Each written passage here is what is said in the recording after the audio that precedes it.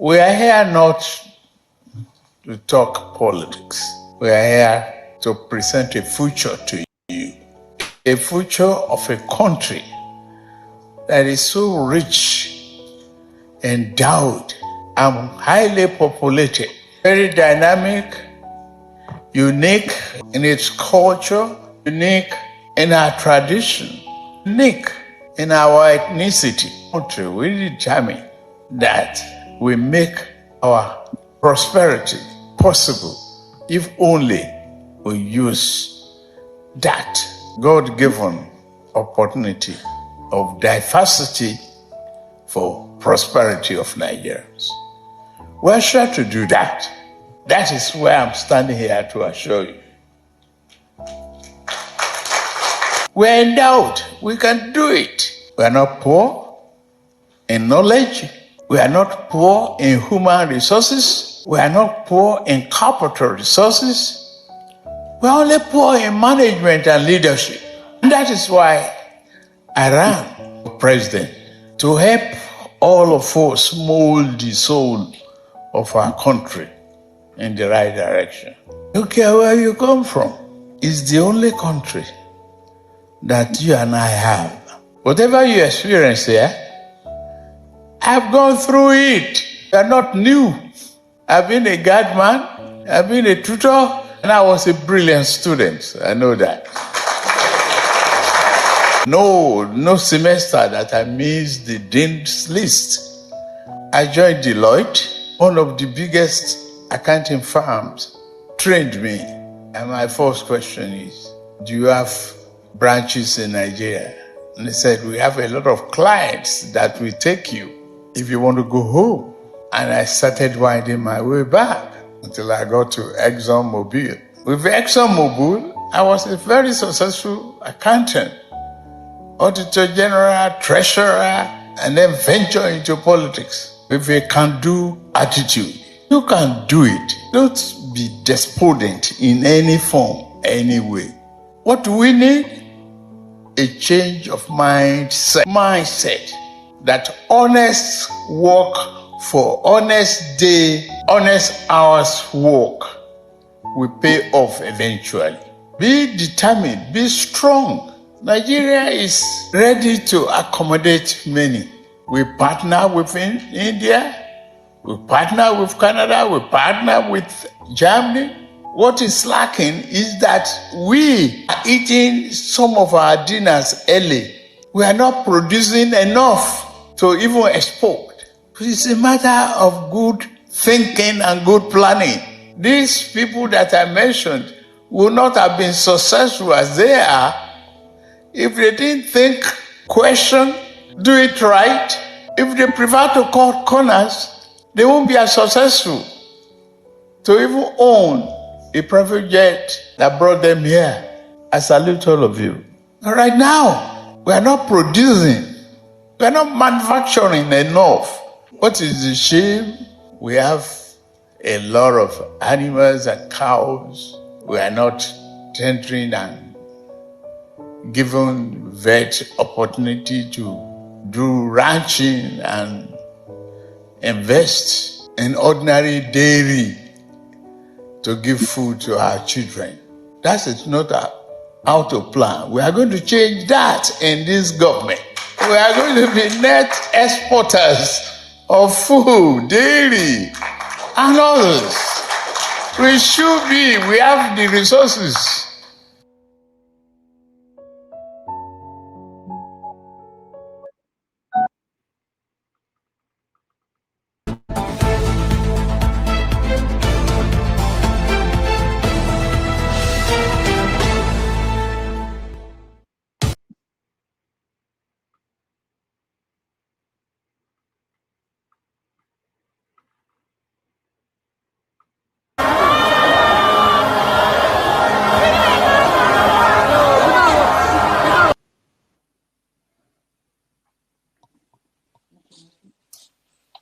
Some of this rally make my blood pressure go up.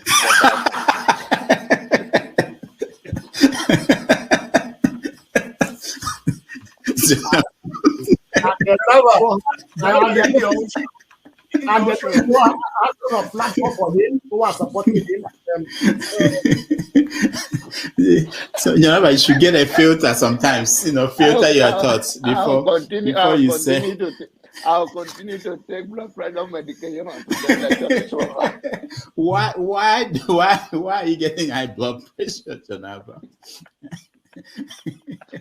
Now, I'm not taking medication for myself. I'm taking it for people like Paul and some of you guys that after the January, February something, and then people like Soludo, that is a good spoiler. I thank God for his life. He's working for my godfather. And I am ready to die defending Nigeria in whatever way. When it is God's time for us to go, it is and you not took my going time to God. You are ready to defend Nigeria. I gave you my time. I'm coming. Alexi, hold on. You already started. What I'm saying, defending Nigerians is this. I gave him my time and he's using it to defend me. No, sorry. I'm sorry. Tinubu is a criminal, yes, of course, a categorical grade 1 criminal. The only person more criminal than Tinubu in Nigeria is probably Babangida. But he's a criminal, and is he fit for purpose? Absolutely not. Should Tinubu be the president of Nigeria? Categorical no. Is there a better option than him? That is subjective. So show me who he is.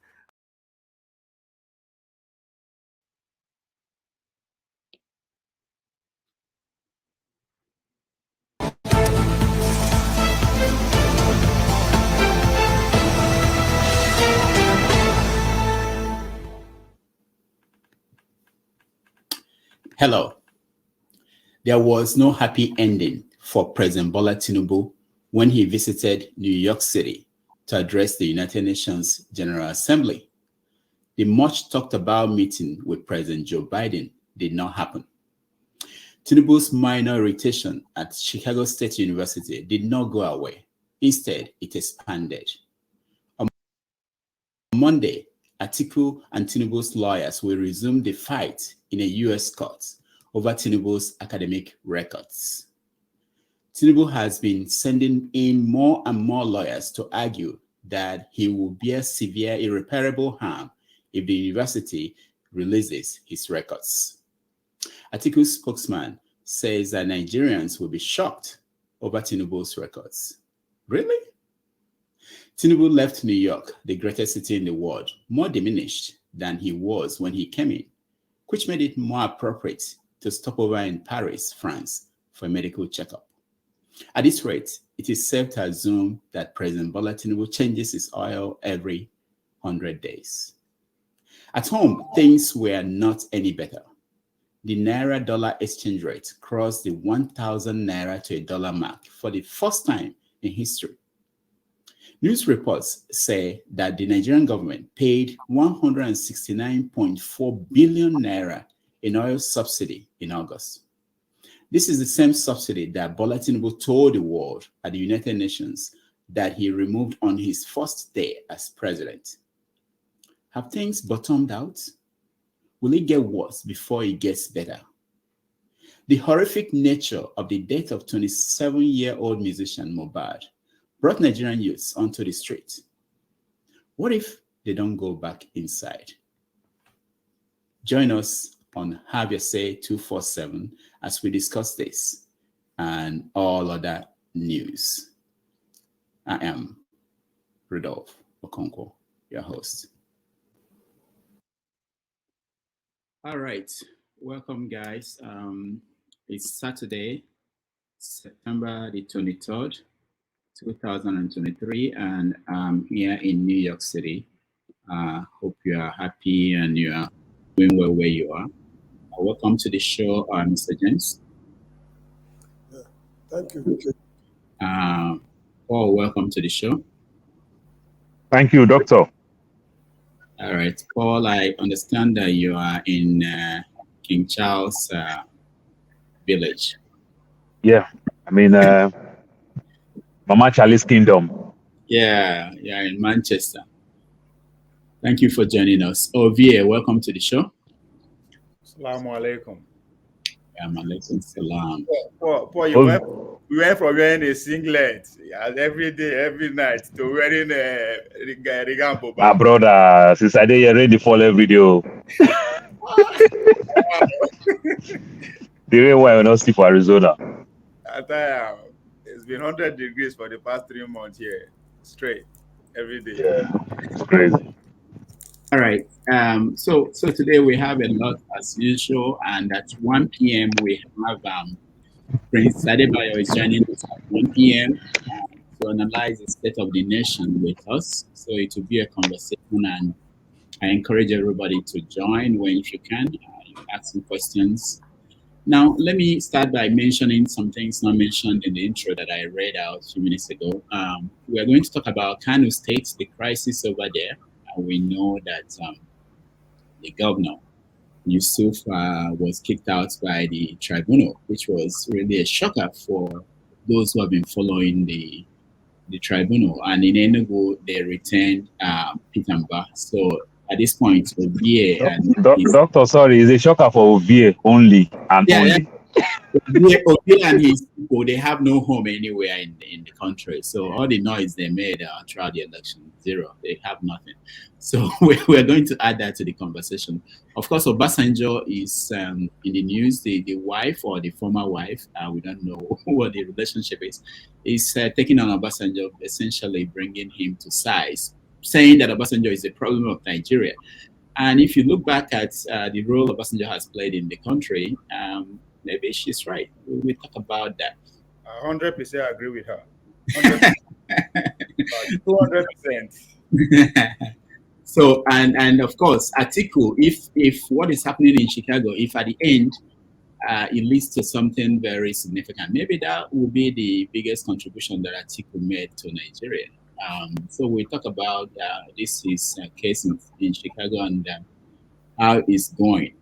At this point, Tinubu is in Paris, France, by all indications, taking care of himself before he returns to Nigeria, where the Nigerian currency continues to lose value, and the oil subsidy is back from all the reports we're getting. So we start from there. That's the backdrop. I don't know if you have any good news. Anybody who has any good news, because people say we only talk about bad news. But if you have any good news, you can add it to the list. So let me start with you, Mr. James. Is there anything we are missing? Anything you think is important that we should talk about? No, I don't think so. I'm sure you can hear me. Yeah, we can hear you. Yeah, I don't think so, because in the case of Kano crisis, it is not new.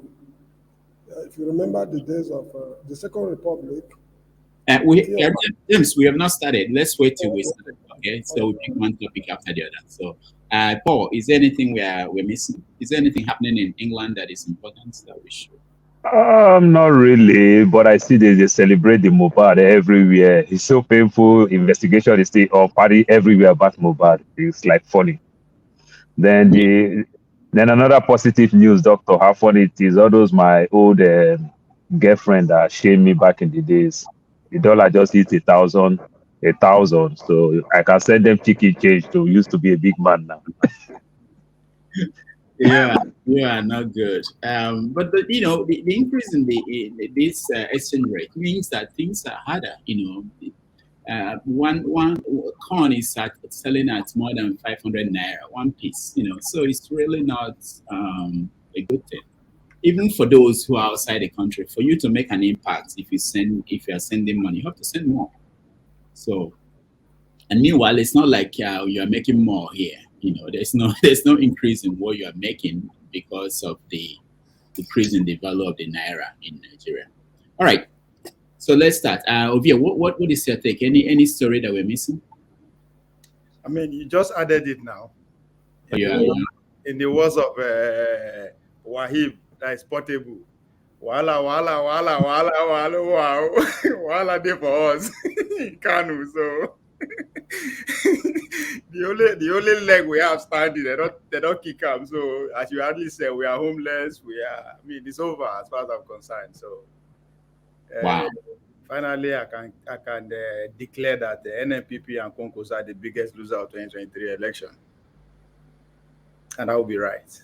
All right, Mr. James, we forgot West Africa or Africa as a whole on the topics we listed. What's going on with Niger before we start? The French are still refusing to leave. The ambassador is feeding on the rations meant for the soldiers, French soldiers. That's what he's feeding on at the moment because the compound is completely sealed off. Any vehicle go there, they search it before going in. While they searched the vehicle about a week ago, they found some Nigerian military uniforms in the vehicle. So a top-ranking French official was arrested, trying to enter the French embassy. So the materials were found in the vehicle. And the top-ranking French embassy official was arrested because they no longer have diplomatic immunity. And the citizens, they are still going out protesting at the front of the military barracks for them to leave. They still don't have electricity. Then they've formally, they've sort of legalized their military pact. Burkina Faso, Mali, and Niger, they've signed a military pact styled just like that of NATO. Any attack on one is an attack on the others. So these are the things going on. Then the traders in Nigeria are complaining bitterly of economic hardship. Then Niger accused the Republic of Benin of harboring French troops. The troops and the equipment, they are arriving slowly in the Republic of Benin, but the Beninois denied it. And a top-ranking official said that they only recognize Bazoum as the president of Niger, not the military junta. So the push and pull is still on. And I do not know if the Wahala Tinubu is grappling with is linked indirectly behind the scene with what is happening in Niger. Because from the look of things, ECOWAS has stopped, blowing their trumpet that they are going to invade the country. They've remained silent. So we don't know what is happening behind the scenes. So I want to believe that this Chicago Wahala and his poor outing in New York has something to do with what is happening in Niger behind the scene. All right, thank you, James. Let's start with New York. Tinubu in New York. How did it go? Okay. Well, I mean, for what it's for the purpose of them setting those stage performance theater up, I think he did well. As I said before, I can't get enough of that. Is filler. That filler was popping for me. But yeah, so for what it's worth, it's a good publicity stunt for him. I mean, for once, people, even though they want to pretend, they cannot show it to his face that they don't like him, they don't want him, but everybody is smiling her. So, and in the international community, is a good outing for me. But me as a okay, hold on. When you say a good outing, give us why. It's not just saying it's a good outing. I mean, it's well received. So from where was he well received? Who in New York? When you from delivering his speech to the New York Stock Exchange. Was there any president that was not well received? Did they not escort them up it's not everyone that was in the NASDAQ, the New York Stock Exchange ringing bell. We are going to talk about that NASDAQ thing. So it's a good publicity to that politician. We keep forgetting that it's a career for him. His next goal now, how do I finish this unsuccessfully? Whatever that we define for him, then get the next 4 years. And so at this point, every publicity stunt is for him and his team is a good outing for him. But me as a village man, if I look into the context of all those their speech, all the African leaders, I'm confused because the Nigerian man probably is begging to say, "Oh no, we should be treated as partners." I don't think in the business world you don't ask, you don't they beg for, but you display whatever you have on the floor, and people will rush, will come for it. And then if I listen to that of Ghana, Ghanaian president who is asking for reparation, and I was like, who do us like this? Is that going to be the next item for us to be battling with reparation? What do we need reparation for? Now, people will not get the ask for reparation. We have more than enough. What we should be doing is that we should start looking at or take our stand and make the atmosphere a little bit more not conducive enough for them to leave. Put our house together and bring them back in. Then we deal with ourselves as partners. Which one be reparation again? We have more than enough. These people are sitting on us, sucking us dry. They say they give us reparation. Of course, they go say, okay, we'll give you reparation. They'll come Africa, suck us for 5 years and give us the money back. So if I look at the context of their speech and others, like, as a village man, where is the hope for me? Where am I going? Who is speaking for me? Because as far as I'm concerned, it's as if all the speeches were written from DC, Washington, DC, and just send out for them in their country. There's nobody speak for me as a village man. What is the hope for me? They were all speaking about the future that they are not going to be part of. But everything they talk about, either they are begging or they are saying, give us we speak nothing to the average Nigerian. So that's why I say, for his own agenda, whatever, it's a good thing for them. But coming down to as you actually put it in the beginning, that dollar now 1,000 to $1 to 8,000. So as far as I'm concerned, I'm not surprised. It's just that if there's anything, everything is coming out the way I see it. Few people are going to be extremely rich in this government. Wealth are going to be tripled. If you find yourself close to them, good luck for you. But overall, the general masses, this is just the beginning. All right. We go suffer it. And I expect us to adjust. I expect Nigerians to adjust. The way that's who we are. That's one thing that sets us apart. We only adjust. Find a way to negotiate life. We keep going, smiling, and there's heaven. Remember, the goal is heaven. We all go heaven. So whatever we are going through is just a preparation to heaven. So I think we are doing well. We're on the right course. All right, thank you. Paul, what is your take on Tinubu's visit to the UN? It's just an empty speech, even when we know that they wrote the speech for him. The person that wrote the speech plus himself. You understand? The speech is just too empty. When you go to UN General Assembly meeting, you go there, you go complain, you go talk, you go make them understand that we are there, the business is there. It's not time for anything. We are waiting for you to come do business with us. And you don't really need all those things. Today, Africa, we have 54 countries in Africa. Start making deals with neighboring countries. Start making deals with Africa. Go cut deals with Central America. Leave the West out of it. When you have something to bring to the table, they're going to honor you. Nigeria can stand up today and start buying all those uranium in Niger and let France come buy from Nigeria. There are strategies you can use in doing something, but complaining all this complaint and everything, these guys will not do any business with you. I know how Panapina left Nigeria, like they called Panapina back in the day. They say Panapina has 6 continents. They left Nigeria because things are just so wrong. Our seaport are not good. Our roads are not good. So the logistic company felt we can't do anything with us. Then over here, you talking about Nigeria is rich. Nigeria is not rich. It is the foreigners who come take our rich resources for penny.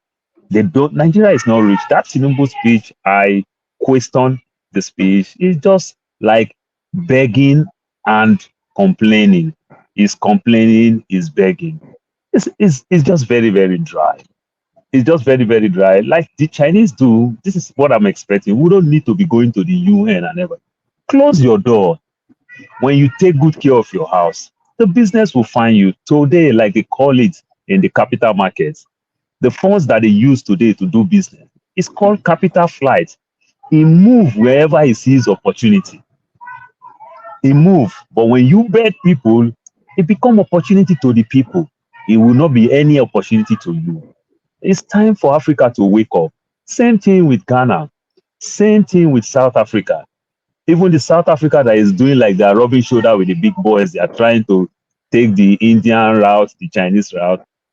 They still don't get it. You don't need anything like that. So I just hope we get it right. That's my take for now.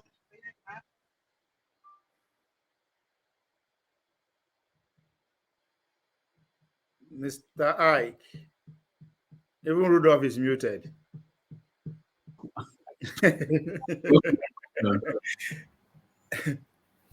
Is it my turn? Yes.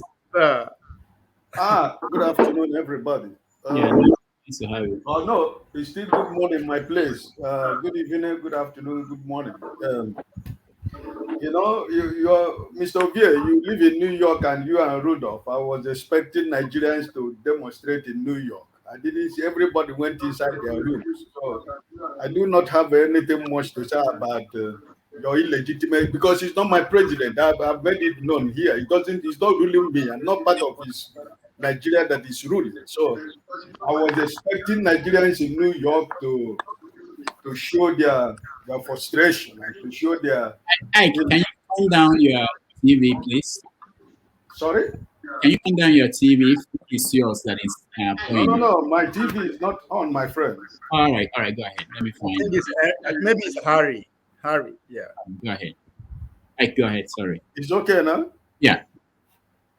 So I was expecting people like Ovie and people like Dr. Rudolph to show their faces in New York on the arrival of the illegitimate president we have in Nigeria, who has no moral standing to speak to anybody in the international scene. So, but I was highly disappointed with Nigerians in New York. So maybe Ovie and Dr. Damages will be able to explain to us why did everybody back off. I was actually looking for a way to go meet Tinubu, give me jobs. I don't know what you talk. Ovie, the one way no give your girl. The one way no give your girl. Thank you, my brother. It was that I go there. I want to go hustle for my own way. So I go protest. So my brother, it's a shame. Listen, I don't want to talk about him going to New York. What benefit is it to a common man like Ovie said in Nigeria that while he was in New York, a dollar to become to 1,000 naira? What is it all about? He's in New York, and they said what is it that the subsidy is back? What is it to the common man? So I do not really listen. This foundation is going to crumble. I just know it, that it's going to crumble. But the point is that people are thinking, no, it's not going to crumble. It's not going to take, we don't know how many months, how many years it's going to take, but it's going to crumble. Because there is nothing that is holding the foundation. It's built on a sinking sand. So I don't think that I have anything to say, because he's not representing me.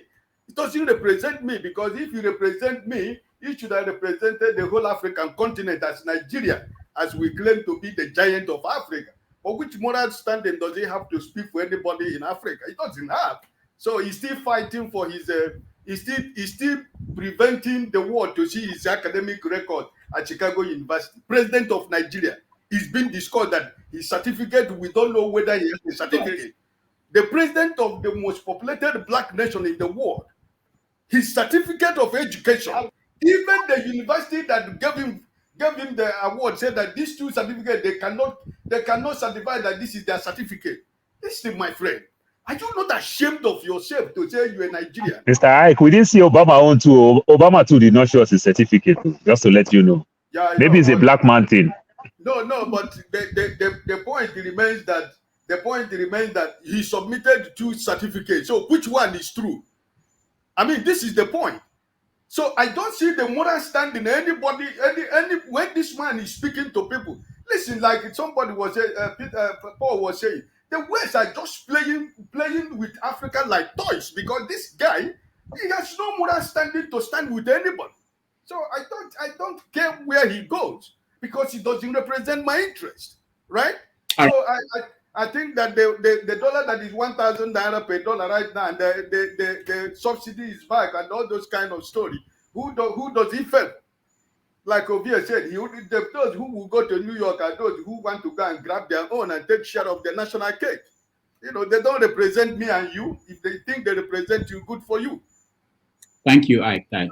Sorry, let me add this to this, because that night after the speech, we actually had one or two comments, and we talked about what is going to happen at the side table. If you pay attention, during one of their round table business meeting and all that, Adewale, who was in Lagos 2 days prior to the arrival in New York, if you remember, that's the Deputy Secretary to the United States now. He was actually impressed for what he saw in Lagos, that the policy that Bola Tinubu put in place then actually yielding fruit. He was really impressed while he was actually having this conversation. That is his own report now from Lagos. So that's to tell you that there's a lot coming. If he is actually giving A for what he saw in Lagos, what is currently happening in Lagos, which is just a fraction of what Nigeria is about. What did he say was happening? He was actually praising the fact that what he saw on ground. Like, what was that? I read his speech. Is that the speech you're talking about? Not his speech now in Lagos. Is after he came back from Lagos, after the UN speech. Okay. They had their business on the side corner now. So one of those roundtable, Adewale was actually one of. What did he specify what he saw in Lagos that impressed him, that Tinubu put in place?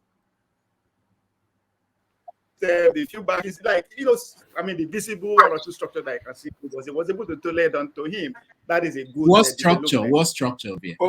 Yes, sorry. That's what I'm saying. Whatever that you can see. No.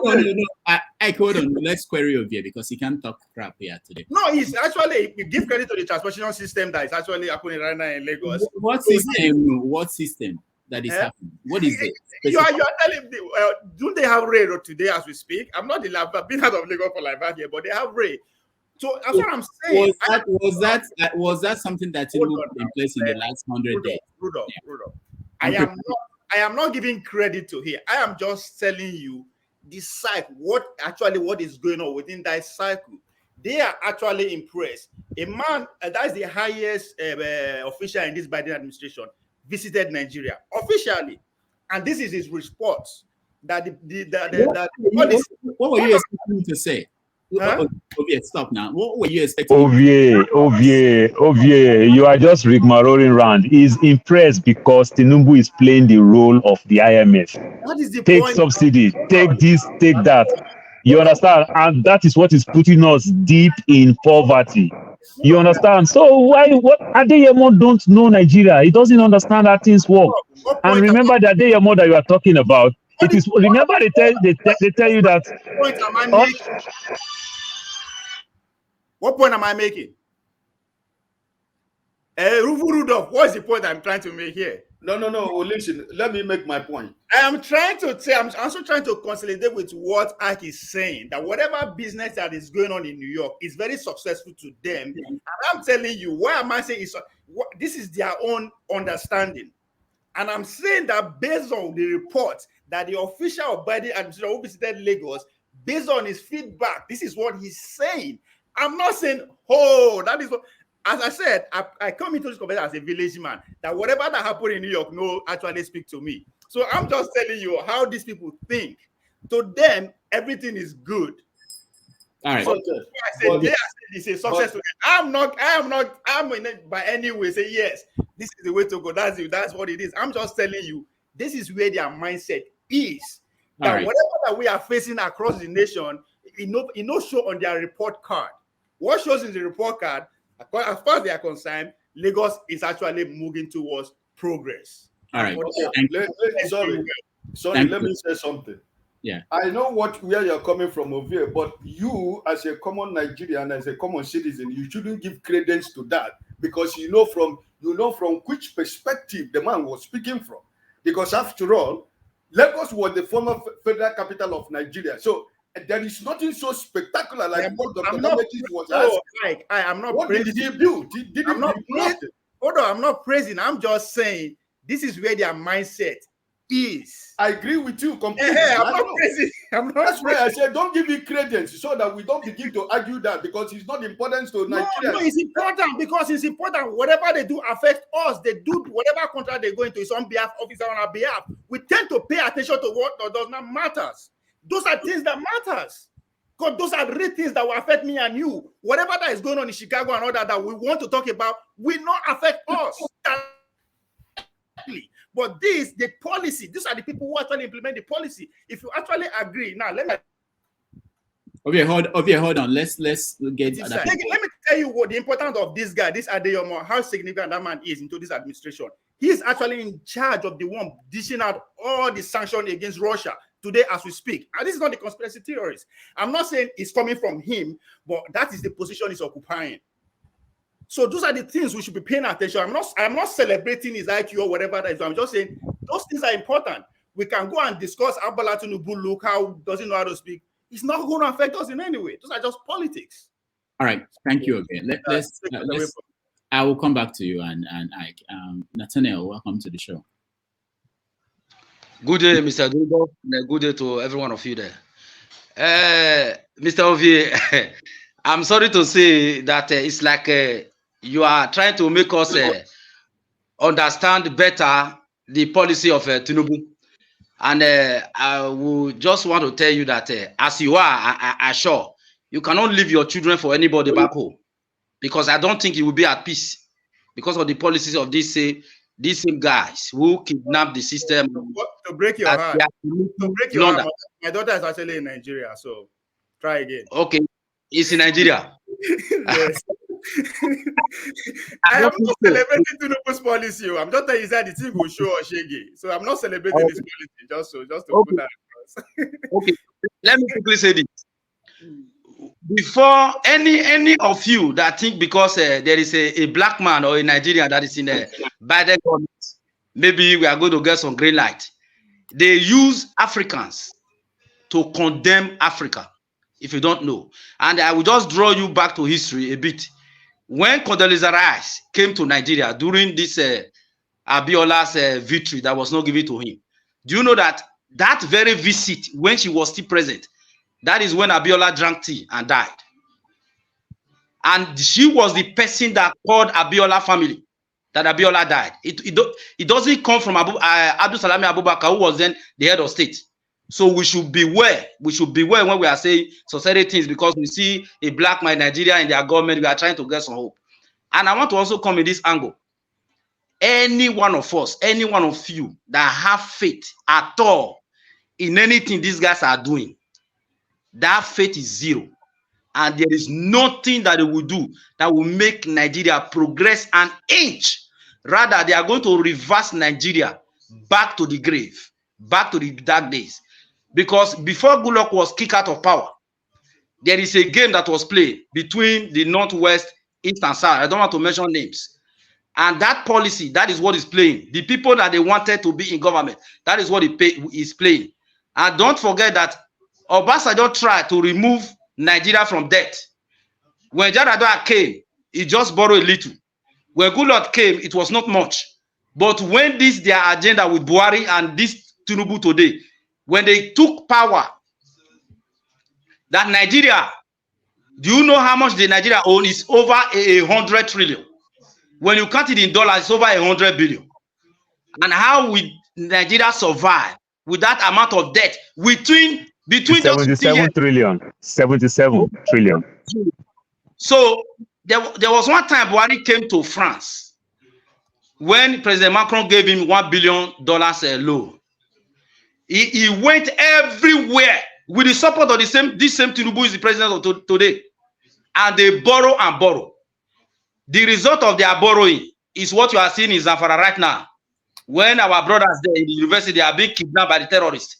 And none of us is talking about that. We are trying to listen to what Balabulu is saying in the United Nations. Or he went to go and ring a bell in the New York exchange. So because of that one, Microsoft is going to come and bring billions and invest in the darkness he and Buhari created. We should not have any faith in that. And I want us to have a conversation. How are we going to end these guys? Because these guys are going to take Nigeria into a burial ceremony. And Nigeria may not wake up again. I may be using a word that you will not like. Because everything they stand for today is negative, is destruction, is death. Since Tinubu took over power, has he gone to Zamfara? Has he gone to Benue? Has he been in Santa Kaduna? In which part?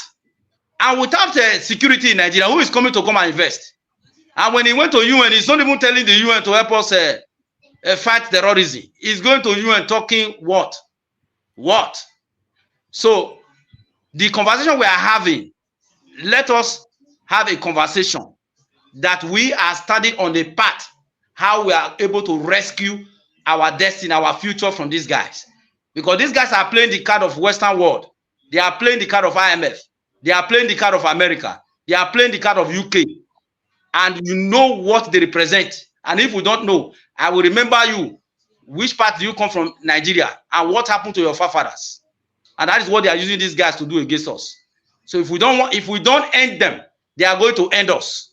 And no policy they are doing today with these APC criminals, no policy they are doing that is going to bring electricity to Nigeria, that is going to bring water, that is going to bring school.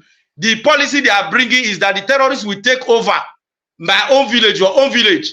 And even when we want to return back home, or our children to go back and to where we come from, they will not have a place to go to. That is the policy of Tinubu. That is the policy of Buhari. And that is the policy. We should never side them or to take part. Rather, to always go against them so that their demonic agenda will be over. Thank you very much. All right, thank you. Prince Akwachi, Enes.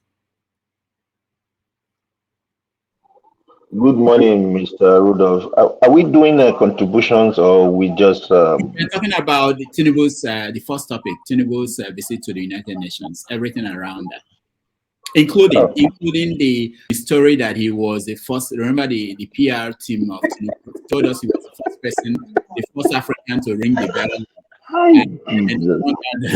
And it's been going on. Even Jonathan rang the bell for us, you know. The first thing is his spokesman have just become like Mohammed pro-mass, and it's a shame that such a young man at that age will indulge in propaganda without even doing his researches. And then, apart from that, Prince, you have radio where you are. We're hearing noise. You are the only one who is not muted. Are you hearing it now? Are you hearing it now? Go ahead. It's better. Okay. So pretty much, it's a shame that such a young man, I call him a young man because I'm older than him, and it's a shame that at his age, he will be lying. This is somebody that knows better, that should have used research engine to carry out basic research before anything, and they just keep disgracing themselves every time. Now, about the speech, about the visit, did it impress me? No.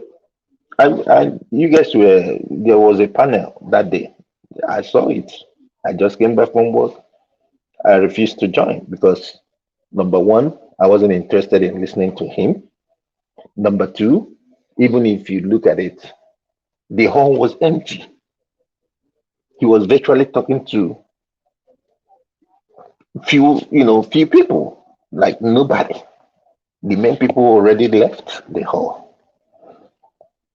The speech from the one of Kenya is more of great substance than what Tinubu went there to do. Despite the fact that they wrote those things for him, he couldn't even read. He wasn't articulate from the few ones that I had. That's to show you that Nigeria is in trouble. I'm not going to go ahead and rant. I know his days are numbered. Whether he likes it or not, his days are numbered. If he thinks America will protect him, America will not. If we all listened yesterday, if a senator from New Jersey could be indicted Menendez could be indicted, then nobody can protect, nobody can protect Tinubu. So if you let him keep doing all the shenanigans, his days are numbered. That's the few things that I can say. Thank you. Mohammed, welcome to the show. Mohammed, unmute yourself. Good afternoon, everyone. I've actually missed this platform. I've not been here for a while now. And my election prediction came to pass. And I was watching from the studio. I feel there is need for me to come in. I don't know who can better explain or give better situation report of what is going on in this country better than those of us who are home, not just at home, have businesses running in this land. You can give all your opinion from far New York, UK, and all that, but like I said, it's better hear from those of us who are home, who are feeling the heat. Unfortunately, before the election on this platform, I said something that some people didn't go down well with some people. I think one guy almost embarrassed me that day, and that was one of the reasons I didn't join again. But I feel let me join today and add my voice. For me, these are my facts, or these are my feelings. Let me not say facts. These are my own opinion. I'm doing something. Let me say my own opinion. Number one, the front runner candidate in the last election, they are all laggers. With due respect to them, I don't know if I'm allowed to use such language on this platform, whether it's Obio, whether it's Kwankwaso, whether it's Tinubu, whether it's Atiku. None of them was qualified. And now gradually, Showore is becoming the prophet because everything is said. Kai, live there. Everything is said is coming to pass. We have only one solution to the Nigerian problem. All of you can sit down there and analyze from now to tomorrow. There's only one solution for our problem. Is there a revolution or this country will be destroyed? Like this, because there is no system, there is nothing, the laws are there, they are not working, and somebody was saying Tinubu days is numbered. Who is going to remove him? Tinubu is going to spend 8 years. That's a very bad news, whether you like it or not. Nobody's going to remove him. That's a fact. This one is not a hypothesis, this is a fact. He's going to spend 8 years. After these 4 years, he will do another 4 years. Kwankwaso will be removed, and his gang will be removed from Kano. Whether it's a joint play or whatever they are doing there, I don't know. But the fact remains that if we want to fix this country, it's a revolution or nothing. You can call Showore any name you want to call him. He have told you guys the truth.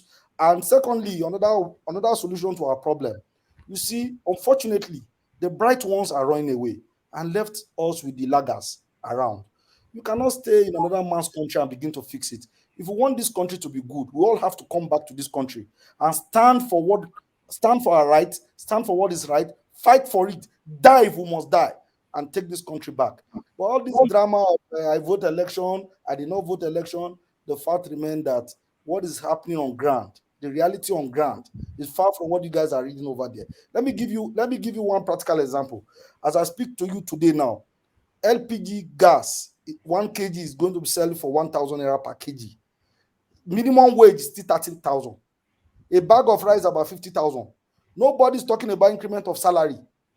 And everything price have tripled, or let me say 300%. And the madness still continue. And those who are supposed to speak for us, the labor, have gone to bed with the Tinubu and co. And you guys said, or you guys thought analyzing this situation on national television or this platform will solve the problem.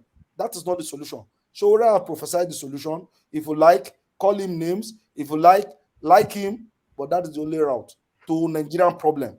That is my own. No, hold on, guys. Hold on. Let me ask Mohammed, then you can also wait. Mohammed, thank you so much for coming back. I know we missed you, especially on the ground reports, and being that you're also up there in the north. So let me ask you this: is revolution easier to bring about than getting a credible election in Nigeria? Of course, revolution is the only solution. There can never be credible election. How can there be credible election? Let's start with Kogi State. In 2019, if credible election was held in Kogi State, by 10 a.m., Yahya Bello is supposed to have lost that election. There was visible helicopter and plane shooting from the air in Kogi State 2019. They killed the PDP woman leader in one of the senatorial districts in Kogi State. And at the end of the day, they declared the winner of the election. You saw what happened this last election. The PDP candidate, the 4 road leading to her senatorial district was dug. The federal road was cut off. And nobody said anything to today. So the impunity, the money, the judges have been bought, the labor leaders have been bought, all the so-called influential people has been bought. The only lucrative business in this country today is politics. That's the only. If you see anybody changing Kano in this country, doing new business, building new house, it's only a politician. All the businesses have collapsed. So the only lucrative business today in this country is politics, and they've sit on the neck of everybody. So the fact still remains that who's gonna call them to order? Who's gonna bring them to book? The last election, we were promised that beavers will be used. Was it used? Can't live there. Was it used? And what happened? So the only solution, the most easiest solution to our problem, to solve this problem, is revolution. It's nothing but revolution. I believe and I stand with what Shore said, and I think it's very correct. Right. Thank you, Mohammed. Prince Akwachi, your comment then will be Okay, Mr. Mohammed, if I said his days are numbered, and you saying that the only solution is revolution, do you know that technically we are saying the same thing? We are saying the same thing. How? I have not wait now. Wait. I have not said, oh, the court is gonna remove him. I only said his days are numbered, meaning that all the lies and all the deceit and everything is gonna end one day. Something is about to happen. And you thinking that we in the diaspora, we know things that are going on in Nigeria.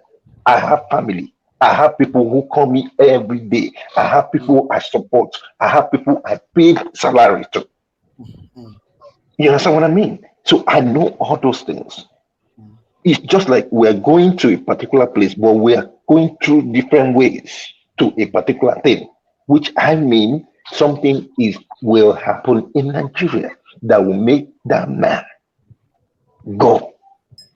And for you guys waiting on us to come back and help you guys, I'm sorry. I don't think I will leave my job. It's up to you guys. We can only support you guys. We can only help you guys, but we cannot come there physically to come and lead the whatever it is, the revolution. Thank you. All right, thank you. Okay. Mr. Rodolph, please, before you go, I wanted to respond to him. I'll give it to you, Mohammed. Okay. Let's hear from Obie first so that you can do that together. Yeah, mine is more like a question. Thank you, Mohammed, for showing up again. Now, not to undermine your submission, but when you say the solution to the problem is revolution, so my question will be, what is the problem? Because I asked that question because whether we like it or not, one day we'll find ourselves in a position whereby we have to start doing the wrongs, right?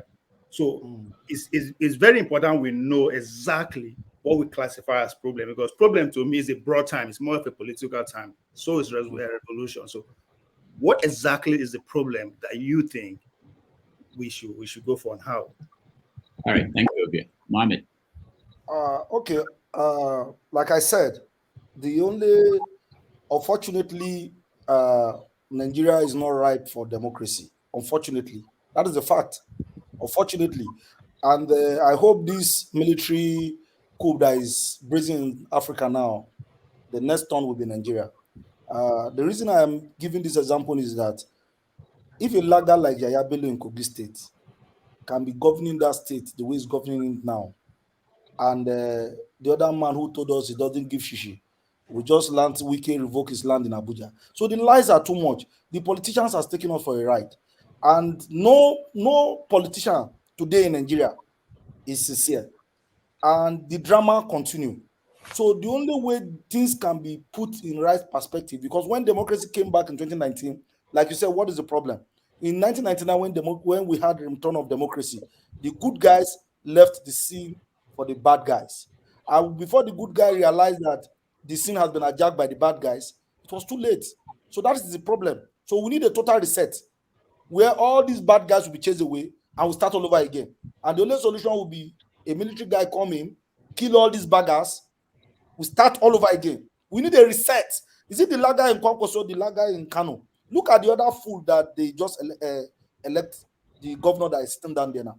The first assignment he carried out, the first 10 days, is to demolish, and he have not built one thing, and he demolished property worth billions. Is that how to govern a state? He didn't even ask, who gave you C of O? How did you even build this building? The people lost businesses and livelihood. Can that happen in any place if not Banana Republic? When Nnamdi Kanu called this country a zoo, are we not proving him right now? How can you come to a state, you've not even built anything, you start destroying what you met? Is that those people, are they normal? If not impunity, we have courts in the land. We have abandoned the court. So everybody is now a judge, a jury in his own case. So how can we continue like this? And so who is going to call these guys to order? Nobody's going to call them to order. So the only solution is that we have to take our destiny to our hand. So we can continue to stay in diaspora and talk from now to tomorrow. Like the other guy that said, sorry, we can't come back home. Rudolph will tell you, I used to visit. I can visit again next year. It's not that we don't have opportunity to go. If all of us go away, who is going to salvage this country? And let me tell you one thing. Maybe it's not very obvious to all of you. It's very unfortunate. You see, from the research, I am living in the north. You see, an average northern man only go abroad for school and come back. It's only the southerners and the east that relocate abroad. 99.9%. You see, as we keep running, they keep covering the gap. They keep covering the gap. If we continue in this trajectory, I can assure you, in the next 100 years, the south and the east will not have a country to call their own. Whether we like it, we don't like it, I'm telling you guys unadulterated truth on this platform. I don't know any of my colleagues, any of my business associates in the north here at the child located abroad. They only go there for schooling and come back. And the reason why this country is where it is today is because we, the southerners and the easterners, have given up on the country. Okay, to hell, we can't do anything about it. So we keep running to a place that has been built, and we are waiting for manners to come from heaven or prayers from heaven to come and build this country for us. So we have only one solution. Is that we stay in this country and fix it, or stop talking about it. That is the fact. There is no alternative fact to this. These guys are not running. If you go to SON, NAFDAC, CS, all the juicy organizations in this country, from security to the head, they are the one there. I had an issue in EFCC. I needed to submit the petition in Benin. My colleague that went to Benin to help me submit the petition, from driver to the head, they are from Kano. And we are fooling ourselves, doing menial job in New York, in UK. But I can assure all of you, this country is one of the richest countries in the world. For those of us who are doing business here, we've seen it.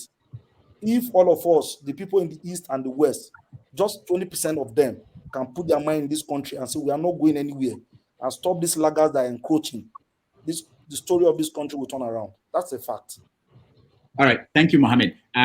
Hold on, everyone. Let's at least give these people a chance, the people that joined us, to weigh in. Tony, Equity. You added Equity to your name. Welcome to the show. We can't hear you, Tone.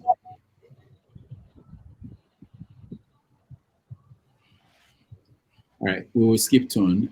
His connection is not good today. Maybe you can rejoin. Olumide, welcome to the show. Thank you, Rudolph, for the show today again. Fellow panelists, I greet you all. So I just want to, I don't want to say much. I just want to appeal to the president of Nigeria, Tinubu, to kind of seize the opportunity that he has now. I mean, I know his minions or those who are close to him or in power are watching Rudolph's platform at the moment. But the reality is that until everything goes otherwise, is the president of Nigeria. I just want to appeal to him to please be the big man, be the elder in the room. What do I mean by that? The president of the United States is the most powerful man, seemingly the most powerful man in the world, and he can do anything he likes with his powers, presidential powers. You know, and every day, several millions of people criticize him in America and outside of America and yet, you know, is still the leader that he is. So I just want to appeal to Tinubu to please, you claim to have been part of Nadeco, where the Abacha government during his own time was persecuting critics and even murdering and killing them. You know, so you are the president of Nigeria now. You are the most powerful man in Nigeria at the moment. You are the elder in the room. Please don't use the instruments of state power to persecute your citizens. You understand? If we foreigners can come to places like America, UK, Europe, you know, just because they try to form an inclusive society, you know, follow the rule of law, make the place habitable and a place where people want to come to every day, you should be doing the same thing for your people. You know, despite their ethnicity, one Nigeria, I mean, that's the mantra. So please stop using the state power, DSS, the military, the police to persecute your critics. You understand? Don't please, those who are on the platform here and Tinubu's minions, please let him know this. I mean, you can't be doing that, especially to somebody like David Udein.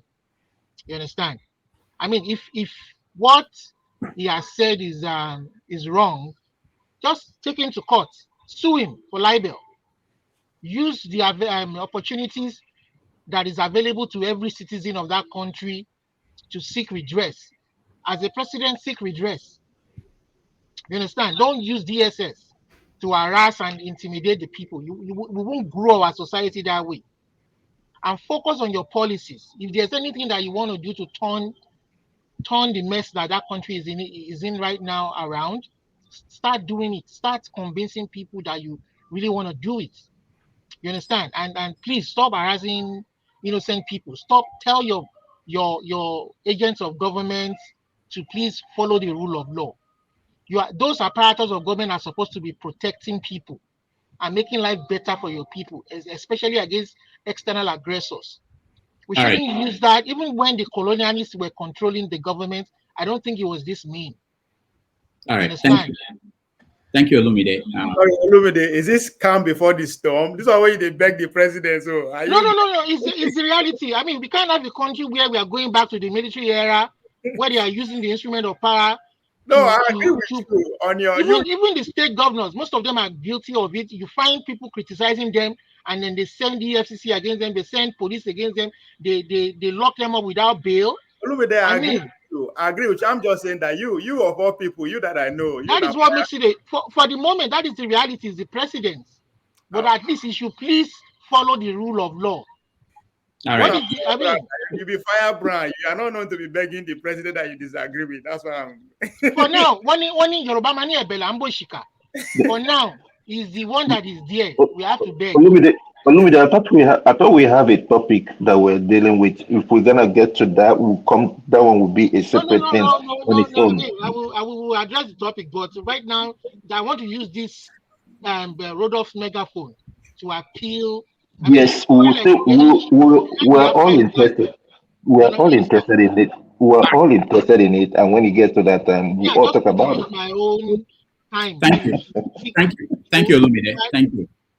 Let me just say that we will talk about the situation with David when we have time. But at 1 o'clock, that is in another 50 minutes, we're going to get Prince Adebayo will join us, and I want us to question him because on these topics and these issues. Let's hear his opinion on that, and after when he's gone, we will continue our conversation.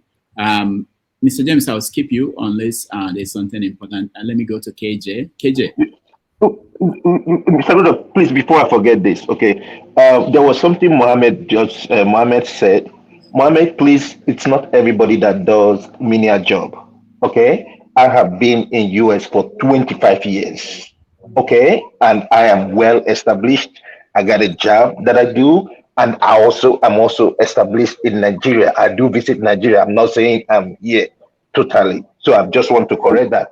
And then there was something you said. I know you were referring to When we're talking, we're not talking about Obi here. We're just addressing what Tinubu said at the United Nations. And even if you come to Obi, the land in Abuja was given to him by Bala Mohammed. He had already said that. So whatever Mike is saying is just a propaganda that has no basis. Thank you. All right. KJ. Thank you, Rudolph. Dr. Damages. I want to find out, are we still discussing the UN thing or we are moving on? Yeah, we are discussing the UN thing, yeah. Okay. And I want to first commend Mohammed. Mohammed, I like your stand. I like what you've spoken so far, a lot of them. And if majority of the Northerners have this understanding, which you have now, I'm sure that Nigeria would have moved forward. But I fear to say that. Speak to your point. Can you hear me? Speak to your point. Don't patronize him. He's as Nigerian as you are. Excuse me, man. Went to Modo. Don't patronize him. Speak to your point. One man. No, one man. I don't. Can you mute this guy? Can you just mute this guy who just come in like a balloon? I will not take that from you, Mr. Whatever. One man went to Modo. Just keep your mouth to yourself and say what you want to say when it's your turn. Mohammed, I like what you said. Don't patronize him, though. Sorry, 1 minute, Rudolph. One man. Give me 1 microsecond. No. 1 man, no. Let me. I detest when Northerners come on this platform and people try to patronize them. He's no less Nigerian than you are. So don't talk down on him. He's more educated than you are. What are you doing? One man. Just wait for your turn, okay? Go ahead, KJ. I will choose to ignore that. Mohammed, like I said, don't ignore it. Take it on board. One man, you don't want me to do this. Come on. Can you wait for your turn? Go ahead, KJ. Okay. Mohammed, you see, why do I say that? Majority of those of us who used to live in the north and those people who are in the north now do not agree with that stand which you have taken, because everything is trivialized and brought to a point where it's to the lowest barest minimum, which means that it comes to tribe, it comes to region, it comes to all that. But hearing someone like you speak, I'm a bit rattled, because it simply means that there's beginning to be a change, in the understanding of how things work, and I'm glad to hear that. Coming to the UN, I think the president, I don't know if the speech writers actually were able to, they articulated exactly what they wanted to send across the world, because I went back to listen to it, and I can neither put my hands there nor here, because some of what he has said is neither here nor there, and I'm wondering who it was being addressed to. And like you said in your opening, in one of your programs, Dr. Damages, the hall was empty. He was virtually speaking to fellow Africans, fellow African leaders. So if that was the reason, they could have equally met in the UN and the OAU or the OAU and discuss those things and decide how they can marshal action against the North, I mean against the West. Not coming to the world stage and then we're all making presentation that doesn't mean anything. After that, most people will throw it away and go away. And so I felt a bit, I don't know, I not able to put I will let other people intervene, but that's how I see it. I don't see it as something that was was able to get the desired impact. At least not around the world, because nobody's discussing it. Thank you. All right, thank you. Austin, welcome to the show. Thank you, Dr. Damages, and thank you, everyone. So I'll begin by addressing the UN. I find it difficult that we focus our attention on shows and meetings. I see that as a show and a meeting. Show in the sense that the major conversation had been done before they even gathered there. And those who make things happen, you will even hear them. So a meeting, because people just come and talk. And when our president reads from a paper or read what somebody wrote for him, it doesn't make any sense to me. What makes sense to me is him leaving Nigeria in the situation Nigeria is to America, where he could have moved everywhere without security. But in his own country, he can't move from his office to his house without security. And you come to a place where there is value for life, and you govern a place where there is no value, no value attached to human life. And he has been a president in Nigeria for this number of months, and there is no indication of any positivity. All the indications you have is negativity. Even all the policies that he came with were without thinking process. It wasn't a thought process methodology. It was just they were telling us politics is not about emotion, but all the policies that he has made are all emotional policies, because none has changed any situation for good, but have worsened every situation. So the UN gathering was a show of shame to Nigerians, because we came to those who are working with our bare hands. We came to those who are buying without a good. There's no goods that we were able to show that we have to sell. And when we gather here, what comes to my mind is these people came to carry Nigerians, Africans by force. Africans say, oh, no, stop slave trade. And they came and changed the methodology. Now we are shipping ourselves. Nobody is even paying us. We are telling them, carry us into slavery for free. And that is what is happening in Africa. And the best of brains are living. And that is the point Mohammed made, that will anger everybody. And it is unfortunate. And one thing I've come to realize in Nigeria is that if after Tinubu, if Obi becomes the president, those from the southeast will be happy. And the southwest, the north will be angry. Now the northerners are very, very angry.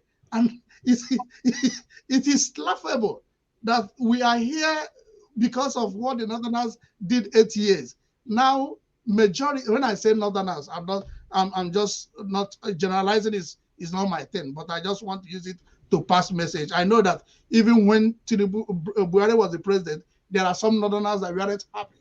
So now, Westerners, most of them are also happy because the president is their own. The question is not who is the president. The question is what is on the table. What do we bring to UN? We just came to UN so that they will acknowledge that our president is legitimate, and that is our goal. And that gives us comfort, and not that Nigeria is coming on board with policies. That's all I need to weigh in on this fact, because it's disappointing that I'm a Nigerian. All right, thank you, Austin. Woman, it's the time to have your say. All right. Thank you for having me, Rudolph. But first, apologies to the guy in the polo shirt. I wasn't really meaning to launch at you, but I think it's a carryover from something that I have been noticing in all of these spaces. When you have a northern voice come into the conversation, then you there's almost an undertone of being patronizing towards what. You know, the northern space is the largest space within the Nigerian space.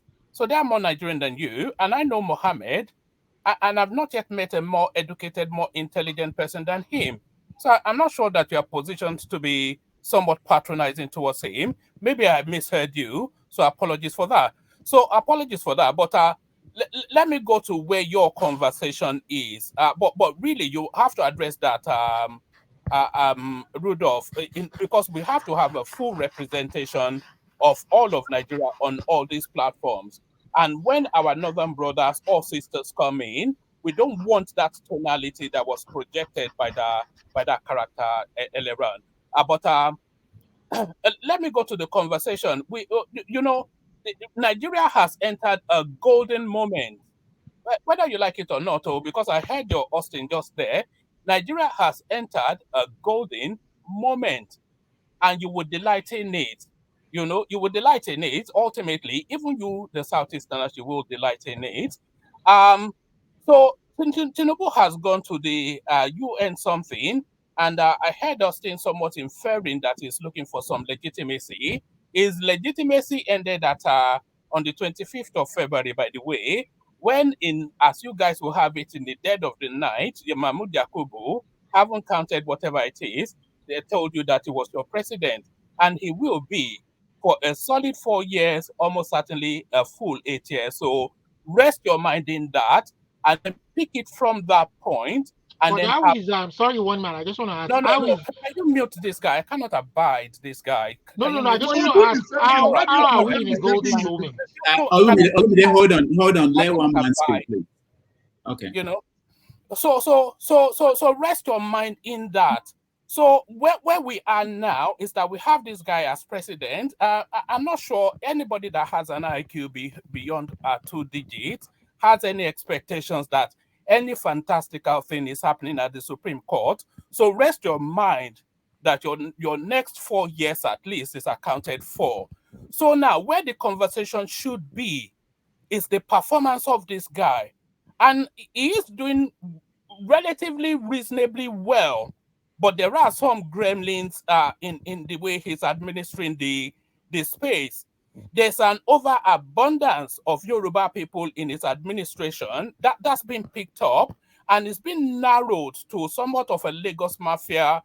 So that's been picked up too. So the conversation is there.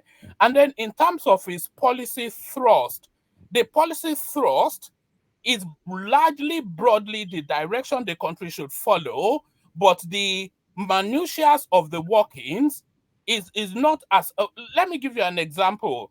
We had him ring the NASDAQ bell just a couple of days ago, which is in itself a positive for his administration. But then the guy they appointed as the media person, the spin doctor of that administration, he's come out very quickly to tell us that he's the first African to do it when it's not. He went very quickly to tell us that the Dubai people have cleared the visa something when that's not necessary. So there's still some gremlins in the works that we can, have conversations around to perfect, But that is where the conversation. Peter Obi is not going to be your president. I don't think anybody on this platform is dumb enough. If you think Peter Obi is going to be your president anytime within the next 8 years or ever, you should make your way to Yaba West and sign yourself in. That's just retarded nonsense. So forget Peter Obi, that's gone. So where we are now is an administration that is in its fledgling state, and we have to hold them accountable, because if he fails, we all fail. Do you understand? We are all diminished by Tinubu's failure, and we are all enhanced. If he fails, he fails himself. Quiet, okay, I'm out of here, man. I cannot apply. No, one man, don't go yet. Hold on now. You have to. He's always interrupting people. Okay, hold on. All right. So thank you, my man, for having you. If he fails, you fail. Hold on, please. All right. So one man. Oh, he's gone. All right. Awesome. Look at this clown telling us that if he fails, we fail. But I concur with what you said, though. That's it. But Olumide, sometimes you wait. We all have questions. I wanted to get him, but you just made him wrong. Olumide, let me say. No, Olumide, hold on. All of everybody. It's not even about one man. It's about anybody that comes here.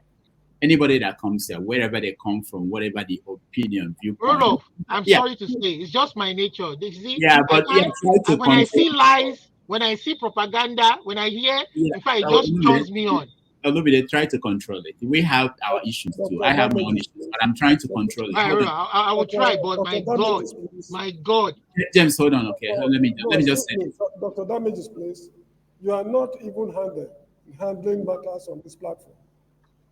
That guy called one man has an exaggerated sense of his importance. And from the look of this, you are handling him with, I don't know what to say.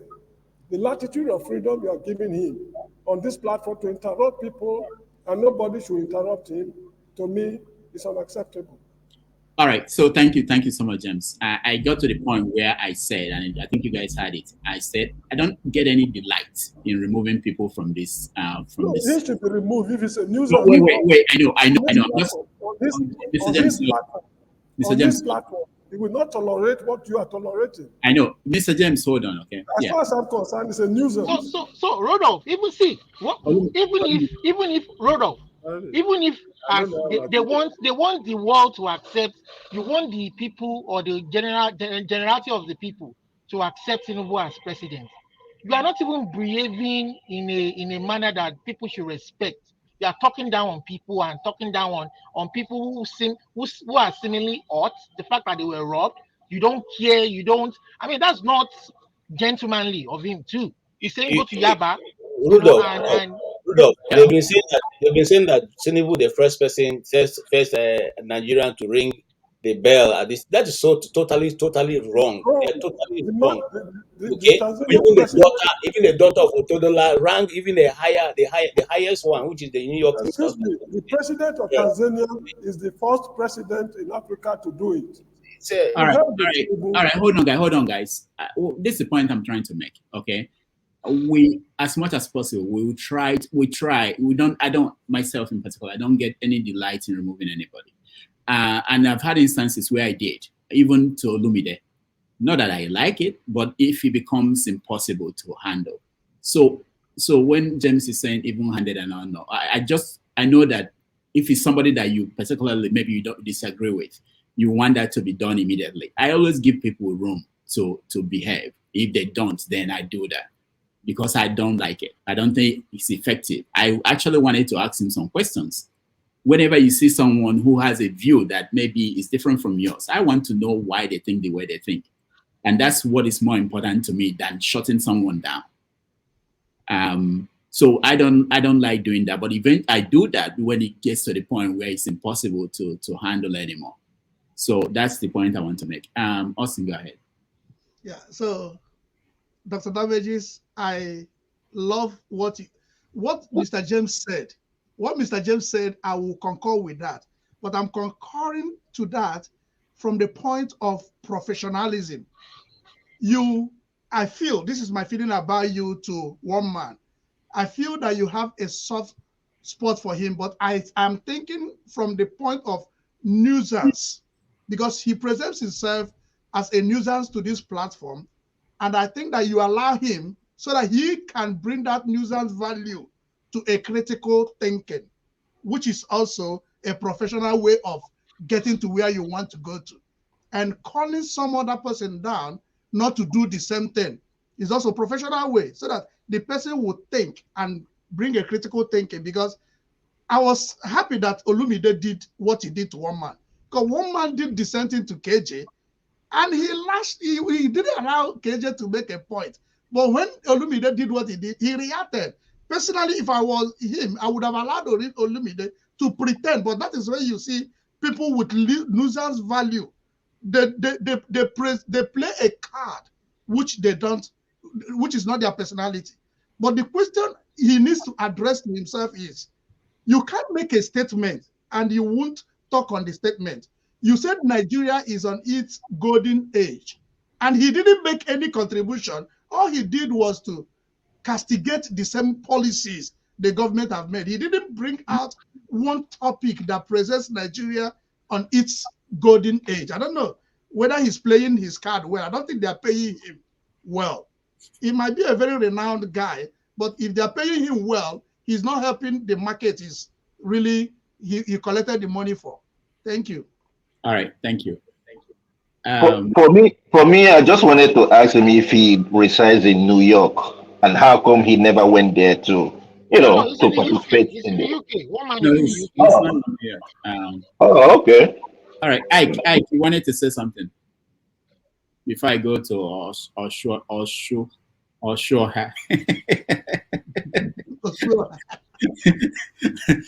Okay. No, my brother, Yeah. is just like what my brother Austin said and Mr. James. Each and every one of us who has been in this, I've not been a member of your platform for a very long time, but I think for the few months that I've been here, this guy they call one man. It's not just only in this your platform. In other platform, he goes there, he cause trouble, he make people get angry, and he walk away. And I think that with their own experience as a professional journalist and people who have been in this media communication for a very long time, I think you should try to, find a way to deal with one man, because sometimes when he comes here, he just say whatever he wants to say and he goes away, just like what he just did now.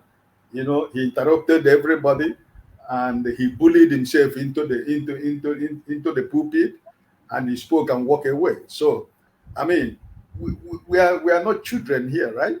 And I don't think that he's older than me, no matter whatever he wants to claim to. But sometimes we are not looking at age, but sometimes you have to be respectful, So I don't think people go to his platform to cause this kind of situation. I don't think any right-thinking man or any sensible Nigerian will go to a kind of a platform run by this guy. So, but I think that you have to take a deep breath and know how to handle this young man whenever it comes to this platform. Because every time he comes in here, when I'm here, he will distract us from what we are saying. He will take us away, far away from what we are discussing, and we'll be talking about one man. Before you want to do something, he walk away. So please do something. All right. Thank you. Let me just remind everybody again that at 1, which is about 30 minutes, we are going to have Prince Adebayo here, and we encourage everyone to, if you have time, to stay and question him. Let him. He's one of the political class. There are people who are in the political class in Nigeria. Let's get their view on these things we are talking about on this. Have you say? Also, yes, just a comment. Just a comment before I saw here. What Ike said, I just want to put the correct record. He didn't bully himself. You were able to control him till his turn. He didn't bully himself to that point, because let it not be that you allowed him to jump on. You allowed him to at his point. Thank you. Thank you. And also, it's important that you guys identify, because remember what we are doing here. I believe that people at home who are watching, they judge us more. Yeah. They judge us. They could see the difference. They could see how he interrupted KJ. And then when someone interrupted him, he left. I mean, I have trust in everybody watching at home, people who have come up here. I don't think we have to clean up everything before people at home make up their mind. All right. Also here, welcome to the show. Unmute yourself. Thank you, Dr. Damages. Again, the idiot with the fake British accent is always showing up here. Hold on. I just want to get him out of the way. I don't want him to be a topic to this show. And we are more 10 times better than him for us to even discuss him. He doesn't want it. So I want to go to something else, something more important. I'm not a fan of any Nigerian politician.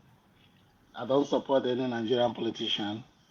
But when it comes to this noise making everywhere in Nigeria about Tinubu's academic qualifications, whether he graduated from Chicago State University, whether he actually attended there, what the results are, that if I were Tinubu, I wouldn't even respond to that, because the Nigerian Constitution specifically said in chapter 6, part 1, and I think it's section 131 of Nigerian Constitution, and the qualification for election as president. It said you have to be 40 years old, be a Nigerian by birth, and they have. He said you have to be a member of a political party, and also educated up to the secondary school certificate level.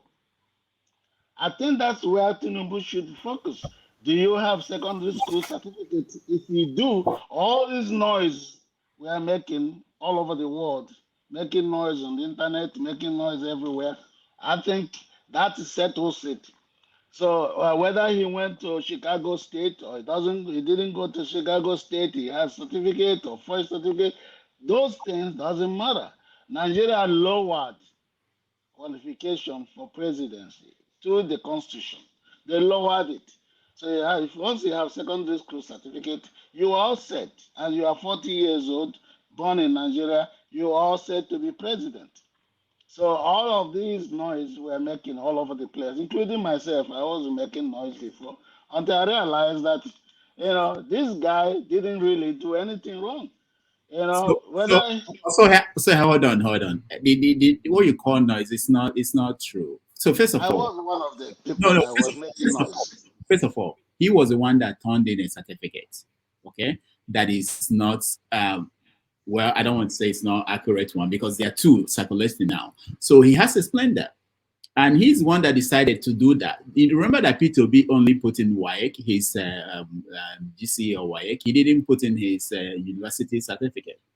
And there's no issue in that. So it's not the fault of the people. People are not making, people are deducting. Their erection is based on what he turned in. All right? Okay. All right. Yeah. The deductions you're talking about is, okay, he turned in a certificate from Chicago State University. And, but he's not qualified. He was not qualified to be president because of Chicago State University certificate degree. If he qualified because of his school certificate, so that's the thing we need to focus on. Also here, just a quick correction. Also here, a quick correction. Okay, Yeah, sorry, what he did. correct me, please. Also here, okay. Okay, listen. Okay, we all understand that his first school's living certificate, but in his form, he did not put anything for primary school. He did not put anything for secondary school. That's where the problem is. Okay, so this is why, and I'm just hearing this Yes, right now. yes, he did not put any for those because he already did it when he was running for governorship, and they found out that he lied about those schools. So this time around, he was avoiding that. He didn't know that they were waiting for him, and he went and used the CSU. More problems. All right. Thank you. Hold on. Let's go to Mohammed. I got that from it. Thank you so much for directing me to that, because I keep thinking if Nigerian constitution lowered the qualification for presidency, and then for president. So if that is the case, we don't blame Tinubu or anybody or Keko Kaf or Lumide or any other person that will come out tomorrow to be president that has only high school certificate, so we can blame them. Yeah, that's the thing. So that's what the constitution gave us mediocres and idiots to be presidents. So I think that let somebody else take over.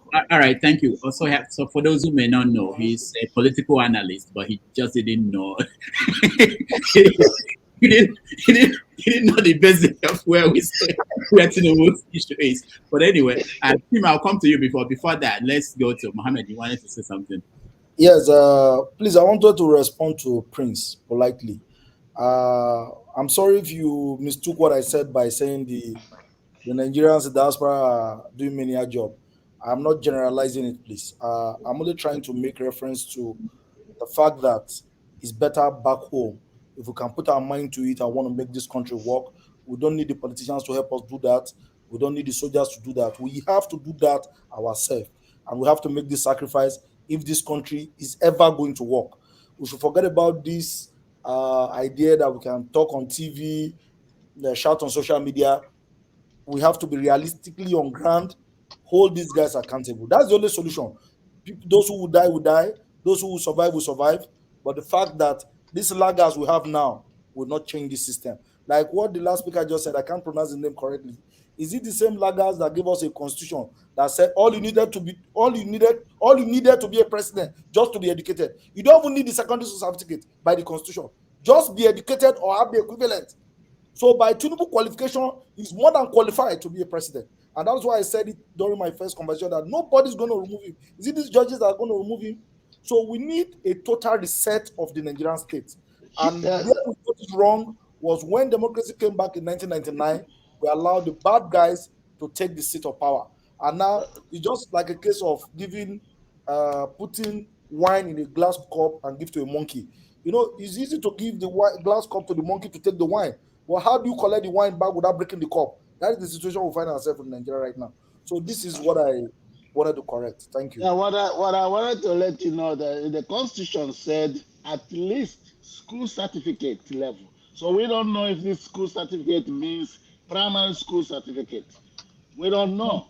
We don't know if it means secondary school certificate. So we really don't know what this is so vague that it's vaguely written by that president. So that school certificate, we don't know what that means. So that's another thing that lawyers have to interpret. And if you have honorable judges, which you don't have in Nigeria, If you have honorable judges, they can also go back to interpret what school certificate means. All right. So right now, we don't know what school certificate means. Tinubu can come back tomorrow and say, I passed primary school. You know, somebody like one of the members of the House of Representatives said, I won primary school. So primary school certificate. So maybe Tinubu can come back tomorrow and say, I won primary school certificate. What would we do at that time? If you are Right. if you are in Nigeria, you know what certificate is. Even NEPA B too na certificate. At least our last president used them. What it said, school. The Constitution says school certificate. All right. So we Thank have to interpret what 8 school years ago, we certificate used means. NEPA bill and it qualified as certificates. All right. Thank No, you. thank you. It could be commercial school. Those commercial schools they do on the streets. It could be that certificate. As long as it's a school certificate, that's how the Constitution is written, and that is what is creating all these problems. It's so vague that we don't know what it means. Thank So you. I just want to put it English be our to the problem. brilliant panelists that are here to help us understand what school certificate means. To Also, me, yeah, it could Thank you. mean Now English be primary our school. problem. Could mean I don't know what it means. Please, Thank you so I much. know Dr. Damages and the brilliant people there help us understand it. Clean All this right. up for us to Let's understand. let's go to Chim. Too dark and too dirty for me. Thank you so much. Let's go to Chim. He's right and looks that way. Yeah. Good morning, Dr. Damages, and good morning, everybody. I just barely managed to get into listen to, what did you call that last fellow? The guy who got offended and left. One man. Okay, so first and foremost. Sorry, he didn't get offended. That's his way of life. Sorry. That's fine. That's okay. That's okay. Please, he got offended and left. That's my definition. So let's leave it at that. He got offended, but when I joined and I heard the last couple of comments he made, I don't know why Nigerians we like to spew alternative realities. Anybody's at liberty to support anybody you want to support, and for very good, there are very fine people. And this is not, I'm not Trump, but when Trump said it, people found fault with it. There are fine people on every side, genuinely, and I believe so. There are genuine people who are supporting Tinubu, and it's not because they are tribal or ethnic. They when they say in their mind the way Lagos worked, whatever it is they saw in Lagos, and they just feel this guy was the best thing that happened to Lagos after God created this world. And therefore, they feel he can come to the national level and replicate that thing. But there are others who are objective enough to say, you know what, I don't hate this man for any personal reasons. But at the place where we are as a nation right now, bearing in mind the kind of things we know about him, he's not the kind of candidate we need. So when I listened to him and I saw what he was spewing, especially, if I juxtapose that with what has happened this past week, this is not the first time Ajuri Ngelele is spewing alternative reality, which is a lie. And we can see it. And still we are seeing these things. And somebody like the lawyer who supports, the lawyer from Adamawa State who switched from APC to Daniel Bwala. Daniel Bwala rightly said that Nigeria should brace up, that we're entering a season where right from the seat of power, lies is what we're going to be spewing out, changing things to deceive the country. And the man is turning out to be right. Even though he's a politician, he said it. He did it. After he said it, what happened? Someone tells us that Tinubu is the primal African to ring the bell at the stock exchange, when we've even had non-political actors, people who are just mere celebrities. DJ Switch, the daughter of this, rang the bell in that same place. We've had presidents Jonathan rang the bell. We've had many Nigerians who are not even political presidents ring the bell, and somebody is making these things look big. And then, so you see, I don't want to dwell too much on him, but Dr. Mbamej, what I want to say about that guy is, as much as I respect and I appreciate the way you're running this platform, beautiful, But I think sometimes you need to take control of the reins when somebody starts, and there should be no apologies. This is not being dictatorial. I'm putting that person aside. So I'll end that. I don't want to overswell on that matter. Coming to Tinubu's certificate, which Oswala just brought up. Oswala just brought up. I think we're missing the point. Yes, the Nigerian Constitution says bare minimum school living certificate. But the Nigerian Constitution did not say you should lie about your qualifications.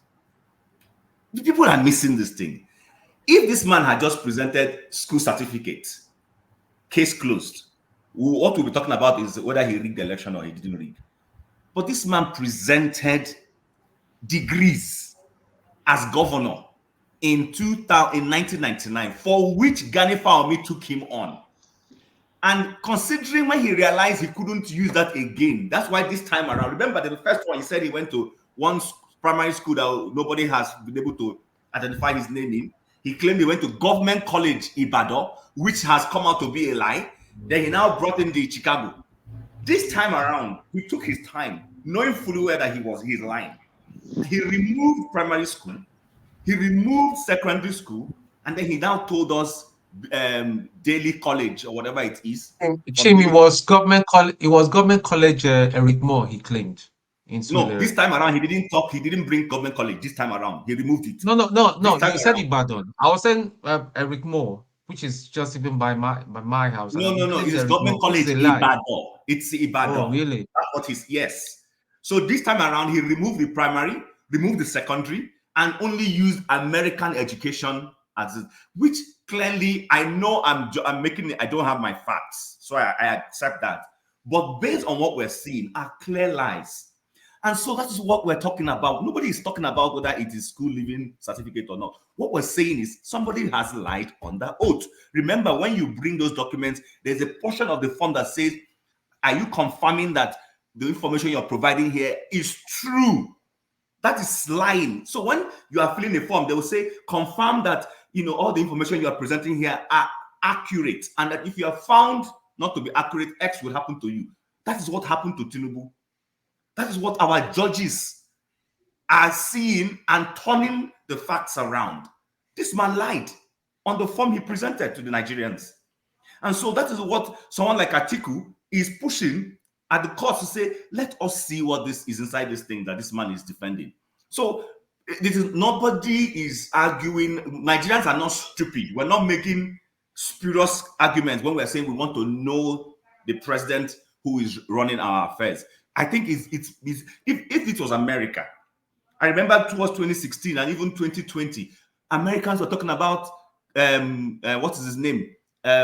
Trump's tax certificates. They wanted to know. Everybody wanted to know. It became an issue. So I think we need to be very clear when we come out to make certain comments. I know our country is going through a lot of things, but Nigerians are not stupid. We're not foolish. We're simply asking to be made known. Let us see what is there.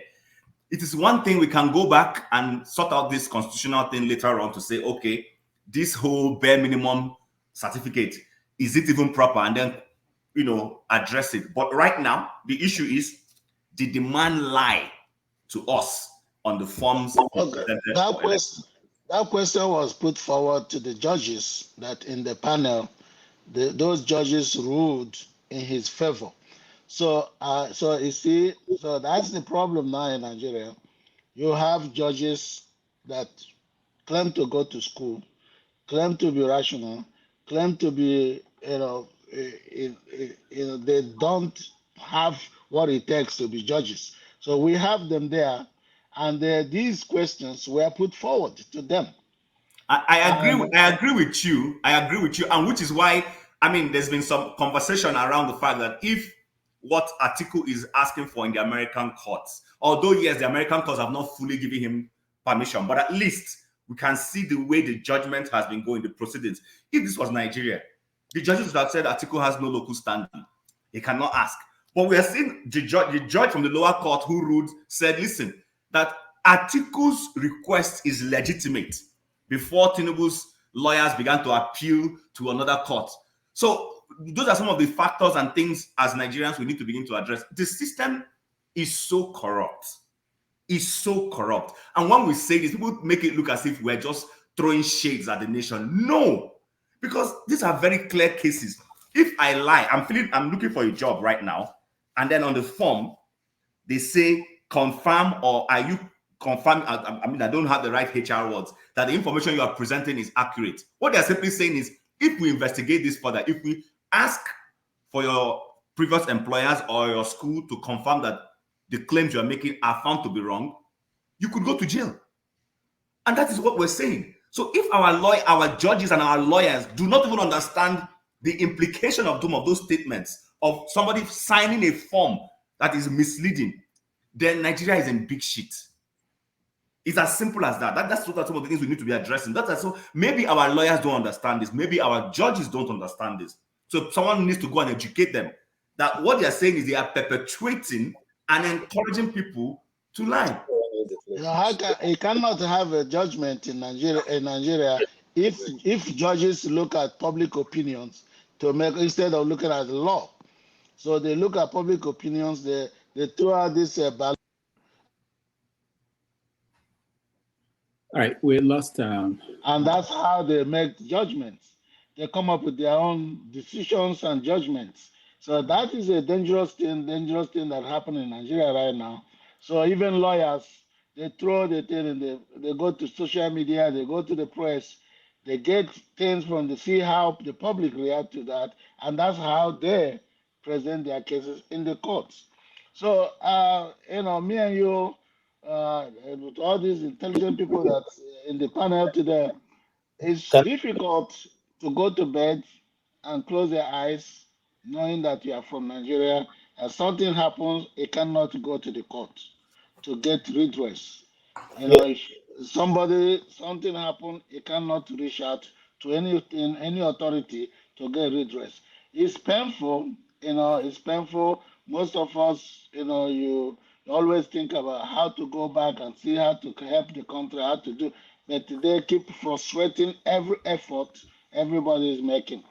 So, you know, I leave it to brilliant people there, Dr. Damages and the panel. I know you guys can handle these issues very well, but Can, I am can, I, disappointed can in I our add something, judiciary sir? and the judges. Can I add something, sir? You see, what we are actually speaking about, we the ordinary Nigerians, you know, just like who are not intelligent, like one man went to Moses said, is that we are building something that is not going to go away because it's going to get worse and worse. Now you are saying that anybody can forge a certificate, and when it goes to the law court, it does not matter. It matters. Yes, that's what But they're that's saying. that the generation to come will go a little bit further than what we are doing now. Okay, you are saying that it does not matter whether the person is doing it right or wrong, whether the person lies or not, it does not matter.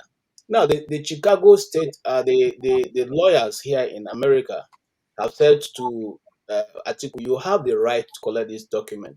Now, if there's nothing involved incriminating in the document, Tinubu went to appeal that they should wait till Monday, which is next tomorrow, before they can release those information. Now we are waiting for that information, and I want to dare say that when those information come out, you find out that the person who actually went to Chicago State University is a lady. Okay, because there's no way you would tell me that you went to a course in the school and they did not know that you're a man, and they issued you admission with a female name, and then when you were even graduating, they still wrote it on a female ledger. It is not totally going to come out that way. So he said in his words that it's going to cause an irreparable damage to his personality. What is the irreparable? Look, as I'm sitting here now, I can call the schools I went to. You can go and collect my certificate if you want. You can check it out. You know what I you don't even need to go too far. I have, excuse me, I have colleagues, I have friends, classmates all over the world. You can just ask. So what is so difficult? And nobody's asking this question. Nobody's asking this question. What is the reason why he's hiding this information? Does it really matter? Okay. But you see, so people like one man, when they come here, Nobody says you cannot support Tinubu. I mean, I don't have any problem with him. Okay, but don't make you look at the rest of us who are saying, look, we should do better. We are stupid.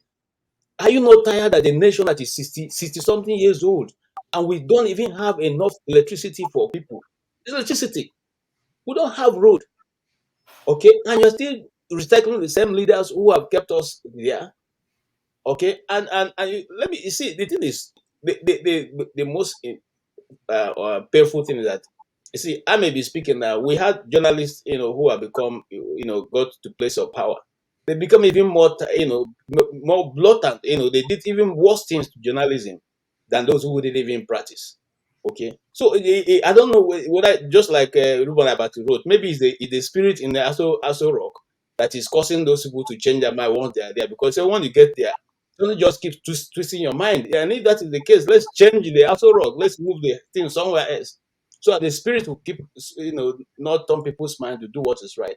If not, how do you tell me you come to America, you enjoy all the things, you enjoy all amenities. Once you leave, you forget what you saw and go back to your nonsense. Does it make sense, my brothers? So when people come here and they're trying to say maybe nobody's anti-government here. Who doesn't want his place to be developed? Who does not want to live a good life? It's not because of a good life. And we didn't. And then the other thing I want to say to Mohammed, we didn't live because we were running away. We got tired, and when we felt that our life was in danger, our children will have to raise up. We decided to excuse ourselves because Bob Marley said, "He who fights and run away live to fight another day."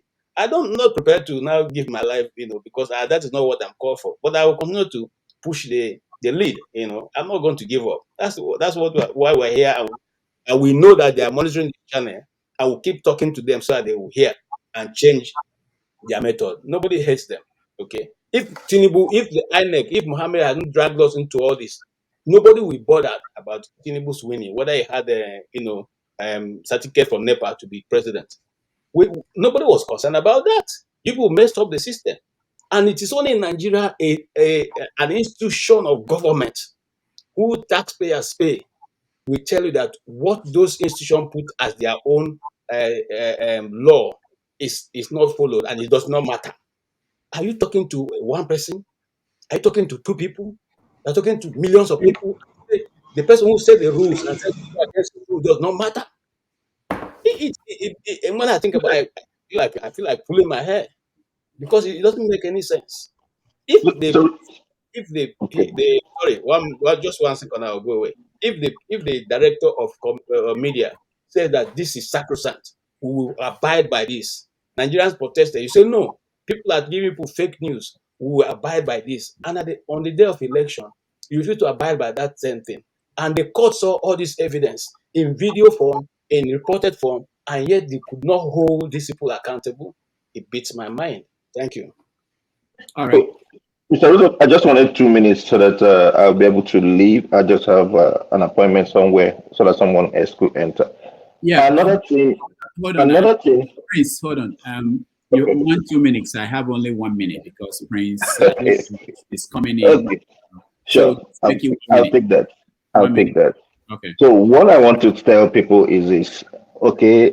Like some people the other day said, oh, that Tinubu will block it and do this and do this. Listen, the only reason why the superior judge, listened to them is just because it's a right. When things are going on, you have the right to appeal. And he's not the one that said Monday. It was the judge that said he wanted it 20 something. I think a Thursday or whatever it is. It was the judge that said no. By Monday, because she will be busy this weekend, she will do it. In US, you are free to, the judicial system is very much independent. Okay, so we should free our mind. They will not. What will happen will happen. I don't see that superior judge countering the other judge. No, it will happen and it will happen. Thank you so much, and I'll be on the background listening. Thank you. All right. Thank you, Peter. I'll come to you, but before then, let me just announce that on tomorrow's show, just a minute. On tomorrow's show, 90 Minutes Africa, we will have a special guest, and that is Professor Chika Okeke Agalo. He is going to be here to talk. Oh, I'm sorry, I'm putting the wrong. Okay, yeah, good. He's going to be here to talk about a symposium that will happen next weekend at Princeton University. The subject is on Chinua Achebe and the trouble with Nigeria. It's going to be on Friday and Saturday of next week, which is 26th and 30th. So Professor Chika Okeke-Agolo will be here. He's the director of the program in African Studies at Princeton University. He's one of those people who are organizing this conference. And of course, later on today, any moment from now, actually, we are going to have Prince Adebayo. Most of you know him. He ran for president under the SDP in the last election. He will join us and he will talk about the state of the nation, and we will have the chance to question him on some of these things that we are trying to discuss here on Have Your Say. He's part of the elites, part of the people who should be running the country. So that will be an opportunity for us. Peter, welcome to the show. Not spoken, doctor. Oh yeah, you just came. AY. Peter has been. No, I came in before Peter. Okay, go on then. I'll wait for you. No, who is saying that they've not spoken? AY? They've not spoken. No, Tone. not me. Tone. Oh, Tone. Oh, Tone. Okay. So it's your turn. Okay, carry on, Tone. Let me wait for you. Yeah, Tone, go ahead. Okay. Very quickly, I think pretty much everybody has touched on what we want to touch on. Dr. Damages, thank you very much for your maturity. Sometimes I know I'm the least patient person sometimes, because when I hear lies and propaganda, it just crawls. It just feels there's something crawling under my skin, so I just can't tolerate it. But one thing I must say again, from a couple of people have touched on it, I think you need to put some people in charge, because this same gentleman on his forum I'm worried that he's breeding a set of tribalists. You need to see the kind of narrative that they are pushing out there. And when you say anything on the contrary, they are just like on your neck. So you just can't come here and be causing confusion and just get away with it. Yeah, I do know that you're a journalist and all that. You want to listen to everybody. You want a balanced listen, but then it can't be coming here and be causing all sort of confusion. And back to the Tinubu thing. I know this speech. It's we weren't expecting much. He did it again. He keeps proving everybody right and all that. It's all tissue of lies upon lies, lies upon lies. So let me just stop for now. I think your guests should be waiting. I'll talk later. Thank you. All right. Thank you so much. Let's go to Peter. Peter, I'll give you just 2 minutes to weigh in, and then we'll go to our guest. Take a break, and then we'll go to our guest. Go ahead. Thank you, everybody. I just quickly want to throw in a little bit of my contribution. The way I see this is that we are facing a terrible time in our country, and America is facing the same thing, the same terrible time. I'm going to use America as a Donald Trump as a very good place of an example. I heard some of their journalists saying that the people that saved America under Trump is not the Constitution. It's just few individuals that saved America from Donald Trump, which were in his government. So the institution of America is working. That is why Donald Trump is not a president today. Tinubu is a president because our machineries are not working. So we, as a citizen, we are doing more than enough to make sure that our country is in a better shape. So if we have those people, trying to impose themselves on us, we don't have the foundation to come around to turn these things around. That is why things are like this. Their time will be over.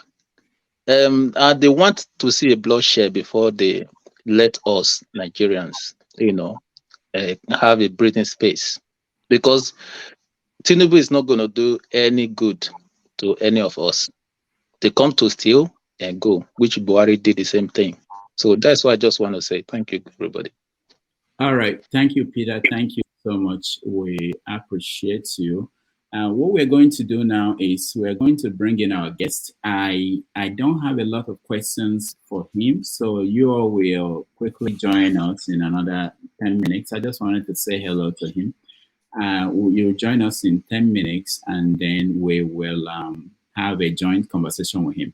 But before then, let's take a 2-minute break for those who've been here since we started. 2 minutes, and then we will welcome him.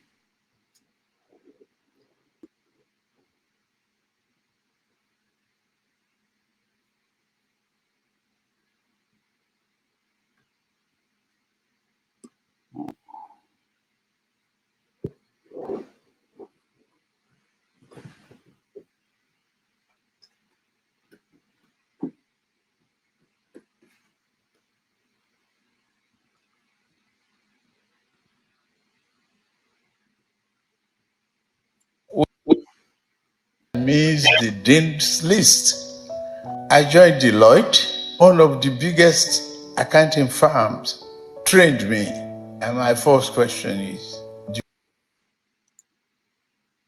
we are here not to talk politics. We are here to present a future to you. A future of a country that is so rich, endowed, and highly populated, very dynamic, unique in its culture, unique in our tradition, unique in our ethnicity. Country, we determine that we make our prosperity possible if only we use that God-given opportunity of diversity for prosperity of Nigerians. We're sure to do that. That is where I'm standing here to assure you. We're endowed. We can do it. We're not poor in knowledge. We are not poor in human resources. We are not poor in capital resources. We're only poor in management and leadership. And that is why I ran for president, to help all of us mold the soul of our country in the right direction. You care where you come from. It's the only country that you and I have. Whatever you experience here, I've gone through it. You're not new. I've been a guardman, I've been a tutor, and I was a brilliant student. I know that. No semester that I missed the dean's list. I joined Deloitte, one of the biggest accounting firms, trained me. And my first question is, do you have branches in Nigeria? And they said, we have a lot of clients that will take you if you want to go home. And I started winding my way back until I got to ExxonMobil. With ExxonMobil, I was a very successful accountant, auditor general, treasurer, and then venture into politics with a can-do attitude. You can do it. Don't be despondent in any form, any way. What do we need? A change of mindset. That honest work for honest day, honest hours work will pay off eventually. Be determined, be strong. Nigeria is ready to accommodate many. We partner with India, we partner with Canada, we partner with Germany. What is lacking is that we are eating some of our dinners early. We are not producing enough to even export. It's a matter of good thinking and good planning. These people that I mentioned would not have been successful as they are if they didn't think, question, do it right. If they prefer to cut corners, they won't be as successful.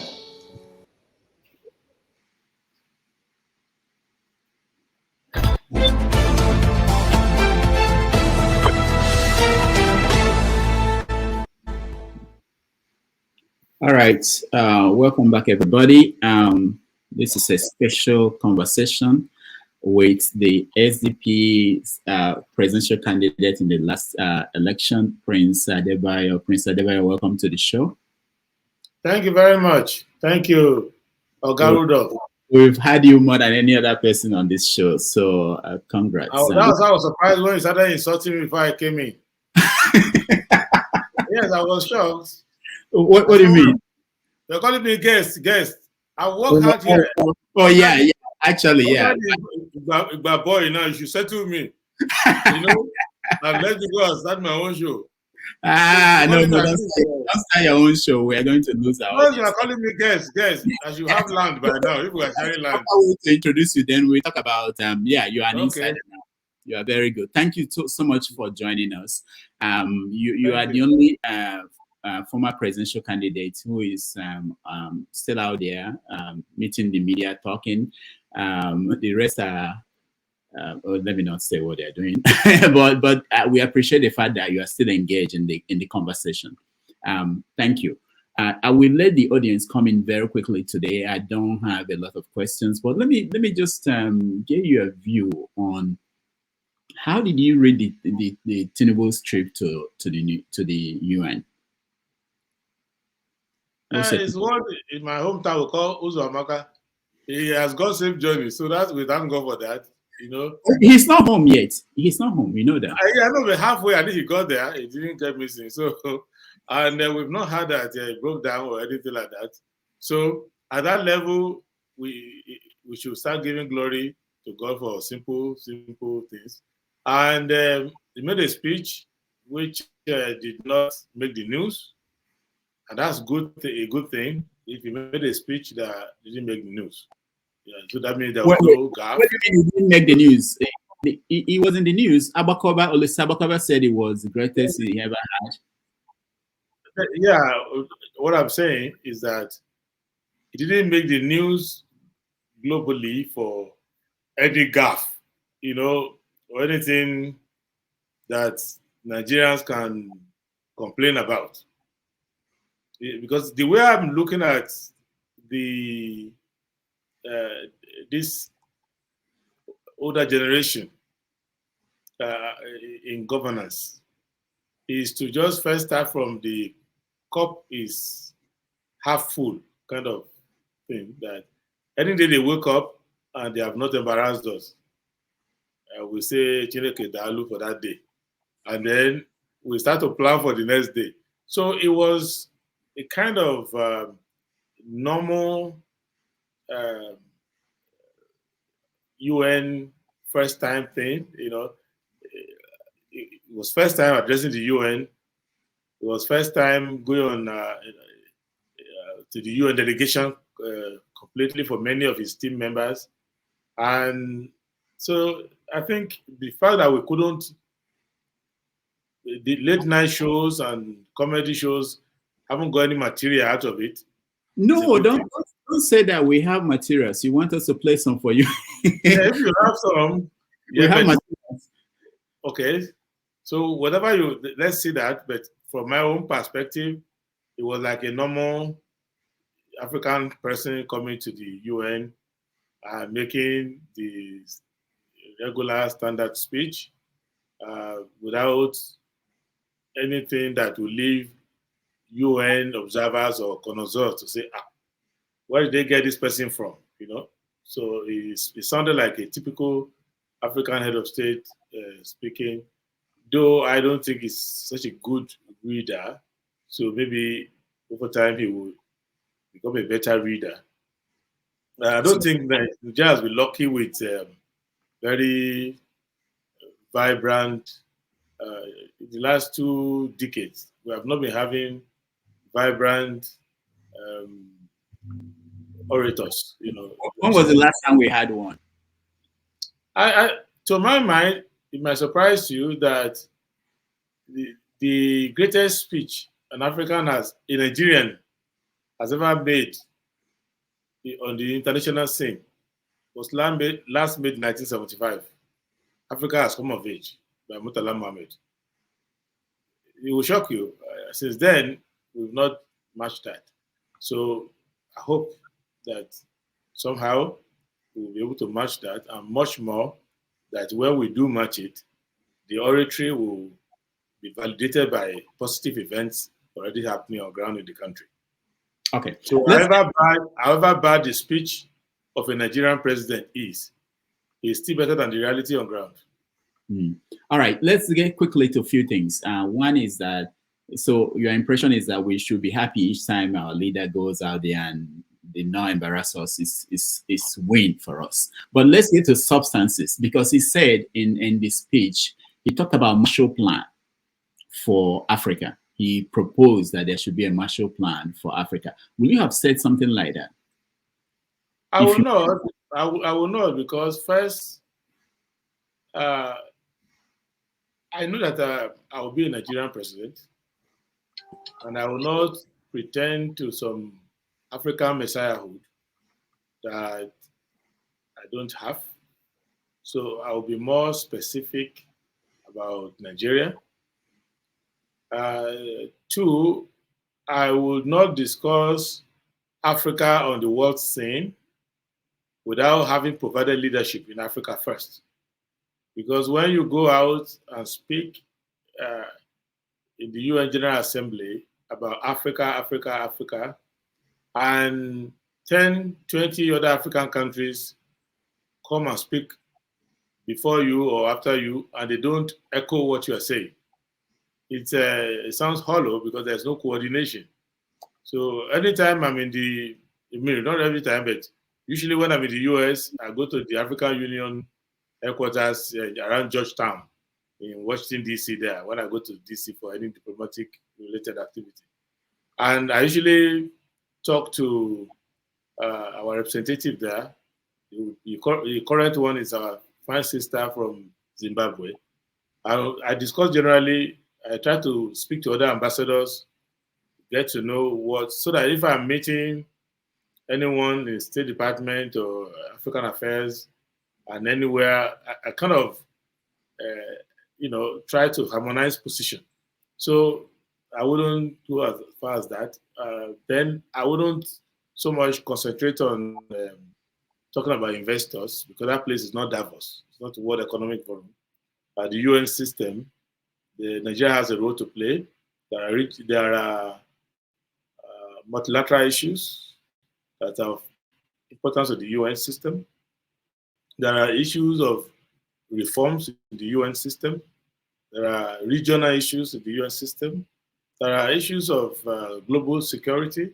And there are some issues that have to do with security in our sub-region in particular.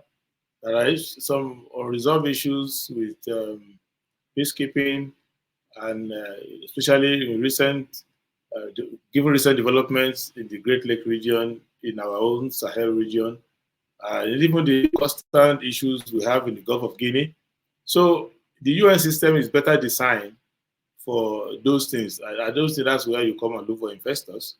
After you leave that place, you can go to NASDAQ and ring the bell, and then maybe do a little forum for yourself where you talk to investment bankers and other investors. But key issues that will show, because Africa has unfinished business in the UN.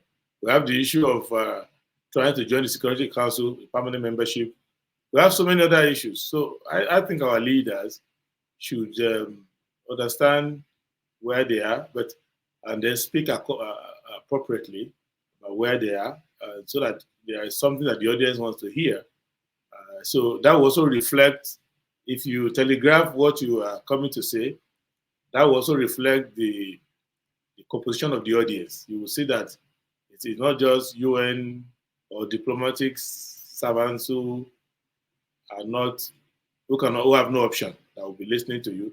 Other people who have interest in those matters will be present in the audience to listen to you, because you are representative. Some of your diplomatic advanced party will have been consulting those who have interest in those subject matters, those serious issues that you want to speak on those issues, and they will come and pay attention. So those are the things I would have done differently. But it's their first outing, so and they have just put together their foreign affairs team. I'm not sure the minister has even spent up to a month or so. So maybe they can learn from this, and I think they assume that the UN was a continuation of the G20 in Delhi. So they just carry the same attitude. But the UN is a different system, and is the topmost diplomatic forum. And I think they should try to bring their A game and deal with all those traditional issues. Even if you are restating exactly where Nigeria has always stood, emphasizing it, and then try to make a case that will make those who are interested in the major issues that the US system is dealing with now to see that you have brought a new perspective to some of the issues they are dealing with. You cannot ignore the elephant in the room, the UN, and start talking about you need a donor, you need a donor, you need an investor, and things like that. All right, thank you so much. Quickly, I just want to get to two things, and then we get people in. There was a meeting that was supposed to happen. They started talking about that in August, that Tinubu will meet Joe Biden. In fact, they told us that Joe Biden sent an undersecretary of Africa to Nigeria in August to just tell Tinubu that he was the only person Biden wanted to meet. And Biden came to New York, met people like Netanyahu of Israel, but did not meet our own president. Do you know why that happened? Well, I don't. Maybe for them, it's an important thing. For me, I really don't care if Biden meets me. If I was Nigeria president, I would be minding my business. Biden will look for me. So, but I think they were in the throes of election legitimacy issue at that time, and they were eager to cling to any straw. Anybody, even if you had said that Jim Fallon recommended I wanted to meet with them, they would say, okay, somebody wants to meet with you. So I think at that time they were kind of looking for somebody to just at least accept that they were president. So I do think that they had done the advance. I remember that there were some diplomats coming to the State House in Abuja saying that the president will meet. So I don't know what went wrong, but I saw that they met somewhere briefly in Delhi. So I don't know whether in Delhi they did do some of the little discussion or they shifted it or they decided to postpone it. But the most important thing for me is that they need to have a sense of accountability and transparency when they are talking. And I think Nigerians and our institutions also demand that whoever they meet with, they should give us a log. You know, in diplomacy, you are representing the country. So you don't hang around lobbies, meeting with people anyhow.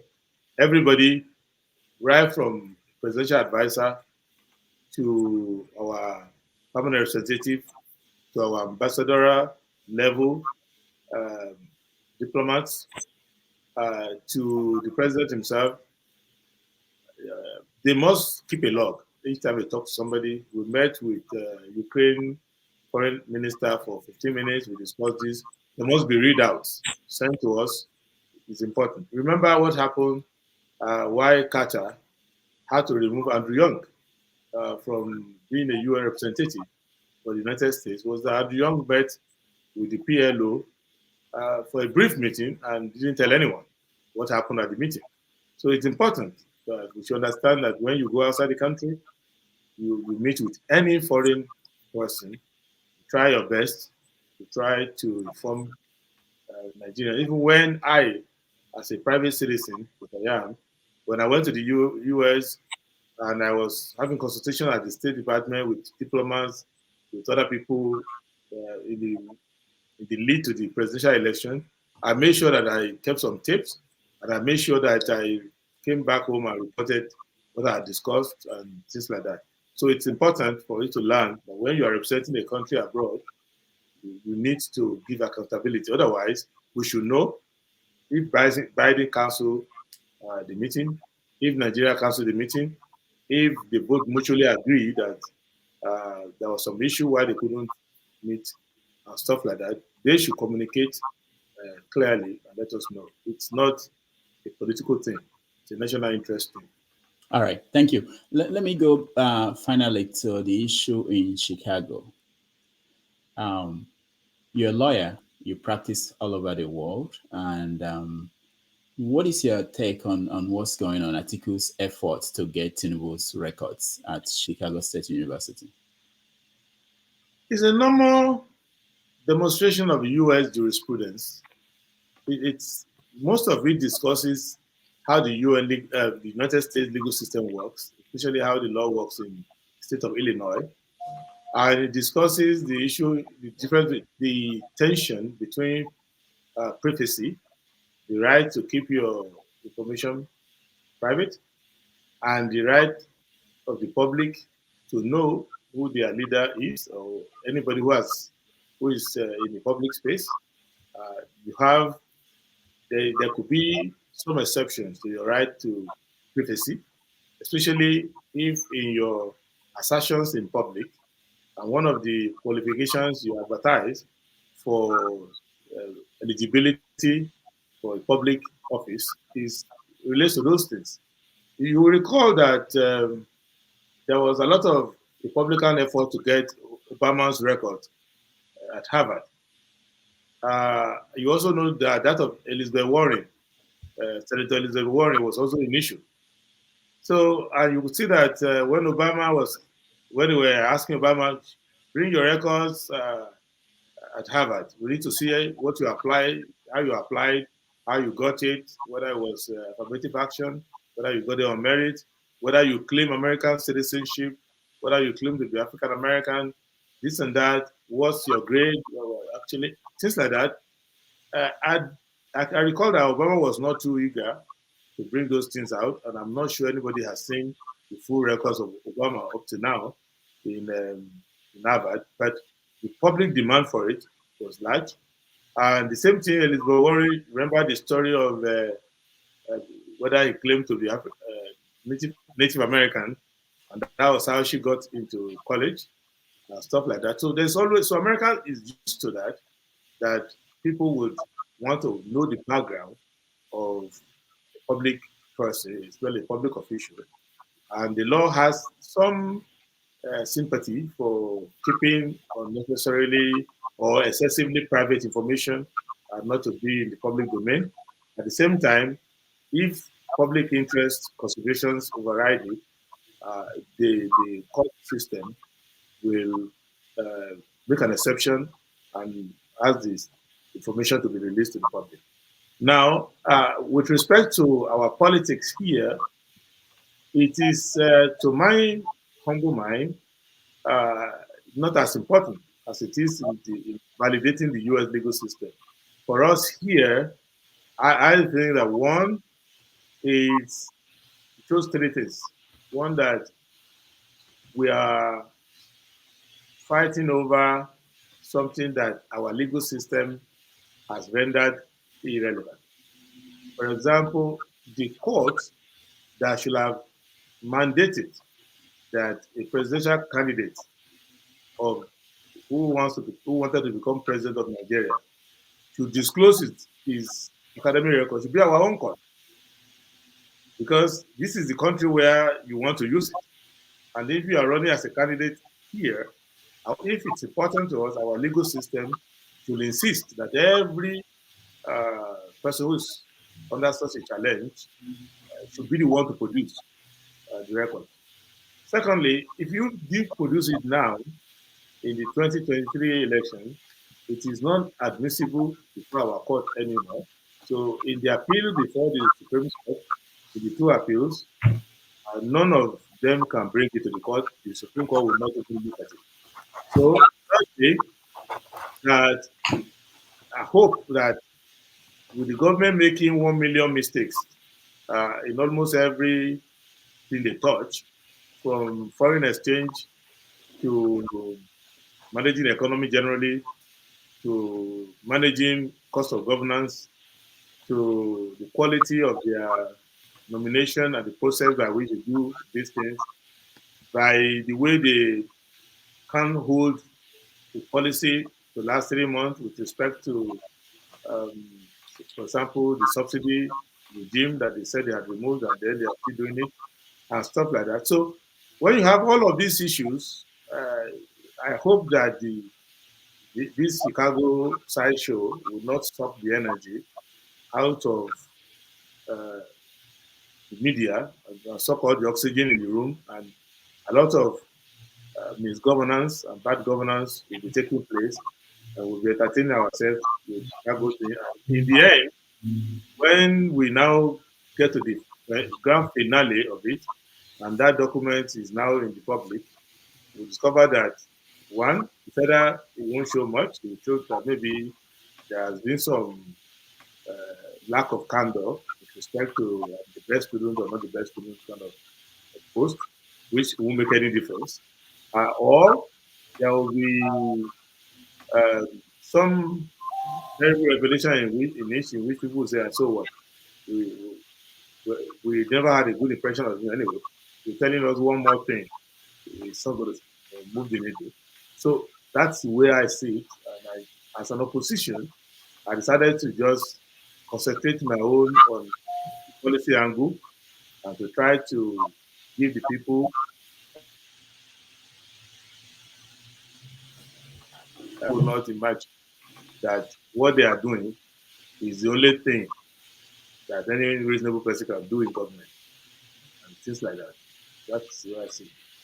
All right. I will let our people in, and I will still reserve the right to ask my questions as we go along. But let me bring in people so that our conversation will be more interesting. When I call on you, please, just a question and give room for other people to have opportunity to ask a question too. Ovie, you're next. You're first. All right. Thank you very much. Now, my question, I think my question touched on earlier question that Rudolph asked me, was trying to put me on the hot seat regarding my observation of what transpired on the side in New York regarding Adewale's visit and his conclusion about his visit to the American government and their businessmen. So what the question you asked Prince Adewale about who is the best orator Nigeria has ever produced. Interestingly, he mentioned Murtala Mohammed's speech of 1976, not 1975. And in that speech, it has everything to do with, again, to your response to Tinubu's speech in New York, when Rudolph asked you, what is your own view about that speech? And you said that if before you actually go to face the nation and face the world and talk about leadership in Africa, you should actually physically provide one first, which actually speak to my own immediate reaction to that speech. Rudolph, if you remember that very night when we actually had discussion after listening to the speech, I said, this speech, I mean, why is it all about Africa, Africa, Africa? Sarcastically, I put it in that order. But as you brought up a Murtala Mohammed speech of that 1963 on the 3rd of January. Let me just brief history of what happened, which actually led to his death, and what is actually happening now, regards to who control our policy and whatnot.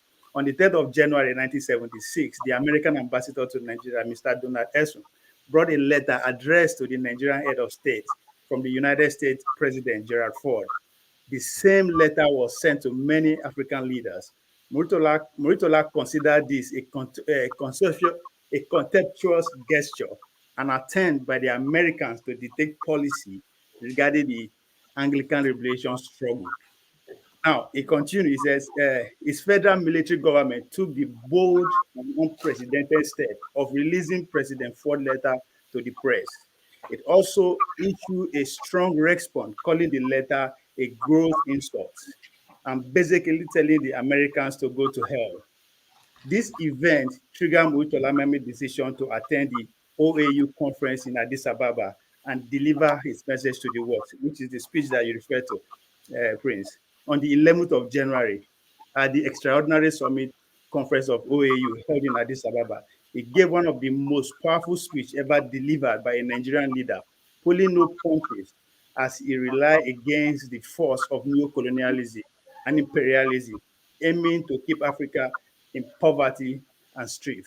In his speech, he paid special attention to the Pretoria, Lisbon, Salisbury Axis, the government of South Africa, Portugal, and Rhodesia, and to the United States of America, who claim we are interested in maintaining white supremacist minority regime in South Africa. Just over a month later, Murtala Mohammed was killed at the age of 37, the victim of a failed military coup. One of the leaders of the coup had accused Murtala Mohammed of, among other things, going communist. Now, fast forward to today, I will read briefly the response of Adeyemo. Responding on behalf of the United States government, the U.S. Deputy Treasury Secretary Wale Adeyemo told U.S. business leaders that he arrived in New York from Lagos few hours ago, where he was on an official visit that later became a fact-finding mission. According to him, in Lagos, I saw firsthand some of the major reforms you implemented. Now, he's speaking to the response. Tinubu was there and Abiola government official.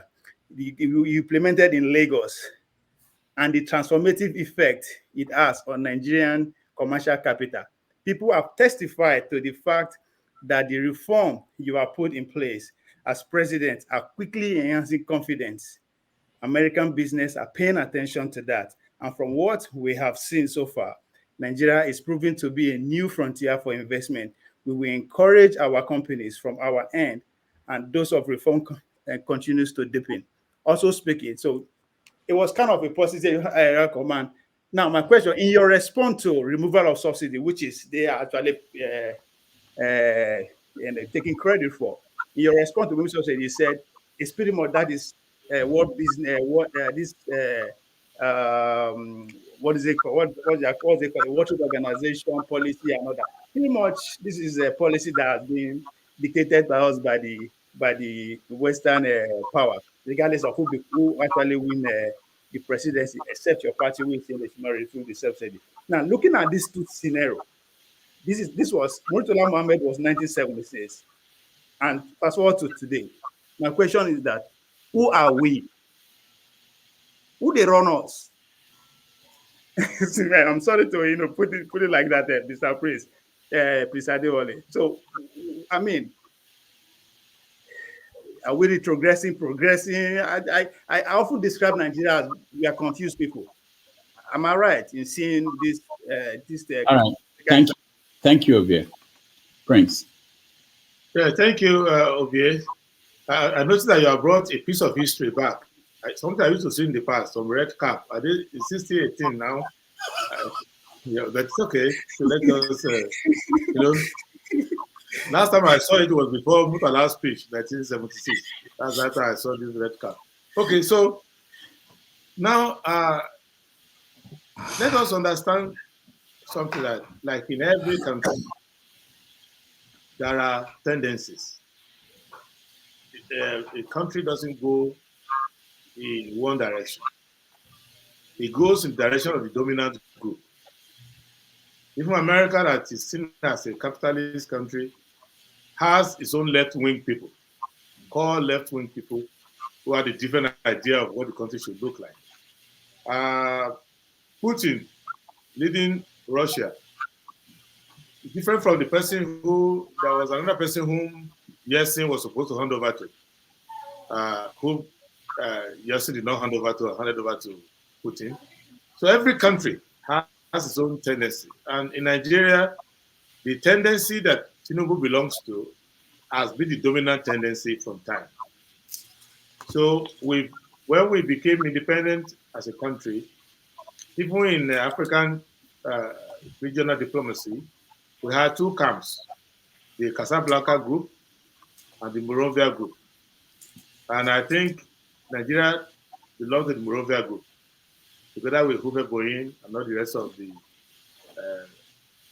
Western people. If you listen to Tafa Balewa's speech, or first speeches when he went on his maiden international diplomacy, he was even poking fun at the non-aligned movement and things like that. So that is the tradition from which our leadership, political leadership, has evolved. What you find is that they might be competing with one another as to who is going to be the lackey of a foreign power. You know, they might Obasanjo might know some people and want to mobilize them to support his candidate. Babangida knows some people, mobilize them to support his candidate. Salami knows some people, other people. So Kojo Iweala is part of that system as well. If you have noticed, he's one of the ideologues of the international system. So all of them might be competing, but none of them is trying to go out of the reservation. None of them is trying to go outside. So the tendency that you are complaining about who is running us has been like that since the founding of the country. It was like that. Part of the discussions at the colonial office when they were planning the exit of direct British rule in Nigeria to try to find a kind of neo-colonial system to put in place. So those major thinkers in Whitehall who were thinking of who do we hand over to in Nigeria, they were also looking for how to recruit the people. Is part of the reasons why 59 elections were the way they were. So not to make it, I want to make my question, I want to make my answer shorter than your question, because your question was quite a dissertation on its own. What I would say essentially is that the dominant group in Nigeria is the pro-Western group. And you will see that in austerity measures by Shagari. You will see the radical departure. If you look at Murtala Mohammed's government and you look at Obasanjo's government, you will think that Obasanjo got there by a coup against Murtala Mohammed, that they were not the same thing, because it was like Kampare and Sankara, the way Obasanjo turned compared to Murtala Mohammed. So you will see that is the attitude. You will see what the factor that led to our civil war. In Nigeria, we're talking about a domestic factor, but we forgot the the external factor, which was that both sides, the federal side was being goaded on by the British, and the Biafra side was being goaded on by the French. So where would then Adewale go? So both sides. You as a president, which side will you go? You as a president now, which side will you go? I will come to that in my conclusion. I just wanted to give the historical analysis so both sides to that civil war, that was why there's nothing for Russia to Soviet Union to do anything to do. Both sides were all Western lackeys, fighting each other. The French side, the Anglo-American side.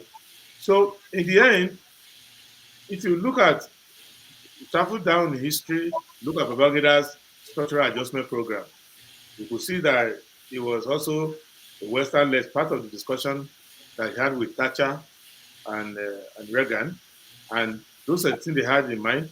And then when you start to look at it, Obasanjo 1999 date, so Tinubu is traveling in that direction, and that direction that if Atiku had been president, that direction will be different style, the same direction.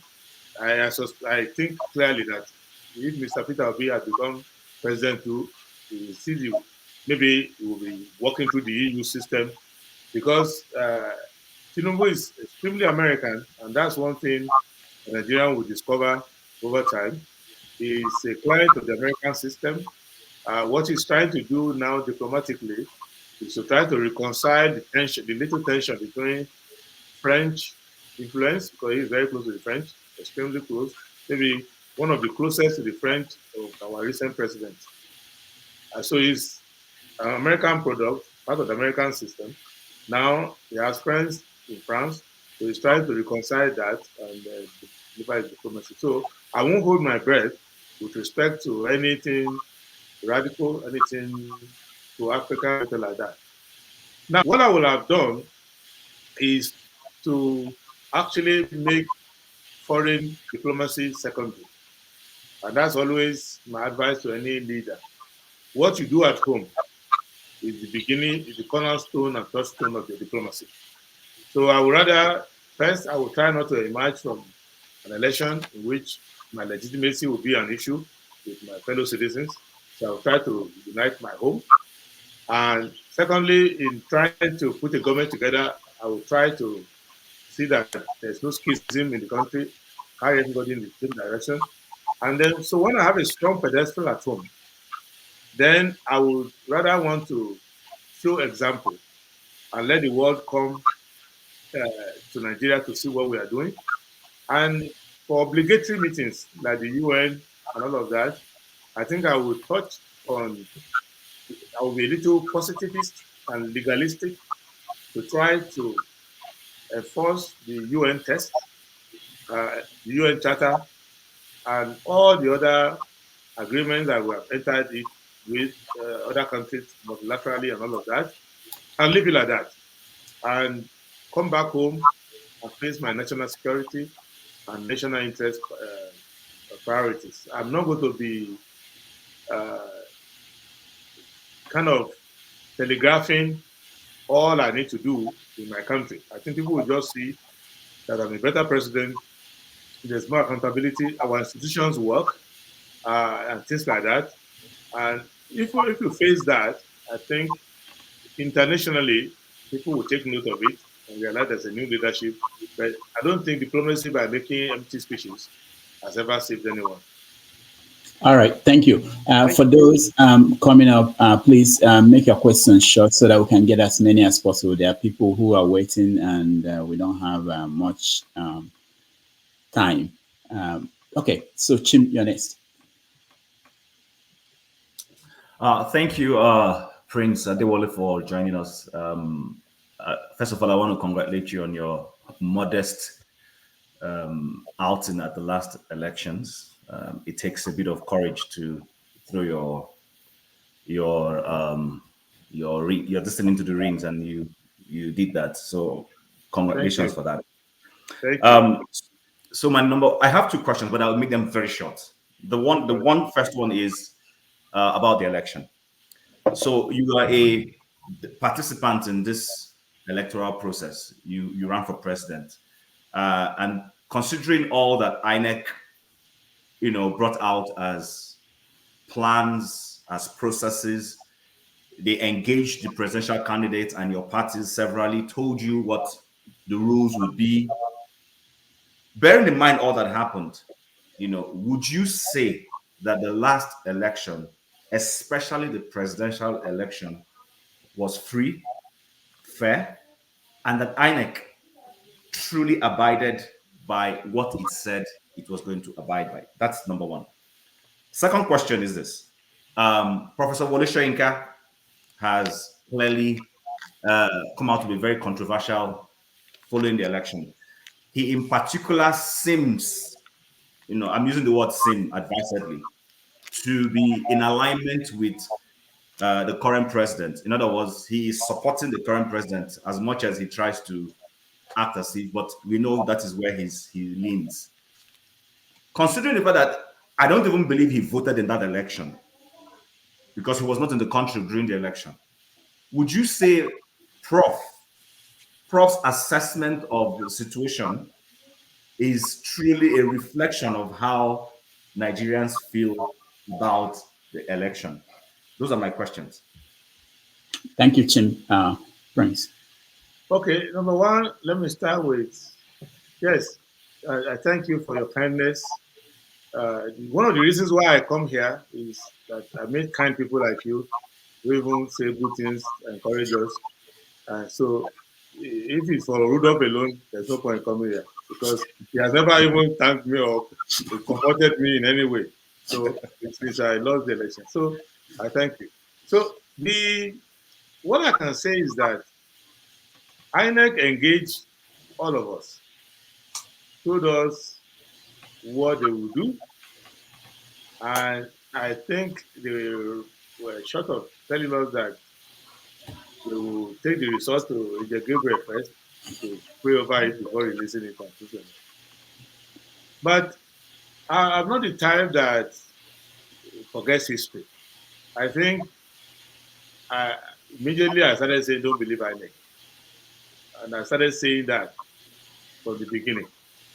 And I've given revelation about it many times. What I found out was that INEC was first, just for the first part, they were looking for money. So this technology they were talking about was to balloon their budget to an amount that can save 3 African countries together. So if you are to do elections where poor people will come and vote for their potential saviors, it shouldn't cost you more than 10% of the budget of the amount was spending. So I've always been, you can ask Professor Morris, who when he was INEC chairman, you can always ask him. I was always looking for ways to cut the cost of this government thing. And I think many of my colleagues, lawyers, many of them haven't forgiven me up to now, because there was a time when I had some advisory role to play for INEC, and the first thing I did was to cut the cost of hiring lawyers by 90%. So, because they were spending so much money, and I said, what all this? So, and then try to see how to cut costs in many areas. So the first thing INEC did was to say they're going to introduce technology. If at that time there was ChatGPT, if they knew about it, they would have said ChatGPT will be the one to count the thing and all of that. So we just went for procurement. And if you study procurement, you will see that the person proposing and National Assembly members that are approving, they are the people to spend the money. Even a senator was a major contractor to supply the equipment and all of that, even though, so they are the first racket. So I made that observation, number one, clearly. Second, on October 1st, 2021, that was about 18 months to the election.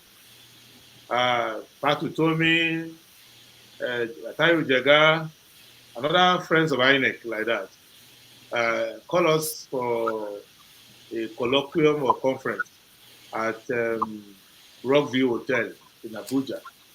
And everybody who was friendly with INEC was there. All of them were there. I think it was televised live. Investigative journalist Rudolph can get it from AIT by saying October 1st, 2021. It was televised live. You can now, maybe next time we see again. If we don't offend each other today, if we see again, you can play it and you will hear my voice there. And after INEC said they will do this, they will do that, and all the usual marketers. In Nigeria, if you want to sell nonsense, you call professors, human rights activists, other people, influencers. Those are the people who will help you sell the nonsense. So when it was my turn to speak, Tanko Yunusa, the spokesperson for Labour, was also there. Many people were there. Michael Zekome, who is one of the engines behind Atiku's petition, now was there. And I said to them, how many times do you want to be fooled? INEC is just fooling you. INEC will not use any transmission, anything. I'm not quoting myself verbatim now, but this is a summary of what I said. When you listen to the tape, you will now hear the full detail of what I said. They are fooling you. INEC that you cannot even go and register your political party or file a report or hold a meeting to hold your convention. That if you don't pay them money, they are not going to come. And if another person pays them, they will say you have two factions in your party and do whatever. And I said the headquarters of fraud is in INEC. The INEC is the headquarters of fraud. So that's what I said. And I said, secondly, on election day, somebody in INEC might decide to switch off the server and tell you that they have a network problem. What are you going to do then? Therefore, all of you hypocrites who gather here, you yourselves still want INEC to rig election for you. So if we as political parties can do a pact with one another, not to want INEC to rig for us, because INEC doesn't rig election for fun. Those guys are quite expensive. So they just can't look at your face and say, let me just rig for this guy. He's so good looking. No. Usually you have to go there, recruit them, and all of that.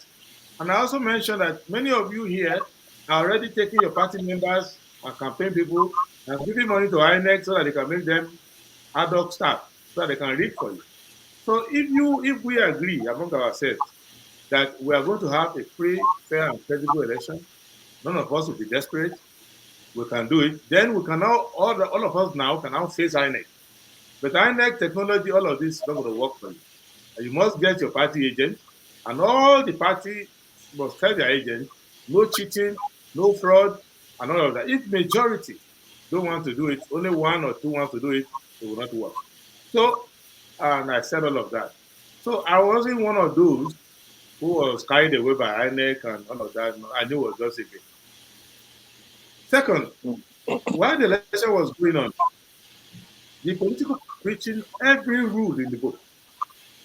They were overspending. They were doing all sorts of things that are against the Electoral Act. So if you switch on the server on election day, it's not a crime.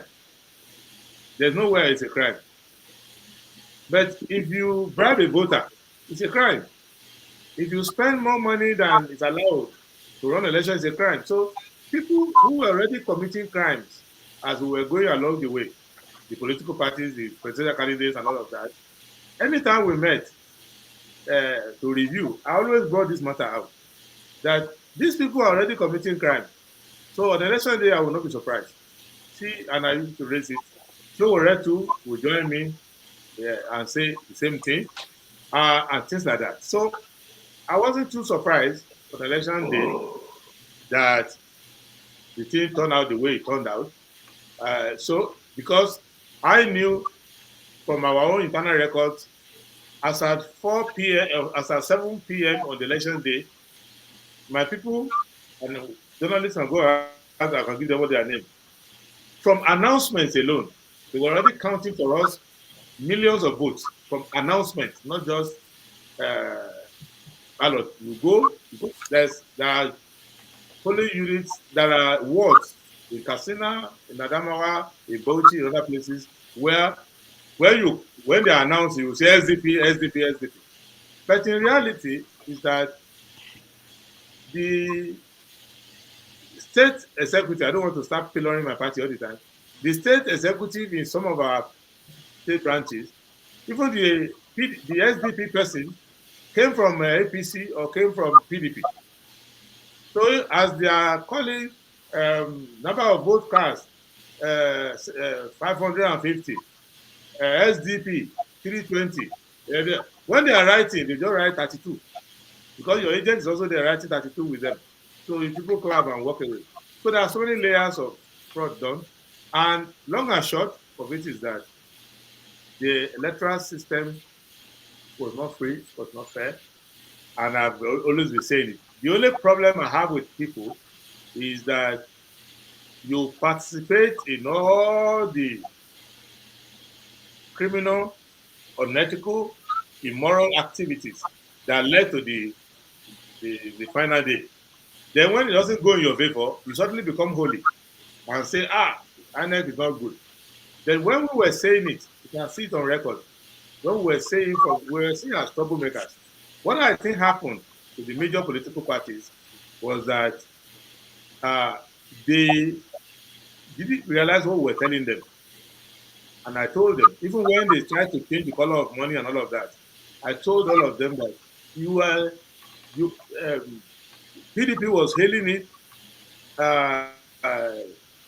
Labour was even celebrating it. I remember my senior brother, Yusuf Dati Babame, was sitting next to me in one of the crucial meetings where we were supposed to complain.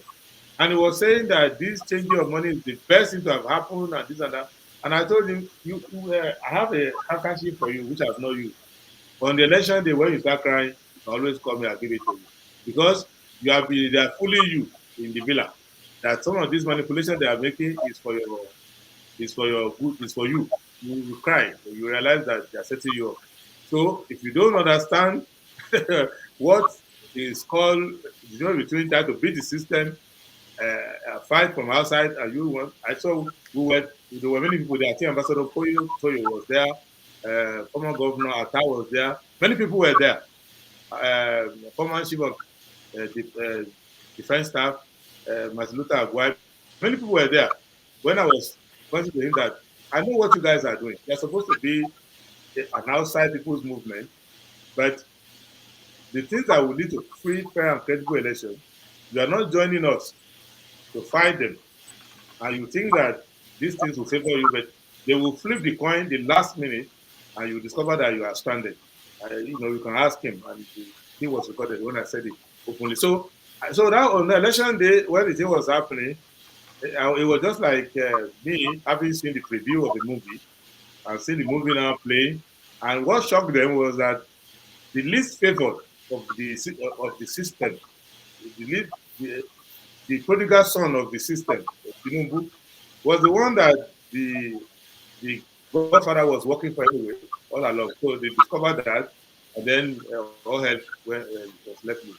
So for me, the solution to having a good election in Nigeria start with first simplify it, let it be a people-dominated thing.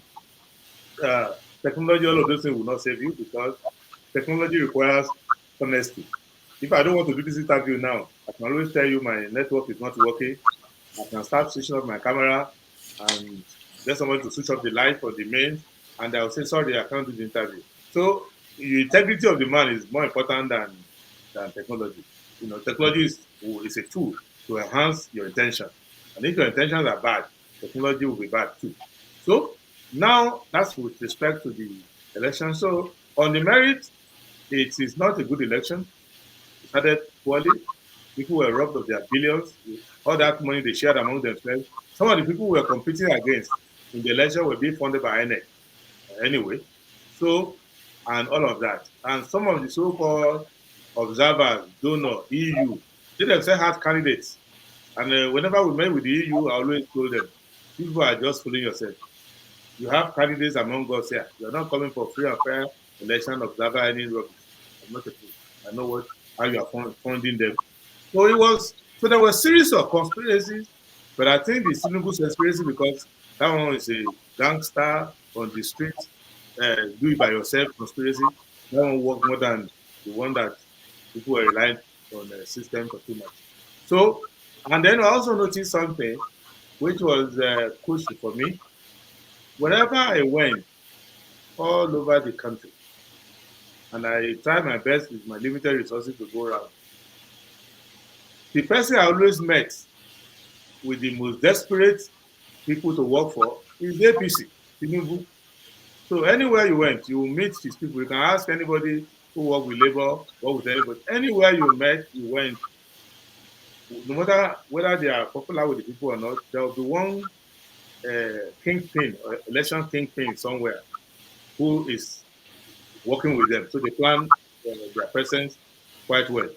The last week of the election, I spent it in the Northeast mainly. And at about 2 days of the election, I was in Taraba. I think one person met me there. We were going to the nooks and crannies and places where we could find votes. We went to Wukari. I had to cross the Benue twice one day and all of that. We went there everywhere. And I found out that, and I'm sure if you ask Congress, he will tell you the same thing, that as unpopular as the APC was, but almost everyone in those areas, former governor, former senator, former this, former that, those who just come out of prison, those who are about to go inside, almost everybody there had a deal to work for APC. So I wasn't too surprised when I saw the way the things turned out.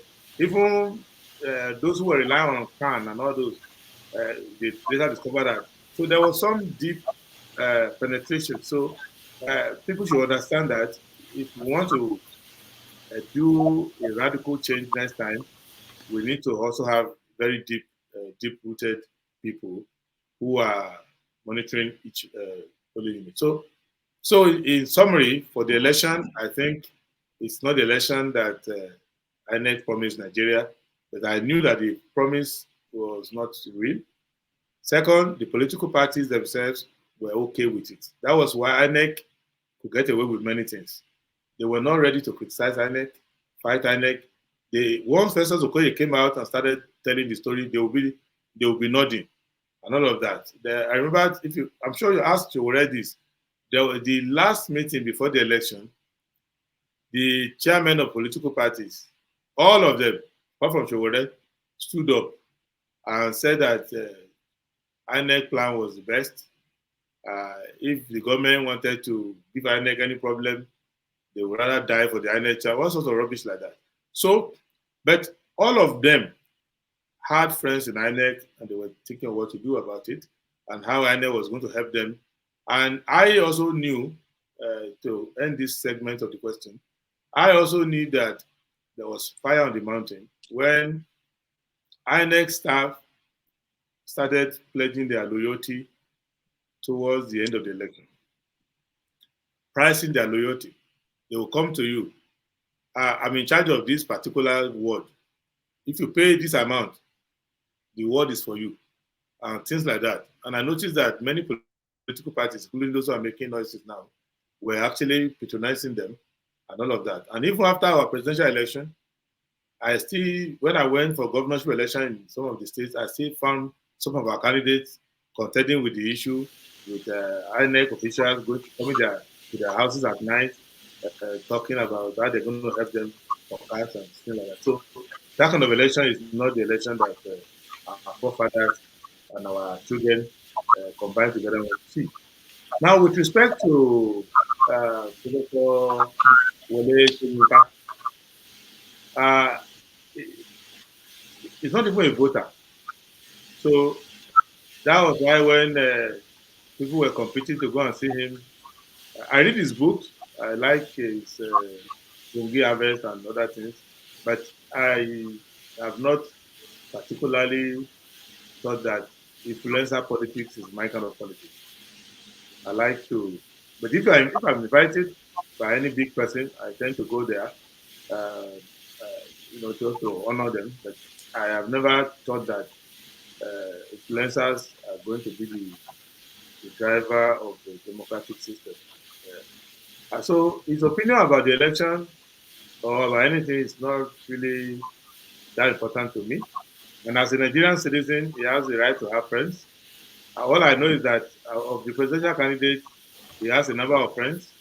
For example, I know Showore is quite close to him because we go and drink that can wine together or something. Or I don't know if they even go hunting for game together. But I see that Showore goes there all the time. His friends, close Peter Obi, always go there and take photos and talk. Most of Peter Obi's operatives, Washington and many of them, they are Wole people. So they belong to that group. And Tinubu is a life partner. They've known each other forever.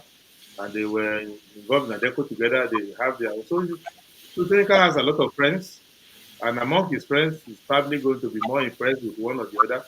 So since I'm not his friend, I'm not his enemy, but I'm not one of his friends.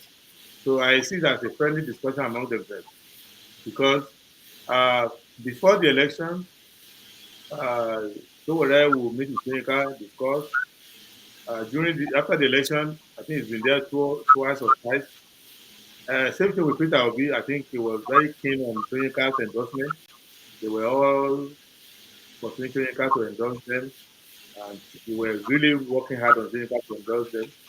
So, and after the election, they went to Seneca and told Seneca their life story, part of which is now revealing a bit of it to them. So they were the one who used their mouth to tell Seneca that they didn't win the election, and that they to try to fight and see what they can get out of it. Seneca is not in their campaign council. They were the one who went there to tell him by himself. So Seneca is I think, apart from what he's doing in the Middle East now, trying to translate something to Arabic, translate Bongi Harvest or Arabic for them to understand. He hasn't got much job. So if they want to fight him, he has their time. And the man is 90 something.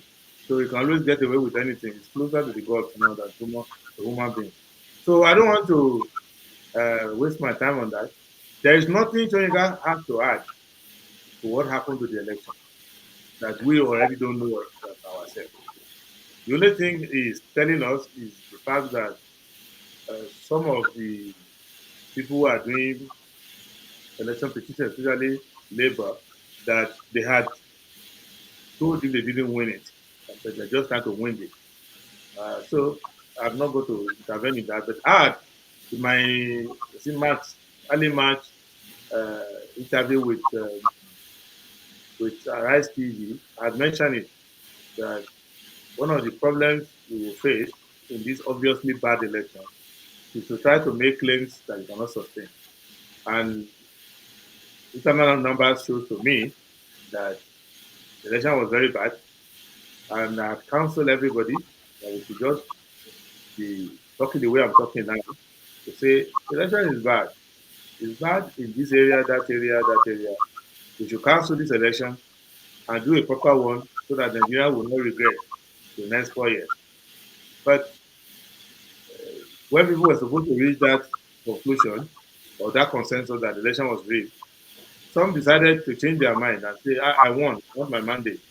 And then they play to the hand of the ecosystem, and there's nothing you can do about it. Because if you say you won, then you put yourself with an onus to go and now prove to the court that you won. But if you are genuinely interested in having the election done properly, then it is much easier and more credible to point to the errors of the election and deal with those errors and have the election council. Everybody will bring whatever they've got. But this is a situation where you want to keep the one that favors you, you want to fight the one that doesn't favor you, it's a little more difficult. So that is my impression about Seneca and the election. All right, thank you so much, Prince. Prince, Rudolph, please, before you proceed, hold on, Pansa. Hold on, I just brought you in. Why? No, I'm not speaking on my behalf. No, Pansat, please. Today is Saturday, so you know that typically Saturday is open to the audience to have their say. So we want to get to as many questions as possible and as many. So please, if you can compress your. But that's what I'm trying to suggest, so you could get to many people as possible. I didn't know. I will make it short. In fact, I will give a very short answer. And if Pansat asks me any question, I'll even give the shortest answer. All right. So we're going to do that. And for the people asking questions, please just straight to the question so that we can get there. Are many people who are interested in. Yeah, but Rudolph, here's the point: is that no, Pansat, no. Let me just say one thing, please. Just one thing. No. Just one thing. What I'm saying is that it's good as we have our guest here, we have a lot of respect for, but we want some soundbite answers that could watch this and they say, we're going to put this on the news, because what we're talking about here is very important. So we need some concrete soundbite answer. So, something that could fit in a news to go further. Do you understand? It's nothing but that. That's all. Thank you, soundbite answers that are. Thank you so much. I have a lot of producers on this show, and thank God they don't charge me money. Pansat is one of them. All right, so let's go to AY. AY, you're next. Yeah, yeah. Thank you, Rudolph.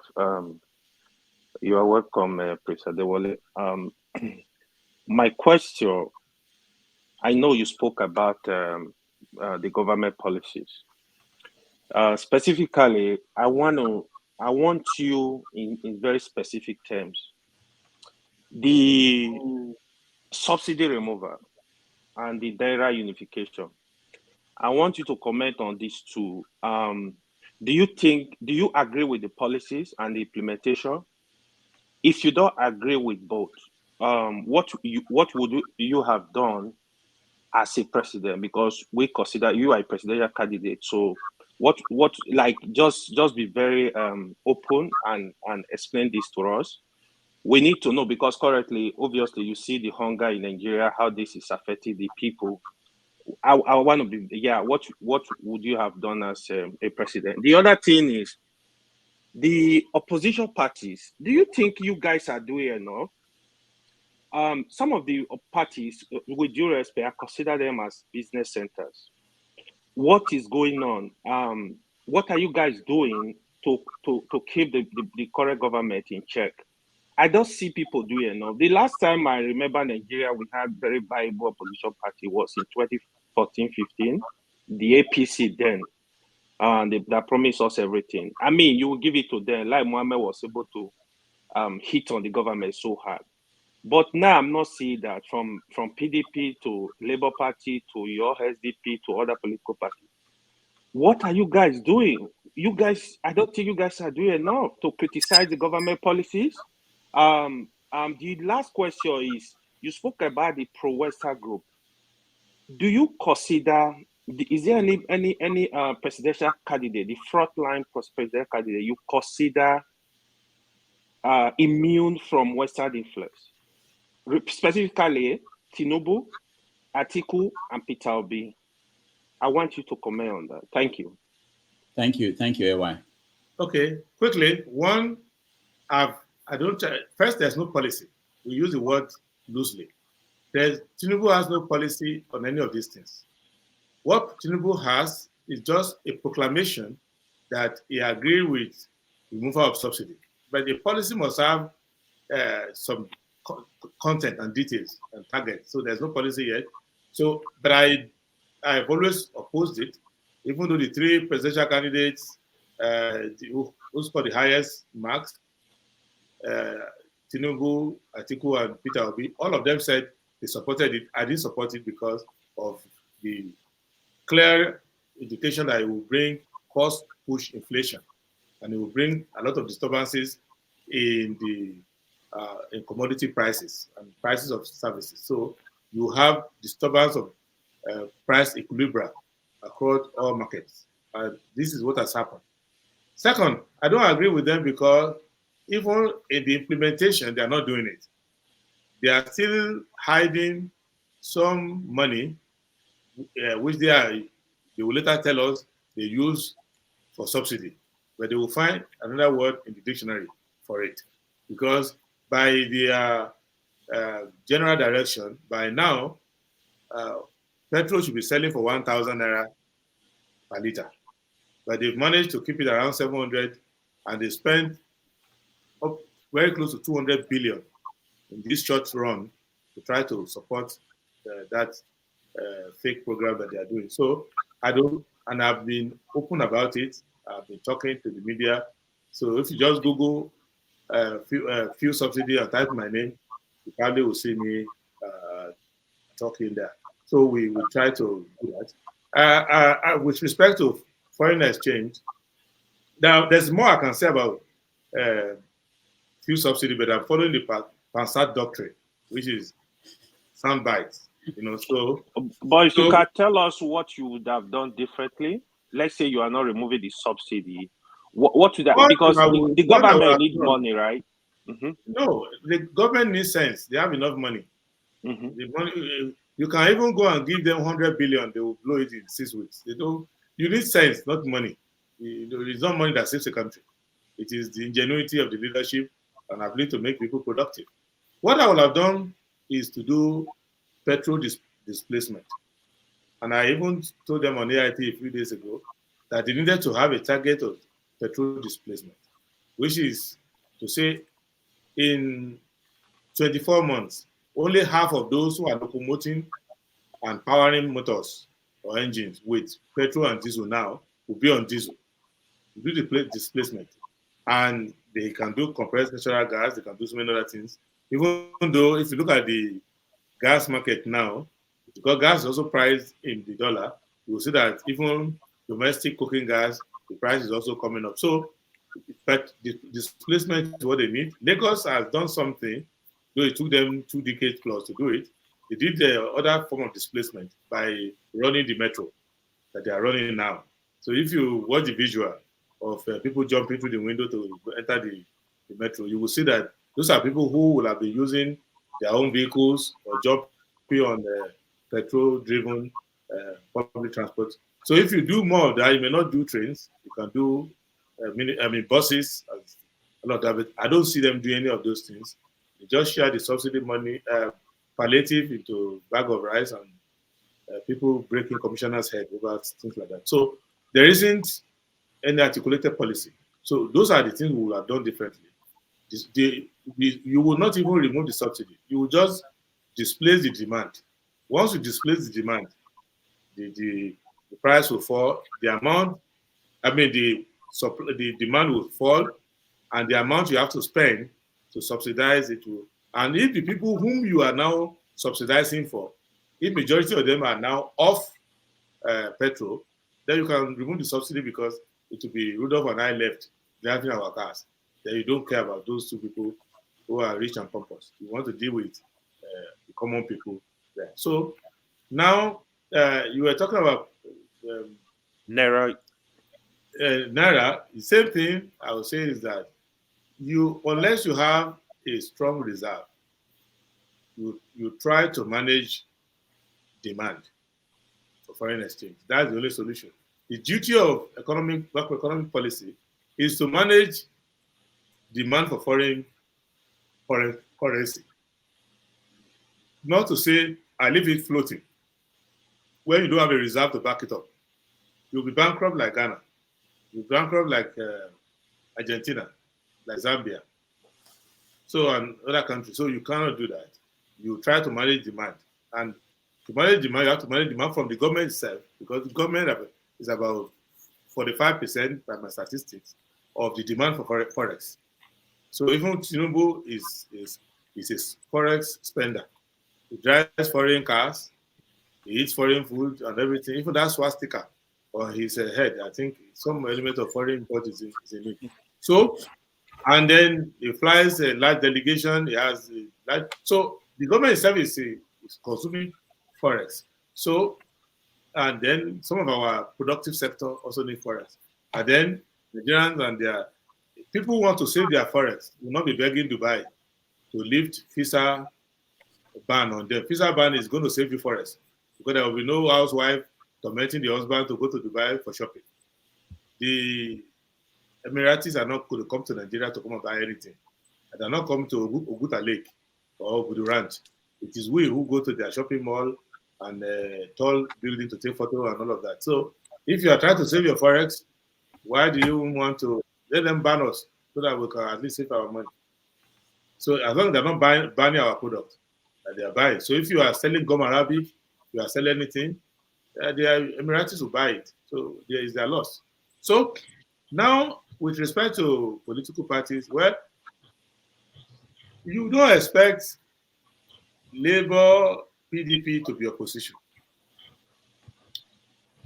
They can be opponents with respect to the election, but they are not opposition in policy, because it is difficult for you to oppose. That is why you see them, they oppose each other personally. You didn't go to school, you went to school, you stole election, but when it comes to policy, there isn't much they can oppose each other, because they have the same policy. How are you going to oppose Tinubu for removal of subsidy when you say you are going to remove subsidy? How are you going to oppose him with respect to foreign exchange when you say you two are going to harmonize foreign exchange?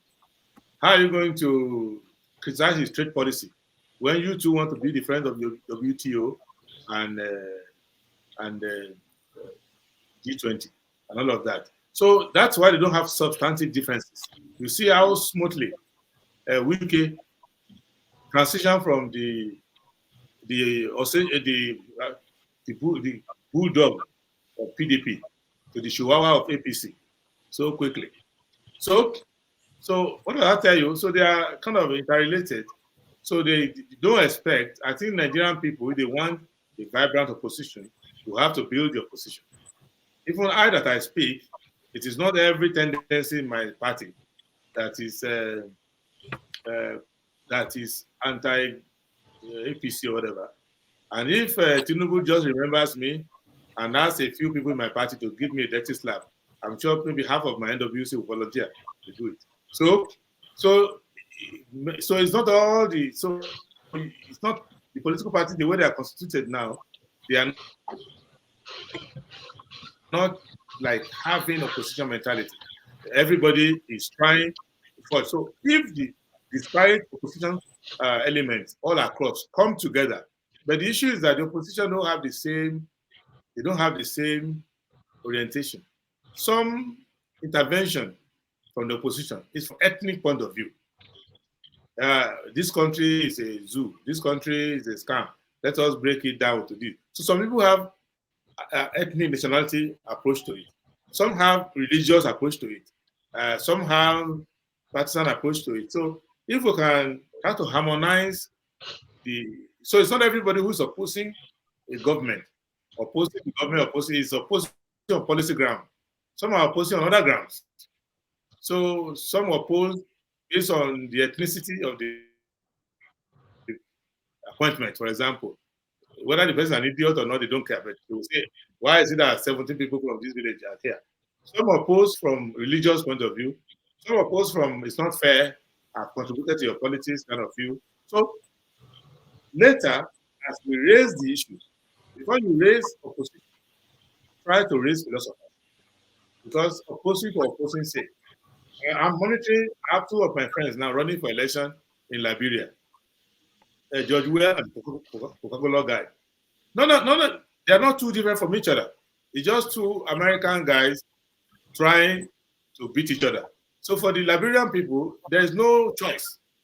So it happens in many countries like that. Like there is no choice between the two. They're almost the same. So I think if we raise the philosophy, from the philosophy, we can now start agreeing on this and disagreeing. And those who agree to certain set of philosophy and principles and policies may decide to do politics together. But in Nigeria, if you go to APC, you will find left-leaning people who are pro-Tinubu and is their Lord and Savior. But they are left-leaning. If you go to PDP, you'll find a lot of left-leaning people who are, whatever you say, and they will make sense. But immediately mention Atiku's name, Waziri, they will run to him because if he asks them to write anything, they write it there like that, they follow him. If you come to Labour, you will find a lot of left-leaning people, Labour people, movement people, and all of that. Then you find a lot of crony capitalists there who rush to Obasanjo, rush to all these people for blessing, to touch their head. So as time goes on in our politics, the division will be along principles. All right. Thank you. Thank you so much, Prince. Let's go to tone / equity. Whether firepower, or ethnicity, or it's the turn of my village people, so I cannot support you even though you are better than my village man. Or my chief pastor told us that this is the year of the Christian. Or it did, like Rufai would say, Muslims have to maintain some solidarity.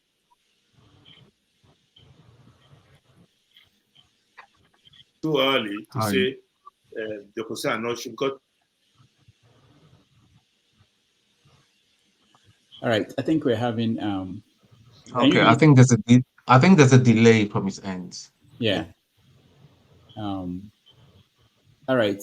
So what we can do is essentially, which candidate is going to give them money. Then you raise other issues. Maybe I want to jump on them, or jump over them, or I should still talk about them because you interjected and raised some other issues.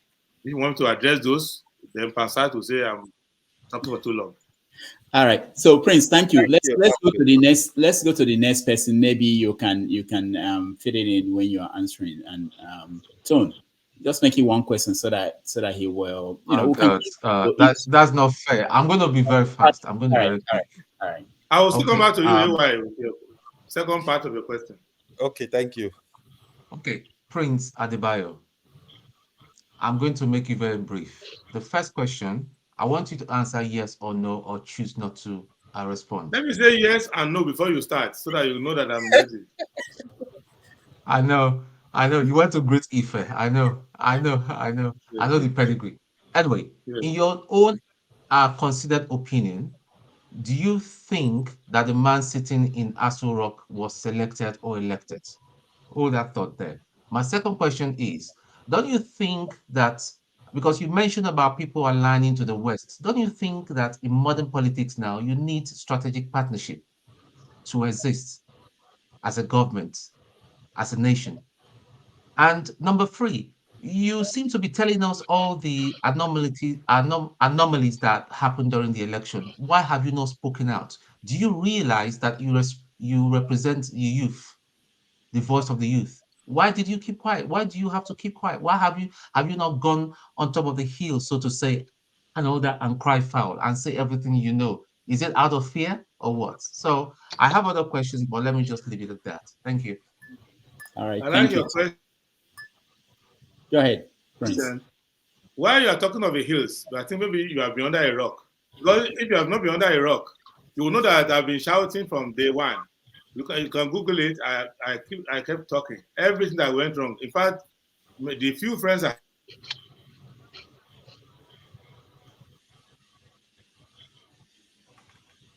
Prince, we're having difficulties. have left in Labour Party started fighting me because I a lot. Yes, I'm okay? Am I okay? Can you hear me? Yeah, but in and out. Well, go ahead. Okay, let me just say that anyone who is not under a rock knows that I've been talking about what went wrong in the election. I've climbed every hill, Udi Hill, Idare Hill, Chapawadi Hill, every hill that is in Nigeria. I've gone there to say, this is what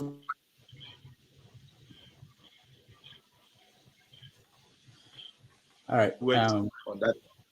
So, but if you have a specific question, you can ask me.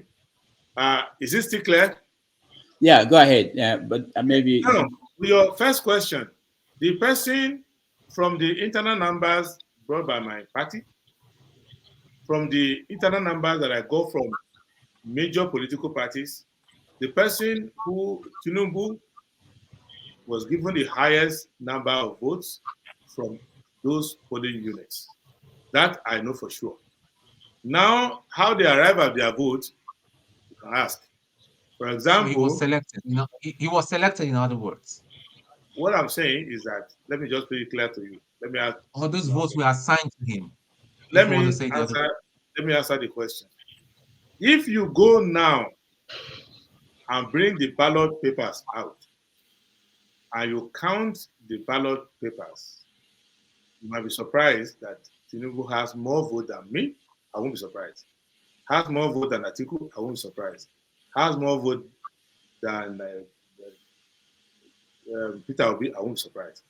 Then three things I can tell you. One is that many of those votes were votes that were paid for by Naira and Kobo with rice and all of that. And if you pick that of PDP, the same thing, Omo, Sachet, whatever. If you pick that of NMPP in Kano, they were giving people spaghetti. Where is OVA? You know that in Kano, they were giving you vote and go and collect spaghetti. You vote and so Kwankwaso is like a senior brother to me. We're very close, and I always make this joke with them that the logo of NMPP is that basket, and on election day the basket came out. And I think that Labour people too, they did the same thing. They were doing whatever they needed to do to win. In some places, they were colluding with INEC and blocking everybody from voting. So there was malpractice generally. So the person with the greater capacity and greater experience in Shuashua defeated the rest of them. Because when it comes to political machinery, you cannot beat, from my own field experience, the nearest person to APC in terms of foot on the ground and hard guys who are ready to win by group. APC had 3-1 against the nearest competitor. So they were very strong. Then, secondly, political parties did not support their candidates. The party that had the least indiscipline was APC. There are some villa elements, some villa veranda boys, and some ministers who work against APC for PDP. However, from PDP to Labour to SDP to whatever party you call, they didn't work for them. Many of them didn't work for their parties. Because in some states that I kept repeating it, some of my own state chairmen, some of my own state leadership, my own political party, will go to INEC, collect our party tag, and go and give it to. All right. I think we are having internet problems with him, and I know he's not in Nigeria. I was thinking that this wouldn't happen, but thank you, Tone. Let's go to. I want SDP to win. I reported to my party many times. Hello. Yes. Log up. Log in. We lost you for a moment. So maybe you can log off and log in again. Yeah, what Prince. is happening? Prince, Okay. we lost Now, you for a moment. Yeah. Yeah, I don't know why. Maybe it's my computer is getting old now. Hello, can you hear me now? Yeah, we can hear you. What was the last thing you heard? The last good thing you heard? You're trying me. Good. It was long ago. But you know, it was in between, you know, so we can't even make up sometimes what you were putting together. Okay, I was saying, I hope you can get me now. I was saying that one, that the political parties, one, that Tinubu from the records, if you go and count it, it's got more votes than any other person. How they got that vote is a different matter. And I also mentioned the fact that even the other political parties that came second, third, fourth, if you look at their own votes too, if you want to count the vote according to Electoral, they will also lose many of their own votes, so not being clean votes. Now, second, that political parties, operatives did not work for their party.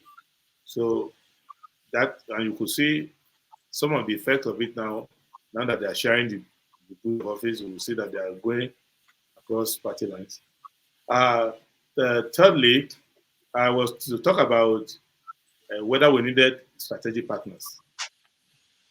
Strategic partnership is for programs that you have at home. You go outside to make friends because of your domestic priorities. So I am not anti-West. I will not be an agent of Western interests.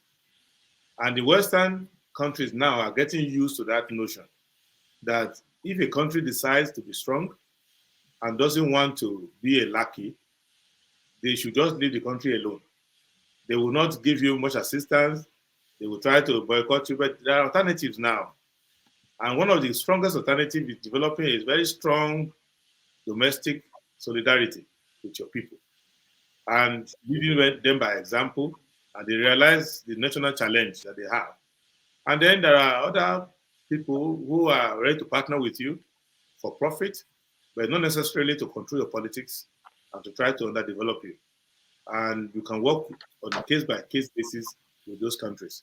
But the most important thing is for you to govern yourself well at home, and the world will understand. All right, thank you. That's good. Mr. James, you're next.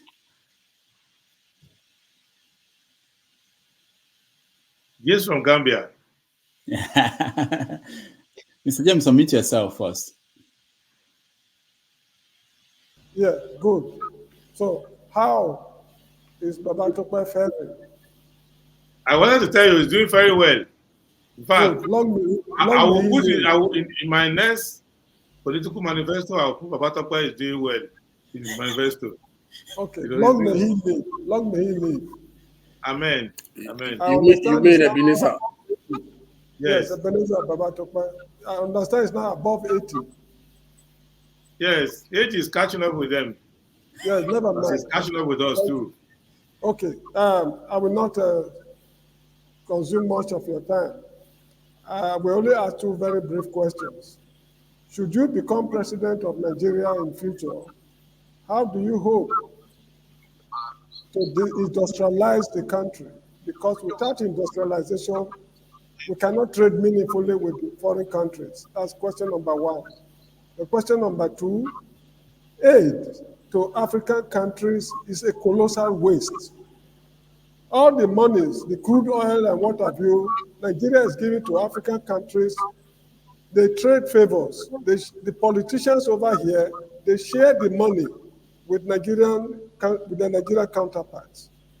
How will you block this nonsense going on in Nigeria since God knows when? Because if you look at South Africa, Zimbabwe, Angola, Mozambique, Guinea-Bissau, we heard they no longer even remember us. There's nothing wrong if a Nigerian mining company owned by Nigerians are mining gold and diamond in South Africa, coal in Zimbabwe, iron ore in Liberia. But these things don't happen. We are behaving stupidly. I'm sorry if you be offended. We are behaving stupidly, sharing money. Let me stop at that. Thank you so much. Thank you, Thank James. you. Now, the question is to industrialize the country is to have an industrial mindset and an entrepreneurial mindset. Industrialization is not that difficult.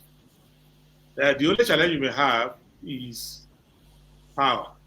But the way around it is that in the process of industrialization, you plant power into it. So people always say the problem facing our industrialization is power.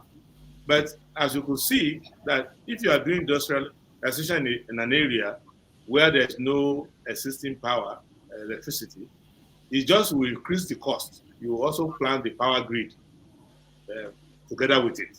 So that's just one more layer of what you need to do. So you can run refineries, you can run hatcheries, you can run foundries, whatever. When we started Jakarta, there was no power connection around that area, that zone. The power planning was part of it, so it can be done.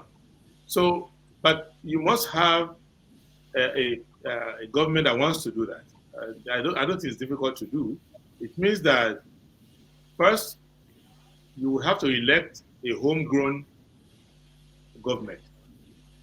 Nigerians are contradictory in what they want, and that's why they don't get it. Because if they see a Nigerian taking a selfie with Biden, hugging Macron, and very, very friendly with Bill Gates, they will say, hey, this is the kind of person who should be our leader, and things like that. So you can see, if you're already assuming that somebody who's in other countries, that would be like, hey, this person is not even the kind of person we should touch. Because Russians will not accept such a person. If he's so cozy with them like that, they will say, oh, this one's a foreign tool. So our people need to get to a point where you select leadership that are independent and they are not product of a system that has been trained to come out and develop you. That's because industrialization is a military. That's why it's called military industrial. They are linked together. There's no way you can be doing aircraft like they're doing. You could see that when Embraer went to Brazil and they started doing aircraft, from there they started doing some military grade aircraft, they started doing other things. And so industries are linked. So if you do steel, you will do industry, then you will do it. They go like that. So what the Western world or superpowers, or whatever name you want to give to them, what they have projected ahead is that if you are able to do these baby things, it's a matter of time. That's why they're fighting with generating electricity from nuclear science, nuclear technology, because they know that once you do that, then to start to enrich it further and get to a point where you can do something that is utilizable in defense. So we need to understand that, and I don't think today that the kind of CV that we read out from our leaders, our potential leaders, is going to lead us to industrialization. Because our people tend to appreciate the opposite of what they should be appreciating. So if you, for example, someone like U.S. under Secretary of the Treasury, who happen to have a Nigerian parentage, some Nigerians will want him to come and lead us, but it won't help us, from my own understanding of it, because you see what happened with respect to Obama. It didn't help Kenya, it didn't help East Africa, it rather even blocked them even more. So the kind of leadership and politics that we have to do has to be the one that's a little independent. The kind of people who will have industrialized us are those who don't have too much Western now, because the Western people are uncomfortable with highly industrialized society, except if you use the other model. The other model you can use is one Thailand is using, Korea has used, and Korea is lucky because of the Korean War and the need to have a strong presence to counter North Korea all the way to China. So America can invest a lot of money to industrialize your economy if you have strategic relevance to them in terms of defense. And so the military takes over your country, and then you can put some industries there. The majority of that wealth is not retained in the country, and it is retained linked to Wall Street and all of that. So if you want to go through that model, then you can have a leader. Follow them. Tinubu is one of them. Peter B is one of them. You can follow them. Hopefully, it will pay off. Koja Wala is one of them. It will pay off like that. Additional is one of them. All those ones that are product of Western systems, then hopefully their masters might upgrade their level of surrogacy and say, okay, let us put some industry in your place. But it doesn't follow, because you have to have a strategic interest. For example, in the US, they will not industrialize Egypt, but they will industrialize Morocco. But they will use Egypt for security and defense, but they will not industrialize Egypt.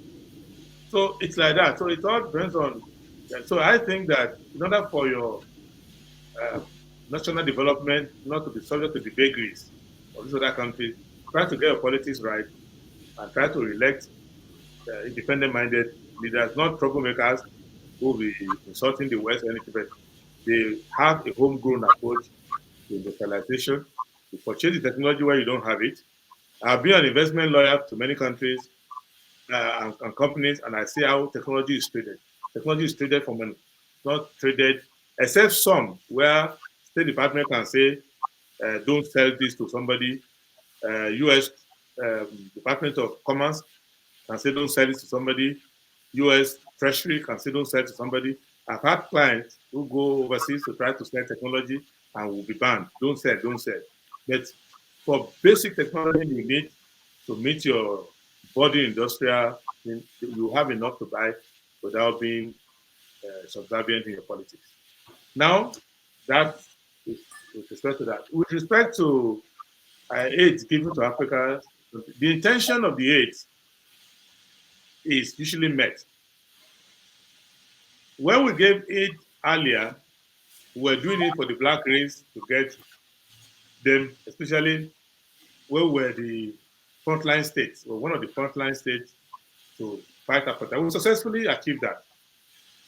What happened was that as at the time the situation in Southern Africa was now working positively, we ourselves had become a basket case. We were no longer, you remember that one of the first assignments of Mandela as the president of South Africa was to come and try to get Abiola out of prison here. To try to get Abacha not to kill Saruwa and all of that. So if Babangida had not annulled that election, the military had not made him to annul the election, we would have had our own president who would be senior to Mandela. And we will have been, and businessmen will have been able to be developing, and also South Africans will even be happy to have us work with them. But we have become a basket case. So it's like your rich uncle who sent you to school. By the time you are graduating, he has lost his job. He himself now needs help. So that's what became of us. That was why we couldn't take advantage. We were not strong at the time when the opportunities were opening up. Now, currently, the African politicians have become friends. Sometimes they get introduced in Washington, in Paris, wherever. So they are friends. So the immediate past president of Guinea, Burkina Faso, Niger, they are all Tinubu's friends. So so as they are doing election in Ghana now, they are coming to Nigeria to raise money. As they are doing election in Liberia, so they are all kind of politicians now forming kind of alliances. So some of the national resources that are now being given to countries, it to sustain their friends in the regime they're maintaining. There's no longer that strategic interest we had before in the 70s when we were doing it on a broader national interest and regional interest. So it's now what fella called paddy. So once we come in there, we realize that Nigeria resources don't allow for paddy anything anymore. So that will stop on its own. And there's also a lot of feedback. If you study some of the cases, if Nigeria allocates 500,000 barrels to a particular country, and they will give them 200,000 barrels every year or so, which was Obasanjo's call card most of the time, you will see that they have a friend who will be the representative of that country to help them pursue it with NNPC or DPR or whatever.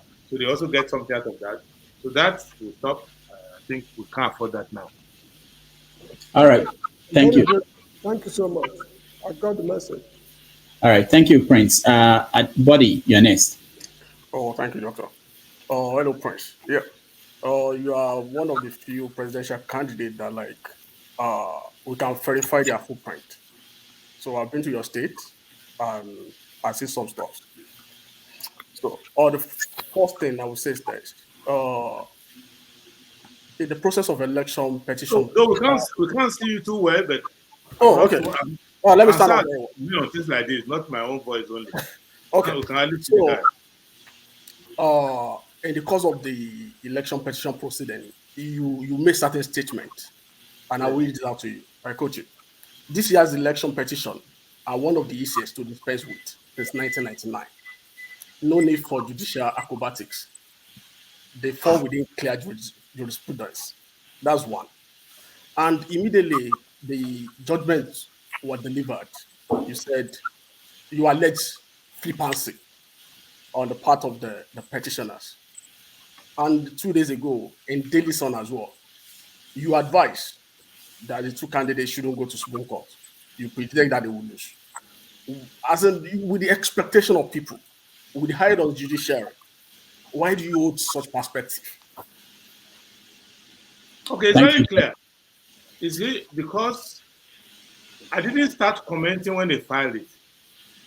When the election ended, we were thinking what to do. The first thing that happened was that people started taking position whether to go constitutional or unconstitutional. And I was one of those who said, you can't go unconstitutional because the people who were fighting, we barely managed to get them out of power unconstitutionally. So if you try to go unconstitutional again because you're angry with an election, you will lose it for good. So, and I cited history. One of the reasons why Abiola lost his life and lost his mandate was that he went unconstitutional at some point, planning with Abacha and some of them to overthrow government and give the power to him. It hardly works. So I don't like that. That's the second point was when it came to legal strategies, I started to say, look, if we all come together and say, let us cancel the election, I'm for it. But if you are going to go there and argue irrelevant points that don't make any legal sense, you are going to lose. And you are going to get the person now from being a person whose election was controversial to a person that was confirmed by the court. And he will go anywhere and say, what are you talking about? You challenged my election and you lost. For example, I knew it was astroturf to talk about 25% in FCT. It doesn't make any sense anywhere. You can't do that.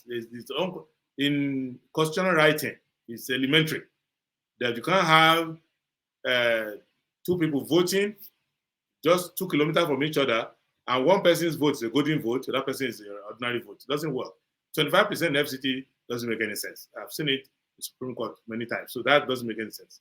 Second thing was that I had always maintained the position that INEC promises about transmission, this and that, has no legal backing. It wasn't after the election that I raised the issue. I raised the issue 18 months. I referenced earlier, October 1st, 2021, that don't listen to INEC.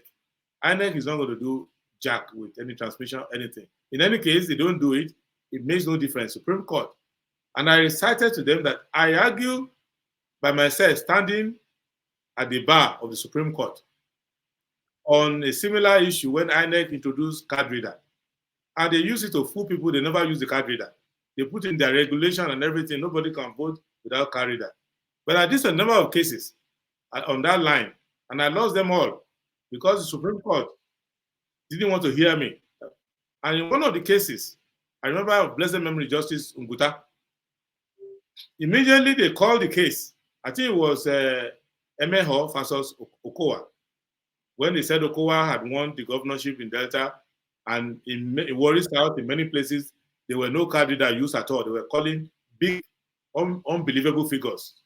So immediately I stood up in the Supreme Court. Justice Nguda saw me. Mr. Adebayo, you're back again. Card reader. How many times we told you we don't care about any regulations? You can write a regulation. Show me in the Electoral Act. Show me the Constitution. I did not even have 5 minutes. I think unless the junior was the lawyer on the other side. You know? So I left the court. So I know what works in the court. And if you go to law report now, you can go, you will see my name in so many Supreme Court election petition cases. It was in 2007 that I said to all my clients, please do not call me again for election petition. I'm done. You know? And maybe occasionally I've done one or two if the client is so close to me and like, I say, please. Otherwise, you won't see me near the thing. So I know the standard. So the court is not going to help you. You will to now come and say, and if you look at the issue of double nomination of the vice president, it makes no sense. So I'm looking at it that if you look at the trial, the things that are paining the people on the street, people who said the election was not properly done, people who were beaten up, or people who saw ballot counted, the different things recorded, none of that was brought to the tribunal. You can go and read through the proceeding. They were bringing Chicago this, Chicago that. Many of the judges of the Supreme Court don't have correct age. Many of the judges of Court of Appeal have different age, retirement age. So they themselves, they do, those things don't matter to them. They're not going to pay attention to it. And there are scores of cases they have done like that. So I just say don't waste time because you are going to raise the expectation of people so high. When I gave that interview on Arise TV, that these people who said they won, they didn't win jack. So how can Atiku say I won, or Obi say I won? Now two of you, they were meeting during the election petition. They were chased. In fact, Labour Party agents, I don't know what happened to them. They didn't bring a lot of, if you look at my vote, less than 100,000. If you look at Labour Party's vote, about 6 million. I had more results in my hand than Labour Party had in his hand. That's a party that scored that large number of. That's not true. That's not true. How do you know? I know. That's not true. You don't know Jack.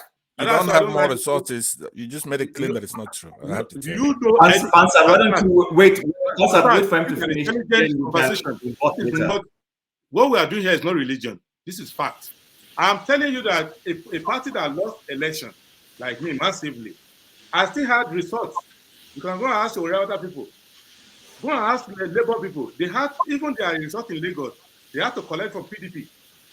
It was PDP that told Labour some of the problems that they had in their results. So you don't sit down there and you don't stand up. All right, go ahead. I'm telling you, I'm giving you evidence. I'm giving you evidence that ask them. PDP gave the result. It was PDP were people telling Labour, look, see your result here, see your result here. I'm talking of fact, I'm also on the field. So try to listen, don't be so dogmatic. Listen to the guest. Wait. Look, Hold on. Part of the On the problem of point, Nigerian politics is that some are zealots and they don't listen to facts. And then year, we repeat the same mistake. What I'm bringing out of the fact is that next time, when you want to correct a problem, you look at the problem caused for you, you look at things that you did that you better yourself next time. What I'm saying next time is that, for example, somebody has said here that INEC did not allow them to examine election results.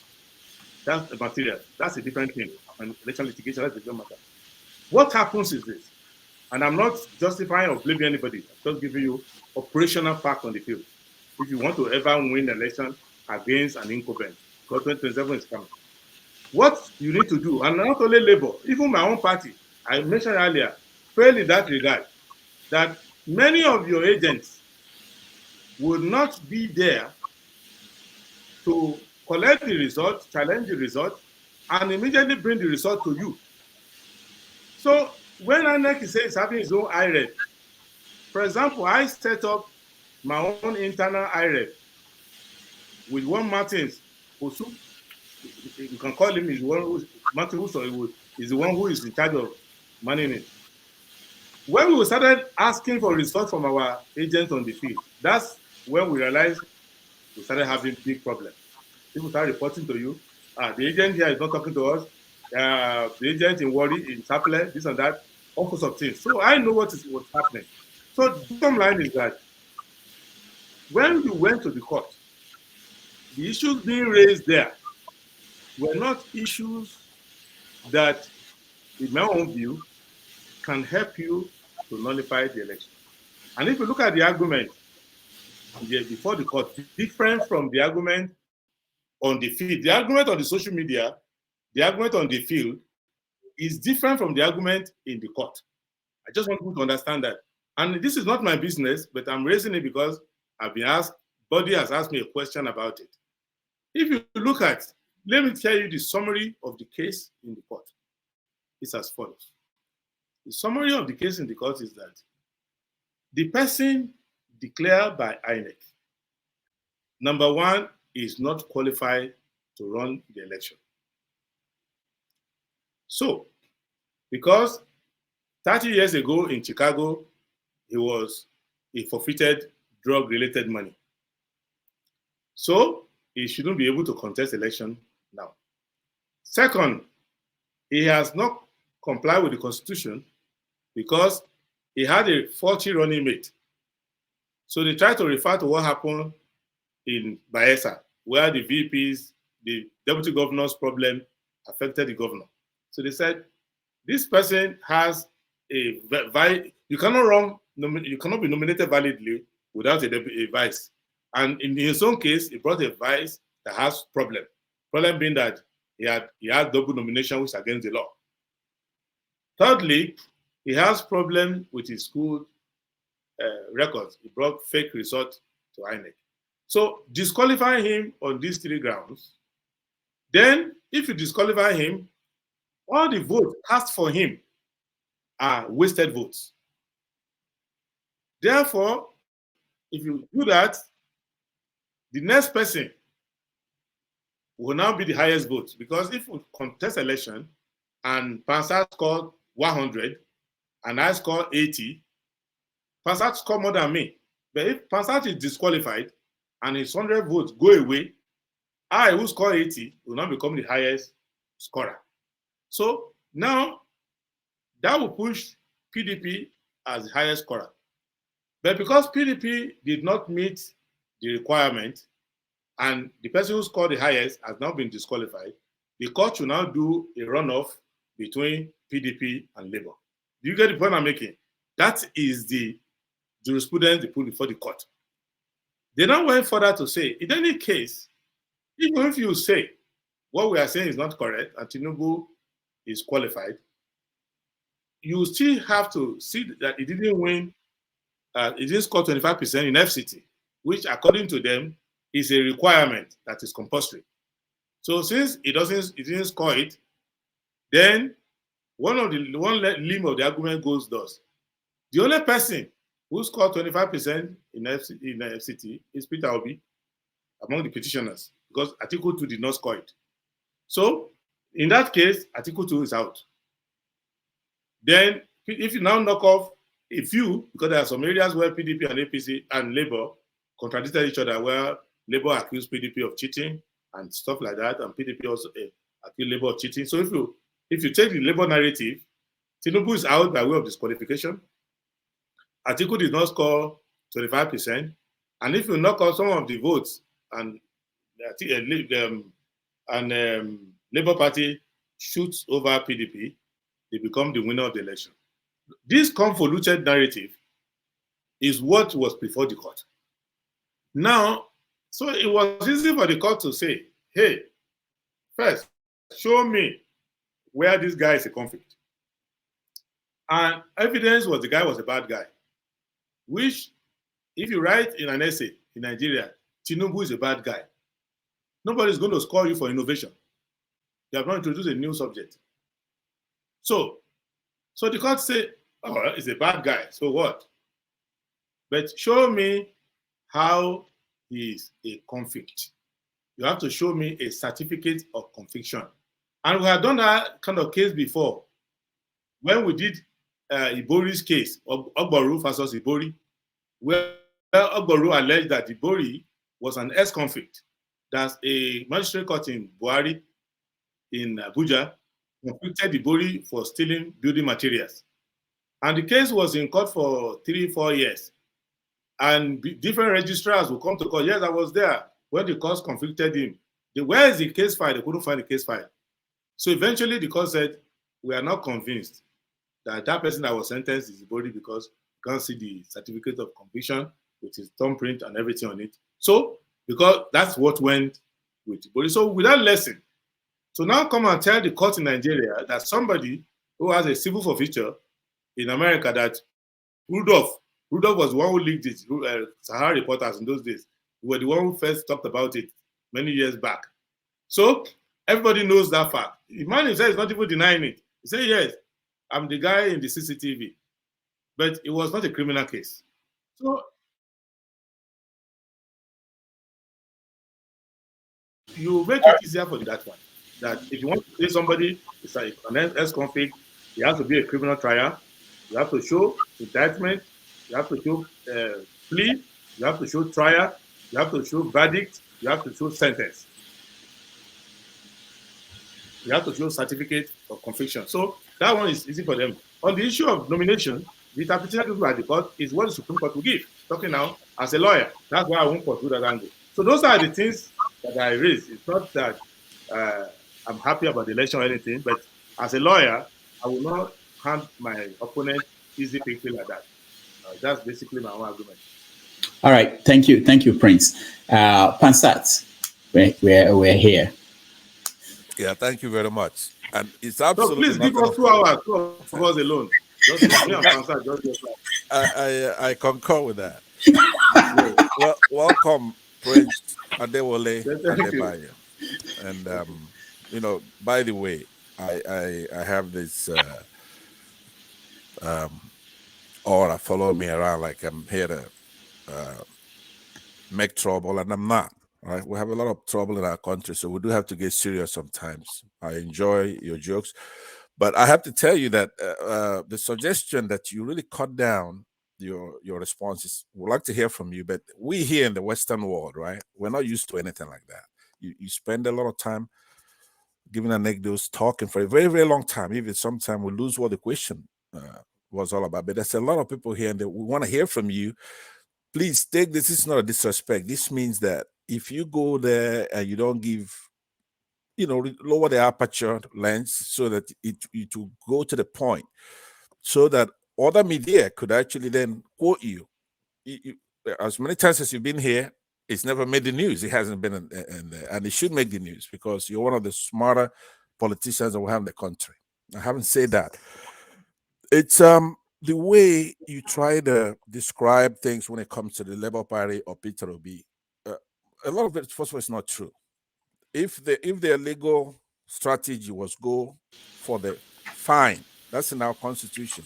as shambolic as the Constitution is, it says if you pay the fine, for example, right? There are other things, more serious crime, yes, but there's also the language of fine. If you pay the fine, and then you tend to absorb the fascicle jury. The justice system we have in Nigeria by making it like it's a math. Basically, if you do the right thing, then you get the right result. Or if you lost, then you didn't present your case properly and all that. And that's just not true. We have a candidate, Mr. Tinubu, who was alleged, is accused of having a second nationality. We can't see your face, though. I don't know why. I don't know why. Okay, yeah, well, yeah, I'm using the camera on the monitor. Okay. I'm not outside or something, but so let me see if I could adjust it. No, yeah, it says. It's okay. Such a fine face should not be missing. Yeah, thank you very much. I appreciate that. So when you make your presentation, I do see you knock the Labour Party and you knock Peter Obi very, very hard, unfairly, and in some cases, like when I interjected you, wrongly. You were wrong in what you were talking about. But we had a candidate, Tinubu, who had a dual nationality. That is clear in the Constitution that you cannot have that. The court, which Constitution are you talking about? The Nigerian Constitution. You are wrong. You can have triple nationality in Nigeria. That's the law. No, to be president. I don't. No, this is law. I don't want us to. I'm gonna go toe to toe with you, even on the law. No, just hold on, please. No, you will continue, please. Let me just. Okay. You cannot proceed on the wrong constitutional interpretation. Not just what are you trying to say? That you can have dual nationality because that's the only thing you could interrupt me on that way. Is that can you be a Nigerian citizen and be, let's say, a Ghanaian citizen, right, and then become president? Can you do that? That's the only. How? You can. Okay, then explain that how. The law says, let me just make it clear for those who want to learn it. Sure. If you are a natural born Nigerian, your whatever other nationality you acquire or you will acquire at birth or after is irrelevant. Once you are a natural born Nigerian, nobody can question your rights as a Nigerian to go to any office.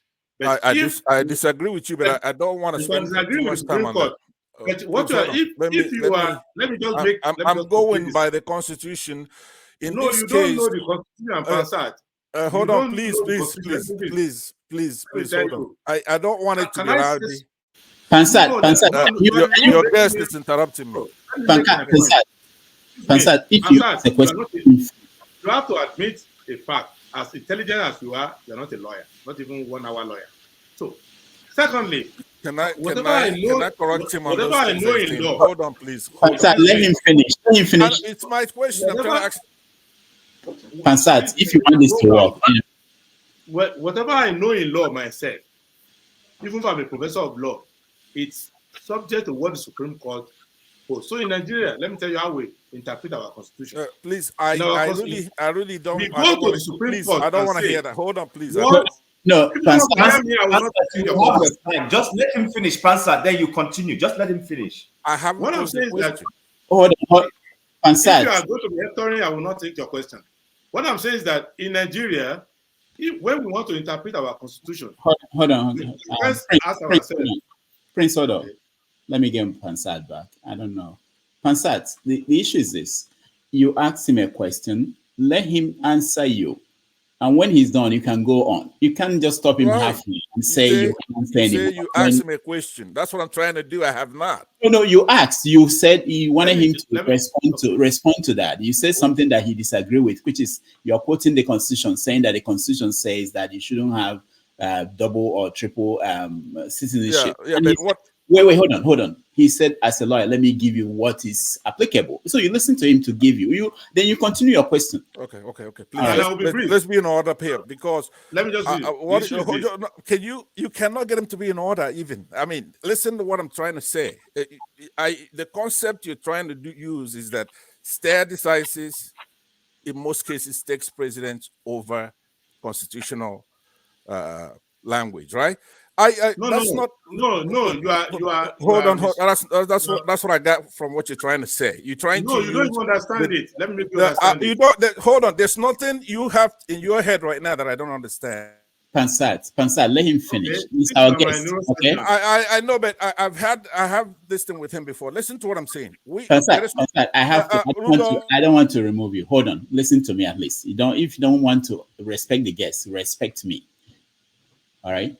So okay. Let him explain this aspect. I want to hear it. It's not just between you and him. I want to hear this, and our viewers, they want to hear this. He's a lawyer. He has gone to the Supreme Court. Let him explain this part.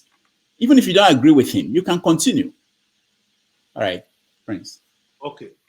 One, in Nigeria, in the US, in countries that use written constitution, when you want to interpret a constitutional provision, you ask yourself, has the Supreme Court spoken on it before?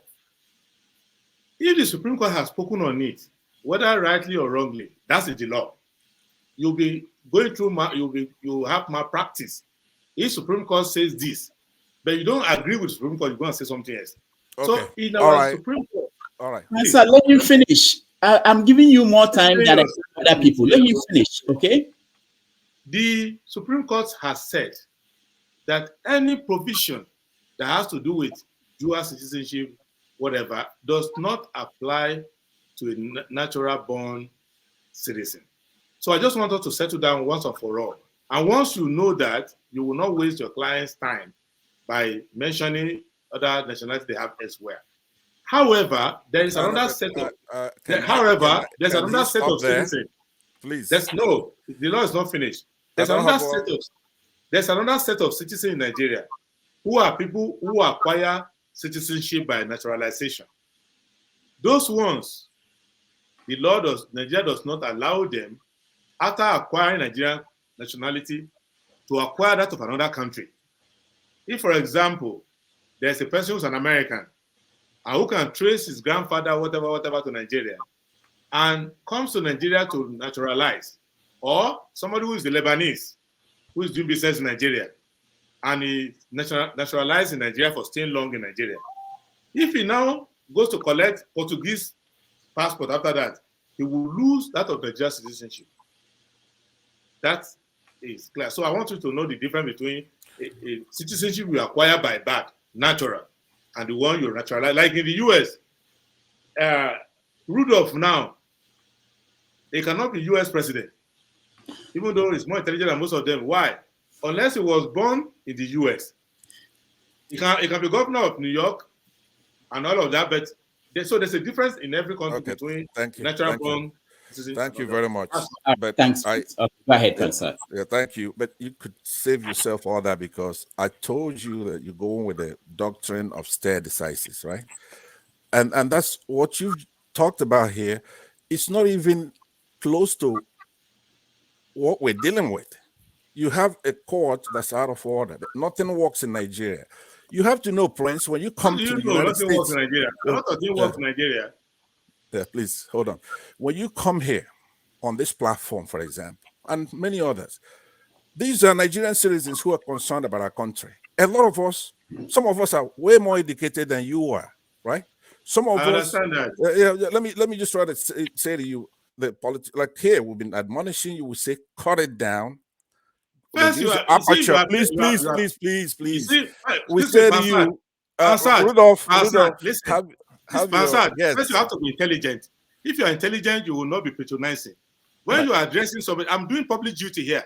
It's not because your voice is music to me. What we are doing here. Thank you very much. I do respect. Yeah. You know, I try to respect people who interview me and all of that. What we are doing, neither Rudolph, nor you, nor Chim, nor Equity Olumide, nobody here, not James, nobody is doing this for personal reason. Right. We are discussing our country. And if I want to seek public trust, public support for an idea of our country, I would take question from anyone. But there's a difference between taking question and taking disrespect. So you have to. Let me. By the way, apologize. I really push back because I accommodate all kinds of I understand. Let me apologize to you Please, if you've taken anything to be disrespect. You do not, in my book, deserve any disrespect. As a matter of fact, I have a lot of respect for you. Even the suggestion I'm making for you to be pithy and put it in a narrative that can fit in a soundbite, I'm doing that out of I agree with respect that. and care. Yeah. I appreciate Now, that. I also, but you have to know where you are. You're not in Nigeria, for example. I know you studied abroad, so you do know. Hold on, please. This is not lecture. This is not, this is just pure facts. Almost any Nigerian you see in the United States has something up here, right? The elites, they've made people to run away from Nigeria and come over here. But a lot of us, we're not here that we don't know what's going on. We know what's going on. We know what's going on in the courts, for example. But let me get to the beef of actually what we should be talking about. There is no doubt that the present president of Nigeria right now, Tinubu, you talked about the dual nationality. I didn't let you try to trivialize it or make it confusing. The point is that the Constitution talks about that dual nationality, right? We do know that he had a case here in the United States where there was forfeiture involved, civil forfeiture. Technically, he could try to trivialize it as well, but he's though the tribunal trying to make a joke out of it by saying that it's his bank accounts, right? Fine. It's not him, it's his bank accounts, and those bank accounts. That's not what Rabona said, though. But go ahead. Yeah. I just want to reach out. Yeah, I understand that because you follow what I'm trying to say, right? The way you have to look at this tribunal and the courts in general in Nigeria, it's ludicrous, farcical, preposterous, absurd. Let me land because it's not only you who insulting the judiciary. I am insulting the judiciary.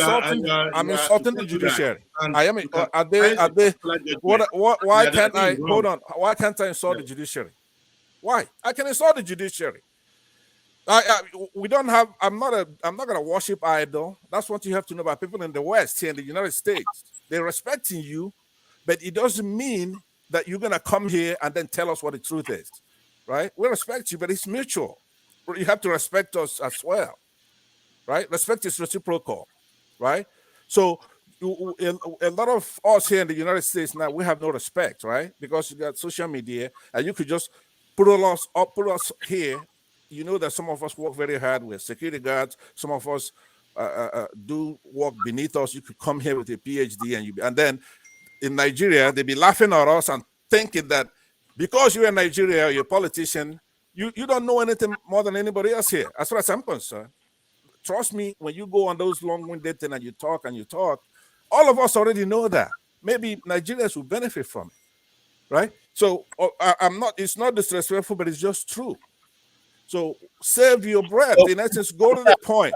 Go to the point. So Tinubu has an identity theft problem. Now, it's no longer about the Nigerian issue, right? About his academic records. Because even if you resolve that, who has that result? Okay, let's say there's Ebola Tinubu, right? Is that him? There's an identity theft issue at work. I want you to understand that, right? Now, in the United States here, there are laws, and I will assume it's the same thing in Nigeria. Here, there's a federal crime, aggravated identity theft, under the 18 USC subsections 2028A and beyond. So, even if you establish that Ebola Tinubu went to that Chicago State University, but was that him, or did he commit an identity theft? And you should be concerned about that. All I hear you say when you come, when all these serious issues are going on, you do the same takia most people are doing. In essence, you're trying to tell us we're stupid. I'm talking about a justice system that is diabolic, and you're telling me I'm insulting who are they that I cannot insult them if they're doing the wrong thing? and nothing is working in the country. Are you supposed to come here and then we're just going to be nice? Now, you want me to be nice? Let there be justice. Then I'll be nice. Welcome Ike back from sleep. I wanted to say, I wanted to say to you that those issues that are going on there, the FBI is about to release 2,500 documents on Bola Ahmed Tinubu. In reference, you have to know that they had 2,400 on Malcolm X, and you know how they were going after them, right? All right, thank you, Pansat. Thank you. Yeah, I posed my question yet, but go ahead. These issues don't have anything to do with me. Maybe when you invite Tinubu's lawyer, but my intervention on this issue is that Tinubu might have done drinking and driving in the US, might have crossed the Mexico border illegally 100 times, maybe own a bank in Chicago. There is a scope for election petition.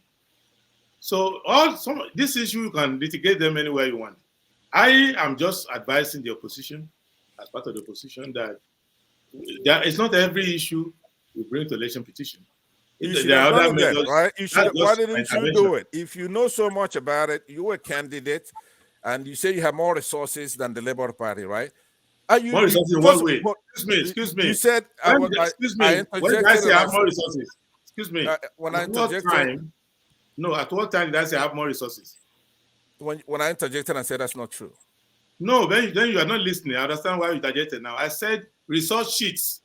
That is to say, after the election.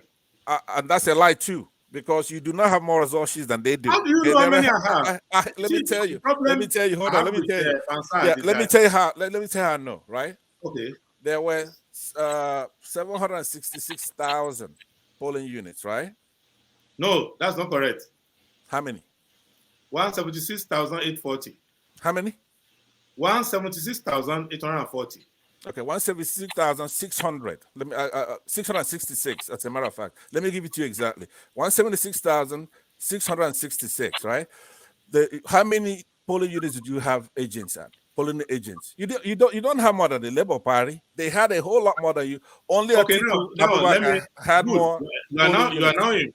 Good, thank you. Good. You are now in real territory now. We are talking facts now. Yeah, but I still want to go back to my main point. I want to. No, because I just have to give, at least for the first time, something factual is coming out. Let's just deal with that. Now, when INEC asked us to bring agents, SDP brought more agents than Labour. I'm going to check INEC record. How many? Now, hold on, please. Hold on. Subsequently, when they did an extension, Labour top up and we almost equal the number of agents. That's hold on. These records. Okay, you know what? Why am I even talking to you if you are not going to even receive information and go and verify somewhere? So now, after that election, and you want to get after election, the fact that you had 176,000 agents, Labour didn't have up to that anyway. Now that you have 176,000 agents, on election day, doesn't mean that all your agents will show up. That's number one.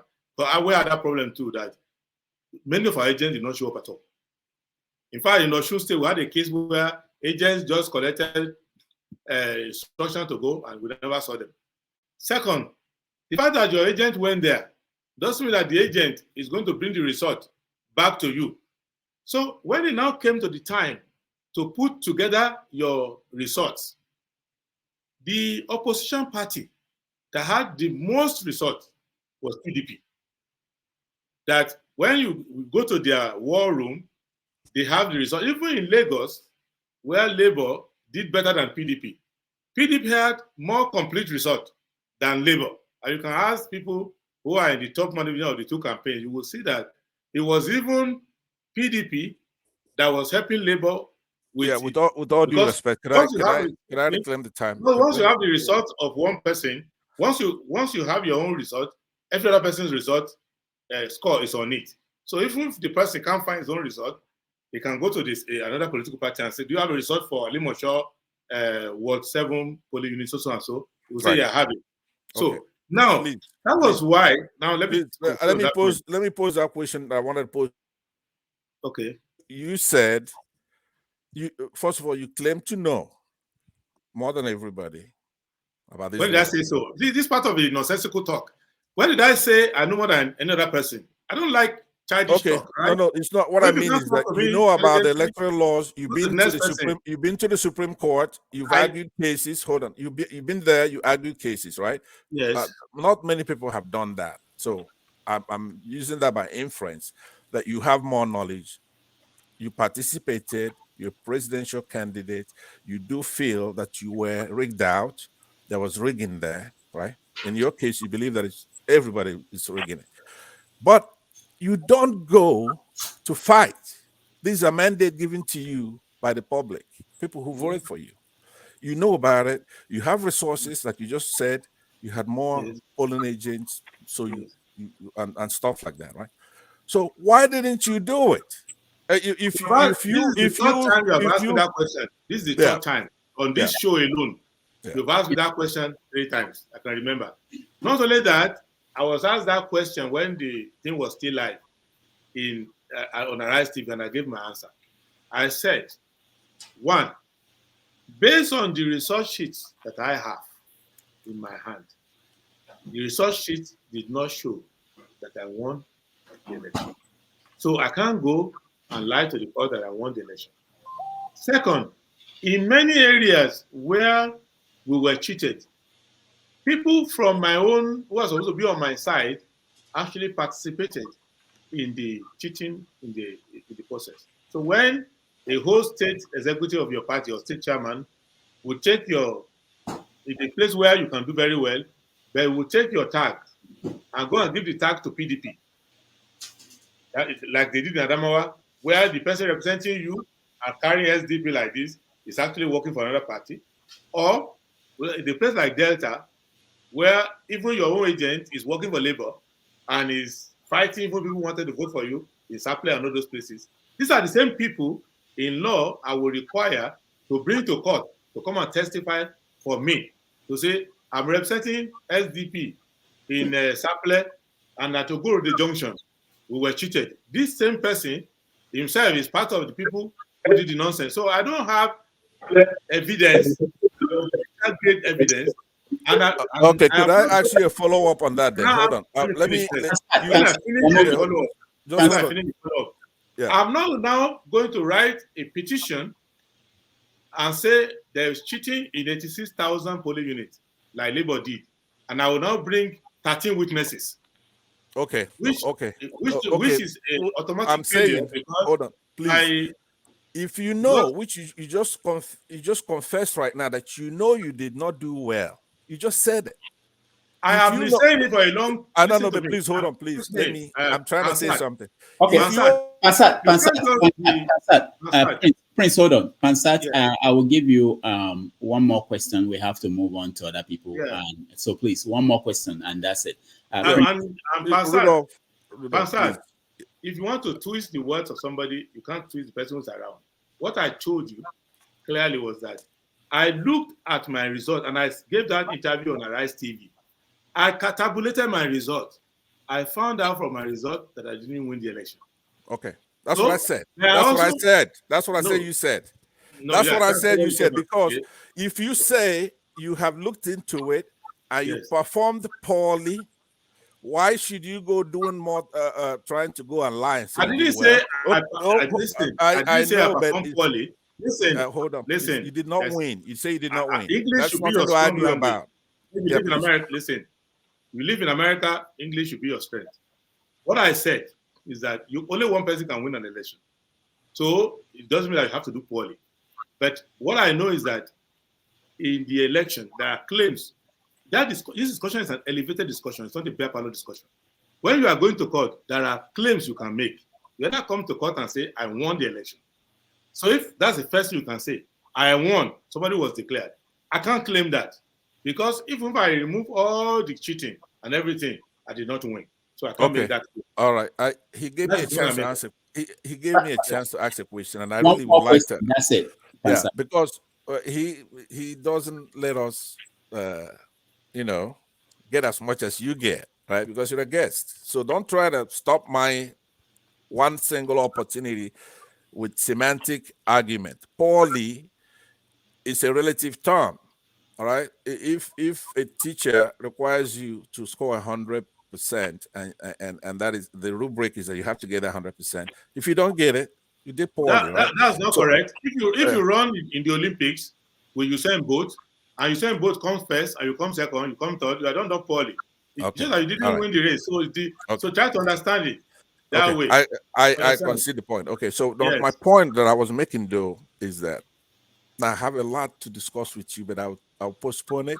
I want you to know you still enjoy my respect.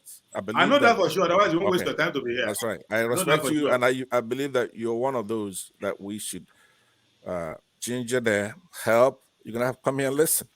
You have to come here and listen to what we're saying. You can't do the Nigerian citizens who are in the United States the way you politicians do them back home, right? Which is from the top. In the US, we are not too different from each other. I understand, but I believe that it's an infectious disease of which when you were here, maybe you were immune a little bit, but when you went back, I believe that you've now acquired that disease again. Which you have it wrong. Let me just. If you don't let me talk, then you're gonna misunderstand me all the time. I said I have respect for you, but you're gonna have to, when you come here, you have to humble yourself.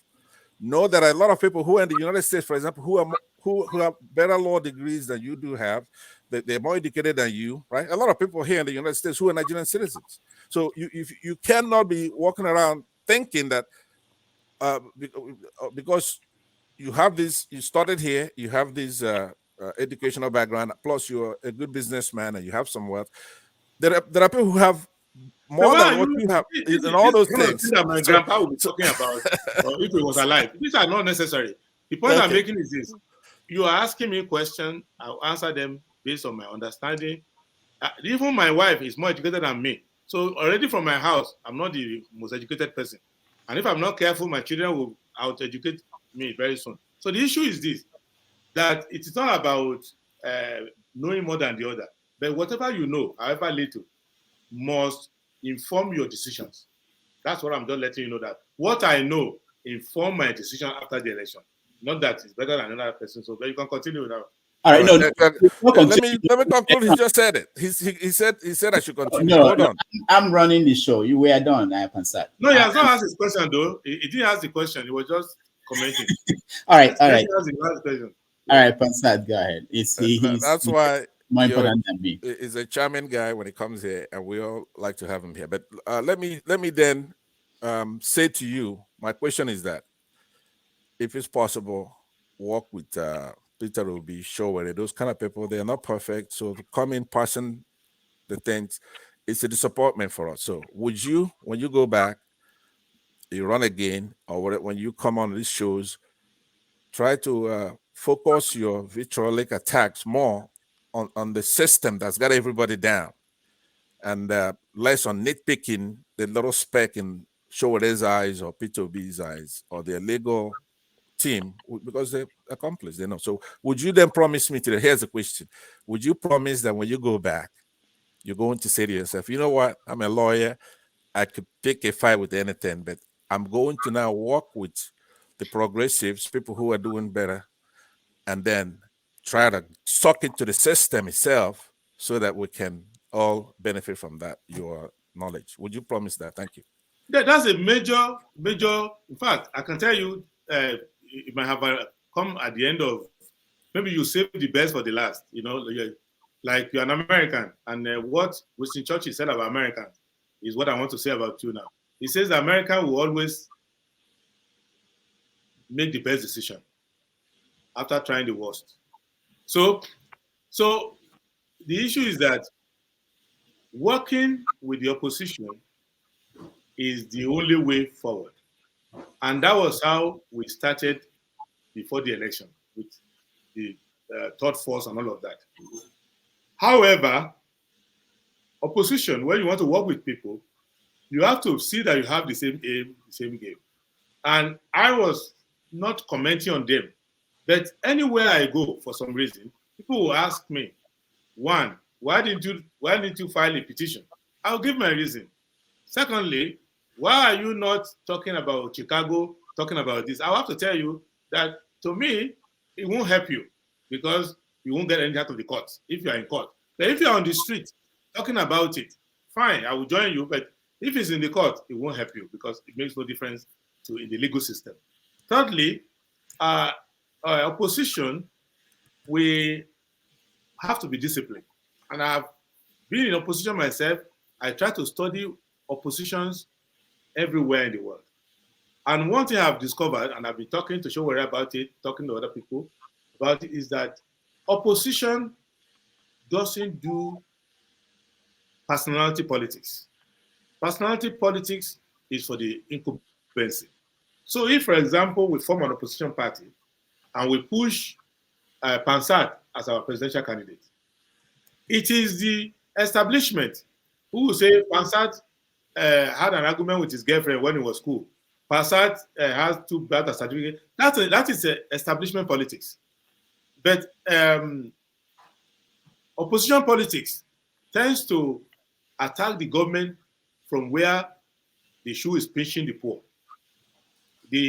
How opposition tends to make the struggle about the feeling of the masses, how people are hungry, but when it comes to establishment politics, once you bring in a candidate, they will start criticizing a candidate, checking the candidate whether he went to school, whether he did.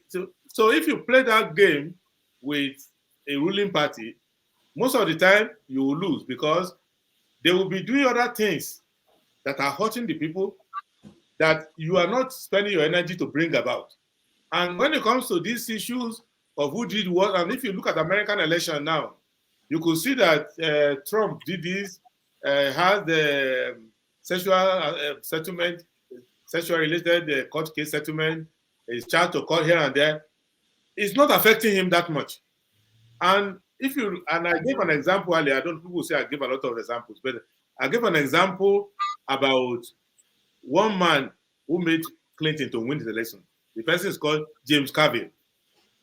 Once James Carville started advising Clinton, at that time, what was reigning in America was Iran-Contra, because Bush was vice president to Reagan, and they had that Iran-Contra. It was a major scandal. And Donald Brazil, other people started talking about it. But when James Carville came, he told Clinton, do you Democrats want to win election? He said, yes. They say the economy is stupid. Don't bother yourself about Iran-Contra, about all these scandals. It's not going to help you. First, where the people are suffering, start talking about the people's issue, how the government is not helping the people. And Clinton followed that, but it was Bush and the Republicans who were not talking about Jennifer Flower. I've been talking about Paula Jones, all the other personal problems of Clinton. Clinton changed his name before, and Clinton had a baby outside wedlock, and all of that. When Donald Brazil brought out the fact that George Bush himself was said to have a child out of wedlock, and she went and made a speech about it, that George Bush had a child, she was fired from the campaign. Why? Because they said she was a distraction, that the only way opposition can win and defeat the incumbent is when the things you are using to attack the government are things that are touching the people in their stomach, touching them in their life. But if it is, you didn't go to school here, you go to school there, they will just get away with it. That is my own understanding of it. And I try to discipline opposition that way. That is where we disagree. All right. Thank you so much. And thank you, Pansat. Let me just say, as more like editorial, we encourage, why this show is different is really that we encourage participation of the audience with our guest. But also we want to make sure that we always remember there is a guest and there is a moderator, and then there are I know that Prince is good enough and powerful enough to deal with anything. It's not all guests that I will allow certain things I allow to happen on this show today to happen.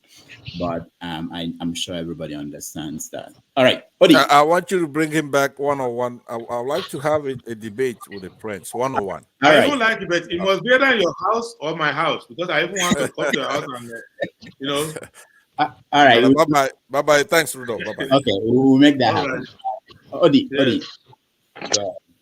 Hello, Prince. Good day, fellow panelists. I'm very glad to meet one-on-one with you, Prince.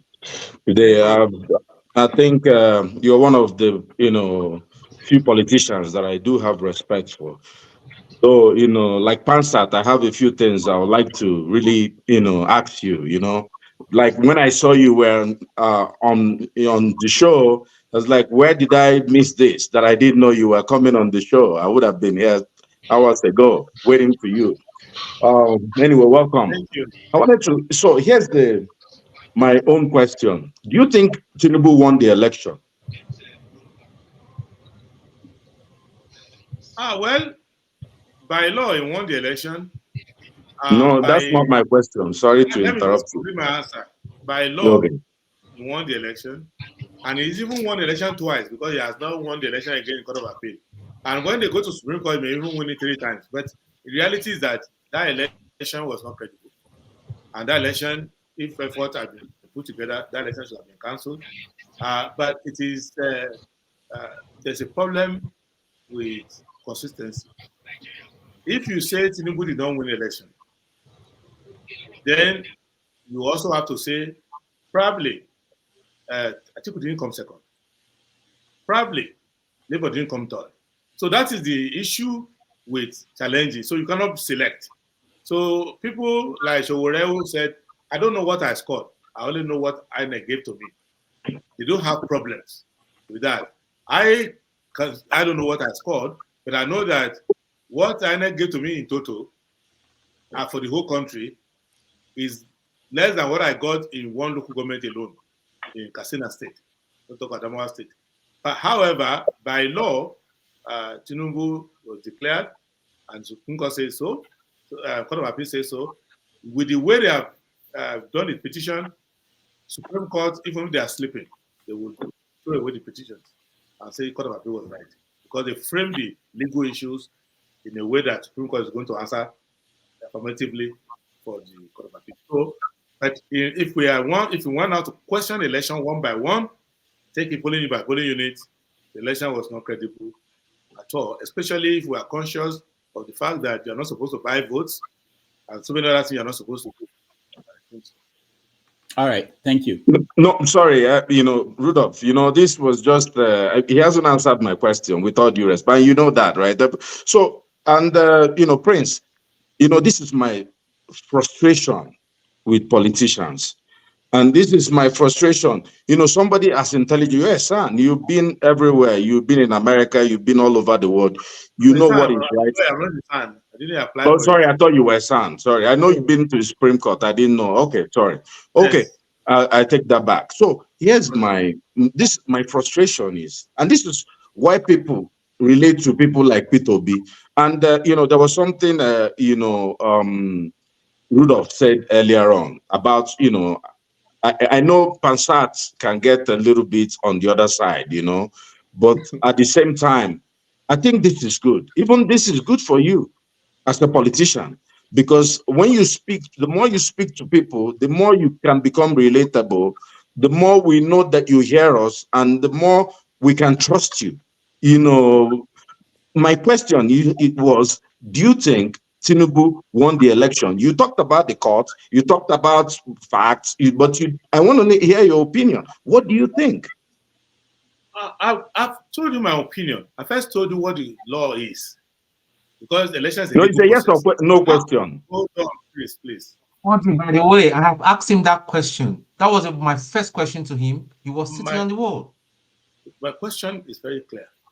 When you say, did OJ say kill his wife? You have to give 2 answers. The court says no, he didn't kill his wife. But if you are there and you saw what happened, you might say, but I saw him there, whatever. So I think he killed him, but by law he did not. So what I'm saying in the election is that, legally speaking, by our law, and I'm a lawyer, we won the election as for the INEC and court. But from what I know the election, no credible winner will emerge from that election. So yes, but I am now on that point. I am the most consistent person in this election because some of those people who said they won the election themselves are even more inconsistent because they have tabulated all the problems of the election and they still they won the election. But I don't want to comment on their own. So what I know for sure is that the election was not credible. It's not acceptable. But this is the person that the system says is the winner. So he's won ruling now. And that's it for me. I plan for 2027. But that election could not have produced a credible winner because it could also second, could also produce a credible third. So the election should have been annulled and we'll start afresh and do it properly. No problem. I think the jury is out on all these things, and I think even if I ask it a third time, you're still not going to give me a straight answer, yes or no. But that's fair. No. Your opinion. Do you think he won the election? Many people will tell you they think O.J. Simpson killed his wife, or they don't think. We're having a conversation. They already, no matter what you think, Tinubu is still the president. We just want to know who you are, and your character shows by what you say, and it's fair. I understand you're a politician, and I know. I'm not trying to put you in a spot. Let me give you a politician's answer. No, don't worry. I have other things to ask you before Rudolph cancels me. The politician's answer.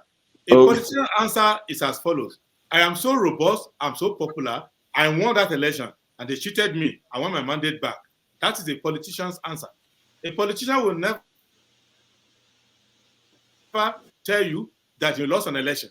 He will tell you he won, he's most popular, and he wants the mandate back. That's the politician's answer. But I'm giving you the answer of a lawyer and a gentleman and a person of truth, which is that, though by law is the winner, but in reality, if you look at that election, it was so full of errors, so full of violations that it should have been cancelled and no credible winner should have been declared.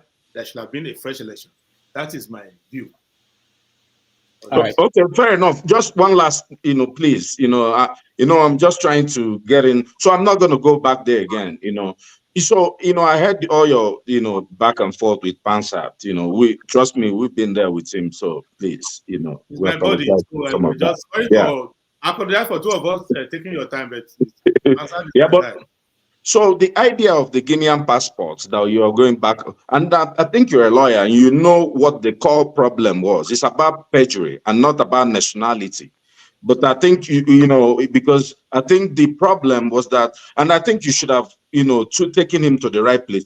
The question at the court was that Tinubu lied under oath that he never have been a citizen of another country. That's what the case was. But I don't want to go back there. I'm just trying to point that out. Because that is a fact. Because even your summary of it is wrong, but I'll let it pass because I'm not a Guinean, I'm a Nigerian. So no, I'm not saying that is wrong or right. I'm just saying the case is about perjury. It was brought to the court not by way of not perjury. You see, people were the one talking about perjury. It was brought to the court for the dual nationality. I thought by now people have read the judgment, and a copy of the judgment is there. No, I'm not talking about the judgment. I'm talking about the case. But no problem. My last question. The judgment summarized the case before the court. That's what I'm saying. Oh, no problem. Look at the appeal file. The people who filed the appeal did not complain about the court summary of the facts. No problem. That's I never thought that would fly anyway, so I wasn't very much bothered about that. But so here's my frustration. When I listened to you post-election, you were one of the first persons who came. I listened to you on Arise, many times, and you were here also. And my frustration, and I think you did some solo things also. The main problem that you just were very dismissive of the opposition's case right off the bat, just right away, and I was just trying to understand your motive. And when you told Pansat, we have to respect the judiciary, we're not in a court. You lived in the United States, like you said, and we want a better country. And that's why we're all spending this time here. The better country we want is a country whereby, look, I can go and say Justice Roberts, is, gives very fraudulent, judgments. He's not going to arrest me because I said that. We can criticize the judiciary. What if people like you should be at the forefront, saying, no, this is, let me not go on a monologue, but do you think Nigerian judiciary is corrupt? American judiciary is corrupt too. No. You see, that's the problem. That's not what I'm asking you. Please, I just to bring something clear. Every country has that duty to discipline their judiciary. You can see that in the US now. I'm a lawyer of the US Supreme Court, and there are questions being raised about Justice Thomas, Justice Alito, about receiving gifts, about people giving them a lot of money. That is ongoing now, reviewing. However, as unhappy as people were with the reversal of Roe v. Wade, they are criticizing the judgment, but they don't say the Supreme Court is farcical and all that. What I'm not saying don't criticize judgment. I criticize a lot of judgments. Even in open court, I criticize judgment. I make exception. I appeared before the Court of Appeal recently, and the president of the court was there and was questioning me about what the comment I made about the court. I don't have a problem with that. But to say nothing works in Nigeria is wrong, because I have practiced in the US, I practice there still. I have seen lots of injustices every day within the US. You will see in the US somebody sentenced to life imprisonment who was not even guilty. Somebody spent 40 years in prison and discovered that not only the court, but the prosecutor, all of them conspired together on racial ground, on other ground, to frame the person. You've seen people committing serious felony against the United States being given bail ahead of time and being met at the door of the jail. I've gone to jail many times to get people out. I've not seen where the sheriff stands and salutes a criminal coming to report himself. You get my point? So every system is struggling with it. So in Nigeria, there are fantastic judges. And these politicians, these petitioners who are before the court, why have they gone to the court? They have gone to the court because they themselves are product of the court. The reason why you call Atiku presidential candidate today and all of that is because he went to court, and Court of Appeal and Supreme Court said that Obasanjo could not ban him from contesting. The reason why you call Peter Obi governor today was because Justice Nabaruma removed Igige and put Peter Obi there. And the Court of Appeal under Justice Abdullahi upheld that, and the Supreme Court under Justice Begori allowed Peter Obi to win that case. So if the judiciary is so useless, Peter Obi will not be governor. He will have finished his term. And when Peter Obi was removed as a governor, it was still state judiciary under Kasina Alu with Justice Oguntade reading the judgment. I was in court when the court restored Peter Obi back and said, remove Andy Oba, let Peter Obi go and finish. So I don't want our attitude to the court to be based on whether the judgment given to that day favors us or not. It's a legal system where the people there are not perfect, and we can see, for example, the judgment given in Kano, I have serious problem with it. I'm waiting for review, just like I had problem with the judgment given in Oshun. And then the Court of Appeal overruled the judgment given in favor of APC in Oshun, and Supreme Court upheld it. So that's how the court system works. So it's not like America is heaven and all the judges are honest. No. And then Nigeria's judges are useless. No. It is just that you have to understand. Then lastly, when you go to court, don't frame your issue in an unwinnable way. That was my frustration with the petitioners. And that was why I was talking from the beginning, that they will get nothing out of it. Even now, the 50 ground of appeal and the 35 ground of appeal, they are going to come home empty-handed, because I've gone through them. The issue they are raising before the court, I issued the court with dismiss very quickly. So it is not every case you take to court that is winnable. And the fact that you don't win doesn't mean that judiciary is bad on that basis. But if you want to criticize judiciary, pick some cases. For example, I was in court, sitting in court when the Supreme Court gave the judgment in Amechi versus Omehia, where they said that Amechi, who was removed by his party, was entitled to 100% of the proceeds. And the court of appeal overruled the judgment given in favor of Amechi. And the court of appeal overruled the judgment given in favor of Omehia, where they said that and Omehia made the candidate, and Omehia won the election, that Amechi should go and serve the term of Omehia because he was a deemed candidate. I was in court, and I was not happy about the judgment. Up to now, that judgment, I think, has error in it. But so here's my frustration, and this, many people listening to you all over the world, and is that you still never answered my question. What you did essentially was, I asked a very simple question. Usually I try to go on a ramble, but this is the question. What you try to do is to equivocate the corruption in the Nigerian judicial system and the United. That's what you did. You just said, you pointed out. If the country I don't was want not to cut you off, but go ahead. Well, no, I ran for president in Nigeria. If the country was not redeemable, I would not have run. And I've seen that Nigeria has institutional challenges. But you cannot sit down anywhere and say that Nigeria, the entire judiciary, with all the hardworking people there, with That's not what I said. I asked you a simple question. I asked you a very simple question, Prince. I said, Prince, do you think that Nigerian judiciary is corrupt? That's what I asked you. Simple question. The Nigerian judiciary has some challenges of corruption in it.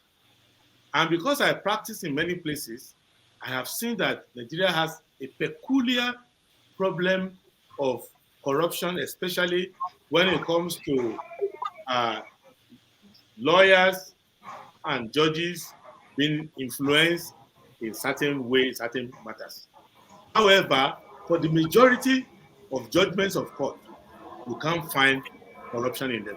Because the majority of judgments of court, I read them every week, I get them, and I see that they are consistent with the established law and the canons of interpretation. So, and particularly when I look at the case of Peter Obi versus INEC, and look at Atiku versus INEC, in this particular case, the court was 100% right. The court followed the law and did what a normal court would do. That even if you take Peter Obi's lawyers and put them on the bench, they'll give the same judgment. If you take Atiku's lawyers and put them on the bench, they'll give the same judgment. If you bring me to sit where Justice Amani was sitting, I'll give exactly the same judgment. All right. So here's the, I respect, and I do appreciate. That's why I don't want to interrupt you too much because of course you've run for president. I've not.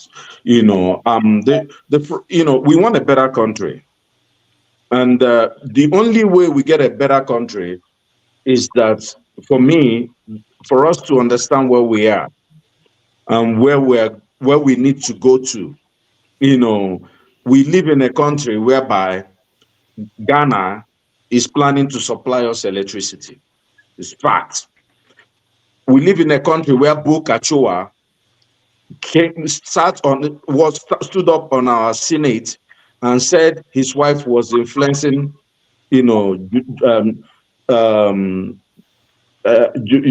judicial opinion. And we were in the same country whereby the Senate president came back, and the two, Senate presidents came back from elections where they did not participate in. What I'm saying is that, and this is the hope, from people like us, go back, is your campaign manager, your family, this is not going to cut it for us. We don't want half measures. We don't want, Andy Uba helped us. They helped us in this one. In this one, it may be just quasi okay. We want a better country. There's something that, people call intangible assets. Tinubu can go to stock exchange and ring bell till tomorrow. If people cannot come to a country where they are short of justice, they're not going to come. It will still be in the doldrums of poverty and all the problems that we have. But I'll rest my case here. Yeah, let me add a few things. Number one, you mentioned Bukashua. You could see the reaction of the country, the reaction of the legal system. So you will see that Bukashua and his wife are being investigated by the ICPC now. So why not NJC? Why is ICPC? Why not NJC? You're a lawyer. Let me tell you what the law is. Because the issue came up when she was retiring. NJC has no jurisdiction over her anymore. NJC has jurisdiction over serving justices and judges. So once you retire, the ICPC, doesn't matter whether you retire or not, ICPC has jurisdiction to go and grab wherever you are. It's like a civil servant who is said to have committed an infraction. Once they retire from service, the Civil Service Commission has no jurisdiction over them anymore. So that is that. But what I'm bringing out is that it is true that we need to reform, we need to improve. But if you look at, especially if you have an advantage, like I have, many people have that advantage, like I have, where you see how the legal systems in other countries face the same challenges all the time. And I was giving you even the more public ones that you find in the Supreme Court now, where there are 9, and 2 out of the 9 are under serious investigation for collecting a lot of money, for being carried on private jets of people, for their families giving a lot of money, for cases. Sorry, Prince. Those things that are being investigated for in America, in Nigeria, those things are regular stuff. Those things are like regular stuff. No, But, that's not true. Let me give you information. I have appeared before Nigeria Judicial Commission, Judicial Council. I can show you how many justices of Nigerian courts have been dismissed from service. Nigeria has lost 2 chief justices of recent, Onogen and Tanko. But we shouldn't bring Onoge. He was. Everybody knows the circumstance. He was bullied out of the system unlawfully. You can say so, but if you read the file, you can say so. But he went to court as well. And later we'll do the case. Your opponents can bully you if you have one small skeleton in your cupboard and not bully the other person. But the fact that you have it and they grab you is one issue. And if you look at Justice Opponent of the Court of Appeal, Justice Adeniji of the Court of Appeal, they were dismissed. I was in that case. And despite everything, they were dismissed because they were accused by one politician of having collected money, and they were dismissed. And many senior advocates are suspended. Some are disbarred from the inner bar. So what I'm bringing out is that we should understand that Nigeria is not a country that just, once you are corrupt, everybody covers you. Some get away with it. But if you put your laser and you study how the system works, not just judges. In fact, Nigeria has the highest number of justices being punished and sent out. If you go to Ghana, I have a friend in Cuba, and when I went to, he's a senior, one of the oldest lawyers in Ghana. When I went to Ghana to do cases with him, we did some cases together in Ghana, he was commending the Nigerian judiciary that in Ghana, the corruption in the judiciary was so bad that even judges were now selecting lawyers for clients, and that Nigeria is doing well in terms of what we are doing with our judges. So I am not saying that the judges are saints, but I'm saying that the legal system is aware of the problems, and I'm raising this Alito and Justice Thomas and other justices in many states in America that it is a problem. If you look at Justice Nixon, I don't know if you remember Justice Nixon.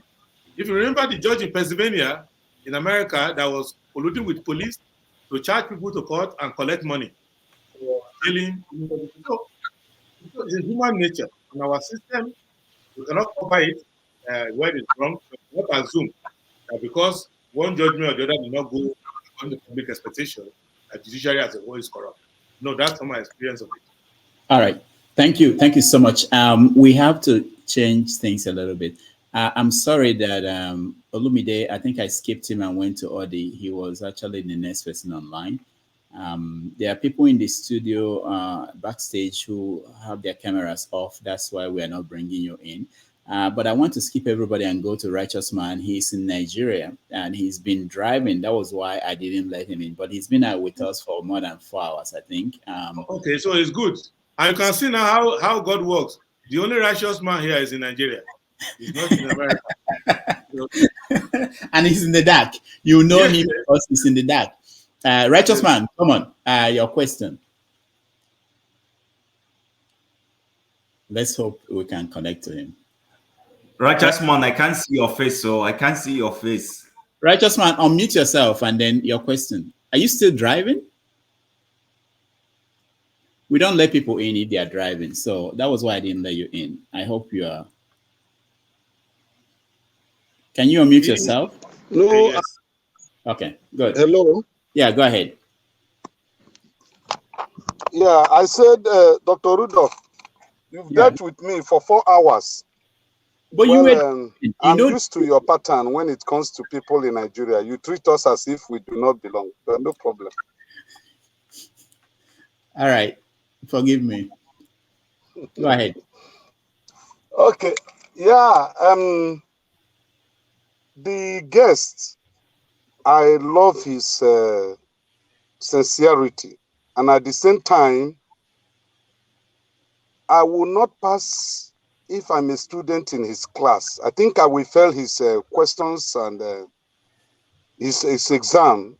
If I'm in his class, I will fail all his subjects because his ability to explain things goes beyond normal. You know, when questions are asked, he spends, if I'm a student, I will get confused. And during the election time, when he was interviewed in Arise, that was one of the problems I spotted on him. I was telling my wife, I said, this is a good material for Nigerian presidency, but he has much words, much talk. And with the frustration we are facing in Nigeria, we don't need somebody that is going to talk too much. We need somebody that is going to give us brief answers to the problems we are facing so that we know the direction. So, Mr. Prince, I'm in Nigeria and you are in the US right now. So you have run away. You have abandoned us here after the election to go and enjoy life. Because if US is not better than Nigeria, and if things that are working there are not better than what is working here, I don't think you will go there to stay. You would have resorted to go to Benin Republic or Togo because they are also countries where you can practice law. So I just appreciate you. But I have 3 questions for you. Make it one, please. Can we? Let's make it 3 in 1. 3 questions. 3 questions. Rudolph, I had been backstage for 4 hours. Rudolph, you are not paying for my internet. You are not paying. Ask the prince there. He will tell you that what we spend in having data in Nigeria, it's not like what you enjoy over there. When you do subscription of 1 month in Nigeria, it will not last you 7 days. But you paid for subscription for 1 month. He is aware of it. And Lego icons like him supposed to have taken Nigerian telecommunication to court. Why will you subscribe for 1 month and then within 4 days it's gone off? I spoke about it during the campaign, but that's your question. Okay, your questions. Okay, my question is, my question number 1. We remember Ganifa Wemi today because of his actions. When you notice the wrongs in our electoral processes, how many times have you gone to court to seek for judicial interpretation of our electoral laws? Because if you have done that, maybe most of these mistakes that were made by opposition parties, they wouldn't have made it. That's number 1 question. How many times have you gone to court to seek for judicial interpretation of some of these impediments that we have in our electoral laws and constitution? Like Agbakoba wrote to INEC chairman to explain about the 25% before the election. And you being a lawyer, you know that that thing does not matter. What was the legal action you took in order to make sure that Nigerians were furnished with the correct answers that are required? That's number 1. Number 2, since you found out that ideologically you share the same feelings with, or the same belief with Showore, why did 2 of you not collapse your system to form a formidable force in the last election? The number 3, which state are you from? Because I heard when you say Dalu.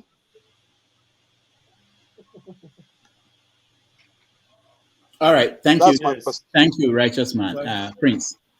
Okay, let me take this one by one. Incidentally, I hope you know that Ganifa Emi was my cousin of blessed memory. So my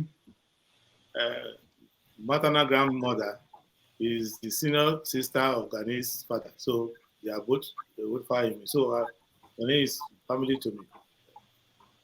The issue is that it is not every matter that the court can resolve for you. Gani spent his entire life going to court to get interpretation of this or that. Good. But you will notice that even going to jail did everything. When it was time to, when he ran for election, none of the people he was going to court for decided to vote for him at all. So election politics is different from activism, as you will see. Now, why I didn't go to court on all these issues that I have the answers to them are clear. You only go to court for things that are not clear. So if things are clear, we don't need to go to court. So that I didn't have problem with 25%, all those issues that it was clear to me. So I didn't want to waste my time on that. But I have done a lot for electoral reform. I've drafted whole electoral act and given to INEC. I've helped when Dimeji Bankole was speaker. This idea that political party cannot remove their candidates anyhow, I drafted it for them. I drafted many things. So I do a lot of institutional reform. And that discussion we had in on October 1, 2021 was an attempt to help Nigerians to know how to draft a proper electoral act. I drafted the electoral offenses bill for INEC free of charge. So you can go and ask Professor Morris and all of that. So I made my contributions, but I don't believe in show. I do institutional reforms. And anytime you bring me out, I'll say the truth. Can I interject? Can I interject? If you wrote the electoral, if you wrote the electoral laws that we have today, it means not the one you have today. You I'm were talking about the one at that time. Not the one you have today. But that Morisiwu own, Morisiwu election was the worst, apart from this one that was conducted February 25th. The election Morisiwu conducted was the worst in the history of Nigeria. Okay, now the question I'm asking is this. You are now giving it to, it looks like you are driving and breaking the law though, but the issue is, if you are driving, I think I shouldn't be talking to you. Yeah, you should. Righteous man, we have to get you out. We are not responsible for anything. No, I'm entering my house.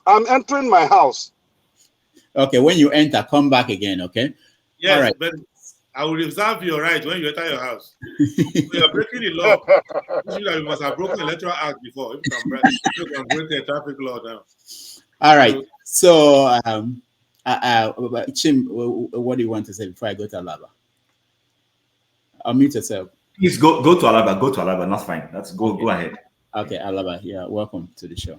Yeah, protocols duly observed. Greetings to everybody. Prince, thank you. I have one question for you, which will be relaxing, but my questions are going to come to you because you are a lawyer, a politician, and my question is only one question, but it's 1A, 1B, 1C under one question, all related to law. Yes. But by the time you answer my question, please just go straight to the point, because there's one thing I want you to observe. You see this paper I'm holding, it's white. And when we all agree this is white, and somebody comes and starts telling you it's red, and then comes with an argument that in Ghana, they call it yellow. Personally, it's hard for me to keep calm in such situation, for me to act civil. when somebody is insulting my intelligence. It's very hard for me to keep calm for me because I feel like this person went to school, I went to school, and this person think I'm a fool, or as we speak, I'm for pidgin. This person don't see me finish. You understand? So my question is one. The first 1A is on this. You are a lawyer. I did microbiology in school, and the first law they taught us in microbiology: if you want to inoculate, you must sterilize your inoculum. And I'm pretty sure in law school, the first thing they must have taught any lawyer is that you don't sentence a criminal to jail and have the trial after the sentence. So why is it that that's what we do actually? So that's why I don't ever use law analogy. That's what we do in law. If you don't have something who are to the pay we? Who are the we? You mean you Nigerians? No, what I'm saying, I'm just saying that law analogies are not easy. That's what we do. Oh yeah, that's why you said this is what we do. Who are the we? The Nigerian lawyers? No, because I know example, in Malaysia, I know in Ghana, I know in China, I know in Russia, I know in America. They don't do that. So I don't. No, they do that. That's what actually, I don't want to make that major issue. I'm just letting you know. That's why Donald Trump went to go and post bail first. No. Don't do analogies with me. Let me land with my question. No, because I'm just saying that your example is not correct. That in law. No. I'm not landed, man. I'm not giving an example. I'm saying in law, by basic law, unless you want to start making a mockery of the rule of law, we can debate that if you want. If we want to make a mockery of the rule of law, but the rule of law is that when a criminal I'm stating the law for you, he face a trial first before sentence. Am I wrong on that? You are right basic in law. Let's agree to disagree. Let's agree before I can move on. Because I'm not going to be beating around the bush on this topic. This one you said now is correct. What you said before wasn't correct, but this one now is correct. You go to trial. Okay, there's no difference between what I'm saying before and what I'm saying now. We're talking about the rule of law. In law, you don't sentence a prisoner first, and you don't let him serve sentence, jail term first before you have a trial. Right? Am I right on that? That's the rule of law. Right if we do that, we're making a mockery of the rule of law. You are right now. Okay, now that's where I'm going with my question. You didn't let me laugh. So why is it that those of you who went to law school in Nigeria, and those of you call yourself senior advocate of Nigeria, which I think shouldn't exist anyway, and those who are judges, allow a law in Nigeria that allows the swearing in of a president and then the trial to proceed after the swearing in? Why would any lawyer and your members of the Bar Association, none of you raise an objection to this? None of you move the motion in the House for 24 years of our so-called democracy? Nobody finds a fault in this, and we call ourselves let me answer the question. No, don't do that. I got 3 questions, or else we won't move. Let me throw all my questions out there. 1A is why. Yeah. I'm moving on to the second one. That's 1A. Why is that? So that shows a failure, institutional failure of the institutions that train you all. Because if I'm a microbiologist and I have to do an inoculum without sterilizing, I'm a failure as a microbiologist. Let's get that straight. That's my opinion, but you might have yours. Go to 1B. 1B is pretty simple and straightforward. What's your view of the Nigerian Constitution, 1999 Constitution? Why I'm saying this is that Obasanjo proved the point to me on that Constitution recently by ordering the Obas to stand up and sit down. Obasanjo was not trying to insult them. Maybe he was, but that's not my concern. But the point he made clearly on that thing is that he basically told us that as far as Nigeria is concerned, we don't have citizenship. The Constitution, Section 2, empowers the state, not the citizens, not the people. And that is why our judges are so arrogant when they give judgment. You have no local standing. You're just an individual. You're just a slave in the system. You're just basically serving the state. I understand. The white man took it from our forefathers, gave it to the civilians, then the military took it, then they arrogated it to themselves, and now we have a system in place, thanks to the in your own opinion, as somebody I would look forward to as a politician, that's one who I might maybe I might vote for you. Let me finish my question. Okay, what's your view of the 1999 Constitution? Do you see a problem with it? Do you think it should be torn into pieces, discarded, burned with a matchstick? That's my second question. My third question, still based on law. Not third question, 1C. The Constitution clearly states, unless I'm wrong, that the first round of voting specify 25% in Abuja. You're a lawyer. It says if nobody achieves that and there's no clear winner, there will be room for another election within the two top notch.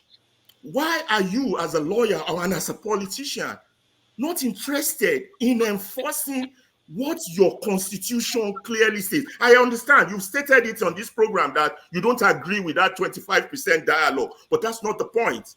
The point is it is written in your constitution, and it's your job to follow the constitution. Thank you. Let me answer your question one by one. Now you can answer. Thank you. Let me answer your question one by one. First, let me congratulate Dr. Damages. Your uncle, righteous man, has arrived home safely. So you might want to join him once. Now, the first point is that it is not in the business of lawyers or the judiciary to insist that somebody who is elected cannot be sworn in before the election petitions are over.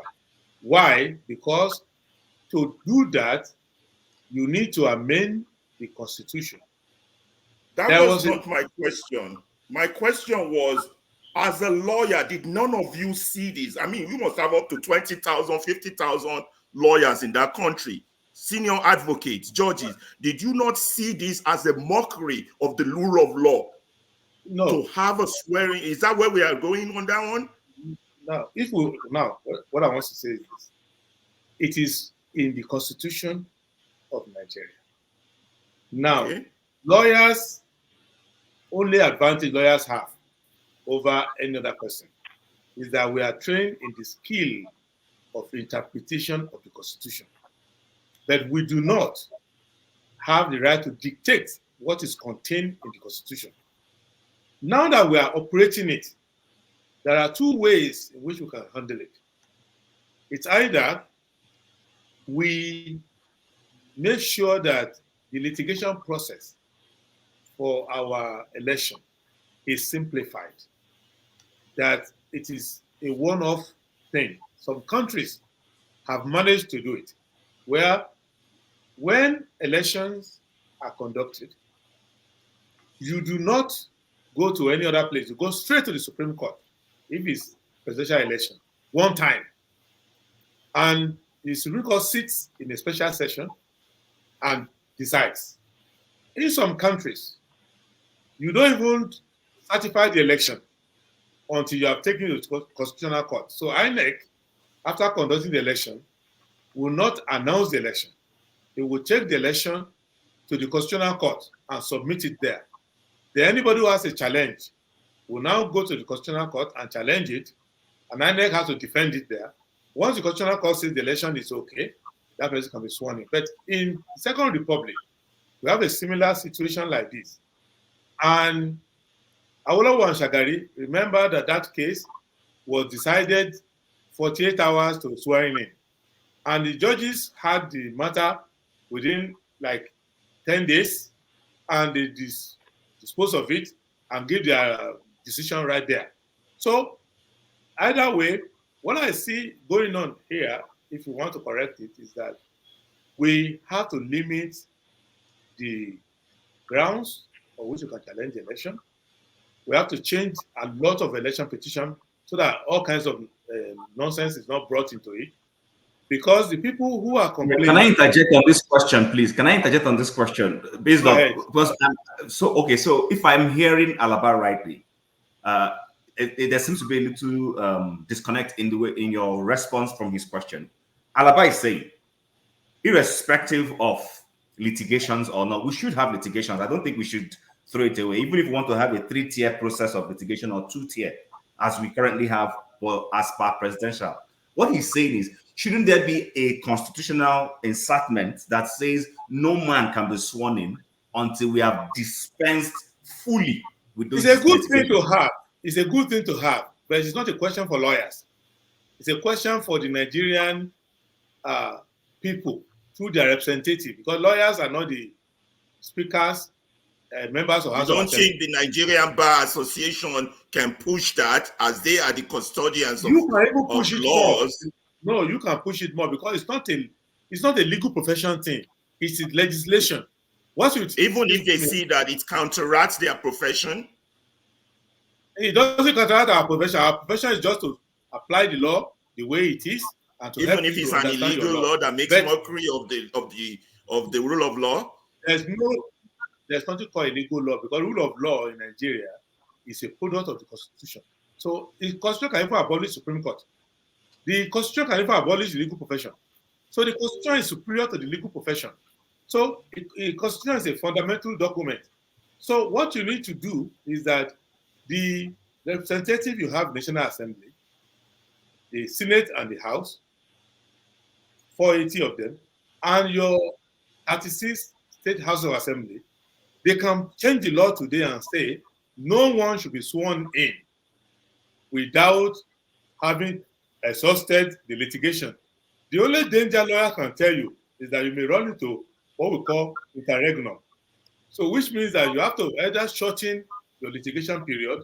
We have done it in the Constitution, for example. We say every litigation must end within 180 days. And every appeal must end within 60 days. So if you add 180 to 60, you get 240. So what this means is that if you want to make it work, you have to conduct your election a year ahead of the swearing in. So if you conduct your election a year before the swearing in, and you have 240 days for litigation, you will achieve that. It's very easy to achieve. You will now amend the constitution that says election must be conducted and announced 250 days before the expiry of the incumbency. Secondly, election petition must all finish within 240 days. That's simple as that. It's not that complicated. All right. That one. On the 1999 Constitution. No, 1999 Constitution and the sit down, stand up that Obasanjo was doing against the gods. What I can say is that the 1999 I wanted to say don't focus on Obasanjo, focus on the states having all the power and the citizen having. I wanted to answer your question as you asked them, then you can amend your question, because you were discussing Obasanjo as well. First and foremost, the 1999 Constitution has a lot of contradictions in it. And those contradictions reflect the contradiction of Nigerian politics. For example, is he a federalist constitution? It's a federalist constitution where the Nigerian people don't trust the states to have police powers. So Nigerians don't want state police. They don't want state citizenship. They don't want any of those things, but they want federalism. They want a unified court system. For example, under a proper constitution that is federal, INEC will not be one to conduct election for governor of a state. Each state will conduct the election for their governor in their state, and they will litigate all the election petitions inside their state. So I've just given an example. So the 1999 Constitution arose from mismatch, patch, as they call it in Pidgin English. It's a patch constitution because Nigeria has a patch understanding of their union. So if we want the constitution to be better, we need to answer certain fundamental questions. And I have about 100 fundamental questions. For example, I'm a prince of the Ondo Kingdom. So I'm behaving and conducting my affairs so that the kingmakers, if it comes to one day I apply, they will choose me.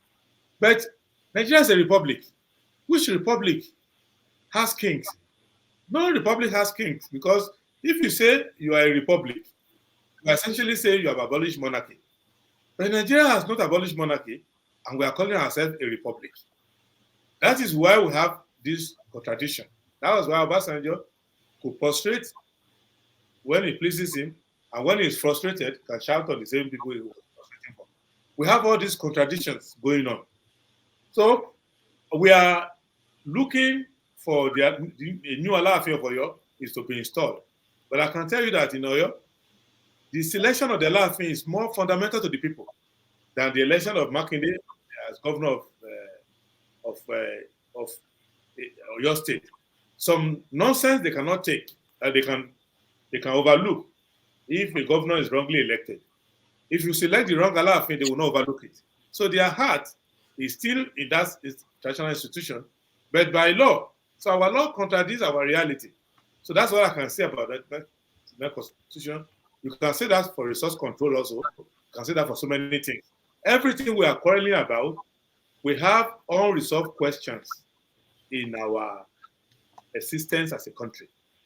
Our organizing philosophy as Nigerians is not clear yet. So we have states, for example, 36 states.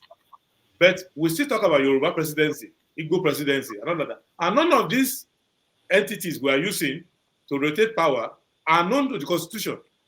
Because they are not known to the Constitution. You say Northeast, Northwest, South, none of them is known to the Constitution of Nigeria. So we have that lack of clarity and that clarity in the Constitution. So it can easily be resolved if you hold, either you turn National Assembly. For example, one thing you can do, you can take the National Assembly and the State Assembly and create a Constitutional Assembly out of them, and you can now go and discuss the Constitution, or you can create another Constitutional Conference where Nigerians will discuss all these issues. But the Constitution as a document is a very good document in terms of legal text.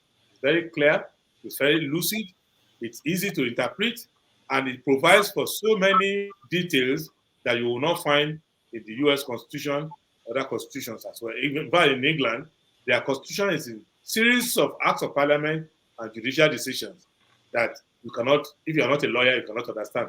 But in Nigeria, a person who has very good grasp of English language can get at least a hang of what is written in our constitution. So as a living document, to me, it's okay. It's just that it is trying to deal with an amorphous family that they don't know all their members. They don't know who is senior, who is junior. They don't know. There are so many unanswered questions in Nigerian existence, and the constitution cannot answer them for you because the constitution is just a document written down. You can't answer questions you have not answered. So that's what I can say about the constitution.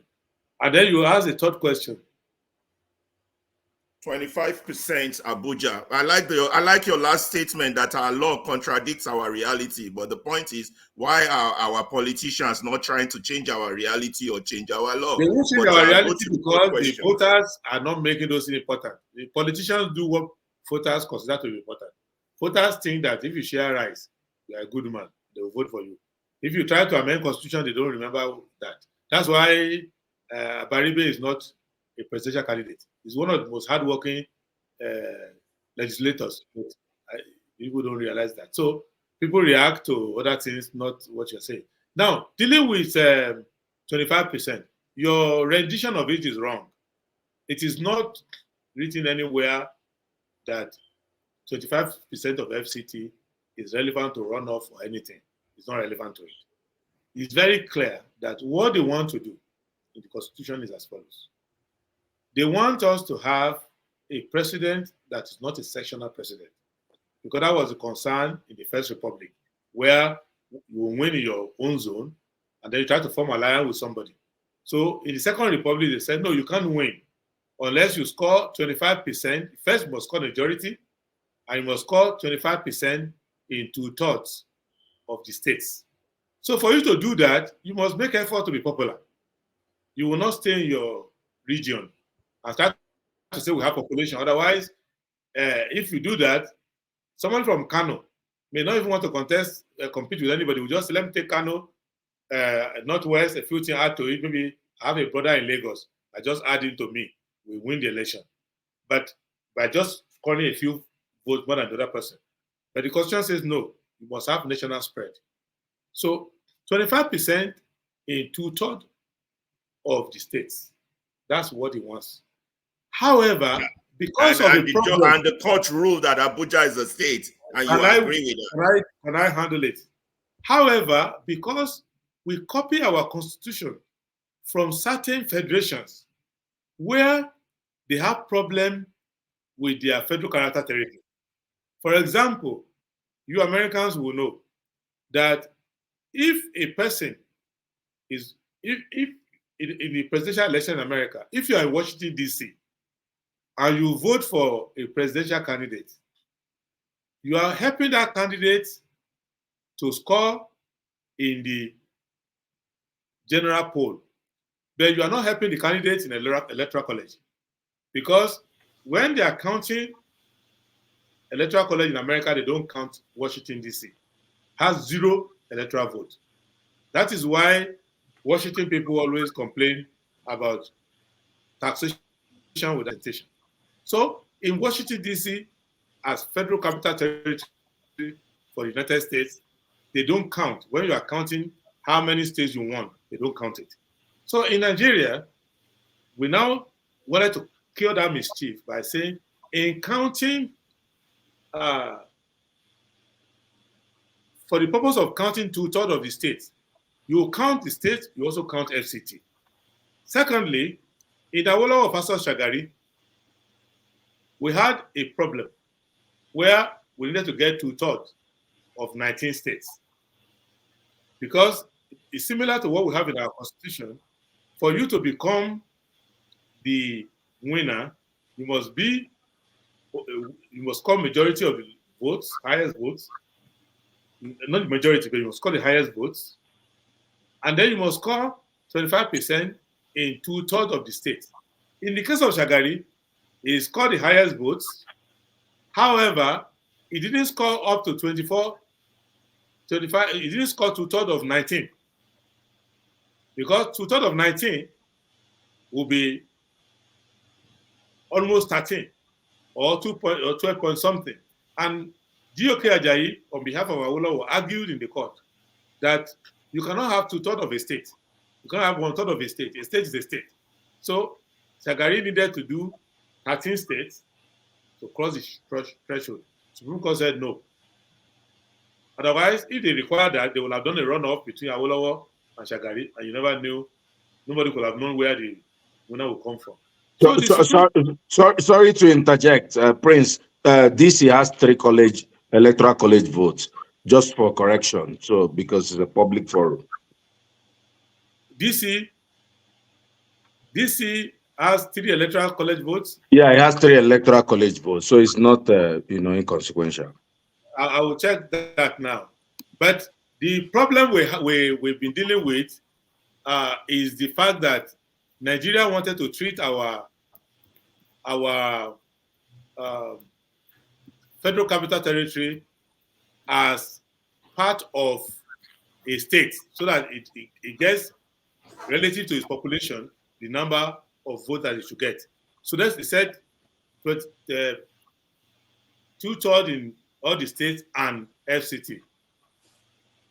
So that is the interpretation. It doesn't mean that DC now or FCT now will determine for you who is the winner or not. It just says that when you are counting states for the purposes of election, count the FCT too as if it were one of the states. Not only that, the Constitution also states in our Constitution that any reference to the state in this Constitution includes reference to the federal capital territory. So that is the point I want to make. So it doesn't make it that you must win it at all. No, if you can win it, fine. But if you can achieve 2/3 without winning it, it's also fine. You can miss FCT just like you can miss any other state. So, and you are right that the 23rd Amendment to the Constitution allocated 3 seats to the FCT, to the Washington, D.C. But originally in the U.S. Constitution, it did not have. But I think the 23rd Amendment have now given it three, which they are still complaining about. So that is my point on FCT. So it's not mandatory. I've known that before now, and I've always believed that it's not mandatory. And you will see that this 23rd Amendment, the US came as recently as 1961. So for the most part of the life of the US Constitution, for the most part of it, the FCT in America had no vote until recently as 1961, when they made the 23rd Amendment. Shows to you that historically, never used to count the FCT. But now, states are taking measures. So in our own constitution, we added the FCT, just as Odi has pointed out now. The US too, in 1961, after about 200 and something years, started to amend their own constitution and add to the Electoral College. But just like in the US, you can even lose those electoral colleges, college votes. It doesn't matter. It's just like any other. All right, thank you. So we have about less than an hour left. So I want everybody who is called upon to make it try to summarize your questions, get it into one question, so that we get to everybody. Righteous man. Did we take all your three questions, Ferreira? Yeah, I think. Yeah, Rudolph. Yeah. Why you please, point of correction. Ask his question now. What we should be doing is answer his question. Righteous man cannot be asking new questions. Yeah. No, those are my three questions. Although I don't agree with your answers, but those are my three questions. Okay. No. Yes. So righteous man. You are his right. Point of correction. I was not breaking the law because I was not driving. When I was asking him question, I parked because I was very close to my gate. The moment I finished asking him question, hold on, I drove in. That was when I moved the car. So telling me that I was breaking the law is not correct. Point of correction, please. Okay. You are that is when you run for president. Okay, so finish answering. So concerning no, I have not finished questions. No, I have not finished with him. He have not answered all my questions. And he knows he will finish. He did not. Just hold on, let him finish the answers. Prince, go ahead. Because we are running out of time. I've answered Pereira's question. So it's now Righteous man, yeah. He has not finished my question. Yes. So can you recast your question so that when I answer, you won't say it's the wrong answer I've given? Yeah, I said, since you have the same understanding with Shore. Yes. Why did from you your work together? explanations? Yeah, from your explanation, it's very clear that both of you agree. And you see him as you see him as somebody that have the same understanding with you. So why did you both of you not collapse your structure to form a formidable force in the last election? Okay, thank you. First, we started in 2020, 2021 to try to get a unified alternative opposition. Because at that time, we thought APC and PDP were the same, and that the two of them will never oppose each other on fundamental issues. They will just try to outrig each other, but they will not oppose each other on fundamental issues. So we thought that the other political parties should come together and try to present a common convention and a common candidate. So we spent a lot of time on that. And if you check the record, you will see that I hosted a lot of meetings in Abuja, in Ondo, in Lagos, and we formed what they call the third force with Pat Utomi and many other people there.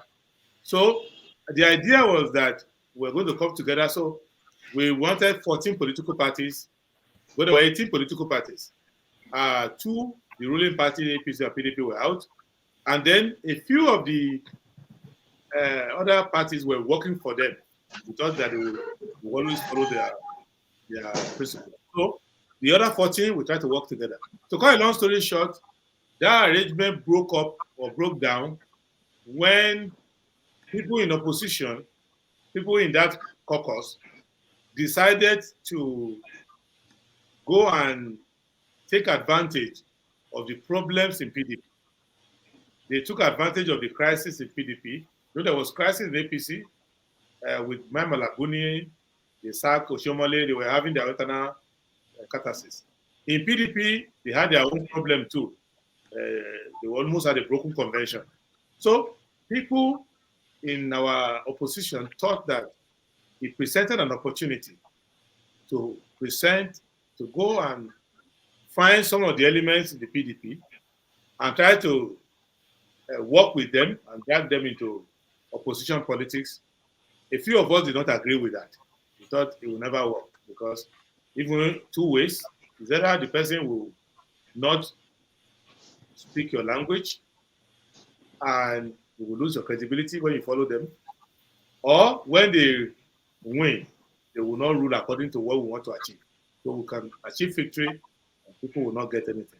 So that is the reason why when that broke down, which I can give a long story if we have time, but we don't have time.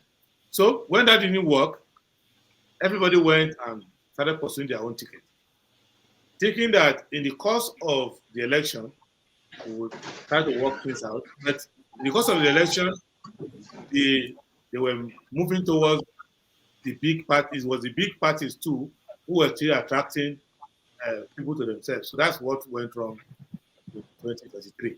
But I think the way it can work is that you cannot wait for somebody to emerge the candidate of his party and then say at that time you are going to work together after you have become a candidate. No, I think what will work is for opposition to come together and try to do a campaign primary or election or whatever they want to do, or consultative, and then bring one person out. Not that you go and imagine your party. So, Mr. Prince, it simply means that you and Showore couldn't work together. We couldn't work together electorally because the arrangement was not for two persons to work together. Two people come together, you will still lose. The arrangement was to gather opposition elements together. So even if Showore and I had worked together, the two of us combined together will still not win the election. So the issue is this, that for you to win the election, you need a grand coalition of an opposition. And that grand coalition should start ideologically, because not everybody is going to queue up behind an establishment candidate. For example, I said many times. Sir, with due respect, let me cut it short. With due respect to you and your works, don't you think that jumping into presidency was the problem why Nigerians did not deem it much fit to vote you into power? Because they have not tested you, either local government chairman or state governor, or even in the house. You've not handled power. All right. Yes, yes. Yes, it's a point. Some people raise that point, but that's not my interest in politics. My interest in politics is to serve in the area where I see that the problem is. So if I want to solve Nigeria's problem the way the constitution is written, the only way I can solve Nigeria's problem is to give Nigeria an effective presidency. And there are two ways I can give you an effective presidency. I can give you a president that I believe in, that this person will be a good president and I can assist the president. Or I can go and be the president that I think Nigeria needs.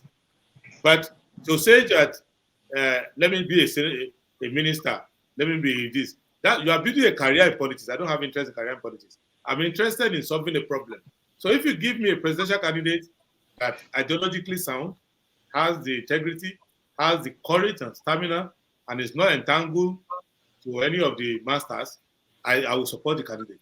And if I don't see, I will present myself. It's now left for the Nigerian people to decide.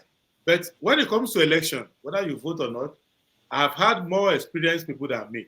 The great Zik of Africa ran for presidency in Nigeria, they didn't vote for him. So you can't have more experience than that. Awolowo, with all the experience that he has, they did not vote for him. And they voted for Shagari. So Nigerians will find every excuse when they are not ready. When they are ready, Sorry, is it that they didn't vote for him, or they just selected the person they want to get to be there? That's another thing you have to talk about, because people voted, but sometimes they just select who they want in that position. Thank you.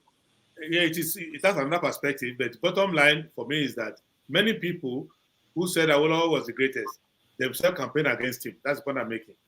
So many people who said Zeke is like, you don't get Zeke. Maybe a country like in the world, people like Zeke, maybe they're up to 8 or 9, like Gandhi, Marcus Garvey, Martin Luther King, maybe Mandela can join them. So you don't get Zeke easily. But Nigeria had Zeke, but we didn't make him president. We didn't vote for him.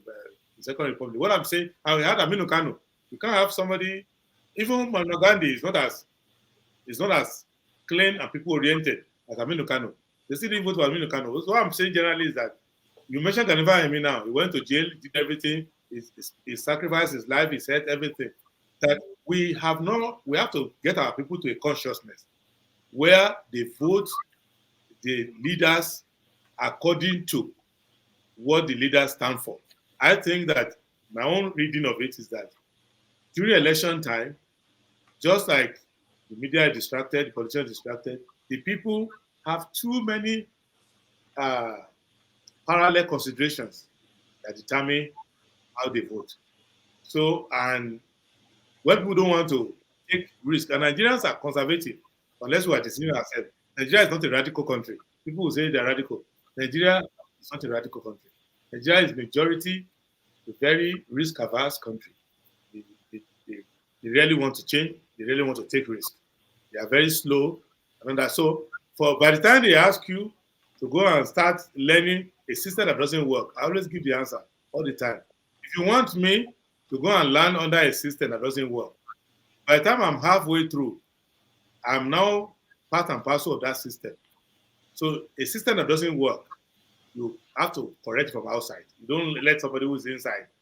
So if I wanted to be a minister, you won't be seeing me here. I would have been in Washington now or New York, saying Mr. President is correct. I'm following up and down.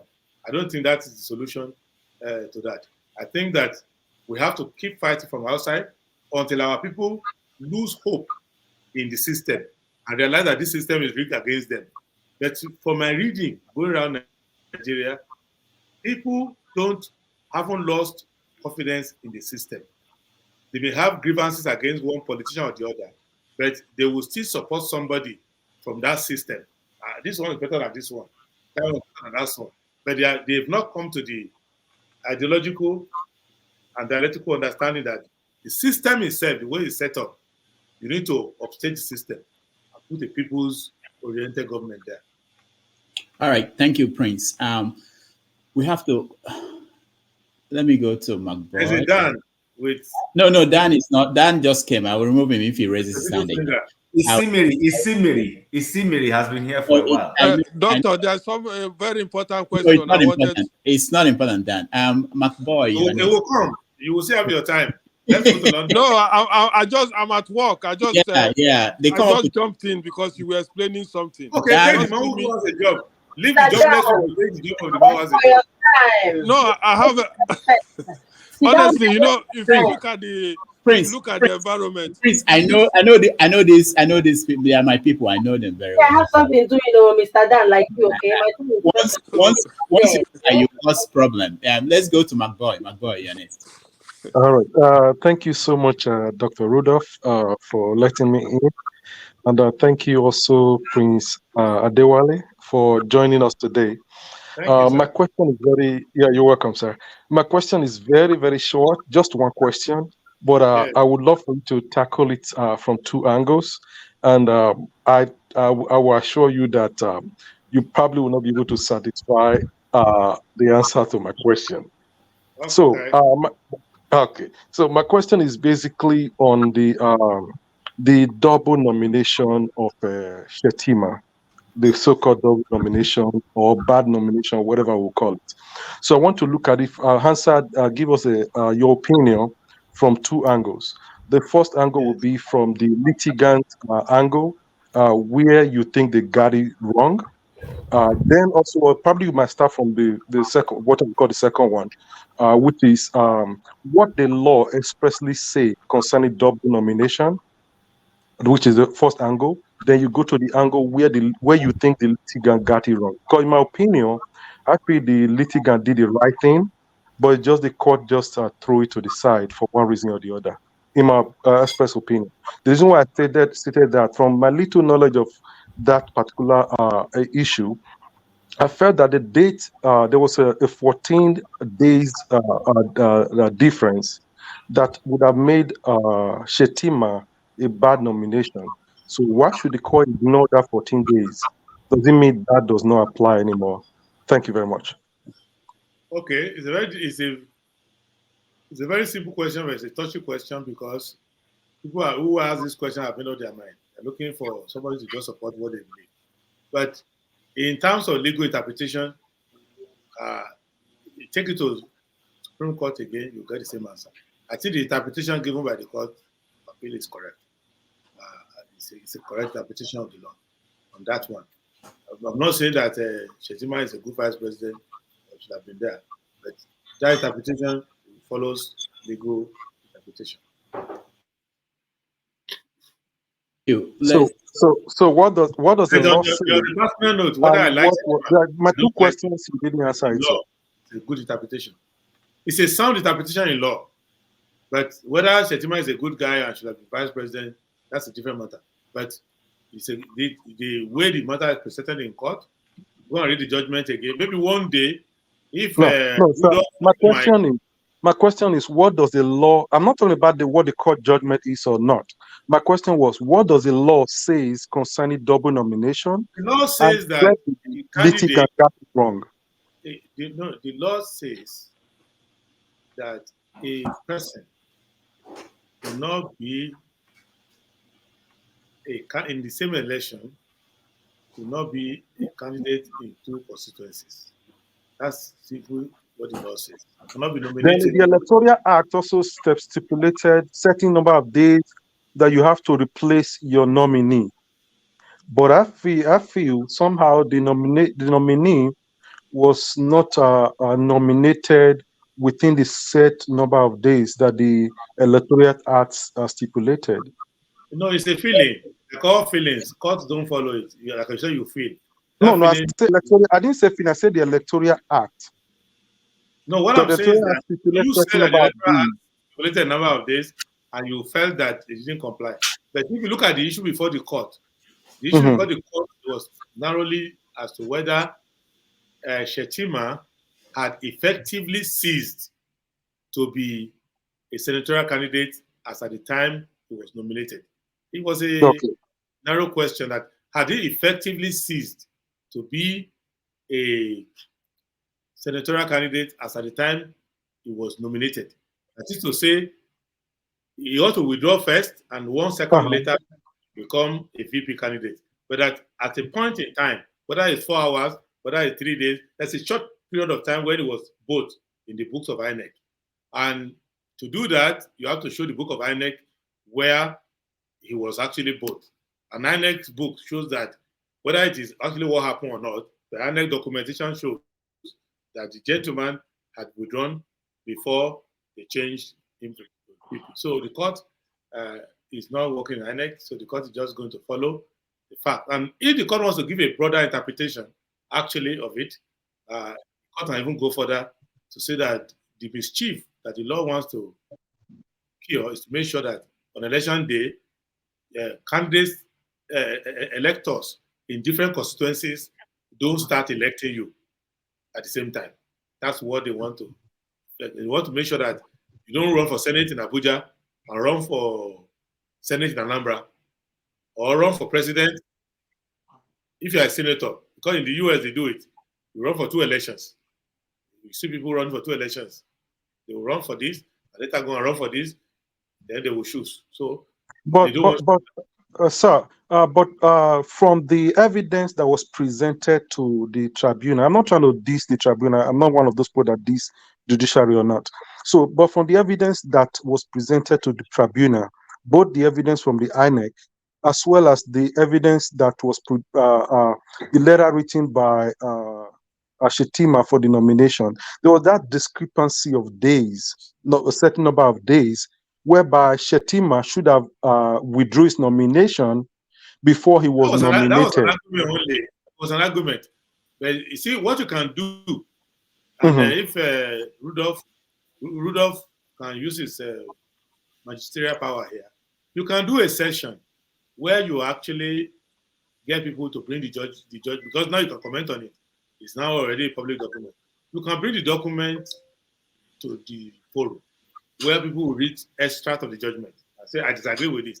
Because disagree from memory, sometimes you won't know where you got that portion from, whether from Twitter or from the body of No, the no, judgment. mine is not Twitter. Mine is I followed the tribunal verbatim every day.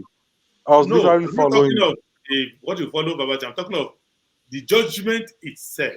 You see, this is how we Oh, lawyers, you're okay. that is to No, say, somebody, like I have the judgment here with me. So mhm. it is good for us to do a session, maybe after the Supreme Court has dismissed the appeal, then everything is free. So we now come back, we will now. Okay, I understand you. That is because it's already in the Supreme Court. You can't go too much detail on it. Is that correct? No, that's not my point. My point is Okay. that it will be whatever we are saying at that time, there will be clarity in people's mind. Remember that when I came earlier some months ago, and I was on this show, and I was saying the cases will be dismissed. Many people were questioning me, do you know more law than the lawyers there and everything? So it's always like that. So, but when the case is over, everybody's eyes will be clear. Then we can ask, the argument will now not be what will happen. It will be, I don't like what happened. Then you can now take the judgment, Court of Appeal and Supreme Court. And then you can take a marker and highlight the one you don't understand or you don't agree with. Then we can now discuss it now from the text itself. Otherwise, I will be correcting your question and will be attacking on it. Yeah, but if I may say, I'm pretty much no, Dr. Rudolph, just this opinion. I would say I'm pretty much more confused as of today than when the tribunal was going on. Why did I say that? Because I followed the process, the proceeding, till the very day of judgment. So, but you were in court every day? no, I was watching. I was following. I was reading. I was looking through the excerpts from the court. And that was So, a second-hand information because the court was not covered live, so you will not be able to know. But regardless of it wasn't covered light, the excerpt was still the same thing. I mean, it's No, available. even from the excerpt, I was already having many of the people who were going to court and bring excerpt. If they apply to be judicial correspondent, many media houses will not hire them because yes, but the evidence that was what they were presented. reporting. No, first three problems there. One, each side were reporting. For example, if you look at some APC people on Twitter, if you read what they are reporting and you read what Labour or PDP people were reporting, if from the same proceeding, it's as if it's a parallel universe. I never even looked at the Twitter part of the report. I don't really do Twitter. So now, but based on the evidence, Max Boy, we have to go. I'm sorry. It won't end if we're going this way. There are people who have been waiting for a long time. I'm so sorry. I know everybody would like to have this debate with our guests, but let's go to Isimile. Isimile, go ahead. You're next. Thank you, Dr. Damages. Hello, panel, our beautiful viewers and people in the session. Thank you. Without you, this show would not be. The viewers you cannot see are beautiful, but me that you are seeing live, I'm coming because I'm okay. big cake for you now. But I'm sensitive to the issue of beauty and all of that. I'm highly sensitive. Okay. So welcome to the show, Prince Adewale. You're highly welcomed. I do actually enjoy your presentations. I've watched you here. I've watched you other places in OVA's show. I love the way you present yourself, and I hope it's not just all about talking. I believe in action. Talk is cheap. It's easy to talk. So I'm sure Nigerians will go and check your records in the past, how you have actually served in your political career, even the way you served in your other aspects of your careers in the law firm, which you are going to use as equipment to help to make Nigeria better when you serve us, when the Nigerians decide to vote you in. I don't know when. So my question is, sir, politically, I have three questions, but they are all kind of important, sir. We have less women here, so please let's promote equality here, isn't it? Women haven't Yeah, I been think coming I in. think a woman should be asked to be allowed to ask 30 questions so that you can compensate for other women who are not here. And here, I'd be selfish. They've not been asking about their women. So your voice is Prince, as hold on, Prince. You see what I'm saying? They know how to blackmail me. All of them. If you allow them, they will do that. She proved the women thing, and So there's let's no. just give her like 7 questions because there's no other woman here. Who are the women here? For All goodness right, sake. go ahead. Go ahead. All right, thank you. Politically, what is your plan for 2027? My What? plan for 2027 first is to learn the lesson of 2023. And that's first, to learn that lesson, to not just be crying and blaming Tinubu and blaming Obi and blaming INEC. To first ask myself, what are the things you could have done better, differently, all of that. And one of the lessons I've learned is that you don't wait too close to the election before you start to engage. So, so what part of what we are doing now is 2023, and most of it is 2027. And secondly, to try to engage the government so that we don't die before 2027, the way they are going about it. So we need to make sure they don't just get away with a lot of errors and that we tackle them sincerely and effectively, and that we start to let Nigerians know that there are alternatives. Because from my study of our cultural psychology, when something is going wrong, they will just say Nigeria is hopeless. If I used to say Tinubu is hopeless, they will just straight away extrapolate that Nigeria is hopeless. So you want to make sure that even if you don't agree with the government of the day, there are other people who can form better governments than that. So we should start offering those alternatives. So that's my plan for now.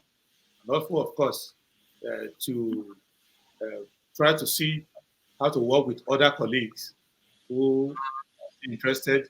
I've seen some of my fellow contestants saying, "Oh, I'm done with that because I'm not doing it." But to try to encourage people to stay on the job. Okay, sir. Let me just ask my other one, please, if you don't mind, Doctor. Go ahead. I don't mind. Rudolph has a problem. Okay. What do you think of what is presently happening in Niger? Subsequently, if you are to be the president of Nigeria and heading the ECOWAS, what would you do regarding Niger? Would you take a military action against Niger? If yes, would you also take a military action against Mali, Gabon, and other countries where recent coups had occurred? Okay. First, what is going on in those countries are not good. Despite whatever anyone will say, that they will try to throw away the shackles, France, and try to, yeah, you can do that, but I think that we should learn to use democratic systems to take away the shackles, to remove shackles. For example, Nigeria itself, ourselves, is not free from the shackles of the West. But I'm not planning to do a coup. I'm planning to mobilize Nigerians to vote an autonomous and indigenous authentic government. So I think that I encourage our brothers in West Africa to try as much as possible when they want to make changes to use democratic methods, because changing a government by coup is an imperialist tool. So if it takes you 6 months, 1 year to put an anti-French, to plot an anti-French coup, it will take the French 2 weeks to do a counter coup. So don't try to introduce it.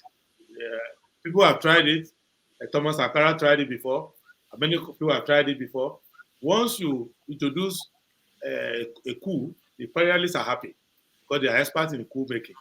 They will just wait and do it. So I think we should try to use democratic methods to be more sustainable. Secondly, I will not use military measures. But if Nigeria was strong enough, it is a threat to our regional existence for you to change government around us. No regional power will allow that. For you to stay in Nigeria and you take. I've had discussion with the Russians, and I've told them that why are you reacting to the way Nigeria is reacting? Why are you in Ukraine? You're in Ukraine because the US changed the government that you pay for there and put their own person. That's why you're in Ukraine, and you are not happy since that time. Why did you go and fight Chakasvili in Georgia? So you cannot disrespect us if we can't change government around us and think that we are going to take it. We are regional power as well, at least in our own region. So you cannot just change the government of Niger, change that of Mali, change around, and try to create a link between the Gulf of Guinea and the Gulf of Aden. If you look at what is happening from Sudan to Chad to Niger, to Burkina Faso, to Mali, to Guinea. So from sea to shining sea, they're trying to create a corridor there. So there's no way. And Lavrov is highly intelligent. Nigeria will be sleeping on his rights to just allow you to do all of that. So I believe that with diplomacy, with strengthening our institutions, we will be able to stem this tide, and we can find a way to manage with our. All right. I think, Prince, we're having brothers who have elections and change and do a few things. Those are the things, but it's not to have military government. All right. Isimili, are you done? Yes, I'm done. Thank you so much, Prince. Okay. The women have no question. That's the problem with Nigerian women. They don't have questions.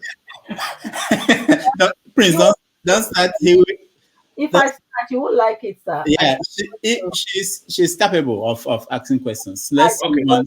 To other people. Concerns, welcome to the show. Okay. Dan, thank you very much. Thank people you. have been here for 4 hours, Dan, or 6 hours. Concern, welcome. I want to go. I will come back later. All right. Concern. Thank you, Dr. Damages. Thank you, Dr. Damages. Thank you, everyone there. I believe that all of you love Nigeria and all of you want Nigeria to progress. That's why you're here today. But, sir, at the bar, I've been listening to what you've been saying. Some this thing, I understand your answers. It's like, but for me, I would say you're one of the judges who judge this case, who judge the tribunal judges, because you are going towards their line. That's what we are going. Because when you see other people and other lawyers and other judges, they will go another. This doesn't mean that Nigeria have 2 or 3 different type of laws. That is one. That's my observation I'm making. I want to ask you, if, for example, if in 2017 there be election, are you going to contest? 2027.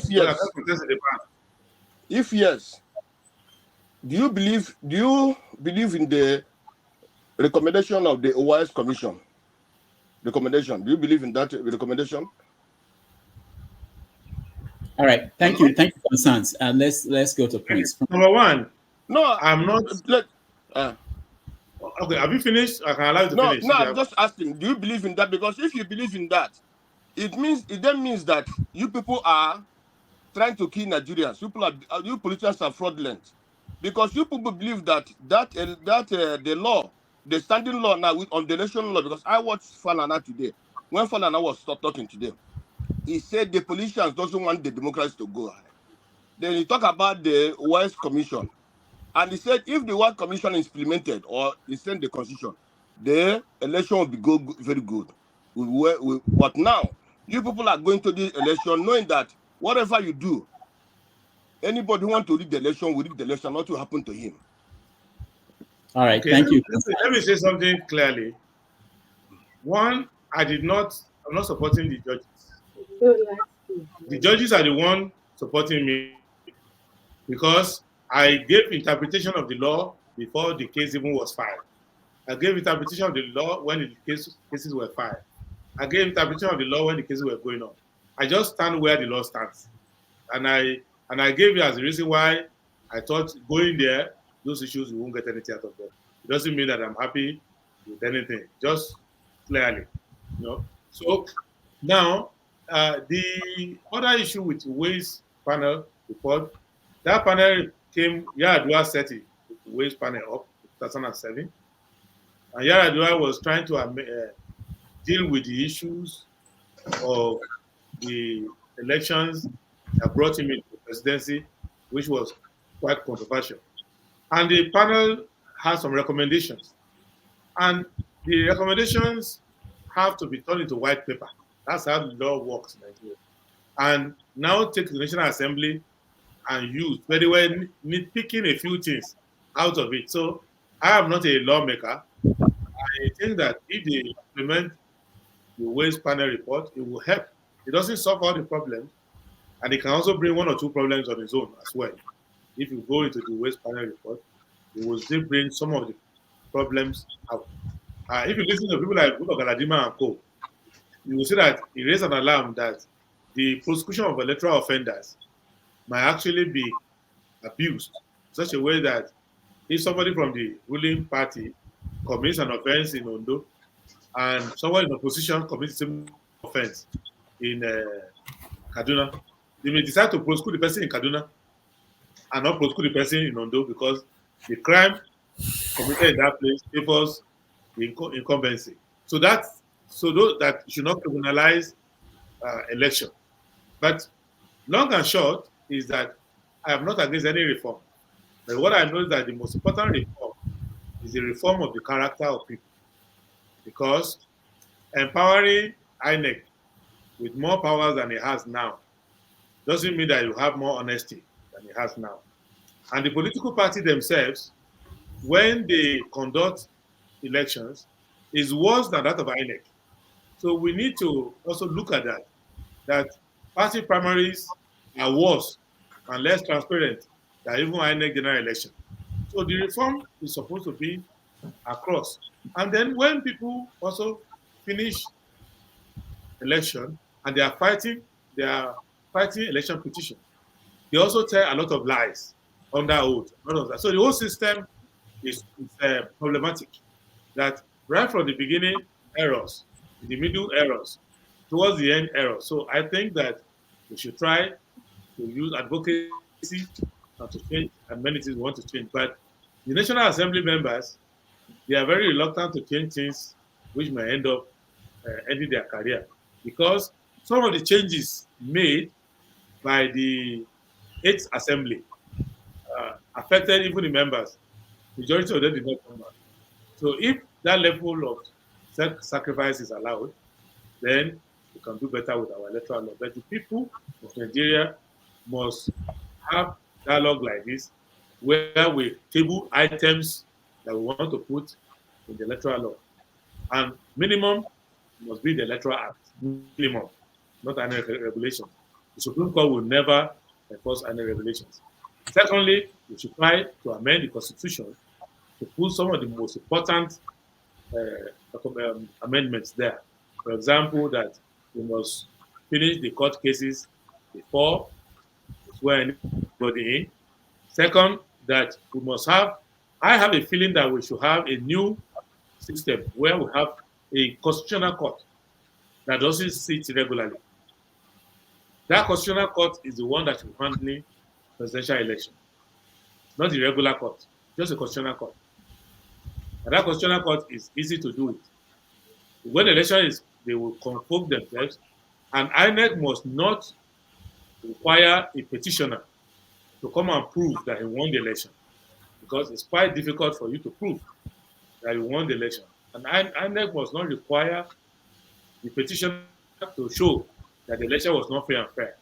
I think our law should say an election is presumed not to be free and fair, not to be regular, until INEC can justify it. Then the burden will be on INEC. It will not be on the petitioner to come and say the election was not free and fair. Those are amendments we can make. I will make it through. All right, thank you so much. Concerns, he has some concerns, I think. No, he has no. We are moving on. We have to go to Okija. Okija, you're next. Okay. Sorry to barge in. I have something. Please. Okija, hold on. Let me hear. Go ahead. Yeah, your last question you didn't use. Yeah, go ahead. Go ahead. Normally, you will come back. Normally, I don't pay attention to the chat session because I believe people there are civil and well matured.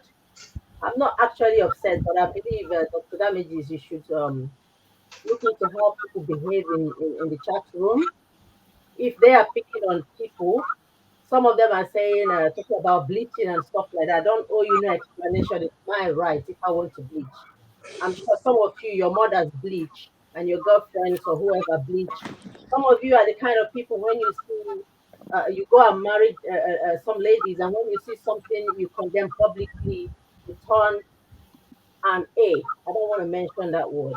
So please, as you are ganging or trying to upset me or say things that I'm bleaching, I'm even surprised and disappointed in some of you that are very matured here. You come here sake that Nigeria should be a better place. You're not here to attack people because I'm not the kind of person you can bully. You're too tiny, like a rat to bully me. Let me tell you that. I've gone through hell in life. So if you think you want to pick on me, if I focus on you on this forum every day, every minute, I'll come here and I will teach you a lesson that you will never forget. So please, Sorry, please. apologies. Look into this. I So don't. Damages, I've been saying this all through. A lot of people are out of order, and they are coming from one man's Wait, let me finish thing. and They fight come my here and bully battle. I'm people. not a coward, please. I do not accept disrespect. I do not accept disrespect. I respect people, but I'm not afraid to throw punches if I see you in person. Me, I'm a tomboy. I not send you. Whether I go school or not, I will bring you to your level in So any we way. just ignore them. They are nobodies. Ignore Way. them. You want to do it intelligently, I will show you. You want to do it academically, I will humble you. You want to do it the other way, in the jungle, in the bush, I will deal with you. So please respect yourself. Some of you have gray hairs in there, like Kulata. I'm disappointed that you're even engaging with those people with low morale. Ismiri, ignore them. I'll deal with them. Don't worry. Ignore them. All right. So I'll deal with it. hold on. Yourself. Hold on, Ismail. Sorry, I didn't.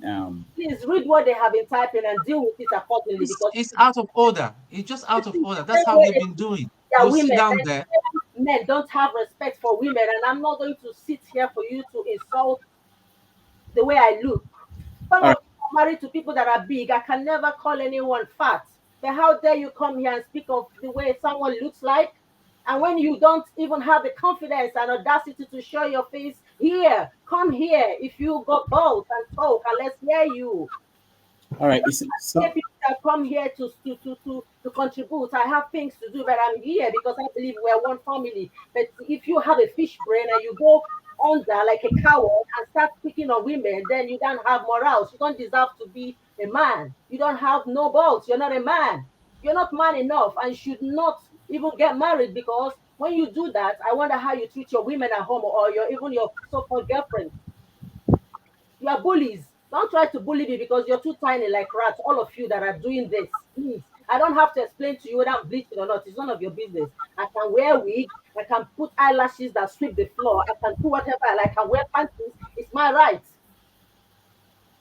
All right. Thank you. Please. I understand Yoruba. Kulata. Don't even start because I ignore you guys. But I know how to look for trouble. Don't start. Oh, don't pick on me because if I do, you won't like me. Be one, please. All right.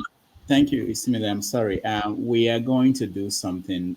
Normally, when I started this platform, I thought it would be an open platform, but we had to put in some rules because of people who do certain things. We've not been able to manage the comment section. The comments are a lot, come so quickly. I can't read all of them and monitor what we're doing here. But we're going to do something probably, and people may not like it. You may have to register to come on the comment section and things like that. So, well, I'm sorry about that. Let's move on to Okija. Okija, thank you, Ernest. Prince Adebayo. We all apologize on behalf of the miscreants. To my Ishmael, yeah, it's part of the problem of the country. I think we will learn from it. Human rights is not only the government that can abuse human rights. Individuals too can abuse human rights. So I think we should be careful to be hate speech promoters. All right, thank you. Okija. Prince Adebayo, welcome home, and nice to see you again. I know you are intellectual, your smartness, they are not in doubt. But for the past 1 hour or so, I'm gonna say that your level went down a notch. In trying to answer some of these tribunal questions, I don't think you follow the tribunal. I don't think you know the issues. So I'm really sorry. Because when you answer the concern, his questions, he was asking you about the issue. I think you guys were conflagrating the issues or confusing the issues. There were 2 cases of APM. The issue was invalid nomination of Tinubu, due to the invalid nomination of his vice. Okay, and look at it here. Okay, I have it here. Masari withdrew on June 24th. Okay, on July 14th, Shetima was nominated, forwarded to INEC. Okay, and the Section 33 of Electoral Act stipulated 14 days. If not, a party will have a fresh primary. Okay. In Tinubu's lawyers, when they're answering that question, look at what they said. Accordingly, and in line with the constitutional dictates, he nominated the 5th respondent as his associate for then approaching presidential election. As events will turn out at about 24th June 2022, the said 5th respondent, for which is best known to him, exercised his right to voluntarily withdraw from the race. This, of course, placed a burden on the 10th respondent to pick another associate running mate for the election. The lot eventually fell on the 4th respondent, who was selected by the 10th respondent as his running mate on July 14th, on 14 July 2022. So they acknowledged that it was 21 days. His lawyers, they acknowledged the Constitution section, the Electoral Act 22 said 14 days of fresh primary. Okay, that's another issue. LP's case is one of because of double nomination, because he was a senatorial candidate and he was also a vice presidential candidate. That's a different issue. So in the cases, one of them, I think the APM case, okay, the tribunal said it was electoral, pre-election matter. Okay, the LP case, the tribunal said it was not intentional. When has not intentional become, like you mentioned? I mean, so you are here, you're a lawyer, you are justifying it. I mean, I believe I like you a lot. You don't know that. I'm waiting for you to make something that is worth responding to. Can you bring out a point or ask a question? You answer the question to concern. An angry citizen has a right to vibrate. But do you have like a point you want to raise that's of logic? Yeah, I'm making my point. If you hold on, I'll make my point. What I'm saying, for one, that you don't know what you're talking about. You have to, really, look at the case again before you answer the case. Before you answer, you can't just come in a public view and be telling us, something. Which case are you complaining about now? Which point? That's the question as a concern. You said that that it was the law. It was not the law. The law, they said it was not intentional about LP case. Which case? Which court case are you discussing now? LP case. I'll just show you. I mentioned the presidential petition court, the tribunal, they are ruling. That's the tribunal. Yeah. Yes. One of them, the APM case, they said it was a pre-election matter. The LP case about double nomination, they said it was not intentional. Not intentional is an excuse. It's not an excuse. Can you read a portion of the judgment that says not intentional? Can you read it? I don't have the portion of judgment now, but if talking about it, because I've seen that. What we call obiter, the law. I've seen people run away with it. So like I said earlier, Okija, you will continue. Like I said earlier, for the sake of people to know how the legal system works, I think that not only me, but get other lawyers, one day let's have a session where people give the judgment itself. And then you give them time to highlight portions of the judgment that they have issues with.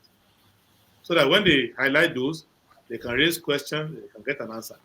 You get the point I'm making. Otherwise, people will even be talking about portions of judgment that's not there, or portion that was just introductory comments that were not decisions. So I don't want us to waste time on that.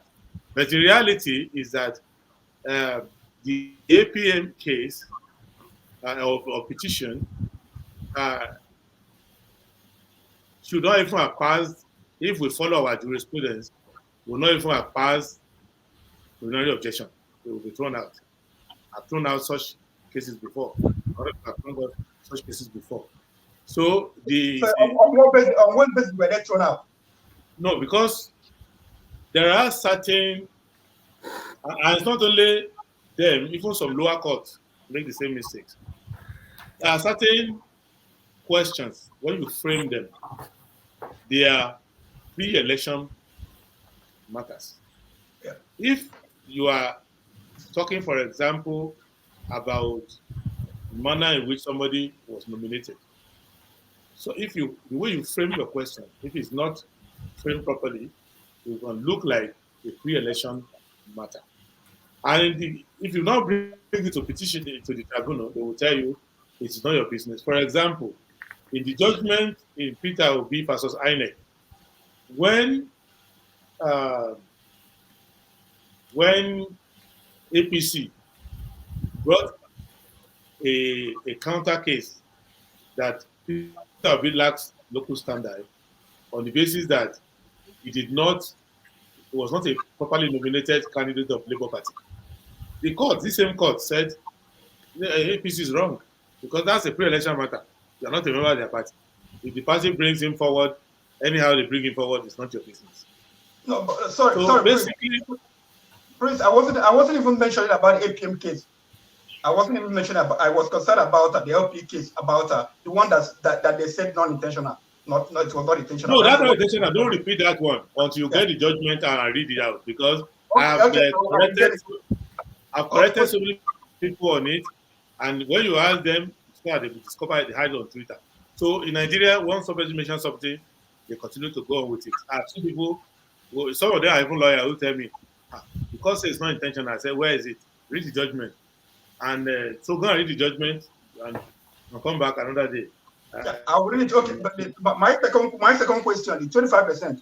Okay, you mentioned the 19th. I'm happy that you are conversant, with what happened in 1979 Constitution. Okay, so and then you're a lawyer. You know what about when they say about what they call when they want to fix something. Okay, but 1979 1979 election, was the ruling was a big case. Okay, it divided lawyers actually.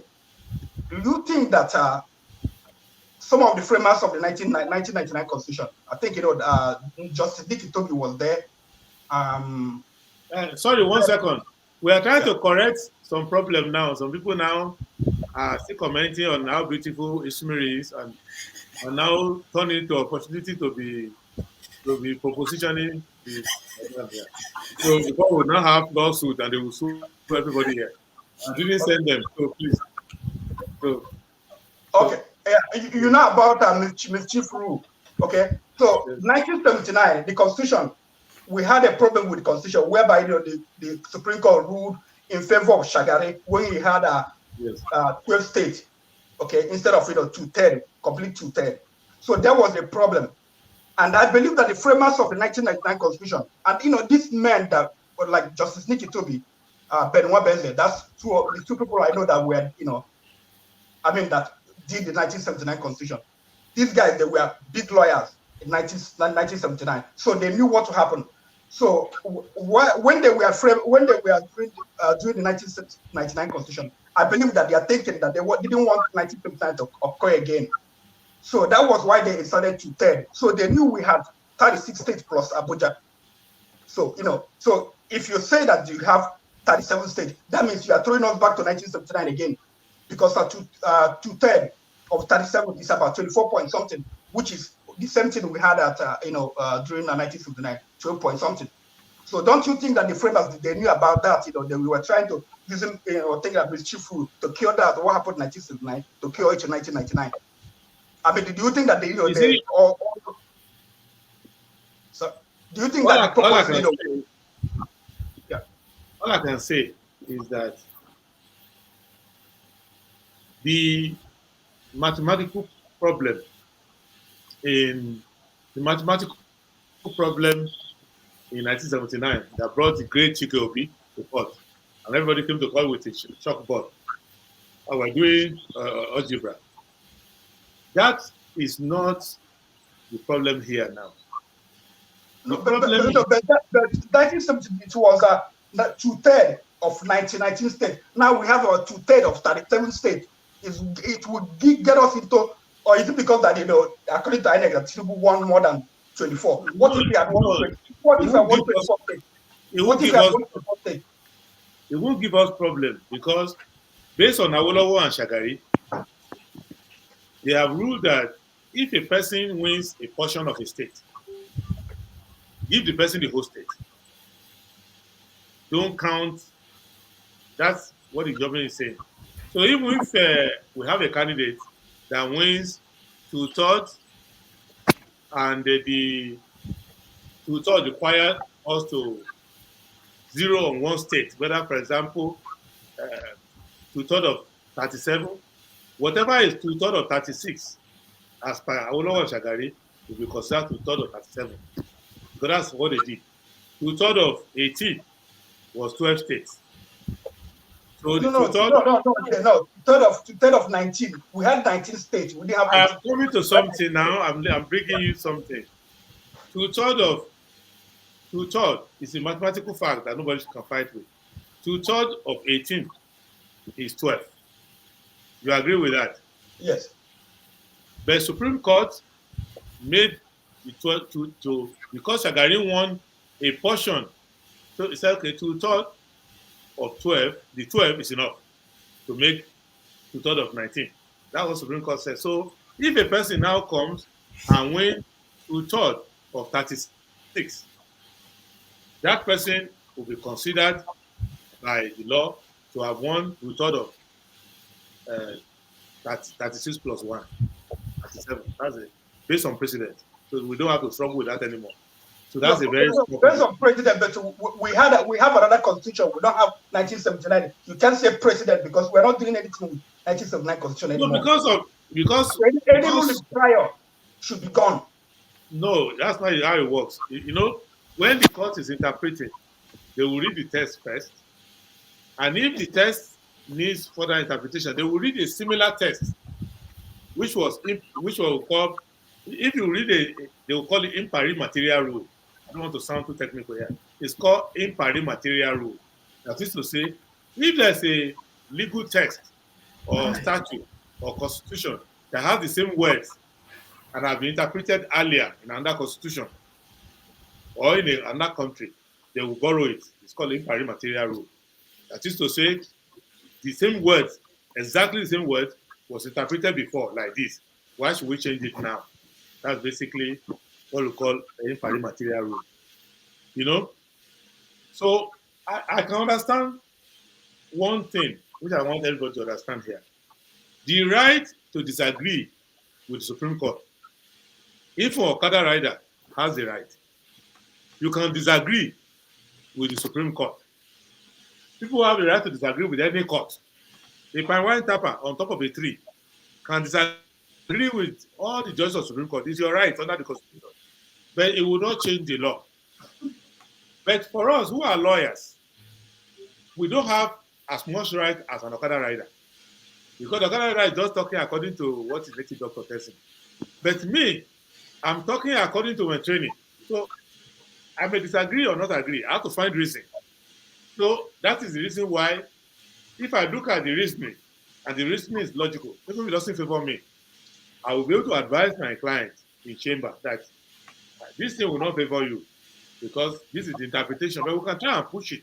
Maybe we can add this one word, but in reality, they are likely to hold this way or that way.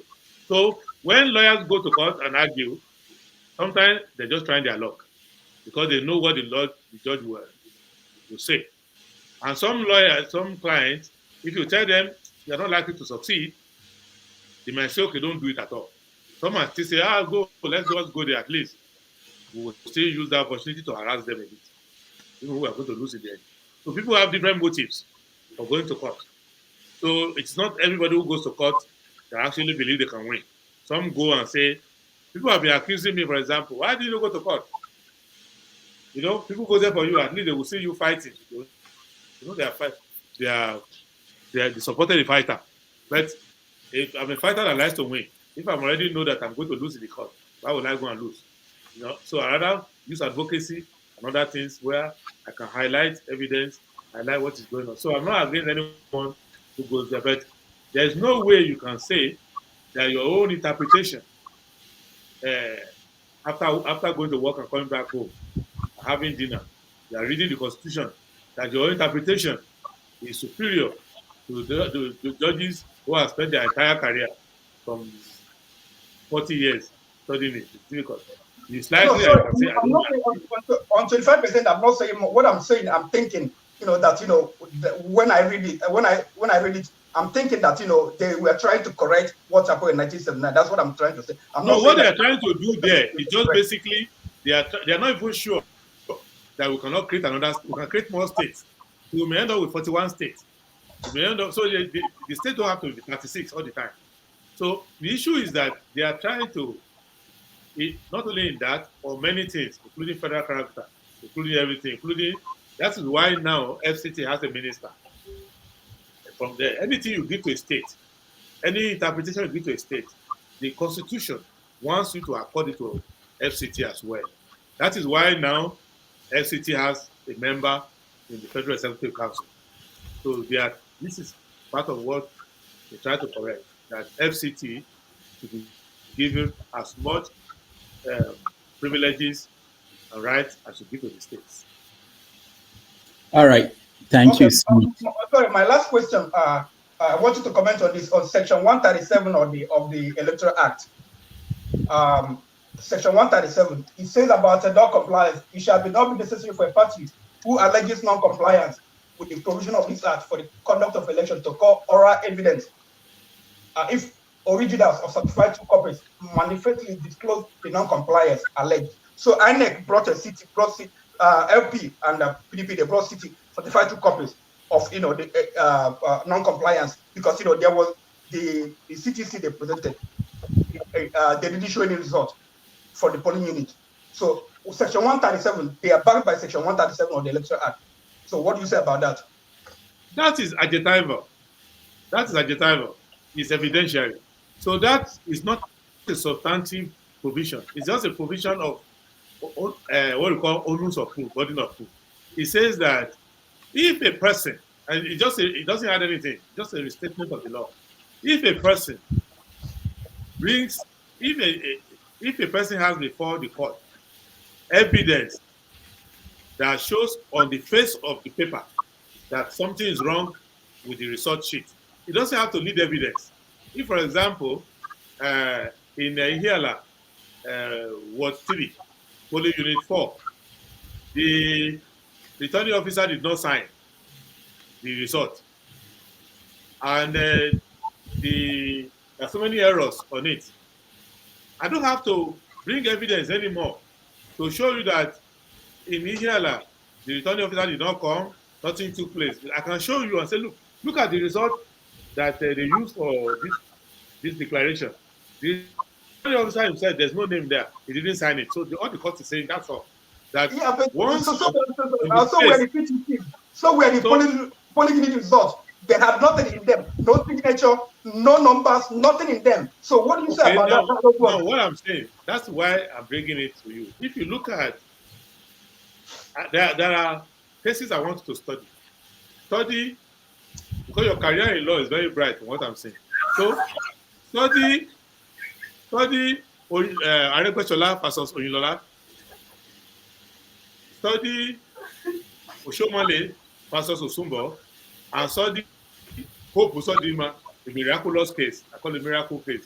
Hope Uzodinma versus INEC. If you study that, you will see that in the course of the trial, they were doing mathematics mostly. They will take this result, they will check, they will find fault, they will deduct, they will remove.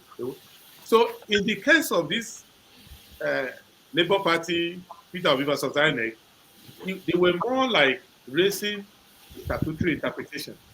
The petitioner did not come to court to fight result sheet polling unit by polling unit. They didn't have even the witnesses to do it. They didn't even allude to them. So I don't want to teach. Their lawyers know what they are doing. They have some of the best lawyers. Dr. Liv Izoku, Dr. My very good friend, Dr. Oyechi Pazu. So all the lawyers there are brilliant. They know why they've taken that approach. Because sometimes you manage your case very well rather than embarrass yourself. So I think that something happened and Labour decided that trying to prove they are winning polling unit by polling unit was going to create more problem for them than to just use legal interpretation to get their result. So it's a case management issue. But because this would have been useful if they have brought election results to the court and they try to prove it by documentary evidence, and anybody is challenging them. Sorry, if I may interject. No, hold on, Okija, hold on. I think at this point we have been on for a long time. I want to take a break. Okija, hold on. I want to take a break and give our guests time to stand up. I know he's a young man. No, guys, just say that your wife told you that the food is ready. Don't use me. Don't use me. It's all right. It's all right. I know that our guest is a young man. He's not worried, but I want us to take a break. And then, but before we take a break, I want to play a video for you guys because sometimes my first encounter with Prince Adebayo didn't actually go the way you would expect. And that's why I have sympathy for some of you who take issues with him. I will play for you guys the first encounter. And then when we come back, you guys will get the opportunity to continue to question Prince Adebayo. Unfortunately, my menial job I go to, I can't. I've called out because of one guy came here and said that all of us in America we don't have any job. I have He's correct. We don't have jobs. I called out just like Dr. Gomez, who had to leave because he has to go and clean some houses. So let me play this and then we'll come back and then continue the conversation.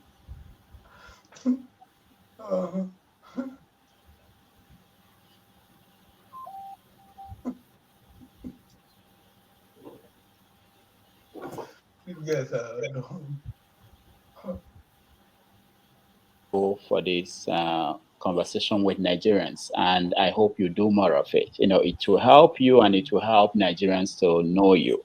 I didn't know before this that you were the same person that made a speech at the NBA Nigerian Bar Association conference. And but my question is this: are you not afraid of being the president of Nigeria? If they hand over Nigeria as it is today to you, won't you be scared? I think a normal human being will be scared to deal with that. Now, let me go to some of the headlines you've made recently. Once in one headline you said I won't appropriate our oil money as budget if elected president. You said you put it in a fund, and this is money that you acknowledged that is not there because it's been stolen. Okay. Then there's another headline where you said, "I will end insurgency and banditry within 100 days if elected president."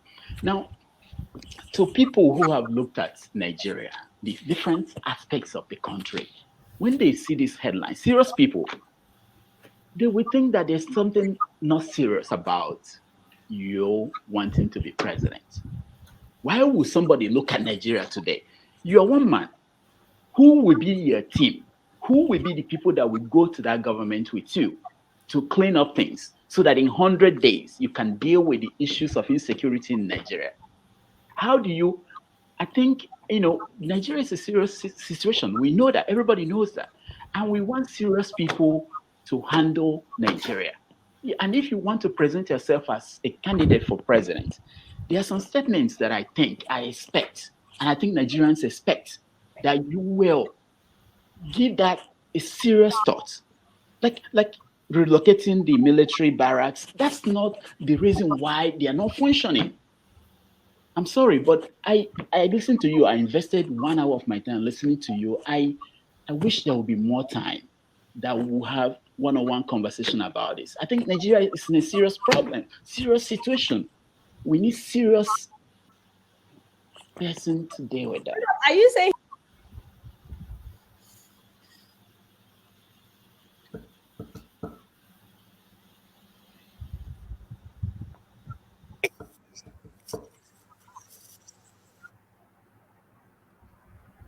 of love? We're very pleased to welcome Majek Feshek.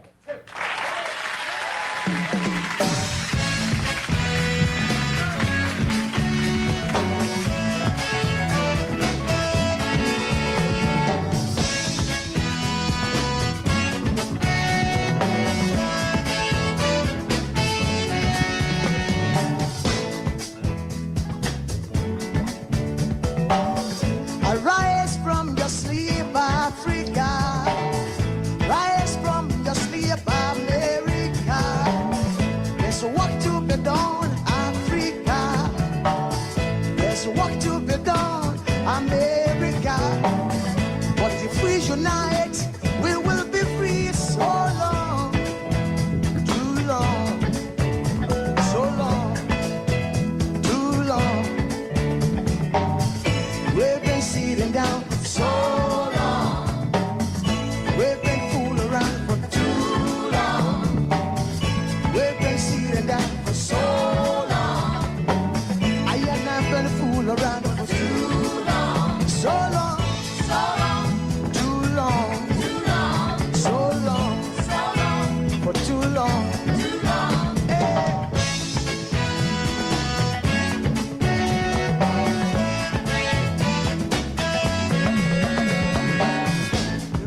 Remember, long time ago, when we used to live like prince and princess.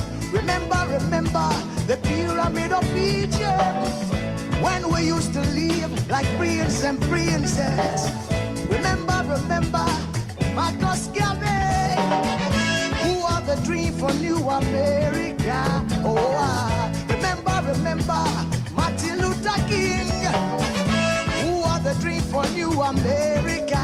They say you are black, they say you are brown, they say you are black, they say you are brown. Only the angels of Jah is white now. Only the angels of God is white. So long, too long, so long, too long. We've been seeing that so long. We've been a fool around for too long.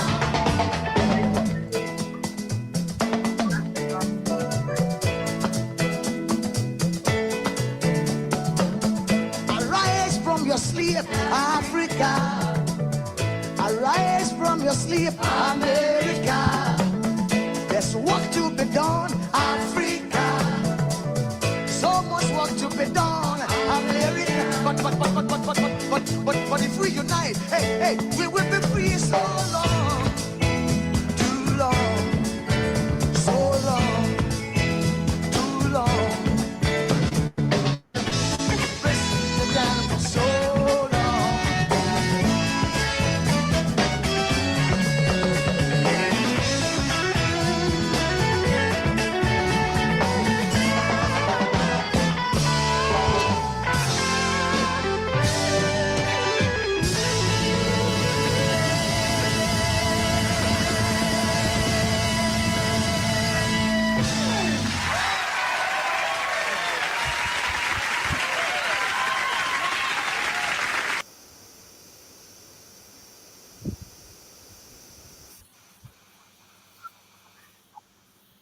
All right, welcome back, everybody, and we're here with Prince Adewale Adebayo, the SDP's presidential candidate in the 2023 election and potentially a future presidential candidate in the upcoming election.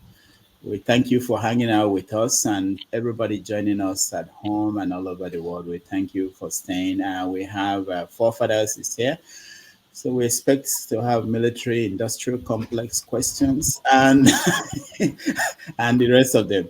All right, let's move on. Where are we? I think Ike, I'm so sorry. Ike has been here.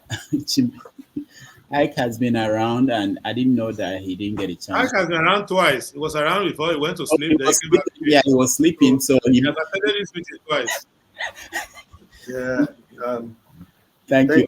Ike, go ahead. Thank you, Prince, for being on our platform. I know that here 2 or 3 occasions I wasn't here, but I listened to everything that took place after the program. Really, where I would have want to come from, I think my brother Alaba asked you those questions.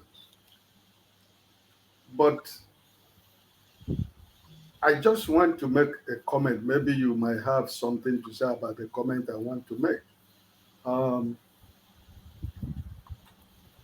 When we are talking about Abuja, I want to ask you a question before I make a comment. From what you said, are you now trying to let us know publicly here that Abuja now is the 37th state of Nigeria? Automatically, which means they're going to have 3 senators, they're going to have governors, they're going to have the same number of House of Representatives, they're going to have commissioners. Is that? You don't know. Let me answer the question.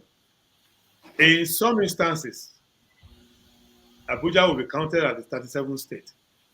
However, the way the law works is that the Constitution will still tell you how to treat Abuja. And the Constitution says that in Abuja, the president will administer Abuja, and that's it. So, and they will have 1 senator. They don't have to have like 3, like others. You saw an example of the 23rd Amendment to the U.S. Constitution, where Abuja, United States FCT, which is the District of Columbia, were given 3 electoral college votes. So, and there's no governor for DC. So, federal capitals, usually all over the world, are given direct administration by the federal government. That's their own capital. So, that is why Canberra in Australia, Ottawa in Canada, US, DC in US, Abuja, they don't necessarily have to be run like a state. But under our constitution, it is written there clearly that whatever you are called a state, you are called FCT. So when it comes to counting electoral victory, you count the FCT as if it was a state. There's nothing complicated there. You don't need to have a governor or anything like that. Just follow what is written in the text. Okay. Another thing I saw you when you were trying to give credibility to Nigerian lawyers and judges.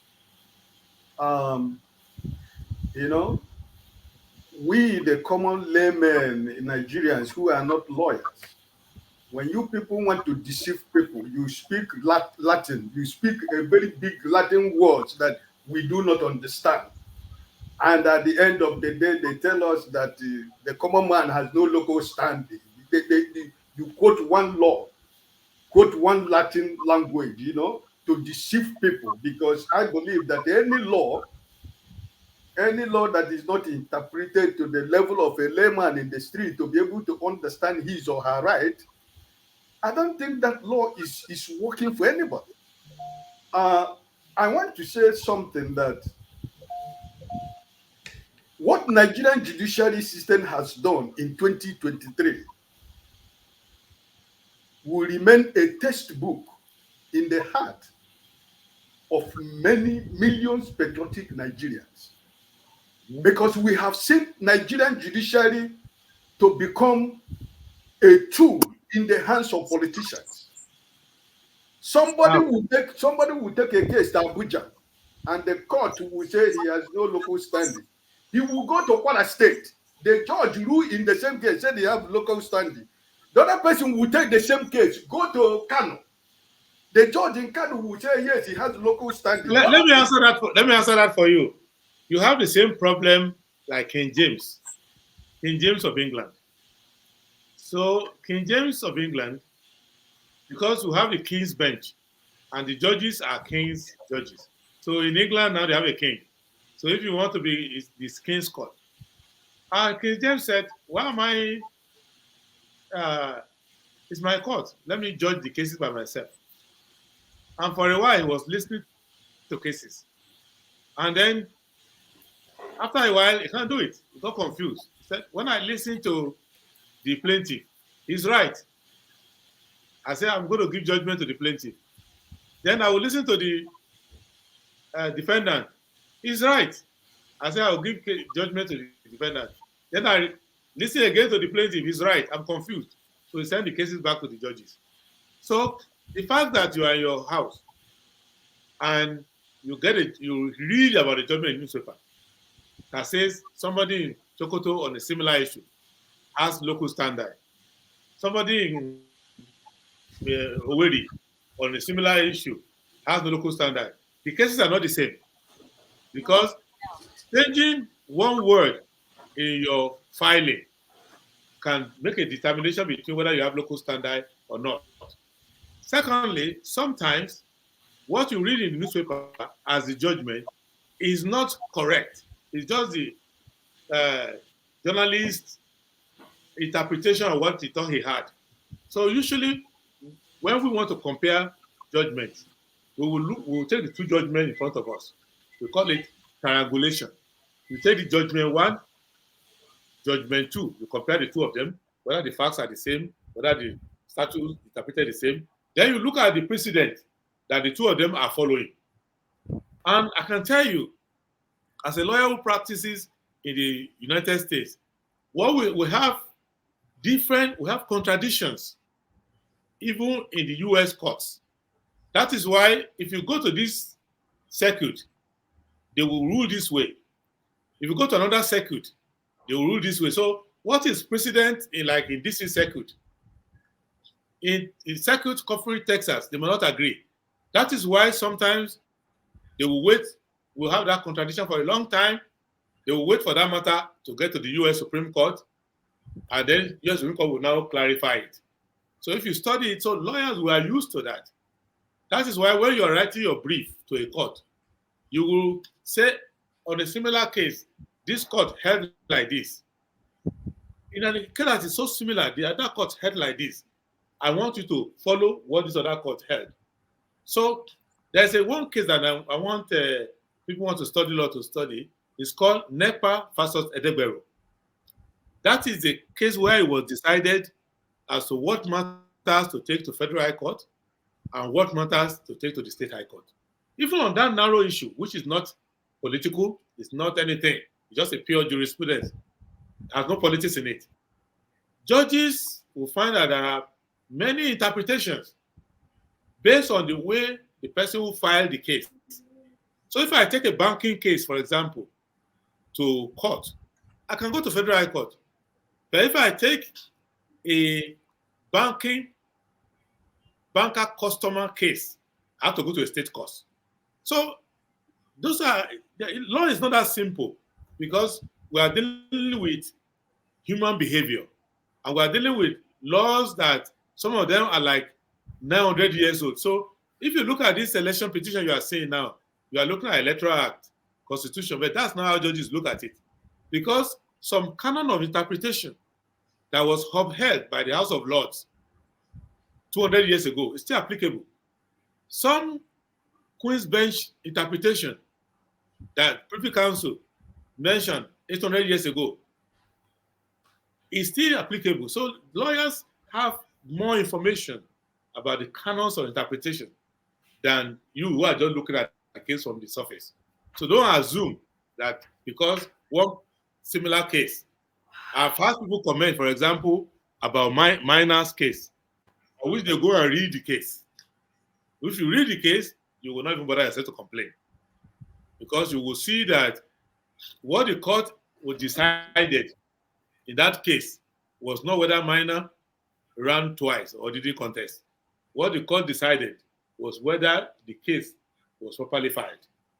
So people don't understand the difference. Okay, I want to end like this. I want to give other people a chance, even though my friend Damages have denied me for so many hours. Listen, I want to ask you this.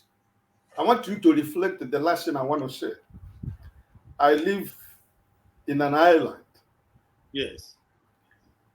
And staff from the other island, they came to my island for work yesterday. Yes. And we were in a meeting. After the meeting, we went for lunch.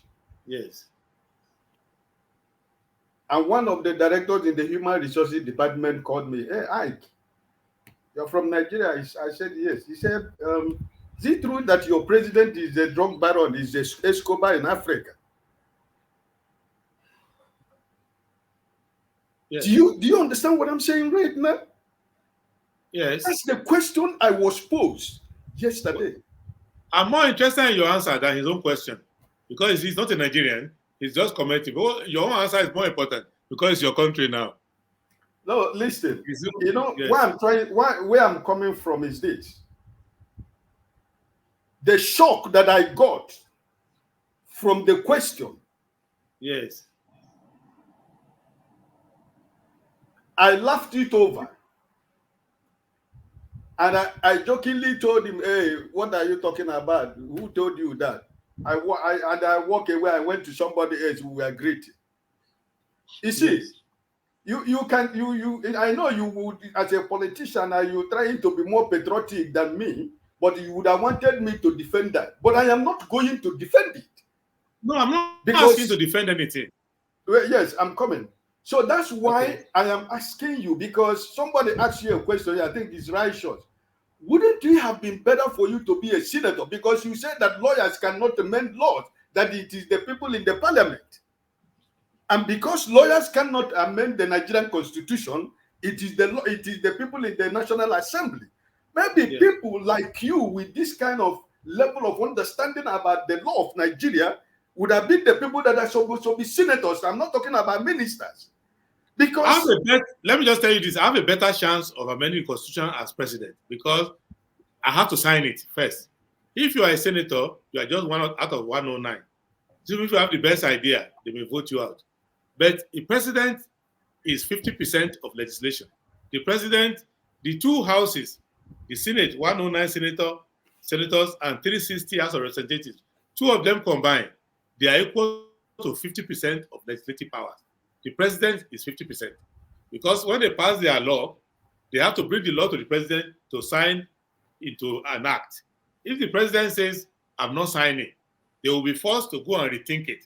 And as president, I can propose constitutional amendment by bringing bills to the National Assembly, called executive bills. So I thought well about how to solve Nigeria problem before I went to run for president.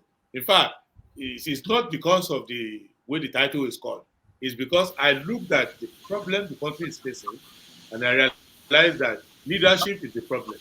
So if you are a senator, you are just part of a large group of people who are probably over one issue. But leadership, what matters the most, and leadership at the top.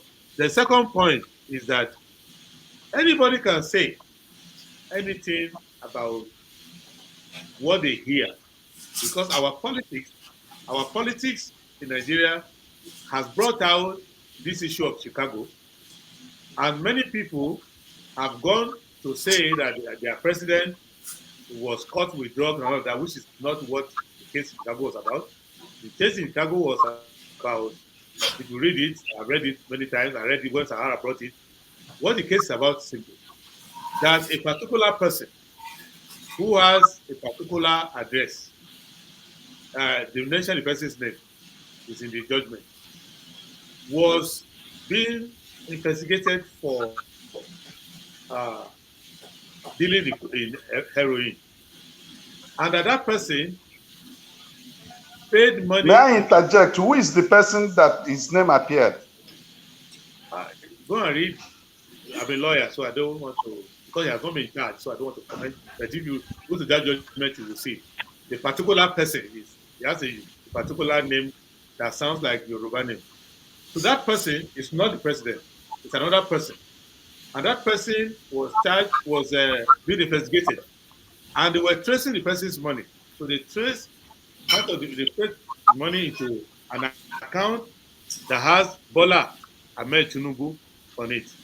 Now, they went to court to freeze that money in court. So the money was frozen, like DA would do, like FBI would do, like IRS would do. When they freeze your money in court, you have to now come to court on why that forfeiture should not be final. So in this case, when they froze the money, the person who's our president now, he was then working at Mobile, hire lawyers to go to the court to go and challenge. Rudolph, you were associated with Sahara when the matter came up, when it was then published. So I think you get the facts. I'm not interested in Tinubu and his career. I just wanted to get facts. So he went to court to intervene that it is his money. It was his money. And they cannot seize the money. That's all was in court. So they were now to argue before the court as to whether the money. So he has to prove how he got the money. So he brought a lot of stories that didn't add up as far as the court was, the government was concerned. For example, he showed his salary in Mobile. Salary was so small compared to the amount of money. I think at that time, whether 24,000, I can't remember the amount, but the salary he was earning per year in Mobile was not up to 10% of the money that was there. So they went and verified, yeah, it's an accountant who works with Mobile truly, but look at his salary, it is so small. Then later brought letters, other things from his mother, that part of the money was given to him by his mother. So the mother was in court. So it was supposed to go to trial, where the judge would determine whether all of the money came from the drug that the other person was doing, or part of it was actually his money. But before the matter could go to trial, both the government that froze the money and Tinubu himself went into settlement. Their lawyers met and they went into settlement. And the court, they now agreed that the portion of the money that he could trace as his personal money from his salary and from his mother will be given to him. The rest will be seized. And they came to court and they tabled the settlement before the court. And the court says, okay, you have resolved the matter. They say, yes. There are some of the money has proven to be his money. We are returning those to him. The one that is in the account that he cannot prove will seize the money.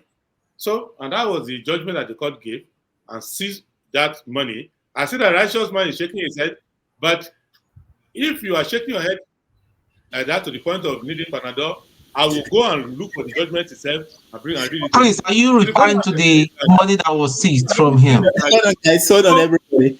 Yeah, so in that conclusion, that judgment itself was a consent judgment that neither Tinubu appealed nor the government appealed. That's about the forfeiture. So you can Google that. Are you referring to the money that was seized? No, hold on, Tone, everybody, please. Please don't answer them. Let me do this. I want to hear from John Abba and Forefathers before we give other people a chance to keep adding to this. Otherwise, it's not fair. John Abba, you are next. Thank you so very much, Dr. Rudy. I hope you can hear me clearly. Okay. Yes, of course. You are very clear. You are very cool. Okay. Thank you for coming to the show. I used to be like righteous man. I used to pray a lot in the church until I think I want to die before the devil, so I stopped shaking my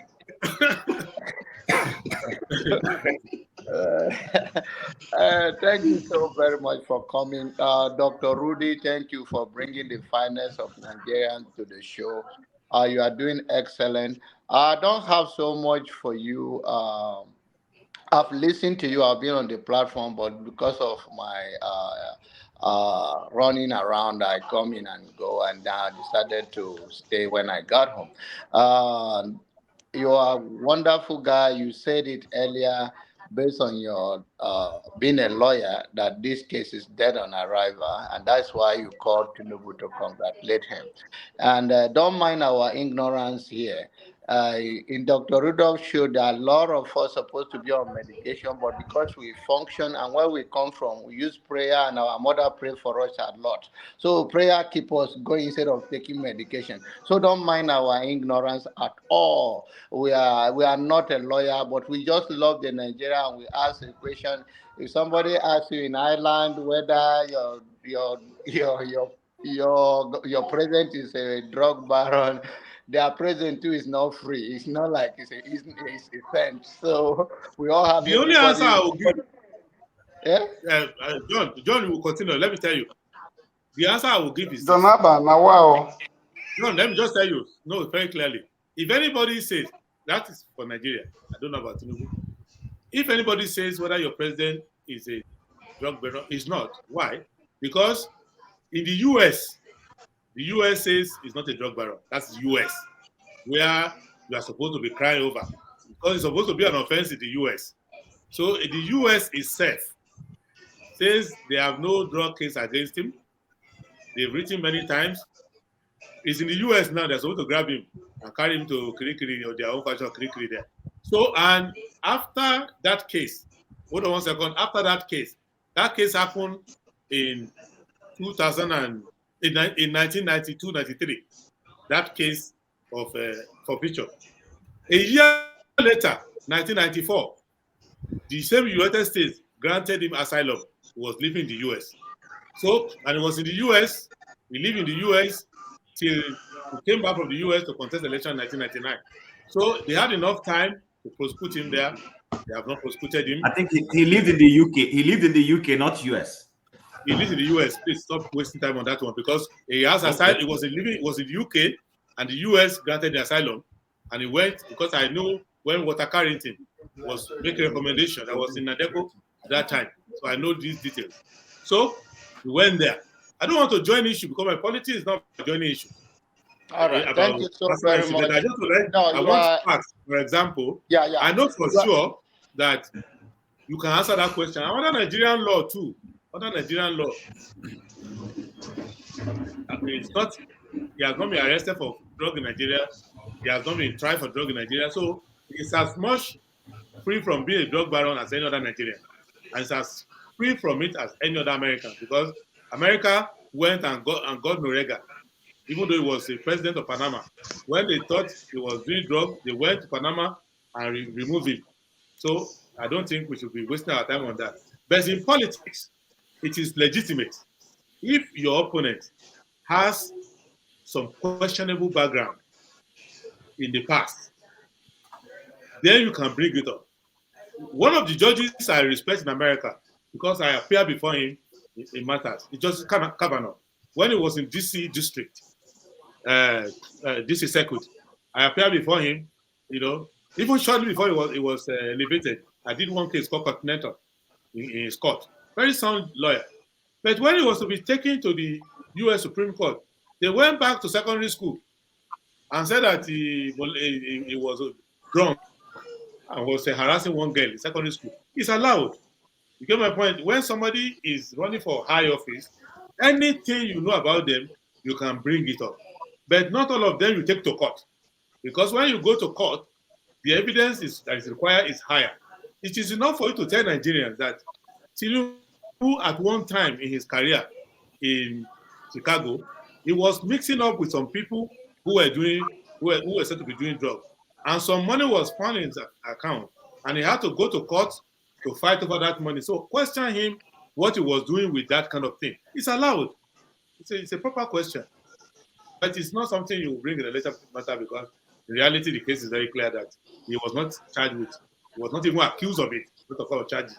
In America, both of you are in America, you always use America all the time. When you follow American law. No, I don't. In America, when the prosecutor suspects you of an offense, they will go to a grand jury first and go to a grand jury to allege that you committed no such case. So I think we should just understand that. But every election, you can bring the issue up, like so many other issues you can bring up. But if the voters don't mind, So that's the problem. Okay. Right. Now, Thank you. my question, I'm sorry, Duri, I'm going to leave and somebody can come in. Okay, sorry, we interrupted you, John. Yeah, Sorry. no problem. I know. One of the things you are gifted in is that you give more than you are asked, and it's a good thing. In fact, you are a wonderful man. You explain in detail because you are trying to educate us, and that is all you have to do as a good Nigerian. And thank you so very much once again. My question to you is that, do you know the reason why they wear that hat, that white hat in the court, the judges and all of that? They're still wearing those. Why? Do you know why? They want you to think that they are serious people. Oh, okay. The same way, if you go to your village, the masquerade has to wear something big. So that when they say this masquerade is coming and telling you what Amadioha is saying, you will say, let me obey it. So if there's nothing there, just simple. What we are doing with all this week, other people are even doing it with simple shirt and tie. The important thing in law is that the law must lead to a better society. But our own, we try to, even England, they don't do it anymore, but we are stuck with it. I have my own too. Sometimes when I wear it, I want to laugh, but what can I do? Continue the journey. You say another question, is it a must? It is. In Wow. fact, if it's bent like this, they will not let you talk. There are times when in court, I won't bend like this. Say stop. Are you not seeing this thing? Nigeria is about to fall on your head. Okay. And then as I exit, you are our lady, you are loved. Do not allow any bully to bully you, and nobody should be allowed to be bullied. It's all ignorant. And this is why our country is where it is. Because if you want to accuse anybody of doing wrong, even in the politics, turn the mirror on yourself, what you are doing in your own society and what is not morally is wrong that you are practicing, and you think that is the way of life. And that is all that is going on, from that any one of us that become a leader tomorrow, that is the attitude we take there. But yet you are blaming those in the politics. So Isimiri, you are beautiful. Jonaba, I want to ask you a question. No, you don't ask Jonaba. He's not. He's a righteous man. He has been exercising his neck. I don't know whether your physiotherapist will be charging you extra money for this thing you are doing. You need a chiropractor because you do your neck like this up and down. So. All right, Jonaba, thank you so much. Thank you. This is what we're going to do. I know that by the time Fofada is coming with his question, we are taken out of line. So let me give 1 minute to Chim, 1 minute to Righteous Man, KJ, 1 minute to Righteous. Okay, all the people. I've not even spoken. I've not spoken since morning, man. Most people have only one question. Direction. Because I'm not running with this thing and snatching it. I came in the morning and the gender sensitive also. The gender sensitive called me. I left and now I'm coming back. You're still making. Yes, still where we are. Some people only had one chance to ask a question, so we haven't gone far. Okay, so what we're going to do now is let's give everybody one minute, because I want to go to forefathers, and then Chim, 1 minute. Okay, so I exited and came back, so I would be fair enough not to say I understood where Prince was coming from. He was responding to a question on, I'm not sure what the person asked him, but he was talking about that the Labour team did not present, or should have presented polling unit sheets to make their case on if the elections were fair or unfair or something like that. I don't know where he was coming from. But my comment to this is not exactly a question. My comment is, we heard the Labour team say they asked INEC. We even have video evidences where they went to the electoral umpire to say, we've applied for certain documentations. You haven't given it.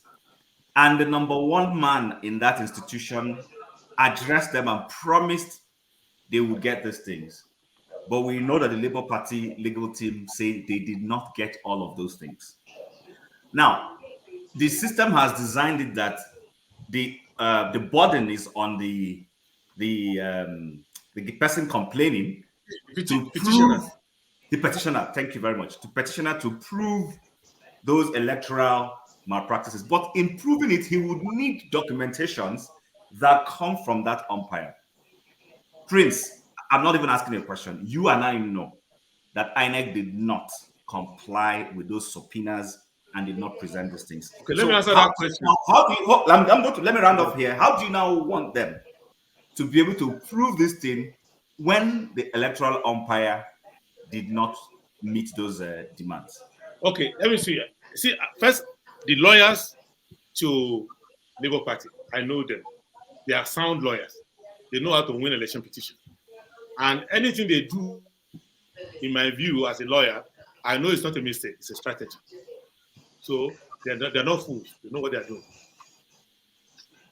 What you will do, and my answer was not with, was to the question raised by the person. That's why I said I wasn't here when you started the question, so I don't know. I was just letting the person know that Labour did not go to the court to try to say, they might have said it on the street that they won the election. But when they were filing their petition, they abandoned that one. No, they didn't. So they are abandoning it. Could it be because they were not getting cooperation? What I'm saying is that you can say something to your people in the street.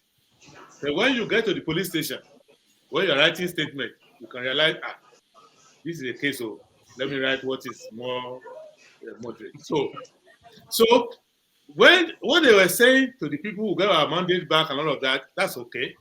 But when they got to the court, they forgot about the mandate.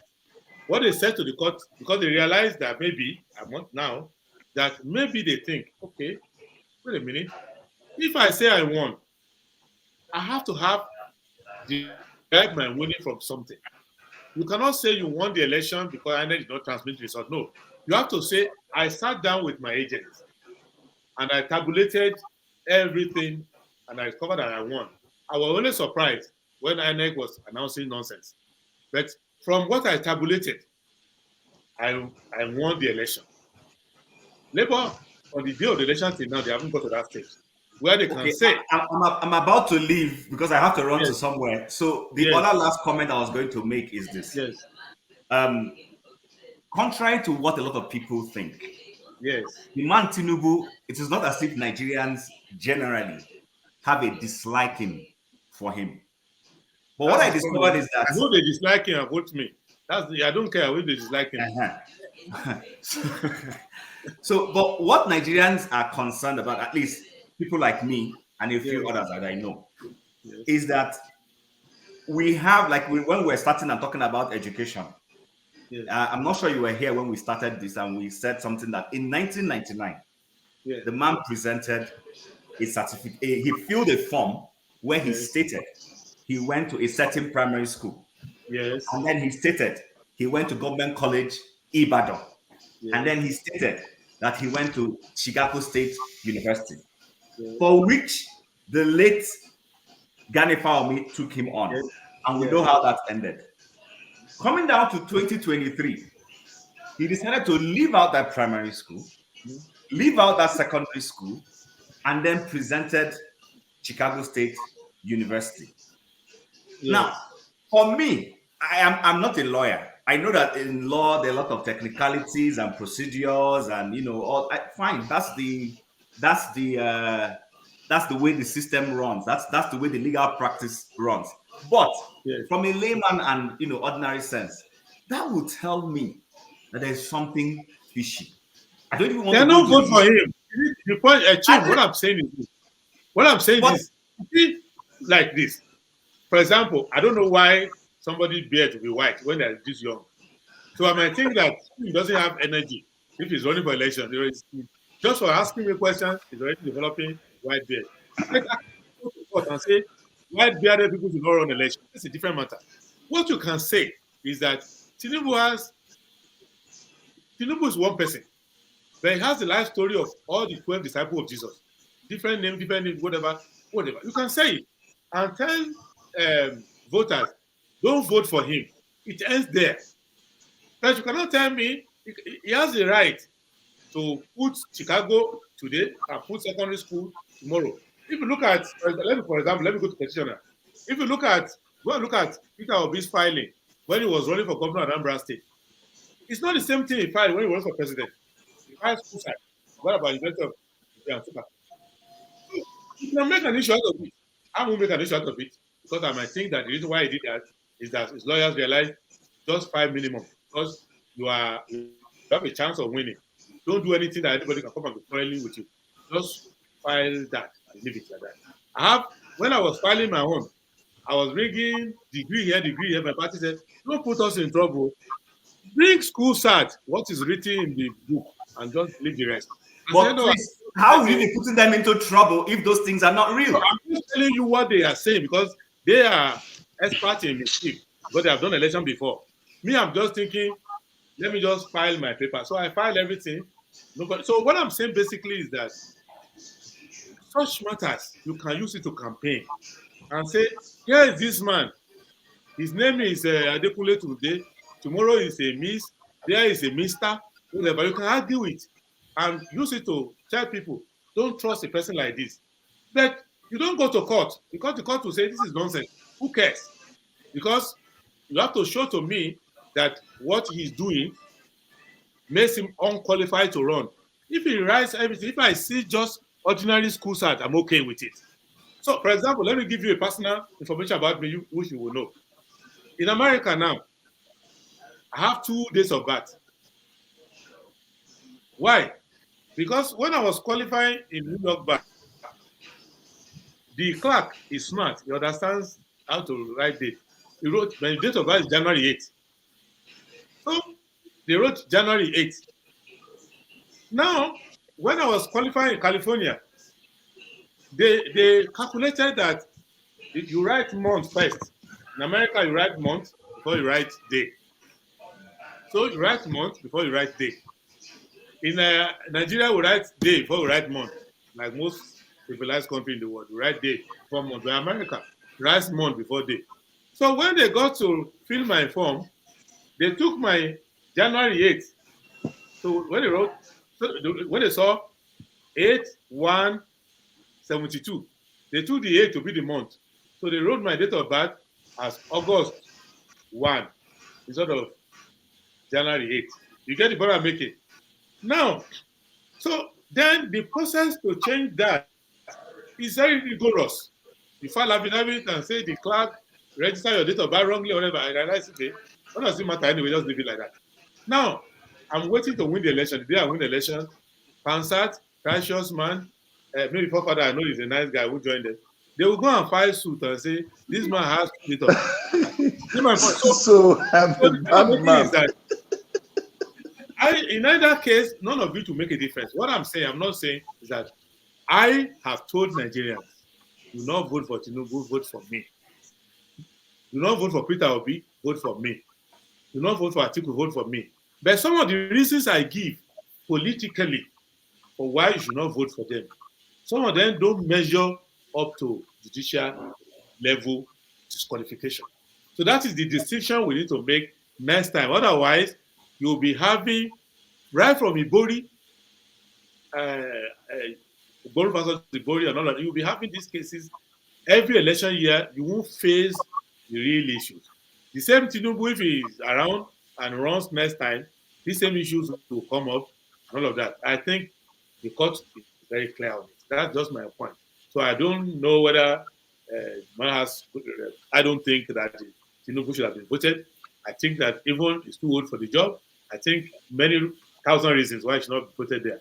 But the voters have the right to vote for anybody that they like. That is your assuming that the voters voted for him. If you are saying that you came second, how do you know you came second? If you don't believe anything, you don't believe anything.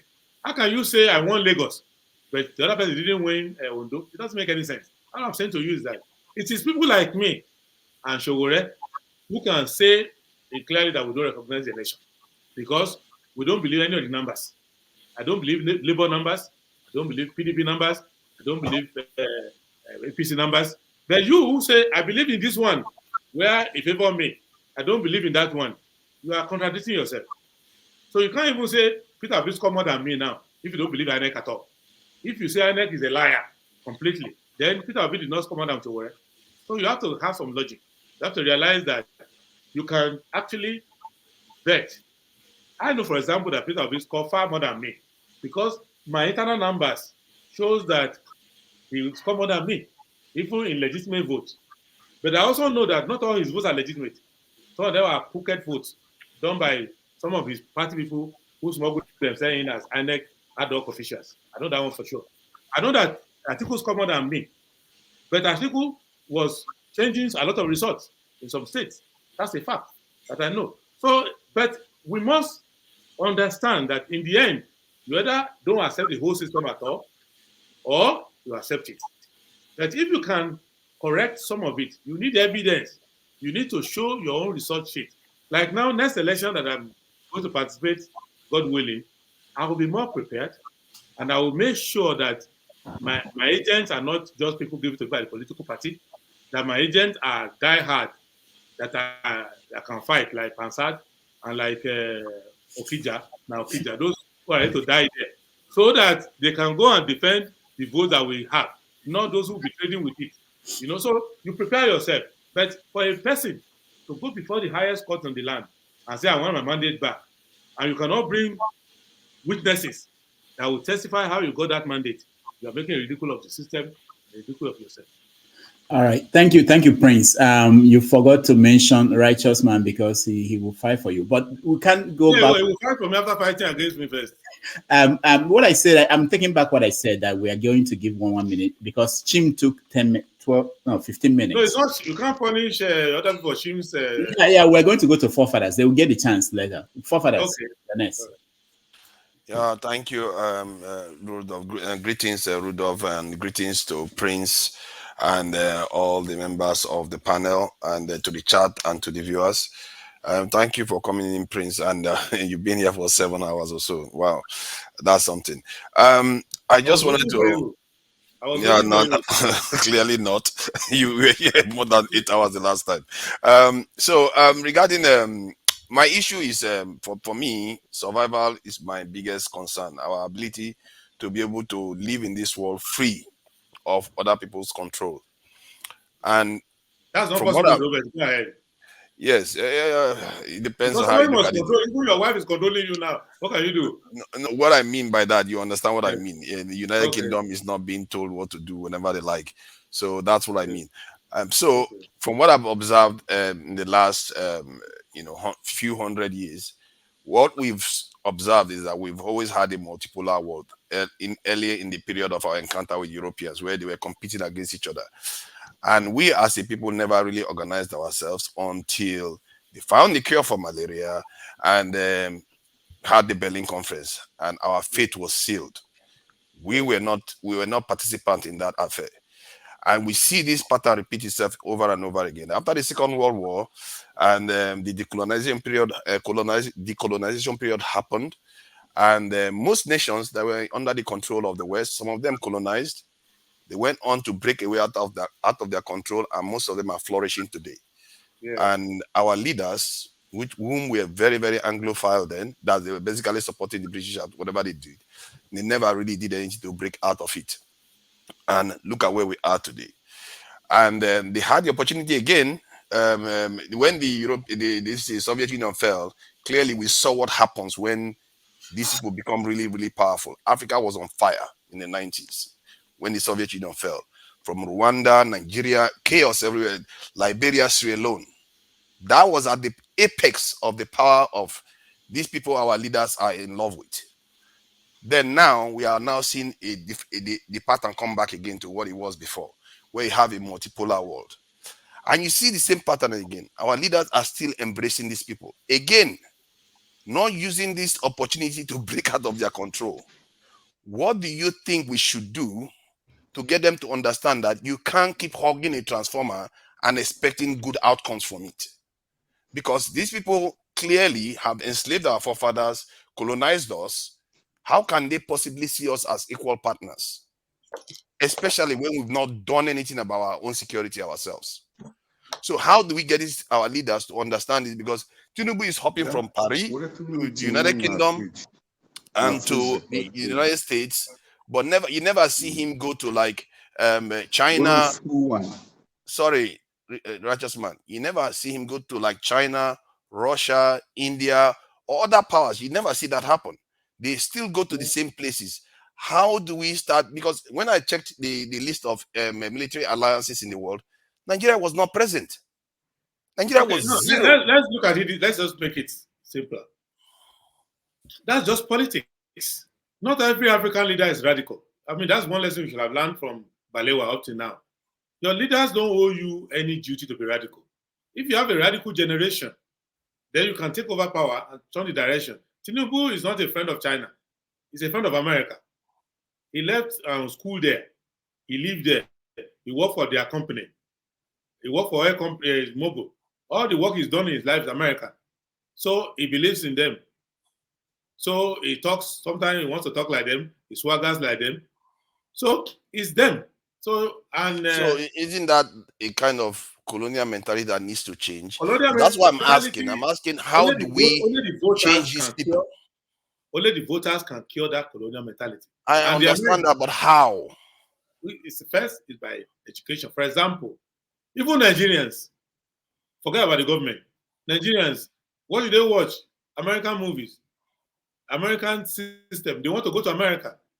Majority of Nigerians, if you ask them which country do you want to go, they will tell you US, Canada. So the country itself has the mentality that is Western, pro-Western.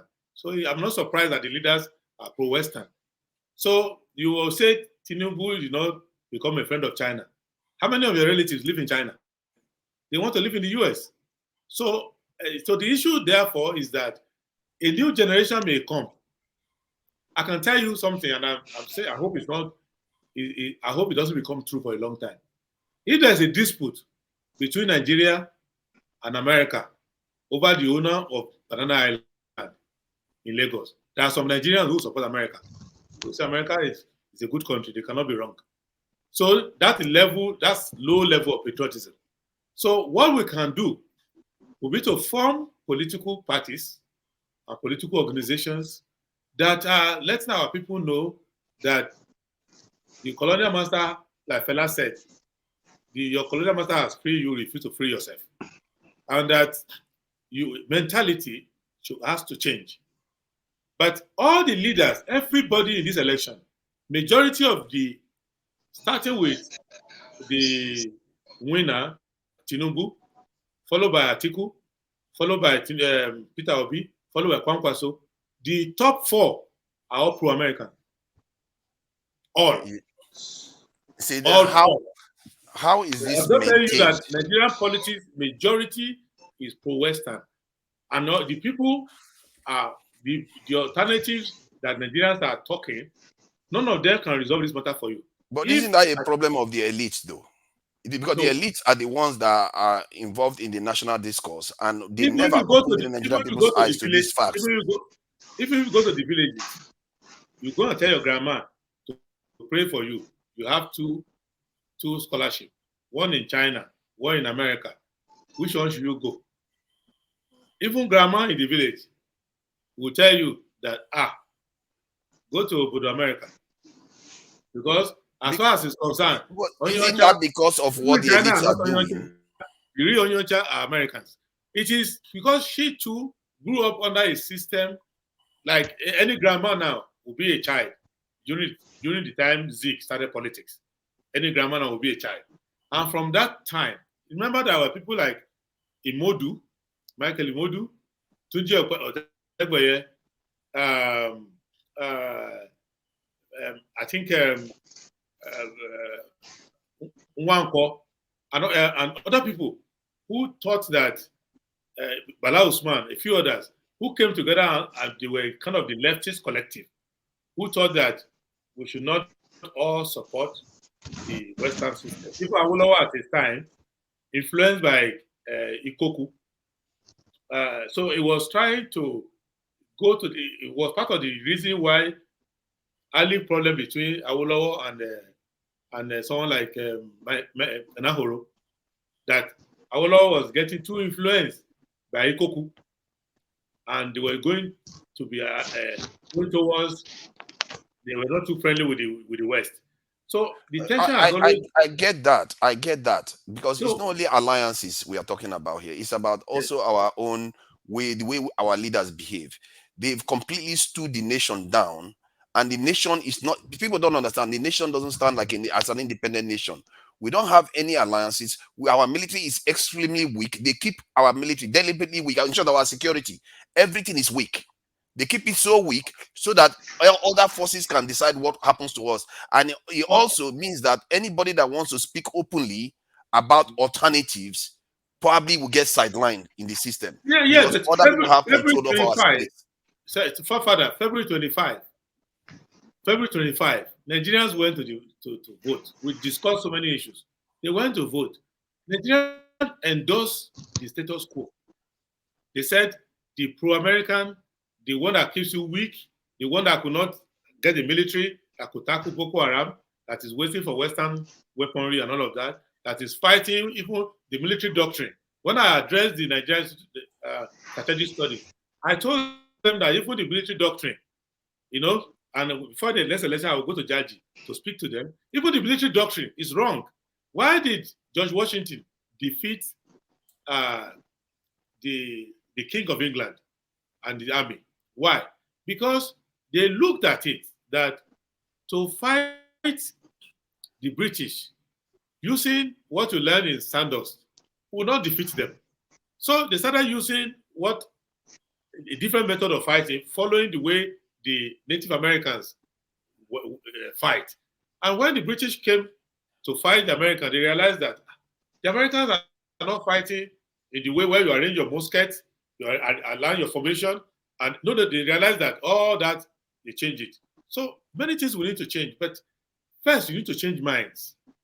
Many people you see who are talking big English, what they are doing, they are just hiding tribalism, hiding religion. They will use any excuse and talk and talk. There's no depth in politics yet.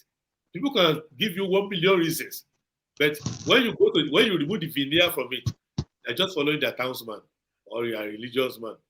That's all. I get what you are saying. I get what you are saying with highly educated, all due respect.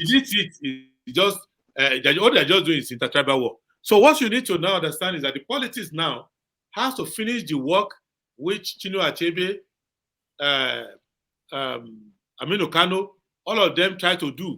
Africa joined them at that time in 1983 when they tried to form a kind of political party that would go along the line of ideology. But military truncated it, and now we were that generation. We're that generation. I know Kano was my age at the time of Second Republic. So we're in that age now where we can now come together and try to find ideological bearings for our politics. You will see that it is very difficult because when you start talking ideology, they will say you are boring. In Nigeria, if you don't say it is not on Yoruba, it is not on Igbo, Hausas are this and that, they will say your politics is boring. You are too professorial. If you are raising issues, so the voters level. Let me add this though. If like in your case now, do you talk about our national security? Do you say, okay, why are we not forming alliance? This is defense pact I have with the given ECOWAS lectures nations? for national security. I'm talking about practical stuff like forming alliances with the ECOWAS nation. Do you know the only alliances that we have in Africa right now, in terms of our presence in any alliances at all, is only Burkina Faso, Mali, and this is that just pop up on the list. First and foremost, there is we are nowhere to be seen. Let me just say something very clearly.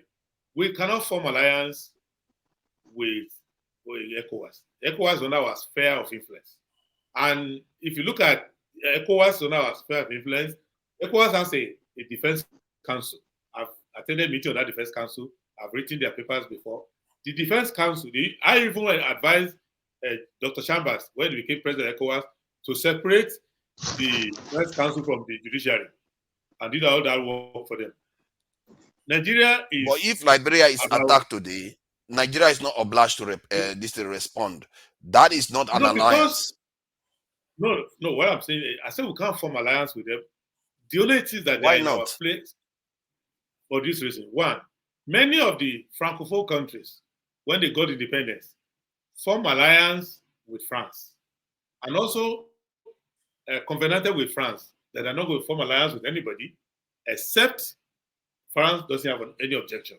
So many of the things we do in ECOWAS by way of regional security, they usually go to France and take permission to join. Even when sorry, I get what you mean. So this situation exists in West Africa. How many times has our leader told our people what is going on in West Africa? They've kept, sorry, hold on. Yes. It's like a child living in a house, seeing only the ceiling. When there is a cloud and a sky out there, the parents refuse to show them what is going on in their own surrounding. I didn't know some of all this stuff. Why are our leaders not telling our people and telling the fellow French country that look at what is going on there? This is not normal. Why are we not forming? Because if we form an alliance with ECOWAS, that's 400 million in population. A strong alliance. Let me say something. That can be able to project their power. Let me give you information. But we are not doing it. I don't want to make it too long. Let me give you information. One, we have some alliance because when we did ECOMOG, I served as a United Nations appointed commissioner in Liberia to settle the country after the war. So I served in Liberia. I know some of these issues. We decided smartly to create some infeasible arrangements. That is why we have the standby force. And for you to be able to do what America is doing to your ally now, you need a very stable government in Nigeria that, for example, most of the advanced courses that they take in West African military, they come to Nigeria, Jaji, and all of that to do it. They still go to West Point, some of them go elsewhere, but we are working with them on doctrine. And when I speak to some of Africa head of state, when I speak to them, even the guy in now he's removed, the guy in Burkina Faso, when they wanted to remove him and he was having problems, I was with him in Washington, D.C. for about 2 days discussing the problem. And I realized that, look, you are in the wrong place if you're in Washington, but they're not going to help you, very clearly, because America, France, some of these things, I don't want to go into too many details. They like leaders that are unstable. So, because if you are unstable in your country, you are easier to deal with diplomatically. So, the long and short of it is that you need to first have leaders before they can lead you. We have been electing rulers for now, but there is no political party that is pursuing this idea and that is raising leaders along that line. So what I want us to do now is that with all these your ideas and everything. Sorry, all the discussions you had nothing to do with our safety and our defense. The standby force, what they do is just to respond. No, okay. Why would I know that? But this depends on what you said. That's why I'm going. I can only go with what you said. No, what I say, you see, listen, the point is this: that if you are in politics, like I'm due to go to Ghana soon. If I'm in Ghana, when I go to Ghana, meet the leaders, meet military leaders. Normally, in a sub-region, if you want to do leadership, you would meet all kinds of leadership. You meet the foreign government. When Rollins used to be there was no time, very few times Rollins will come to Nigeria, I'll go and not meet him. Or when I go to Ghana, I will not go and meet him. You discuss. You see all the every country has those different tendencies too. So you look at the situation. Last time I was in Liberia, was when they had ECOWAS summit there. I was there for 4 days. And I was discussing on so many other issues, dealing with other different leaders. You will see that in Ivory Coast, you will find out that the foreign minister might be somebody who feels that Nigeria should lead them. The president might be somebody who thinks that, look, I need France. Nigeria cannot support me.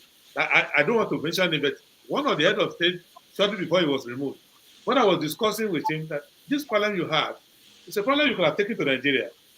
He was saying, look, this is the problem. I have this problem to see the Nigerian president, and there are these other things, they're not supporting me in this. So everybody has their own issues, that. So we are trying to weed it together.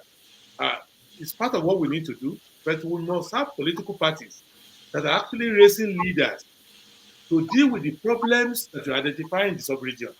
I'm sorry. From what you are saying, there's a lot of waffling going on. There's a lot of waffling going on there. In reality, is that what you simply need to do is saying, you know what? Any of our countries that are get hit, all of us respond. That's how it's supposed to be. It's very, very simple. ECOWAS based on ECOWAS. We're not doing video game here. We're not doing video game. It's not video game. That's what the whole world is doing. No, for example, you can't commit. We can't keep living like this. You can't. That's what the whole world is doing. Hold on 1 second. Look at Niger, for example. Look at Niger.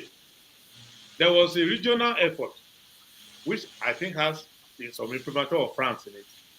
There was a regional effort to try to contain the situation in Niger. Nigerians automatically, Nigerian citizens say, no, we have no business there. Don't go and interfere at all. It's not our country. Leave it. So when we had ECOMOG, when Babangida started ECOMOG, a lot of Nigerians complained that we didn't have money to feed. We can't balance our budget. We are spending this much money in ECOMOG. So you need political consensus. Secondly, when you start talking, it was when I started talking with regional leaders in Africa that they realized that Nigeria did a major thing in West Africa. That is why when they had a problem in Rwanda and they were killing themselves, Tutsi and Hutus, they were discussing among themselves that they wish they had a country like Nigeria, who would have come in, not waiting for Western powers, and stopping, kind of stop it. So Nigeria has done well, and we are winning. But locally speaking, we need for you to have military alliance. You need to also support it with granting aid, with getting people to come and work in your country, with some soft power. So we are still struggling with some of our basic assistance. So I think what we should do now is that you start more influential. If you elect people like us into power, we will know that first you have to get Nigeria standing well. Then you need to take control of regional situations. If you look at, I don't want to go into so many intercalary issues. If you look at my criticism when President Jonathan went to Chad to meet Idris Deby, I was critical of him. And when I saw him, I still complained that why should you go? You could just have someone, Idris Deby, to come. Why would you go and meet Idris Deby? Deby will be eager to come to you. But because there was some film trick that some people wanted to play on the president regarding negotiation for some ransom for some detainees and captives. They just trick him into that system. So basically, Nigeria, as it is today, if Tinubu, for example, wants to be a proper commander-in-chief, if he puts a few policies in place, all the West African countries, they will line up. They will line up. The leader, the position used to be Senegal. Can I just interject? Fathers, one more question. We have to move to other people. Okay, too. yeah, The leader of that's fine. opposition used to be Ansat was here Senegal. for ages. The leader of opposition And he was just waffling, talking used crazy. to be Senegal and Cote d'Ivoire. Both of them now, from what I see, both of them would not mind Nigeria leadership if Nigeria can say we will be self-sufficient in this region and you won't have to run back to France where you are from. So, Nigeria's economy, from some analysis that was done by a charity, is said to be depreciated by somewhere around 10% because of insecurity alone, and that we are talking about in excess of about 50 billion US dollars. And if our leaders are aware of these figures, and Tinubu, when he was at Chatham House, made an argument for increasing the size of the military and all the other security infrastructure in the country. Since he's gotten into office now, he's not done one thing. And we don't see any of our people and our elites, including yourself and all the others going on online and on TV. None of you keep talking about economy. Without security, all else is failed. I don't know why anybody bothers to talk about anything else. Because if I was the one on the other side, I would screw you people over if you don't have security. Okay, don't bother. Pay more attention to, maybe there are many, like now I'm talking with you, many people say they've not seen my face before when I'm talking to you. So I think the Nigerian media is segmented. They don't kind of syndicate what they do. So, for example, Rudolph, I want to sleep, please. Okay, sweet dreams, dream of Nigeria. So now, what I'm saying, for example, is that if you give an interview on CNN or ABC in America, all of them will discuss it across the board. So I think I discuss security, I discuss so many of these issues. But I will do more of it. But the key issue essentially is that yes, Tinubu has not, as far as I'm concerned, has not settled down. He's still doing victory lap or legitimacy hunting. So later he will settle down. I hope. But right now he hasn't settled down. He's just gallivanting. So when he settles down, we will know the direction he's going. But he hasn't settled down really. And those who defend him say, how many months? But Do you see him fulfilling that security this in his security policy? Do you see him fulfilling it? Forefathers, please. What we're going to do is We this. can do so, but whether it's going to be effective, because the issue is not just the numerical strength of the military. You get more people Rudolph, there. please, That's please, how the please. Agbado came about. Yeah, They're going all to the buy right. Agbado for people and all of that. The issue is that will it be effective? The problem in our military, summarize it, is that we need more footprint, and the country needs to be properly governed. In terms of military, having maybe like Jonathan created another division, but even that division, which was to now oversee Maduguri and all of that, I saw the undercapacity of their problem. So if it comes and it does more recruitment and improves the officership a little bit, and now that they have better plan, yes, because We everything. are not serious. We are going to fail again. We are going to miss this thing, and our people are going to suffer dearly for it in the next 10, 20 years because I am not the we've been taking president. this as a I'm joke. saying if he can do a little bit, I will have done more, but I am not the one who is commander-in-chief. Your commander-in-chief is Tinubu. You will soon see him in uniform, marching like a real Buffalo soldier very soon during Independence Day. So it's your military, it's your commander-in-chief, your number one soldier.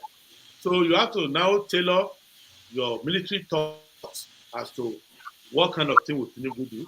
And the person who can advise him is no Ribadu. If you see him, you can give him some of his ideas.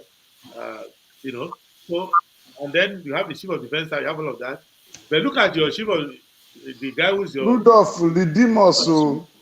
Anyway, let's leave it so that the other people can join. Yeah, so other people can speak. Thank Dr. you. Rudolph. Thank Dr. you. Rudolph. Hold on. Hold on. Some very serious issue. Somebody here has not even heard what you said. You see what he's writing? That somebody should tell him where to buy. You need to block this idiot called Don John or whatever he calls his name. That they should tell him where to buy. He's been abusing me even to the extent of even throwing insult at my dad. I will not have it. Because if I should hunt down one of them in London, I'm going to make an example of them. I'm not a nice person, you know. All right. Thank you. Thank you. We've been kicked out of Facebook because we've been here for 8 hours. I will let Righteous Man, who is in Nigeria, he needs to go to sleep. Righteous Man, just a question. If you guys can help, you guys are the ones making it difficult for everybody by talking long, Righteous Man, go ahead. Yeah, in the comment section, our sister that is here, I don't know why those people commenting there, instead of them to focus what we are discussing, they are just talking about the beauty of the lady, whether she. You should caution those people now. Caution them. They are in here for a serious business. Klabzal as well is a problem. Please, Dr. Rudolph, they are taking advantage of your good nature. They are really taking advantage of your good nature. They are distracting us with the beauty of the lady, discussing about her right. What is it? All right. I think what they should learn is discipline to overcome the beauty, the way I'm managing to overcome it myself. Without talking about it. They should just play them and focus on their career. Let me say this. There was an American president. I don't remember his name. Old president. He had a daughter that was called Alice, and she was very, very active in social life and everything. And they told the man, you're a humble man, you're doing a good job, but your daughter is just too wild. Can't you control her? And the president said, do you guys want me to run the country or to control my daughter? They said, okay, run the country.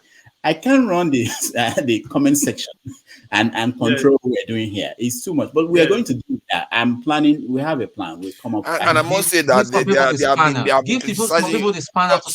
Sorry, Tone. I think you guys are going too hard on Dr. Damage. I've been watching the way people are just nitpicking. I don't understand you guys. What do you want him to do? Turn to me? When he turns to me, me, you don't want me there. So he's been very tolerant of people. Why do you keep having to go ahead? There should be a section in the bathroom that is dealing with Fathers, you already there what happened earlier. Because if you saw what happened earlier and they've carried on, what happened earlier, I mean, even they were insulting me. You didn't know what happened earlier. But it's not the Damage that is doing it. He's just trying to, yes. He's the one that runs the platform. We are not dragging him. We are just giving him reports on what is happening there. If I It's a go feedback. there, Thank you, guys. Yeah, righteous man. You were just having a go or talk. Dr. Damages, Having a go at Dr. no, because Damages they have just done constantly. a Come poll. on, man. They have just done a poll now where they have just done a poll on the comment section where 99.99% said that she's the most beautiful woman they've ever seen. 99% of the people on the comment section. It was So a big distraction.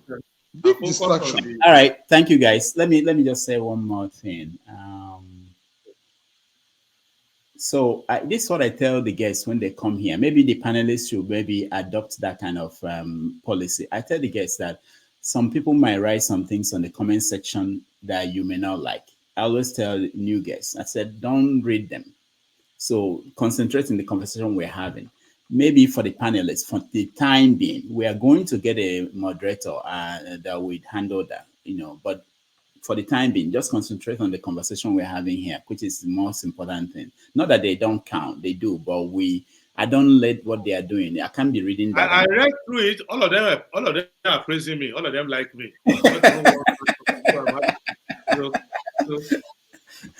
My question to Prince.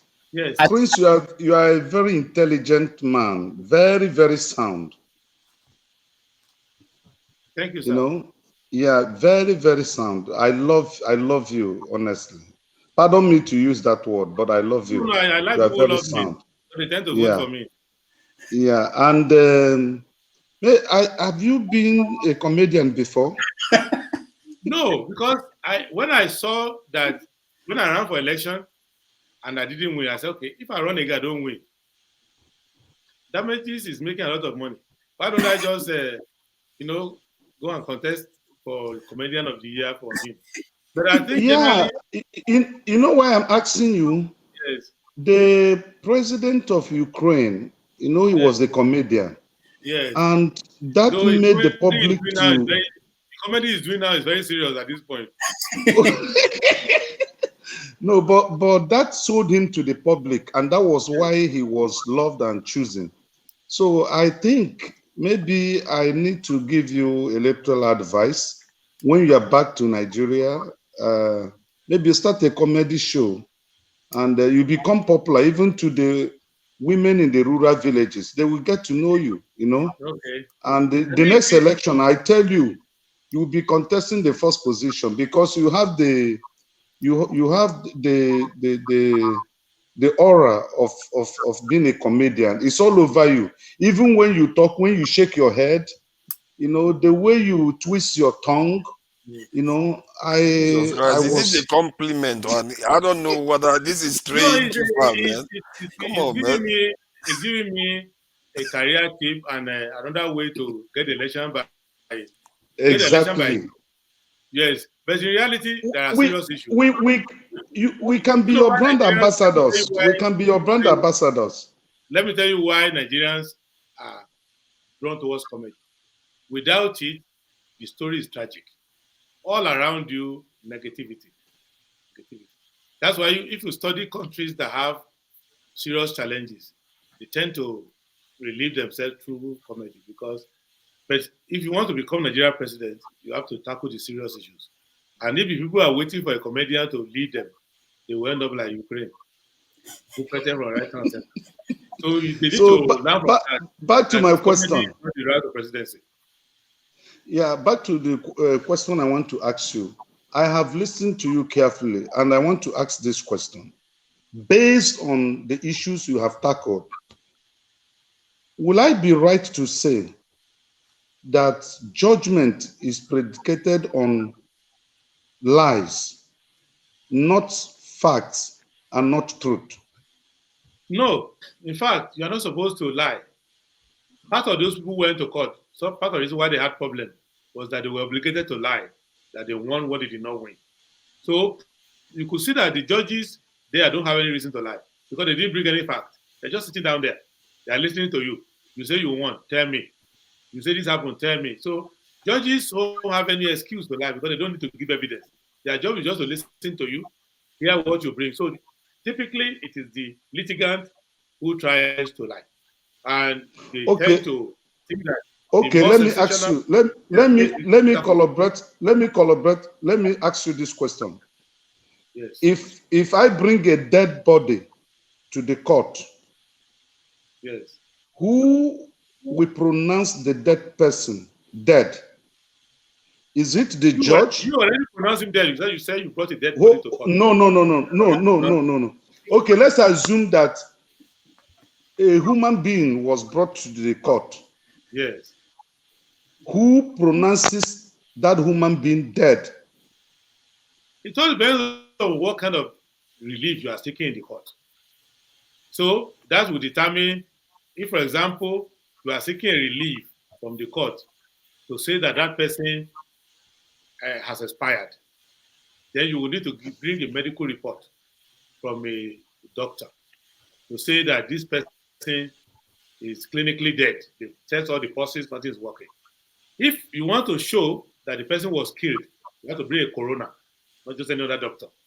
That the coroner will be somebody who investigated the dead body as to find out the cause of death, whether it's lawful or natural. But if you just to say, is this person dead or not, then you can bring any medical person and they will read and show the court.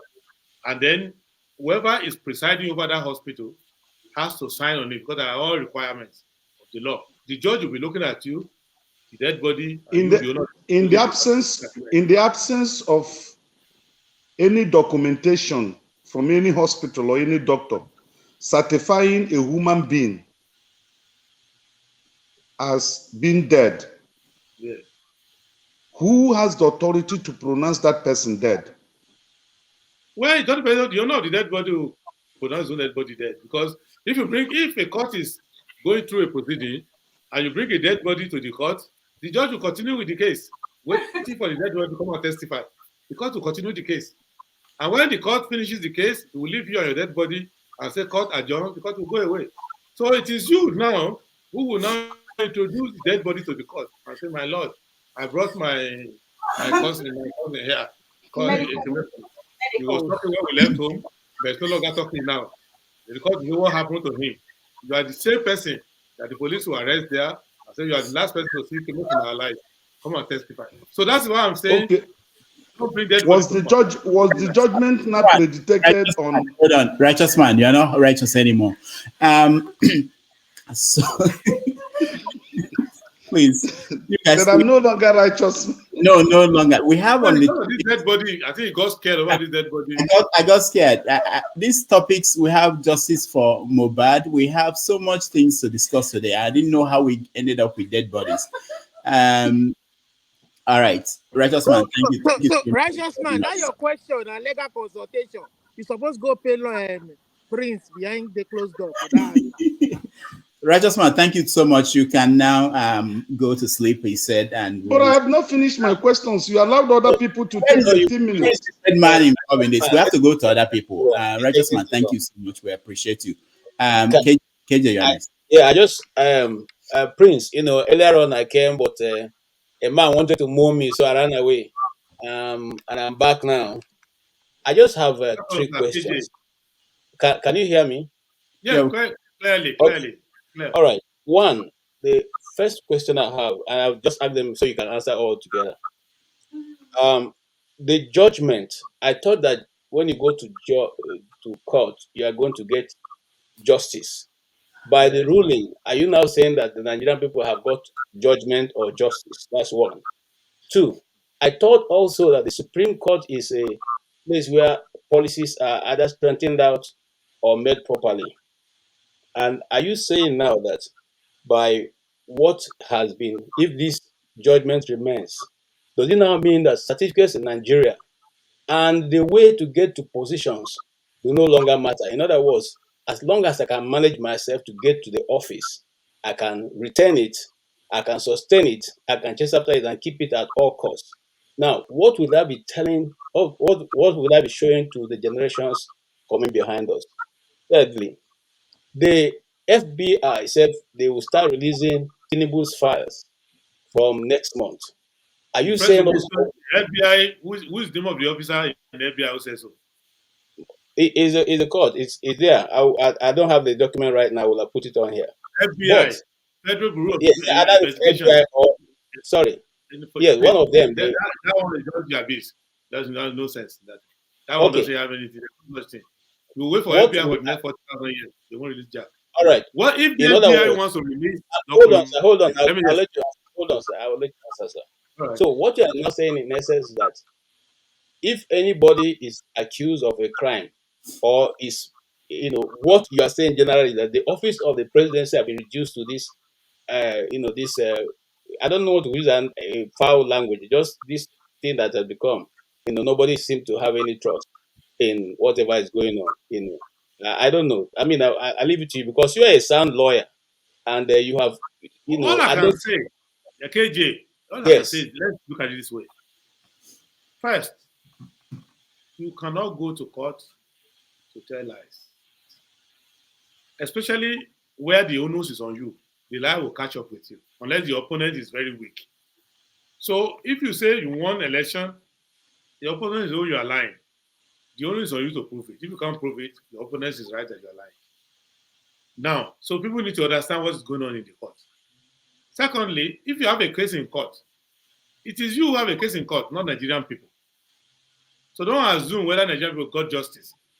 No, it is you, if you are satisfied, because you are the one complaining. Nigerians are not complaining. It is when you go to court, is your name, you and your political party. You are the one who are aggrieved. It doesn't mean that other Nigerians are aggrieved. So, in the far as that court case is concerned, so don't assume that because I'm not happy, Nigerians are not happy. It doesn't follow that way. What we need to understand is that to get justice from the court, we need to understand that the court can only do justice according to law. And before you go to court, you ask yourself, the kind of injury I'm complaining about, is it an injury that the court has remedy for according to law? If there's no remedy according to law, there are other remedies you can seek. You can complain. Like me now, I've not shut my mouth from the day of the election till now. I'm complaining. Dr. Damages is my court. Anywhere anybody calls me, anywhere I go, I complain. I talk about it, what I saw, and all of that, because I don't want that issue to die down. I want to talk about it. So you can use other means, but the court is not a place where you just go and complain in general terms. 99%, and let me say it to you clearly, 99% of wrong in society cannot be remedied by court. 99% of what pains people in their heart cannot be remedied by court. The thing that depresses people, that's the general knowledge of limitation of jurisprudence. Most of what worries you in society cannot be cured by court. So if you go to family life, my husband doesn't love me, my son doesn't obey me, court can't help you. I'm homeless. I'm an American citizen, and my country is the richest country in the world, most prosperous country in the world, and I have cancer. Nobody's treating me. I'm homeless under the bridge. The court in America can't help you. So I ran for election. The person I'm more popular than is declared the winner. The court can't help you. The court is not interested in that. You have to come to the court and narrow it down to specific legal issues. And that is where people who follow national petition to understand that specific legal issues. And before that legal issue can be discussed, there are what we call gateway issues. For example, let's say a petitioner filed his election late. I did a case in Maiduguri governorship election many years ago, where the person went to court to challenge the election. All I needed to do, I was even preparing, then I took a second look. I realized that the petitioner filed the petition 1 day late. I didn't even want to do anything anymore. I just came to the court in Maiduguri, filed an objection to say, it was Kumalia, I think was the guy who was challenging Alimony Sharif at that time. He filed his petition one day out of time. I just told the court, there's no petition before you. Say why? I said, look at the day of the election, look at the day you file it. You can't look at it to dismiss it. So now, am I working for the devil? Am I going to the pit of hell? It is just the law. The law says you must file it within 30 days. So that is why people need to understand that when your politics gets so bad to the point where you need the court to select your leader for you, your democracy is already faulty. When you get to the point where you have to go to court to have that, you could see that Americans are not satisfied. Many Americans are not satisfied today over Bush versus Gore. Because if the election in Florida had been recounted, Gore would have been the president, not Bush. But the Supreme Court stopped them from counting it. On what? On one esoteric ground of equal treatment under the law. That why should you go and isolate that county and recount? So they gave any reason they can give. So what I'm saying generally is that the best thing we should do is to make sure that our democracy doesn't get to a point where our elections go to the court. Therefore, try to get honorable people to contest. Try to get honorable people to run the political parties. People who are honest, patriotic, who don't want to cheat. But when you have a bunch of cheaters, all of them trying to cheat, one of them will out-cheat the other, and the out-cheated person will go to court and start shedding tears. But the court is not going to be interested in it. And I've heard people say, and that's the last point I will say on this, that this judiciary now we have is not courageous, is not just like the one before. They are better than the one before. Because the old ones, the old judges, Fatai Williams, Andrew Tutu Baseki, Chukwudifu Okuta, Kayode Esho, Idigbe, they didn't like election petition at all. They were always telling the court, when the politician do the election and they bring it to you, don't even answer them. Do the whole thing out. And it's only recently, under this current dispensation, that the court started changing election more and more, that the judiciary becomes more and more. And if politicians become too problematic for the judges, it may get to a point where the judiciary will take a position that these politicians are a bunch of rascals. Anytime they bring their petition, just find one technical reason and throw it out. But they are trying now to try to help us with the Amendment Electoral Act to do. Before, there used to be a case called Onoha and Okafor. And the case came up because Onoha and Okafor both contested election. And one scored the highest vote in the primaries. And the party, the Second Republic, when I nominated the person who didn't score the highest vote, they went to court. The Supreme Court said, we can't help you. We are not in your party. You scored the highest vote, and they gave to the other person, we are not in your party, go away. You sort it out among yourself. But we now have to pass a law, the Electoral Act, Electoral Act 2023. Have to pass a law that you have to, the court should intervene. You cannot change the winner of the election. You have to give, I think it was 2027, you have to give cogent and verifiable reason. And the first case that was determined by the Supreme Court was the case of Alarume versus Ugu. That was the first case that was determined. And even the judiciary were very reluctant. But eventually, they went there, and after that, they did Amechi and Omehia, and subsequently, the judiciary started intervening. So if politicians, after committing all their rigging and everything, have to insult judiciary can take a decision and say, you know what, we'll be giving very narrow interpretation, we'll throw all your cases out, not such yourself out. And that will not be good for the politician system. So the politicians will go and get their acts right and try to do what is right. If INEC is cheating, as they say, INEC is cheating at the behest of some politician or the other, all of them combined. So we should to be attacking the judiciary because they didn't give interpretation. They were not there on election day. They didn't sponsor your candidate for you.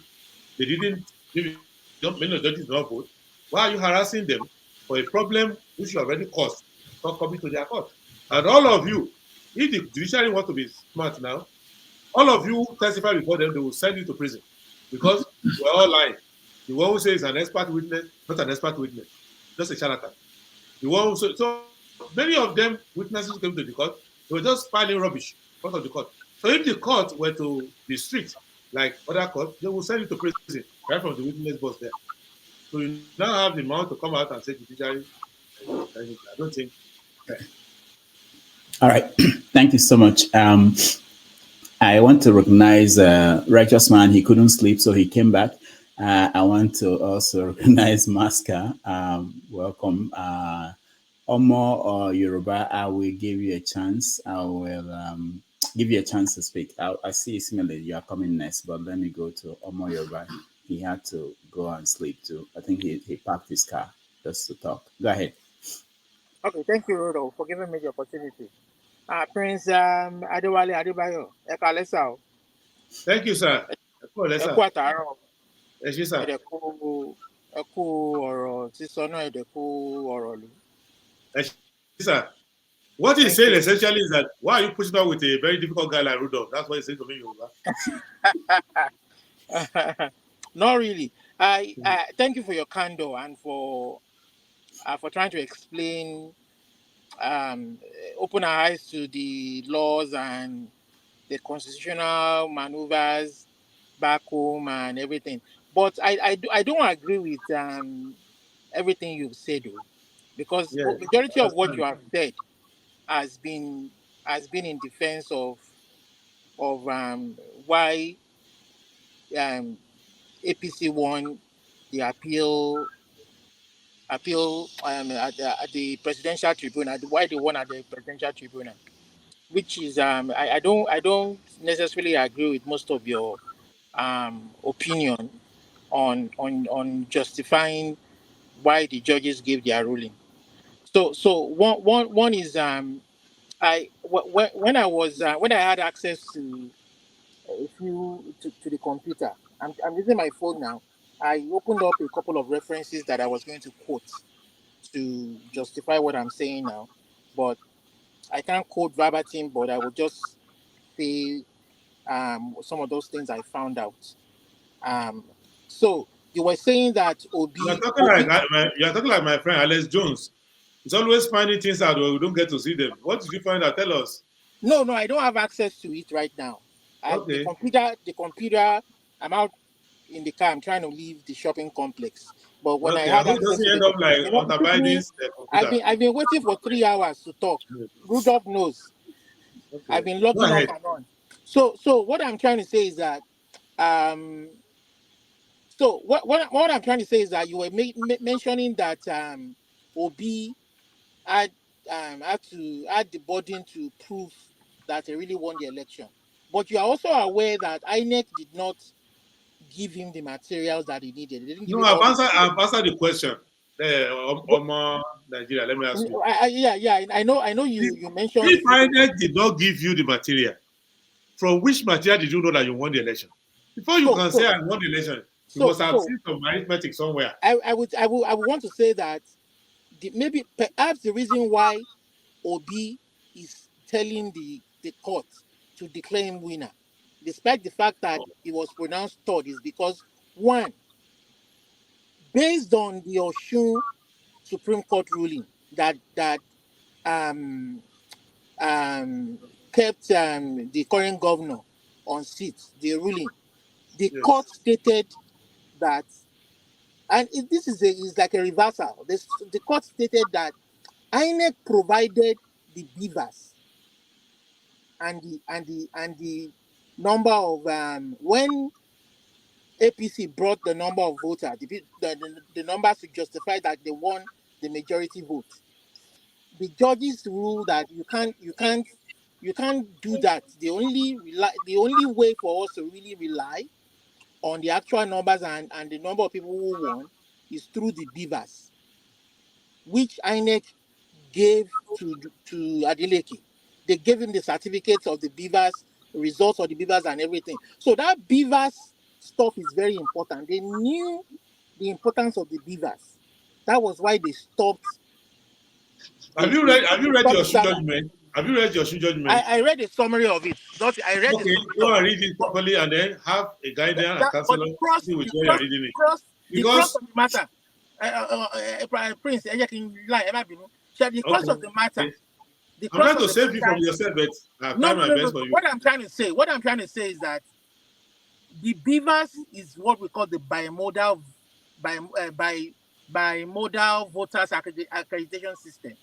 You understand? Yes. So INEC in the electoral law that I was going to read to you, I don't have access to that page now, that I was going to read.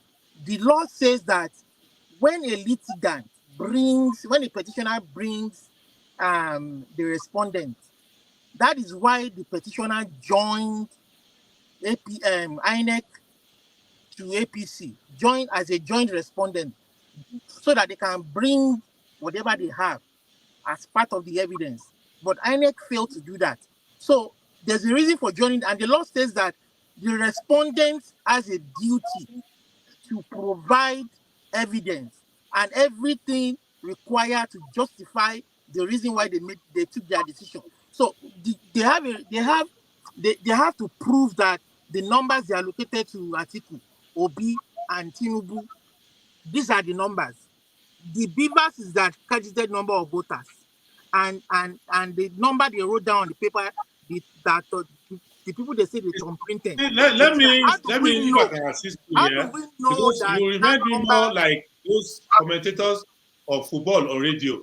Even when the ball is still in the middle of the pitch, they will say about to goal, say go. People start kicking, but people watching on TV cannot relate the commentary with what the commentator on radio is saying. The issue is this: beavers is only limited to ascertaining accurately and in documented form the number of voters who voted. It's usually relevant when you are dealing with overvoting or no overvoting. Outside that, beavers can't help you. But sir, how do we know people didn't overvote? If INEC hold on. Let me just come to that. How you will know is if a person is complaining about overvoting. And if you go and read... that is what Obi complained about. Overvoting where? Overvoting all over Nigeria?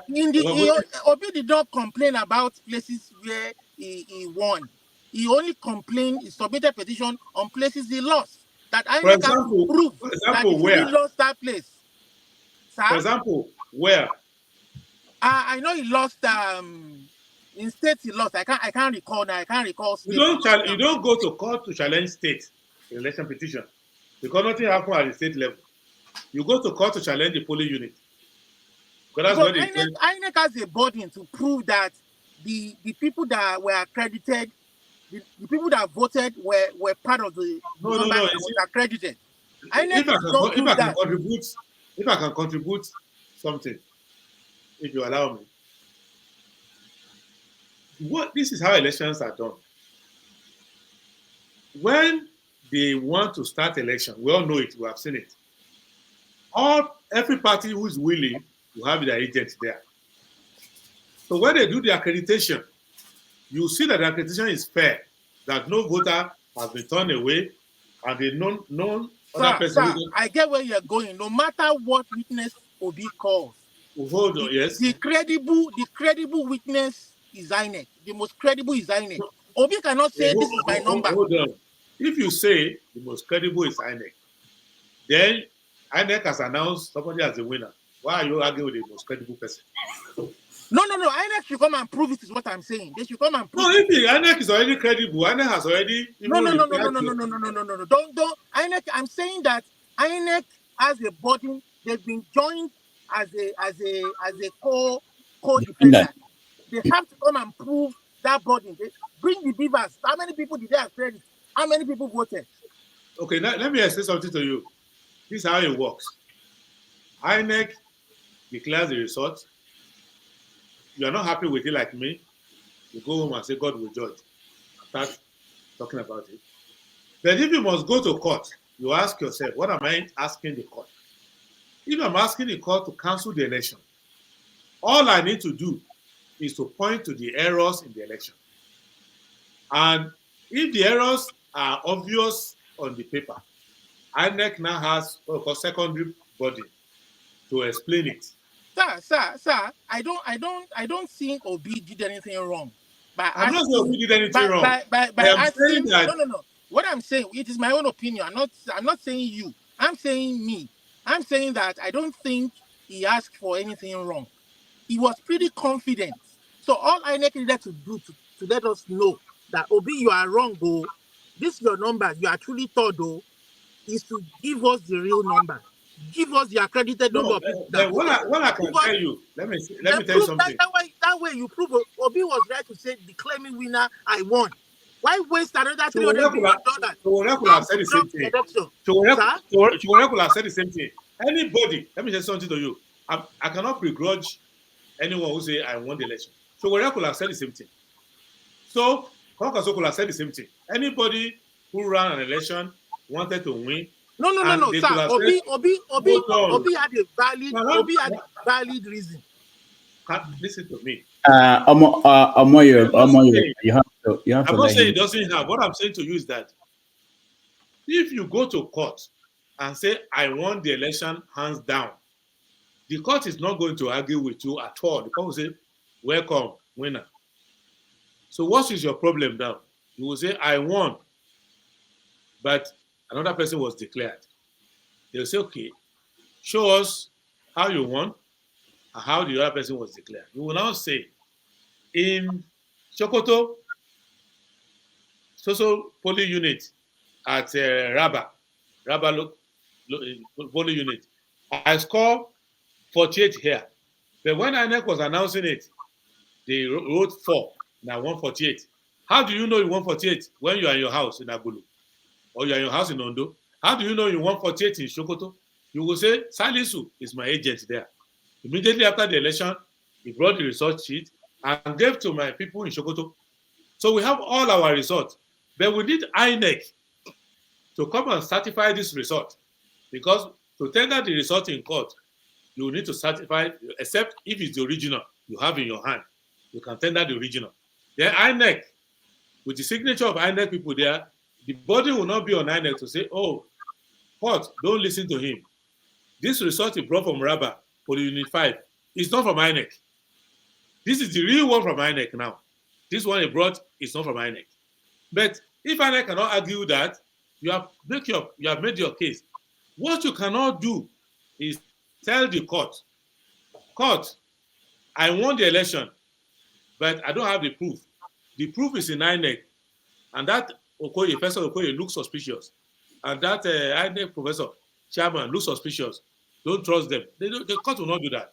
The court will say, Sir, we are talking about our institutions. The court be part of the body to strengthen our institutions. You understand? How can they strengthen your institution? They strengthen your institution according to the law. The law says that. Yeah, that's right. So what I'm saying is that the law says, even that Supreme Court judgment is what I'm relying on now, that says that the BVAS and the IREV are the only authentic ways, credible ways, and the only lawful way for INEC to making sure that these are the number of people that were accredited for voting, and these are the number of people that truly voted. Okay, what I can tell you, I don't know where you're driving, and I don't want to kind of aggravate you. Well, what I'm saying generally is this. What I can tell you is the rule of law. First, I have a feeling that you are misinterpreting that judgment. But these days, everybody is a lawyer, especially if the damages. No. I was gonna read the paper. Olumide, this is your last question. We have to move. So what I can say to you is that according to the law, the court will receive a petition and is expected to listen to the petitioner to bring evidence. If the petitioner has evidence that is in his custody, that is secondary, for example, if I have a photocopy of a result sheet and the original is lost, the original is with INEC, the court will force INEC to bring the original. If INEC doesn't bring the original, the court will use my secondary. But where you come to court and you don't have your resource sheets, you have a problem.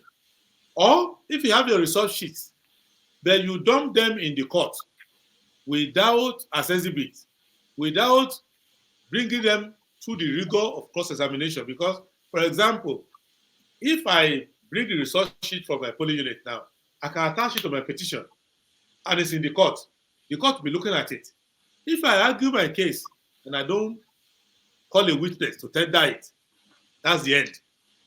So I saw some errors where, for example, when your opponent says to you, when you say, we have this, we tender it in court, and your opponent says, I reserve my comment until after, until Okay, Prince. Even though I don't agree with automatically you, you should suspect I that don't want to be one last I'm having a question. problem. Even though I don't agree with your opinion or your answer on that, I don't Yes. want to. I wasn't hoping that you're going to agree. I was just doing My my one duty last to question. My one last question is: as a political player in Nigeria, as a political player and experienced politician in Nigeria, the worry for some of us, especially those outside, is that it's not even just the presidency. Even the governors, they control a lot of money, a lot of resources. But these people, the only way the people can speak and vote people in or out as a lesson so that they want voting people that will do what they want is a free and fair election. These beavers, if they allow it work, it might be a way now. Okay, for example, how do you determine if the elite, the people who are colluding, if they allow it work, and if the court make it mandatory that it be a part of the evidence to truly make it work. No the court can't do that. anything. Please, that's all that sounds something. The court can't do that. The court is a court of law. What you can do, and I've made recommendation, and Nigerians don't want to listen to that. What you can do is change the law and say that in an election, the burden is on the person who conducted the election to prove that the election is free, fair, and credible. But if with the way the law is today, the burden is on the petitioner. And this petitioner we have on this occasion, they have to start with, they have a very Herculean task, but they were terrible in the handling of the case. They were amateurish. So of all the petitioners we have been having since 1999, this is the worst set of petitioners. So the whole case looked like a comedy show because Buhari used to sit next to me in all those days when he was fighting for his on election. And they were, they had a lawyer called Mike Akamba. They were very disciplined in their case. They had some errors, which we used to talk about, but they were very disciplined in their claim. Buhari was always asking for the election to be cancelled. Not necessarily like he should be declared winner. They were disciplined. Akamba was highly disciplined about the way they were handling the case. So I think that, generally speaking, don't impose on the court a duty that's not the court's duty. The court is not a supervisor of INEC. People assume that the court supervises INEC. The court does not. The court only gives you interpretation of the Electoral Act. And the Electoral Act says that the onus is on the challenger to prove that the election is not right. So just like the onus is on the prosecutor to prove that somebody has committed an offense. So if a person who committed armed robbery, rape, murder, escapes from trial and goes, you cannot blame the court. Now, the court should have known that this person looks like a crook. The onus is on the prosecutor to prove. And in the case of election, the prosecutor is the petitioner. What I recommend that we should do includes that, one, INEC should have no power to declare any election result. They should just collate the election result and send it to the court and give anybody who has any complaint within 30 days to come to the court and object, and INEC will have to defend the result. That way it is easier. Even then, some of the people who have no chance at all will go there and say that they want to challenge it. And Nigerians, some of us, we're not clear in our head what we want. For example, people want quick adjudication of election matter. And they want judiciary to give them a very sound judgment. But many of them are blaming me and Shogore, why didn't we file petition? So I didn't come second. I didn't come third. Why would I come and file a petition? It doesn't make any sense.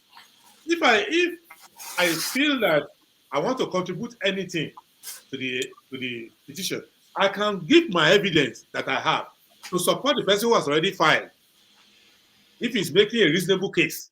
That was why you can ask Omoyele Shogore, I offered to be of assistance, provided that nobody is lying that I won election which they know they didn't win. That if they were all they were interested in is to prove that the election has fault here and there, and we should redo the election.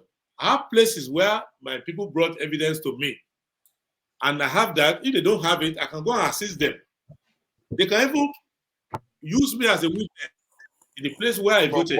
Why don't you recommend what the Kenyans did, where they were able to try the case before a very short period of time, and they were able to correct whatever error occurred during the election? Why don't we do that? It's already tried and tested. It doesn't. Prince, hold on. Let me add so I can answer. In the case of Imo State, the Supreme Court even overruled INEC and gave ruling on behalf of in favor of. So why do you? Why is it not the same thing? What's the difference? It's not the same. What you know how you know that's the same? Go and pick up Uzodiman's case and read it. Forget about all the other things you do before. Read it afresh. And go and pick up Peter Obi versus INEC. I think versus INEC and read it. You will see that there are two different things. One, even that Uzodiman's case, some of us have some concerns about it. But let me give you the difference between the cases. In Uzodiman's case, he came to the court with his own resource sheets, clear resource sheets from polling units. He came with his resource sheets and was challenging the results of the INEC brought and brought his own. And he brought other people whom he claims were present there, that the policemen were there, other people to say this is the actual result. The one INEC announced is not correct. And they went polling unit by polling unit.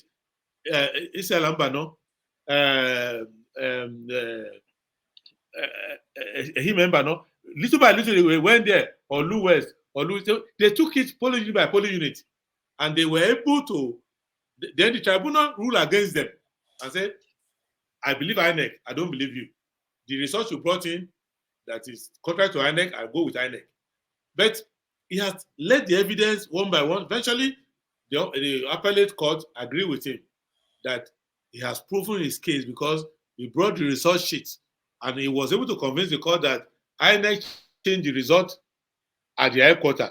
But the court said the one in the polling unit is one we are going to use. The cases are similar, are dissimilar. So you need to understand that clearly. That if your case, that's why Uzodinma did not go to court and say that Ihedioha did not go to school. Ihedioha conflicted of one thing the other time. He faced squarely polling unit by polling unit. So I think that you can't compare the two. It doesn't mean that petitioners' lawyers are not smart. I have a theory, which is just a theory in my head, that they consider that option and they realize that that option is not sustainable, that they can't prove it. So they decided to use technical knockout to say, okay, if you can get the court to talk about 25%, for example, if the court had ruled that 25% is mandatory, they've already knocked him out without hard work. You get my point? So, without hard work. So the option of the hard work or the option of the shortcut. They took the shortcut, but there was no road there.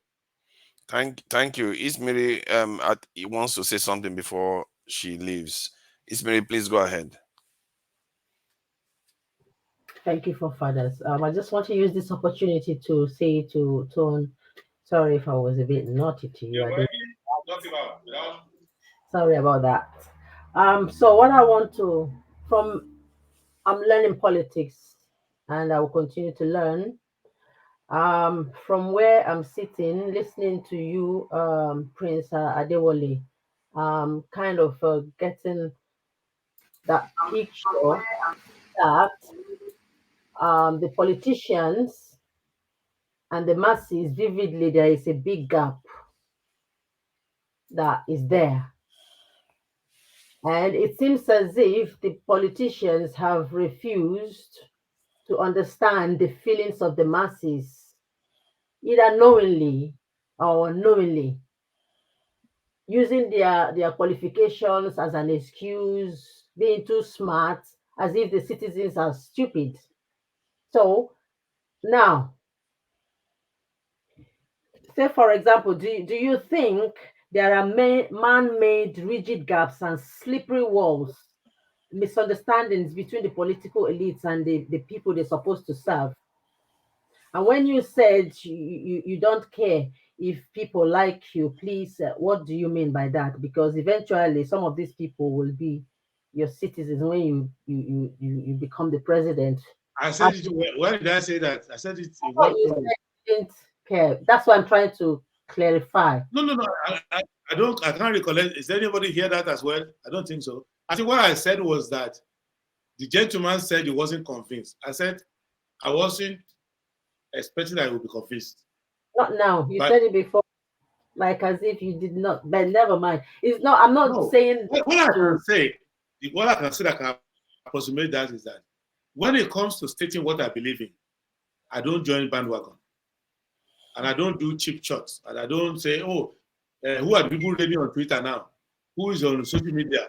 Let me be." I don't want to be a groupie. I don't want to be a social. I don't want to be praised by people who are going in error.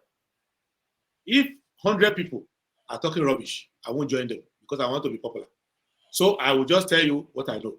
You know, I may be right, I may be wrong, but I stand by my belief. I don't play to the gallery. And the problem facing the masses is that they assume that these politicians came from the skies. These politicians resemble, Nigerian politicians and Nigerian people resemble each other. They look alike, they talk alike, they behave alike. And the politician who you look down on and say that these politicians have no class, they are the people who have a grasp of the grassroots. Because when you have gone around like I have done and spoken to different segments of Nigerians, you will discover that Tinubu will be laughing. That look at this prince, he's blowing grammar there. I will not even do any debate. I will not waste my time. Because I know on election day, these people is blowing grammar to, they'll be looking for a bag of rice. So I better make sure that nobody's bag of rice bigger than mine, because I don't want to lose. This guy is not real. He's lost touch with the people he's talking to. His party members are not going to show up on election day. If I bring money, they will come and work for me rather than work for him. But he's there giving lecture like he's in Carnegie Hall. So he's wasting his time. So in reality, when election comes, you will realize that Tinubu himself may be more brilliant than you. But he realized that giving lecture doesn't work. So he reserved the lecture. When he wins, start giving a lecture that time. So then what you can do if you want to build a system like that is that you have to elevate the people above where they are. The politicians today are meeting the people where they are. They know that you can have a panel of 100 people. Some of them working with first class, work in the best oil companies, high-tech companies. They live abroad for 30 years. Even if they listen to you for 20 days, they are still going to vote to their village man. They are not going to say, oh, I changed my mind based on additional evidence. No, they're just listening to you for fun. They have met in their village homeowner meeting and said, we are voting this way. They have met in their Agbole, Afenifere has told them vote this way. Or Arewa something has told them to vote this way. So they will be wasting your time and pretending as if they are listening to you. So what I'm bringing out is that it is we, people like us, who are not in touch. People like me, Chowore, we are the people who are out of touch with the people. Tinubu is in touch with the people. Sorry, sir. everything is Probably not what we do. one What we minute. can now One is minute. that Can okay, you go ahead. can you hear me? Is it like is the fault of the people that the people being elected don't have it in their conscience by law to do the right by the law? Even the law that are being put out there, they break, and ordinary No, citizens break it. what I can say to you is this. I'm talking as a sociologist, not even as a politician. That politicians like to do popular things. Politicians like to do popular things. And a bag of rice is more popular than a book. It's popular than a manifesto that you get the best people in the world to write for you. When I started running for election, some people there was a particular person in Warri who so much has interest in me that it was taking me around. He did a lot. And when we finished, he said, I have an idea for you. I said, what's the idea? He brought bag of rice with my picture on it. He said, I have a rice farm. I can produce a lot of this for you. I'll help you distribute. I said, don't do it. He said, you're going to lose. I said, don't even do it. He said, so he brought a lot and he kept them in my house. If you go to my house in Abuja, you will see a bag of rice expiring. I just want to use that one as a memorabilia of Nigeria electoral decay. You know? So what I'm bringing out is that when it now came to the eve of the election, and the election was getting closer, everybody's language started changing, started giving you electionary advice. That look, Atiku and Co are buying sachets of Omo. All this things they are giving to people. Kwankwaso Kano is buying spaghetti and has warehouses full of these things. This one is doing that one is doing that. Some did up. So what I'm bringing out is that at the end of the day, the people still respond to that. They can give you reason. It's poverty, it's this, it's that. But the duty we hold now is to elevate our people above that level. To elevate our people, and the person who vote for a bag of rice and the person who vote according to religion, in my own eye, they are equal. Are these inducements legal? They are illegal. Like, even the amount, if you catch the advert alone that they place on TV, from that advert alone, you know that they are already breaking the law. They've overshot the 5 billion. INEC says you can only spend 5 billion. Are you Isn't telling that me where that? you want to start from? Yeah, that's where I started from. If you listen to all my interview, I mentioned it. These people who went to court now to file petition, can you ask them whether they stay within that budget? They broke that law too. What I'm I saying know, but generally, Prince, here's the thing, right? yes. Miss Ishimiri. I like the way people just walk in here and start talking. And Masker has been here for hours. He hasn't said anything. Yeah, Maska. So No, but it's not introducing a new topic. Oh, We're having a dialogue. definitely not. And Maska was speaking to me. please, Masker, you have the floor, please. Go ahead.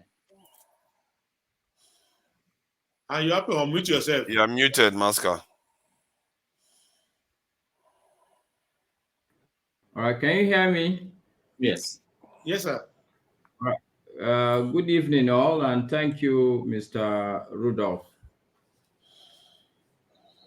Well, I'd hoped I would not have to disagree with Prince, but unfortunately, I think as the discussion progressed, there are a couple of points I actually don't agree with him. Yeah, The let's picture try this you're out. Go painting, ahead. yes, the picture you're painting, I think is not entirely accurate. To paint that Nigerians do not listen to logic, that Nigerians only think about rice, omo, and spaghetti. The question I will ask, so I have not seen Peter Obi's spaghetti, omo, or rice, but he got 6 million votes. Unless you are saying even the 6 million, he didn't get it. I see. First, let me answer that question, because if I comment now, they will say I hate somebody. But you are the one always dragging me there. First and foremost, if you do analysis of, you see, because in this country now, the liars are the accusers. But if we who are in campaign, we study and scope one another. So if you pack a bunch of money and collect it from a military general and share it among bishops and they distribute it through the church system, you don't have to follow another person who distributes it on the street. Everybody has their own style. What I'm saying to basically is this, that if the aim is not, Peter Obi has lost the election, it's gone. So prosecuting doesn't change anything. And it's not the first to lose. I lost the election too. Awolowo lost. Even greater people that lost the election. I've been to Kano with all his kindness. He lost the election. That's not an issue. The issue is that if you want to stop the problem of Nigerian electoral system, you cannot isolate just a few pieces. You have to realize that, generally speaking, that the Nigerian electorate are not where they ought to be. Unless you are... Sorry, I wouldn't want to interject, Prince, but I will make 2 points. Yeah, go ahead. I agree with you that, I mean, life is a moving train. No society will ever say, oh, we've arrived at destination. Every society I know is moving to Uhuru. Every society is trying to move to a better place. My argument is that, and the second point I want to make is that I don't want us to have a hypothetical or theoretical argument. Because in this instance, on the issue at hand, there's practical evidence. Peter Obi got 6 million votes. I am in Nigeria here. I have not seen a bag of rice, which is picture. I've not seen spaghetti, which is picture. I've not seen... Maska, in logic, yes. This your argument is meaningless. It's called argumentum ad ignorantia. For example, somebody comes and say, in this election, I have not seen where Tinubu beat anybody. I have not seen Tinubu rig any. Anybody can say I have not seen. It doesn't really matter. No, you are sorry, Prince. Sorry, Prince. You are going hypothetical again. I will still yield to you. Okay. I just want to tell you so that we will be logical. We are trying to educate people here, and we don't know how many people will see this if after we are gone. I have not seen is a weak argument, because when you talk to APC people, they will say, I have not seen anywhere where we cheated. I have not seen anywhere. Have you seen anything? But in reality, if you want to see, you will see. And if you just go online and just Google, you will see that different people are making different products, overtures, and giving. But everybody has their own deniability. And if you want to be looking like I am prosecuting the person who lost the election so that it now becomes defensive, we are missing the point. The point I'm trying to create is that... No, but the stuff you're painting about Peter Obi is ridiculous. You know he does not have that kind of persona. Everybody... You see, I don't... Everybody... stop meeting me, Rudolph. Pisat, let me tell you something. You can't have him... You have the right to idolize who you want. There are people who say that it has nothing to do Waziri. Excuse me. Let me with that. You are excuse me. Let me excuse me. Make my point. You can. Pansat, please. Can you allow? Okay. You have the right. I want you to learn so that I can rebuff. You have the right to idolize who you want. No, I don't want to Prince to respond to Pansat. Please respond to me. I think Pansat is an important member. I think it's the Prime Minister of this. No, but it's my time. It's my time. So why would you use my person and respond to Pansat? Let me make one point clear. First, I can make up my mind if I want to be a politician and say, each time you mention social persons there, I don't want to comment. But that is cowardice. That's not leadership. Because I can say, you know what, you mentioned these persons there, I don't want to comment. But you can idolize who you like. You are only living your own cocoon. Because you are living your own make-believe world. Sorry, you are pandering to Pansat. I'm not idolizing anybody, Prince. Excuse me, sir. There are people now who can't see anything wrong done by Atiku in this world till they die. There are people, if Tinubu goes to United Nations and pee on the table, there are people who will say, yes, they didn't see it. Everybody has the right to support who they want. But in the political space, we know what each person is doing. And I didn't come here to comment on Peter Obi, to comment on Atiku, to comment on Tinubu.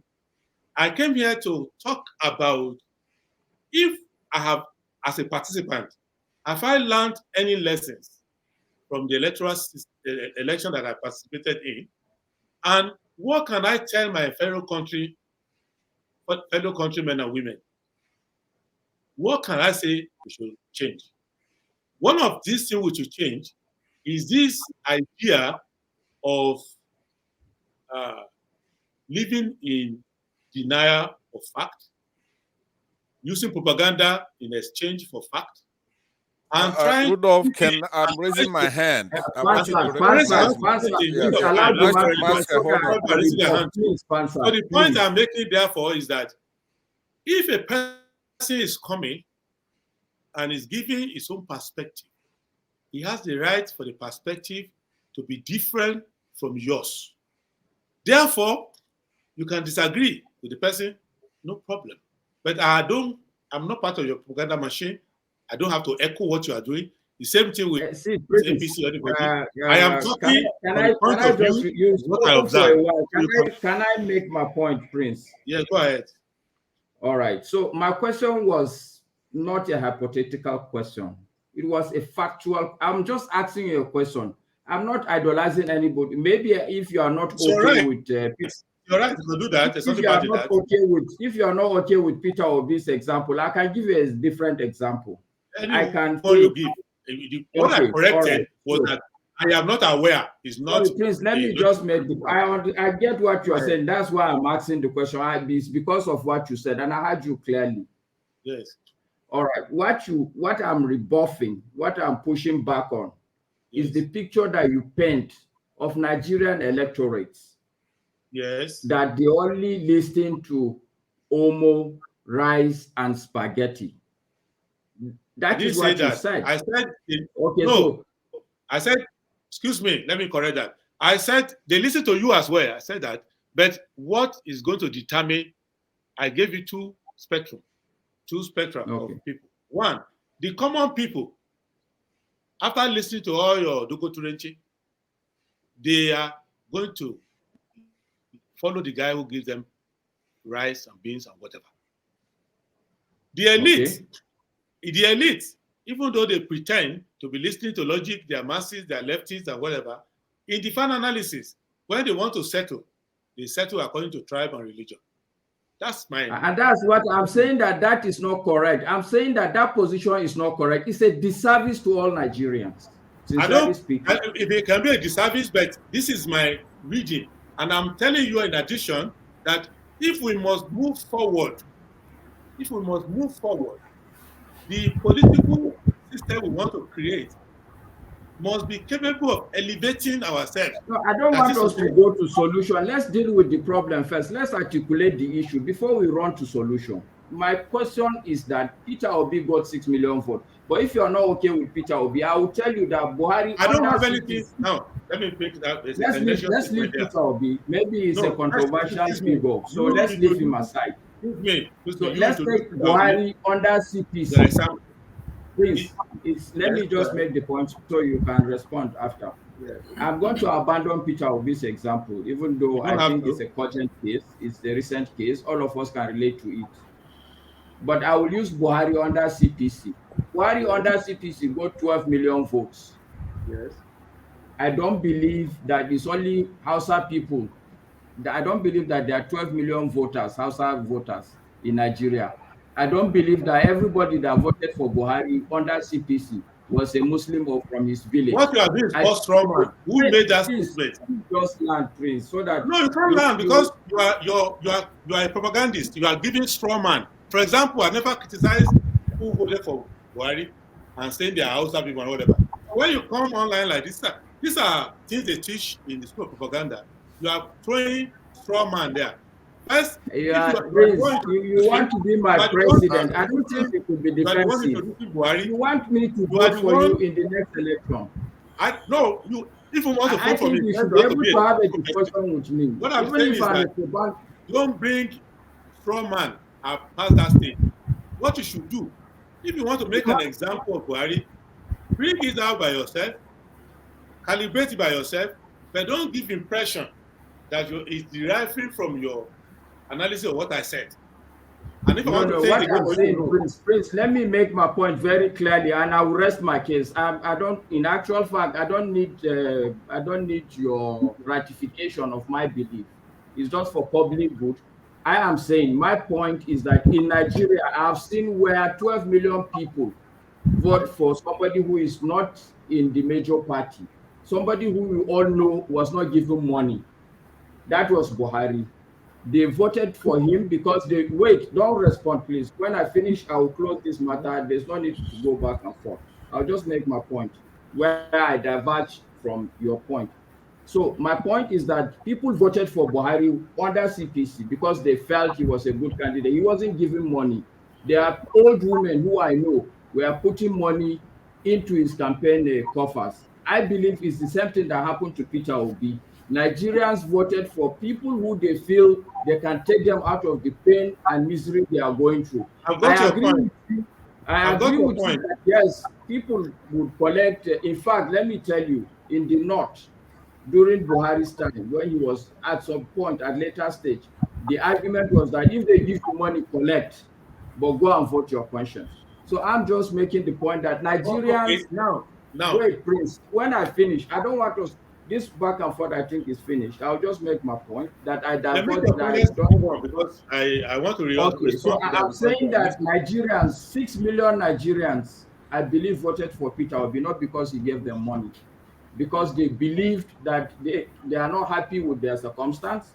And I think if the right candidate with the right story comes, whether he has rice or no rice, I will agree that rice will be added advantage. But if you come with a strong argument, people would vote for you. Okay, So, thank you. Let so me on tell that, you. on that, Prince, I don't want us to go back and forth. I had two questions. Okay, No, you so would say the second, something. I need to respond to you unless you're just giving a solo soliloquy. But what I'm saying to you is basically that Buhari came with from 2023, and you cannot know Buhari better than Buba Galadima. You I can't will know know Buhari Buhari better than Galadima. Why will I not know Buhari? Do you know how close I could be with him? So let's not make sweeping because statements. you can be close to him on the farm, but in his politics you were not there. So what I'm saying that Buba Galadima were the people who were the core advocates of Buhari. They were with him. They did his election planning. People like Solomon Dalun and many of them joined later, and they formed all their coalition, whatever. And if you look at the narrative that got Buhari in 2023, got Buhari in 2007, got Buhari in 2011, the narrative was a regional narrative from the beginning. It started, momentum started with that. And that was why if you look at the electoral map, Buhari was always in one corner.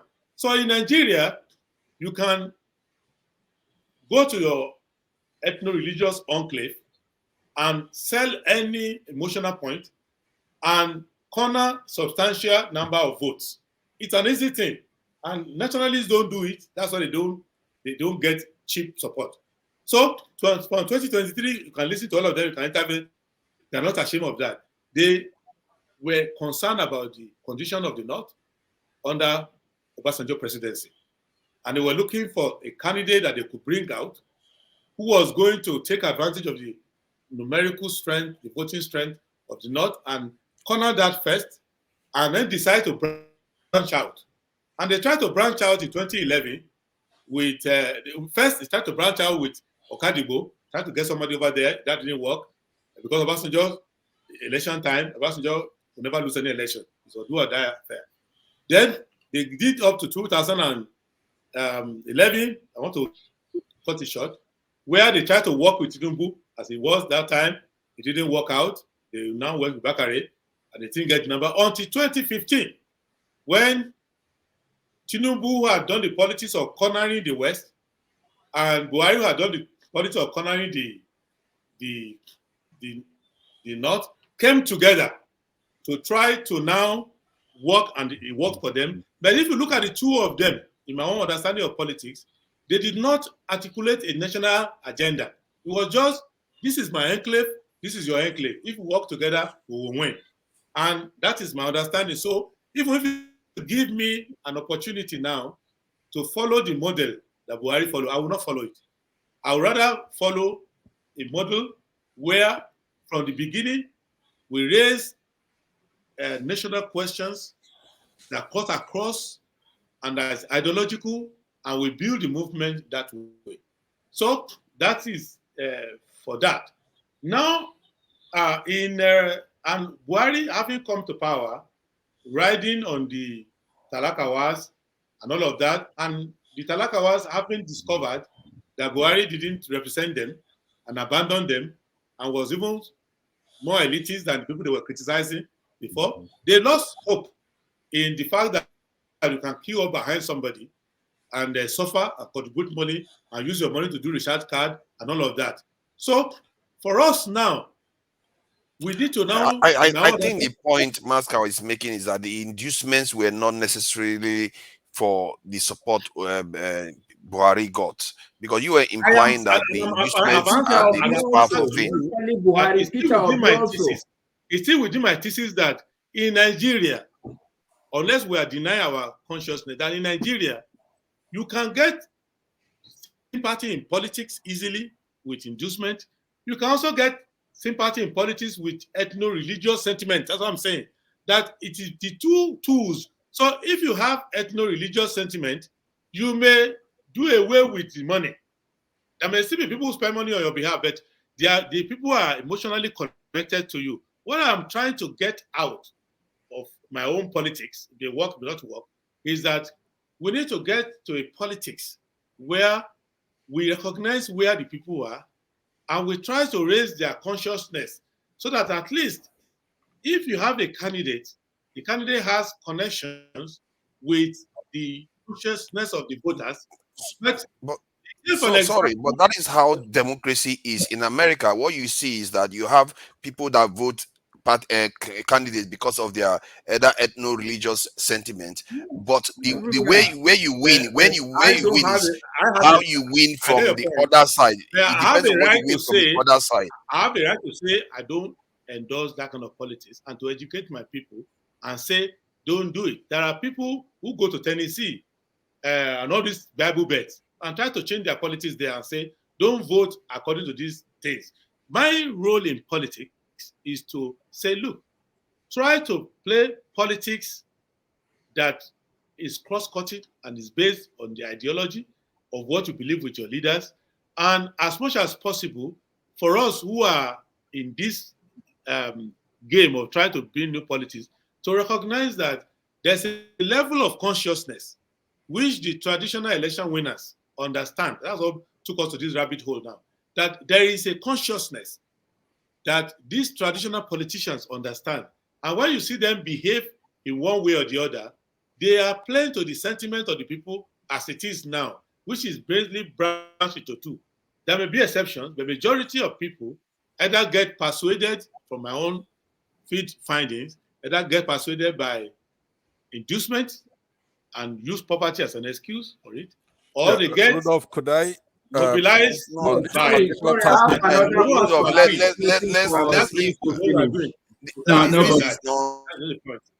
Hold on, everyone.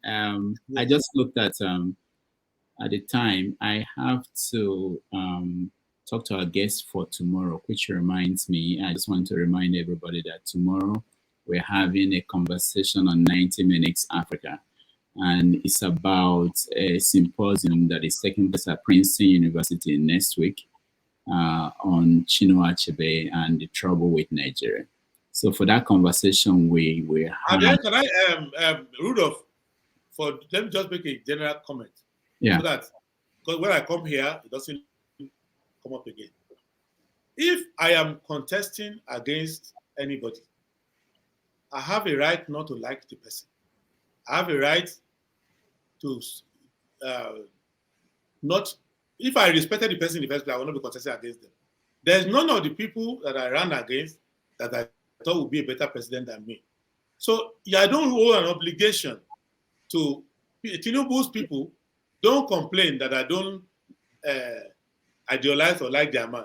Atiku's people don't complain. Even Showore, who is my friend, doesn't complain that I don't see Showore is the best thing. So don't bring childish nonsense here. When a candidate comes and say he doesn't like your candidate, I don't like him. I don't think we'll make a good president. That's the way I ran against him. And if I was to choose among the presidents, even if I'm not running, I will support him still. So just get that clear. And it is possible that there are people running against me now who will not choose me either. So it's not there's no love lost there and there's no enmity there. So don't bring this childish thing that I say you don't like Mr. This. Why should I like him? What is special about him? I don't like him. I don't need to like him. But when the two of us, that's as competitors, Mr. Rudolph. excuse me, as competitors, that's the way when we meet as persons, we like each other as persons. And we treat each other finely, and we meet a lot more than we meet with some of these people. So that is the issue. I'm competing with you. I don't have to like you. And I don't have to say anything to favor you. You are my opponent, for God's sake. All right, thank you. Let me just... So there's nothing special about that. All right. Let me just finish the announcement. So for tomorrow, Princeton's symposium on Chinua Achebe and the trouble with Nigeria. So we're going to have Professor Chika Okeke-Agolo, who is the director of the program in African Studies at Princeton University. He's one of the organizers of the conference. We'll come here to talk about the symposium and the Achebe's legacy and the trouble with Nigeria. So if you can join us, we will appreciate that. We'll be here because it's a very important topic. Yeah, and also to point out that we've spent 9 hours, 19 minutes. I checked Crime and Punishment. It's a book I want to read. I have not had time to read it. I found out that you can actually read it in 9 hours and 11 minutes. So I hope this conversation that we're having is brings more enlightenment and awareness to our people, and that we're taking something out of it, all of us, and that's why we're doing it. And I think we're doing this because we actually care about the country that we come from, and to have a guest that is willing to stay with us this long and take all these questions. I hope people don't underestimate the importance and the usefulness. Just imagine if we can have... still want to say something. Yeah, I know. Pansal wants to say hi. We'll get to him. I just want to make this editorial comment. Sorry, Mr. Rudolph. Before, hold on, Master. Okay, Master still has something to say. Let Master conclude if he wants to. So the point thing I want to say is simply that I appreciate everybody who is watching at home and everybody who is here. I don't take this for granted. And I also want to point out that I have to go at a point to talk to the guests that will come up next week, not next week, tomorrow. And also I've never left a guest in the studio while I'm out, and I don't know if we'll wind down so that you can follow your procedure. But I will make each point. But let's hear people, because what I want to say by way of is that Nigeria has adult problem, and you cannot solve them with children's mindset. And adults said blunt and very clear things to one another. And what I can say to people, generally speaking, is that the leadership of Nigeria, if I look at people here, the leadership of Nigeria is for this generation right now. And people need to make up their mind what kind of country they want. And all kind of childishness and nonsense has to stop. If people want to do politics in Nigeria, we need to get the facts first, even if we don't agree on the solution. In Nigerian politics, even the basic facts, people don't agree on them. So this is the problem I have. Politicians should agree on facts, but they may disagree on solutions. But even basic facts, people don't want to agree on them. People are living in cocoons. I don't believe in that. All right, thank you. Let's go to Maska. You wanted to finish something, please. I don't want it to, because there are other people that I want to give a chance to speak. Okay, so 2 quick comments. I need to apologize to Prince if I came out as if I'm attacking or I'm supporting anybody. I by no means I'm supporting anybody. If anything, I'm only in support of the Nigerian populace. I am still convinced that they know better. They are well enlightened. So I will leave that at that. The second thing, actually, I didn't expect I will push back or have a comment, but what I'd wanted initially is to actually thank you. Really, the reason why I actually even came onto the show is to thank you, because I know that to decide you will contest, and beyond decision to actually throw your heart into the ring is not an easy thing. It shows you are a man of courage, you are a man of conviction, and you want the greater good for our people. So I want to thank you for that. And like I said, I want to apologize for coming out maybe too strongly. It's simply because I feel very strongly on what I believe. You believe that Nigerians can only vote for either religion or money. That's okay. We'll leave it there.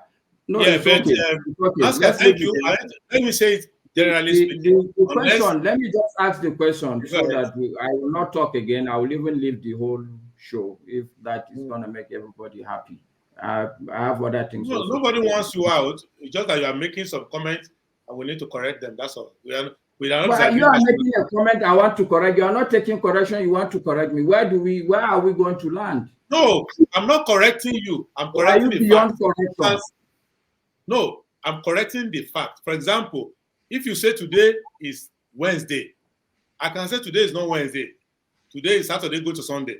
You may decide to not agree. I'm not correcting you. I'm just correcting the fact. Some people cannot be corrected because they will believe one thing from January to December, no matter what happens in between. But the issue is It's all that right. I It's have all the right right, to sir. I take what I your do. point. I take your point. The question I really want to ask and land finally is, in my mind, I see a lot of younger contestants. I've listened to you several times. I think this is the third time I'm listening to you. I do have a lot of respect for your opinions, even though unfortunately the only time you get to hear me is when I disagree with you, which is also okay. Which But is good for the question I really want to ask you, don't you think that it would be more strategically viable for all of you guys to at least start sitting down together and be conversing with one another? I don't know, maybe somebody asked that question before I joined, but in my mind, I think it's something you guys should begin to look at, because if you ask me my own personal opinion, I think that Nigeria lost, or let's say the election went the way it went, because the key people that could have proven to be a strong adversary to the ruling party actually, they divided themselves into pieces. And I am saying that maybe if you think it's okay, you guys should sit down and start thinking of merging, even if you don't match as a party, but working together. So that's the question. What is your opinion on that? Okay. My opinion is this. People who need to work together have to be in the same reality. They have to be in the same reality. I believe that we were working together before, and then if you look at 2020, 2021, we were working together. Part told me everybody was going up and down. But I discovered something about Nigerian politics.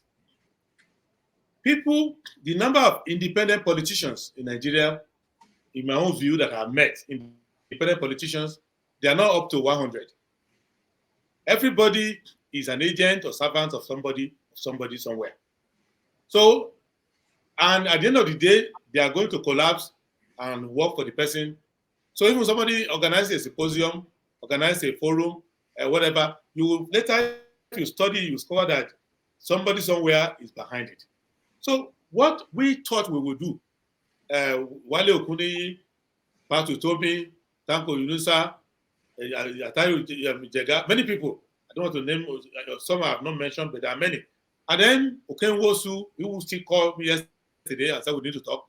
We came together and said, this time around, we are going to form together, and we don't want anybody from PDP, we don't want anybody from APC.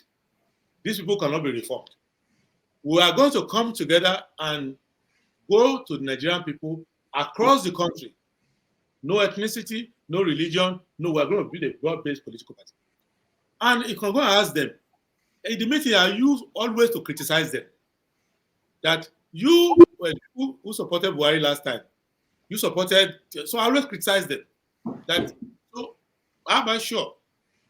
Halfway now, you're not going to go and support one of these people. So, cut a long story short, there was now a problem in APC. There was a problem in PDP. And eventually, the PDP problem led to some of the PDP people leaving PDP and coming. So it now became a point where the people who were controlling PDP politics are also the one now, APC and PDP politics, are also the one now controlling the so-called alternative politics. That's why I say, hey, I'm out of this. Because in reality, what am I doing? Because the same reason why I didn't support Buhari in 2015 or 2019, I didn't join any of them. So I don't want to do an independent politics. If it takes 100 years to win, I'm okay with that. But I don't want to do politics of status quo. But what happened in 2023, if anybody wants to learn from it, is that the status quo broke into two and came to the opposition to just gather the anger of the opposition. So they were still the status quo. So when it comes to ideology, when it comes to issue, you cannot separate a lot of opposition candidates from the so-called ruling party. But if you look at the manifesto, look at so many things, the tactics, methods. So if you want us to talk now, the first thing we want to talk about is reality, which means if you come to me, if we are reviewing the 2023 election, I cannot lie in front of you. I can't bring up propaganda in front of you. You have to first realize what happened, do the postmortem, say this is what happened, this is what you play. Don't try to be all this bogus marketing you are doing outside. Doesn't work for me. You come. I will ask next question. Now, are we going to build a forum where we now start to itemize area where disagree? For example, the area where I disagree with Tinubu, if it's 20 points, the area where I disagree with Peter Obi is also 20 points. So as far as I'm concerned, they look the same to me, because Tinubu's neoliberal economic policies, you can see the result now, is going to lead to poverty, devaluation of the naira, deindustrialization, and lead to increased poverty. The same philosophy is what Peter Obi has. The same philosophy is what Atiku has. So why would I choose between malaria and typhoid? So why don't I want to choose a healthy option? But if you can get the candidate to change his philosophy, but you don't believe in what Aminu Kano believes, you don't believe in Chapter 2 of the Constitution, you don't believe in an economy that is not neoliberal, you say you are going to float the currency, you are going to remove subsidy on day one, why should I join you? It's not a conspiracy against somebody. I won't join you. And in the course of the election, as we're going towards the end, people are now coming to say, we must all come together to make sure under no circumstance that APC should win. I said, why? Between you and APC, I don't see any difference. You need to come and give me ideological reasons why I should vote for you, because you are talking like them and behaving like them. So that's my point. So if anybody wants us to talk now, I'm ready to talk. But what I will bring to the table will be ideological points. But if you come and say, my people have not produced president before, it's my turn. Let's go to I will tell you I'm not interested in that. That's not my kind of politics. Because Obasanjo is an expert in that one. Rotational presidency. I don't believe in it. So if you say, the other religion, they are dominant, I don't believe in it either. But I believe that Nigeria needs an autonomous, a rethink of our politics, a rethink of our national ethos, a rethink of our economy, a rethink of our defense and everything we are doing. If you agree with me, then we can talk. But if it's just that it's your thought or you are nicer than the other guy, I'm not interested in that. I'm ideological in my approach. So any ideological discussion, I will talk about it. All right. So we're going to do something different now. I see the night shift. Thank you for your answers and thank you for your time. Thank you. Thank you, Maska. Thank you, Maska. We're going to do something different. I see that the night shift, they are coming up. Once you sit down, you know that it's a night shift. Let's hear from Pansab before I go. Pansab, but make it just one question, not back. I appreciate that, and Rudolph. And why are you jumping me, Rudolph? Buddy, I know you are one of the night shifts. Let me hear. I want to hear Pansa before I go. Sorry about that, Mr. Buddy. I think you were here before me, but let me say that there is no hierarchy created because somebody's a guest and others are panelists, right? We're here in search of the truth. And a lot of us have something better to do. When Prince comes here, we appreciate his presence here, even though it's now questionable, to be honest with you now. Every panelist, up to his supporter here, somebody who's not against him, Masca, is not an Obi supporter, holds similar views as he does. From the young lady that was here, we had one lady to forefather who's interested in security. Prince Adewale is not listening. We admonished him. We say, look, make it pithy so that we could get to cover a lot of. He's not even listening to that. He has no respect for anything. Period. No matter what. But now he's resorted.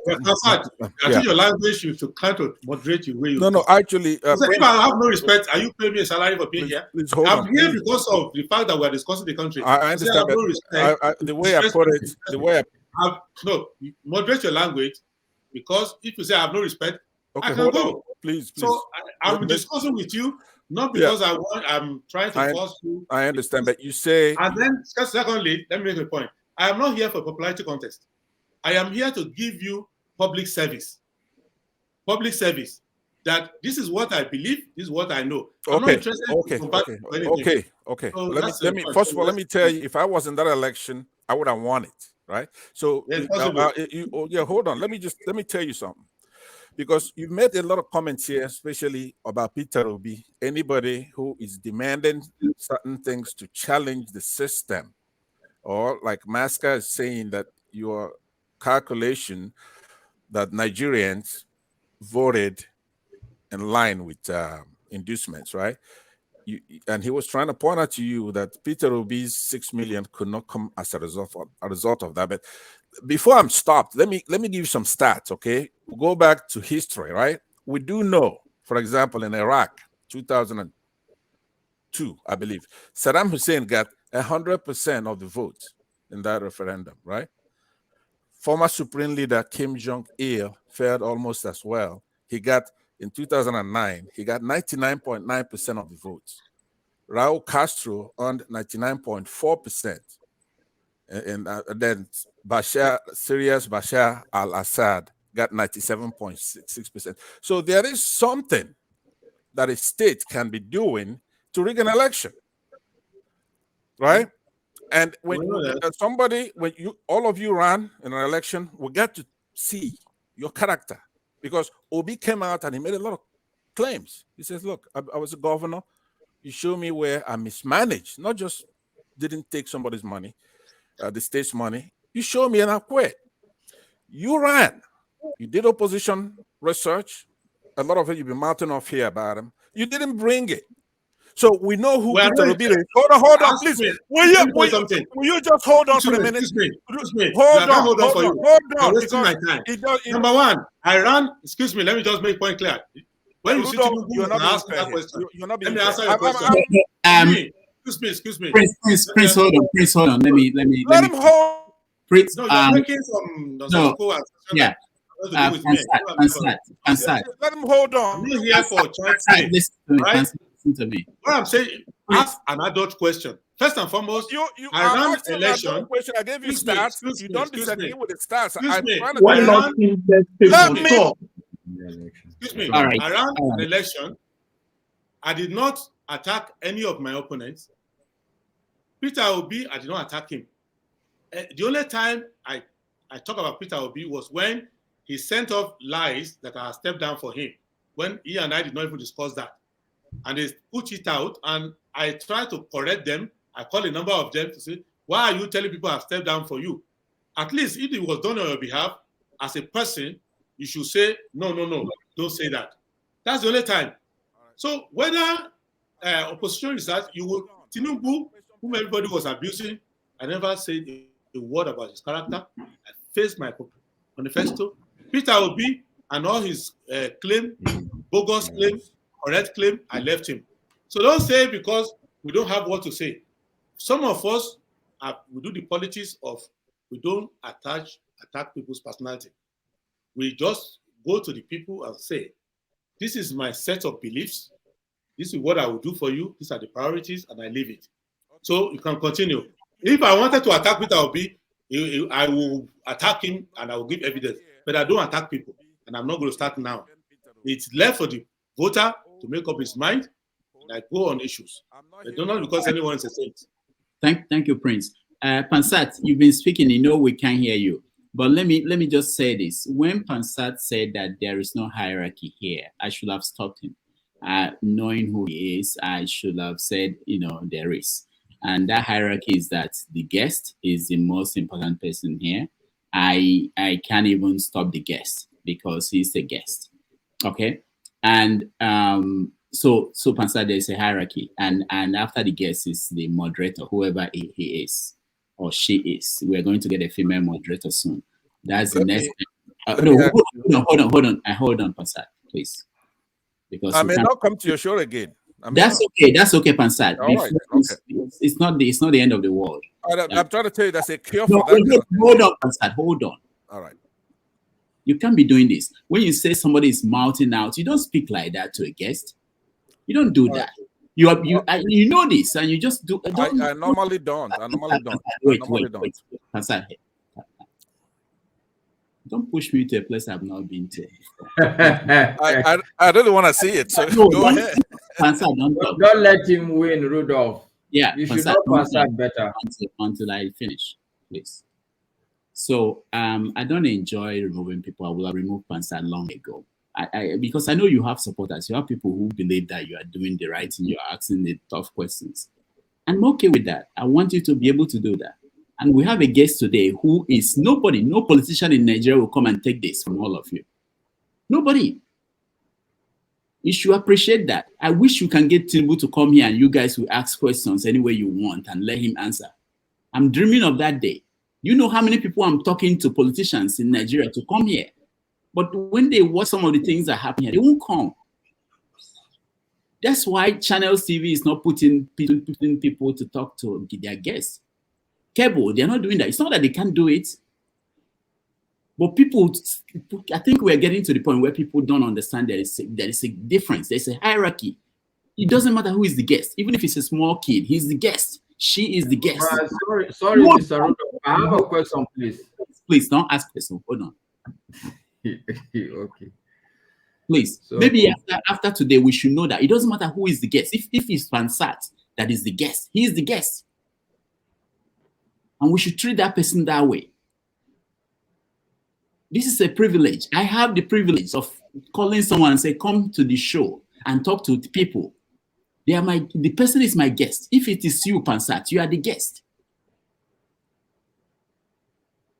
I thought we know this. I don't like putting out a I think we should go on. I think Pansat is nothing. He said, I think he understands you for this next 5 minutes. You know? All right, Mask, what are you saying? Just 1 minute. I don't like this idea if I give someone no Allah. Okay, so now, you see, when I was a child, my parents used to do what you have just done. Now, one child would offend them, and then they will lambast everybody. So the question is, are you lambasting us because of Pansat, or are you suggesting that all of us have erred? Let's know. No, it's Pansat, but he's not the only one. A lot of people have done that today. But I just hope that I'm talking to everybody. That's why I call it the editorial. I'm talking to everybody, not just Pansat. But somebody has to trigger something to happen. We've been seeing that all these days. It's not today alone. All right. Okay, let's get back to what we're doing. Who is next? Pansat was in charge at that point. Pansat, carry on. Amaska, I'm sorry. I mean, you're not faring any better than I'm here. What's going on here? You also have been admonished by the prince, even though we are on opposite thing here. But no, let me apologize if it was excessive. I don't think I disrespected the prince. I disagree, though, right? Vehemently. Maybe that's what you're detecting. Vehemence in disagreement. I don't like the style because now it's like gone beyond somebody forgetting the agreement. We had a ground rule that the prince would be a little pity. He said he was going to do that, but he hasn't done that. He's picked a fight on If every you ask single me 4 questions scenario. in one, Pansat, don't waste your time going back to trying to be second Rudolph. What I'm saying is this. If you say I should be brief, you ask me, nobody has one question. You ask me 4 questions in one. And some of the questions, there's a concept in philosophy we call poorly posed questions. So usually you don't say that to the person asking the question. Okay. Let me ask you a very simple question right now. Do you try to reframe the question to find some meaning out of it? You get my point? Yeah. So some of the questions are poorly posed, but not from bad intention, but because in politics, everybody has their own biases. Okay, I give you benefit of that. But remember, we are timed. We don't have time to stay too long. When you are answering, it's attributed to us. So that's why I want to ask you 3 PT questions that are yes or no, and then maybe you could add a little bit. There's flexibility, understand here. Because when I said earlier that you're basing your response to me on stare decisis, and you say, no, then you went ahead and described stare decisis, right? So do you know the meaning of stare decisis? What is it? Okay. S-T-A-R-E. Okay, good. I thank you that you found a new word. You find a new phrase today. I learned that 30-something years ago when I started studying law. It's just called decided cases. That's what it means. Okay. So when I said you're basing your things on precedents, and then you say no. Then when it came to the constitutional issue, right, of dual citizenship, then you went ahead and described it exactly. But now, do you know the meaning of the word polytropos? P-O-L-I-T-R-O. I don't want to finish. Are you looking it up, or do you know what it is? Polytropos. I'm listening to you. What is your question now? Because you are going ridiculous now. Just ask your question. The reason because I answered the first question, you are asking me another. Okay, all right, I'll stop there. But here's my point. Just ask your question. And if you find a new word, I gave you stats. I gave you statistics on Saddam Hussein getting 100% of the votes in 2002. Obviously, he's a Ba'athist party in Iraq. He's a Sunni. He's a minority in a Shia majority. He gets 100%, right? Obviously, the election was rigged. Everybody knows that. So in Nigeria, where you have an intersection of traditions, you have the Muslim tradition, and then you have the Christian tradition, right? So no matter what, like INEC, the courts, right? Right now we have a Muslim ticket, president and vice president. Which Muslim tradition do you have in Nigeria? Pardon? Which Muslim tradition will you have in Nigeria? I don't understand what you're saying. Yeah, what I mean, there are 2 traditions in the world politically. You have the Muslim tradition, where you have there's the Muslim no such thing. Political science. There is, please. There is. Just Google it. No, Google can be my that you are reading Google can be my driver that wrote it. No.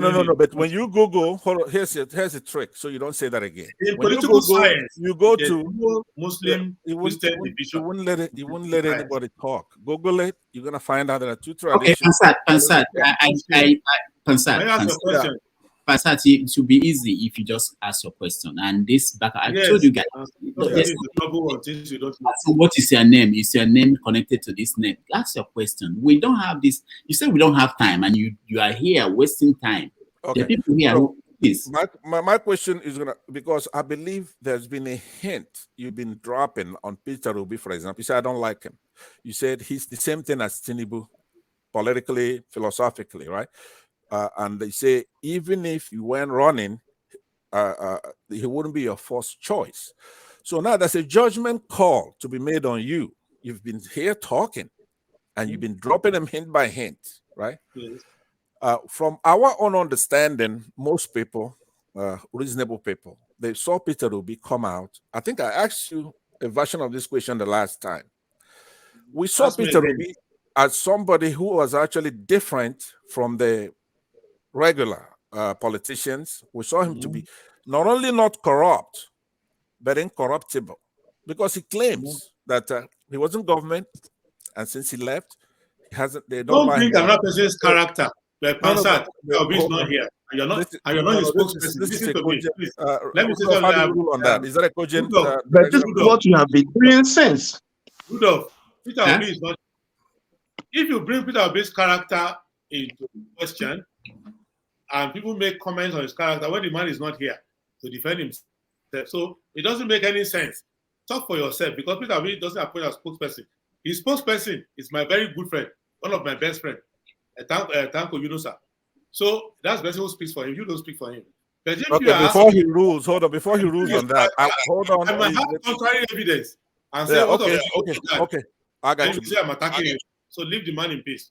Okay, Otherwise, before you rule on that, what I'm saying is that you've already besmirched the man's character. So now I'm trying to give you a chance. I'm trying to give you a chance. We see him, he's a public person who ran for office. I say what? That's a way we saw him, so he doesn't have to be here. That is a cop-out. I'm saying we see him, he portrayed himself to be an honest person.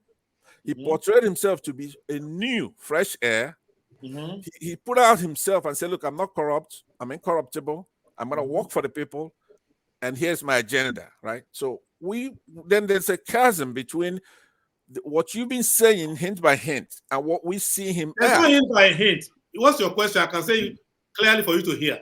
If I'm looking for incorruptible people in Nigeria to make president and I'm not running, I will start looking in certain directions before I even go near that one. So I know and that's fair. So now here's the question. Here's the question. Let me put in a question. Here's the question. Yes. I'm like you. If I have to look from the scratch, but at some point it becomes a question of one or two people. At some point, in any politics, even here in the United States, when you go past the primary, right, it becomes a binary choice. But in the last one, maybe a tripartite choice, right? We have 18 candidates. They got the vote. I'm saying at some point, though, when there becomes a time when you have to choose between, let's use the United States, a Republican or a Democrat, right? So you transport that back home now, it's going to be either Tinubu, Atiku, or Peter Obi. Based on what? Because of the poll, okay? Maybe you look at we're not doing any election anymore. We had 18 candidates. Don't obfuscate this here. Here's the question. When it comes down, okay, let's say. All right. Rudolph, time is going, man. And we need to be. Yeah, of course. I have to go. He's not getting to the question. Pansat, that's okay. Pansat, I think we have to leave you. If you can give your question in 1 minute, one sentence, then we have to move on to somebody else. 3 questions. The question is this: when it comes to Peter Obi, Tinubu, Atiku, who would you choose and why? Didn't you choose the other? Why did you choose this one? Okay, that's a good question. That's a good question. If you put, assuming they had a hypothetical election, and I'm not the candidate, you put Peter Obi, you put Tinubu, you put Atiku. I will listen to them again. But based on the last election, they look to me like they're ready for the same book. I won't choose any of them because in the areas that are important to me, the area of fair way to poverty and insecurity, none of them can get Nigeria out of poverty because they are adopting their economic policy is done for them from outside. Neoliberal economic policy. That's why you see Tinubu now is in serious trouble because he's now implementing that policy. He doesn't have dollar to defend his liberalization.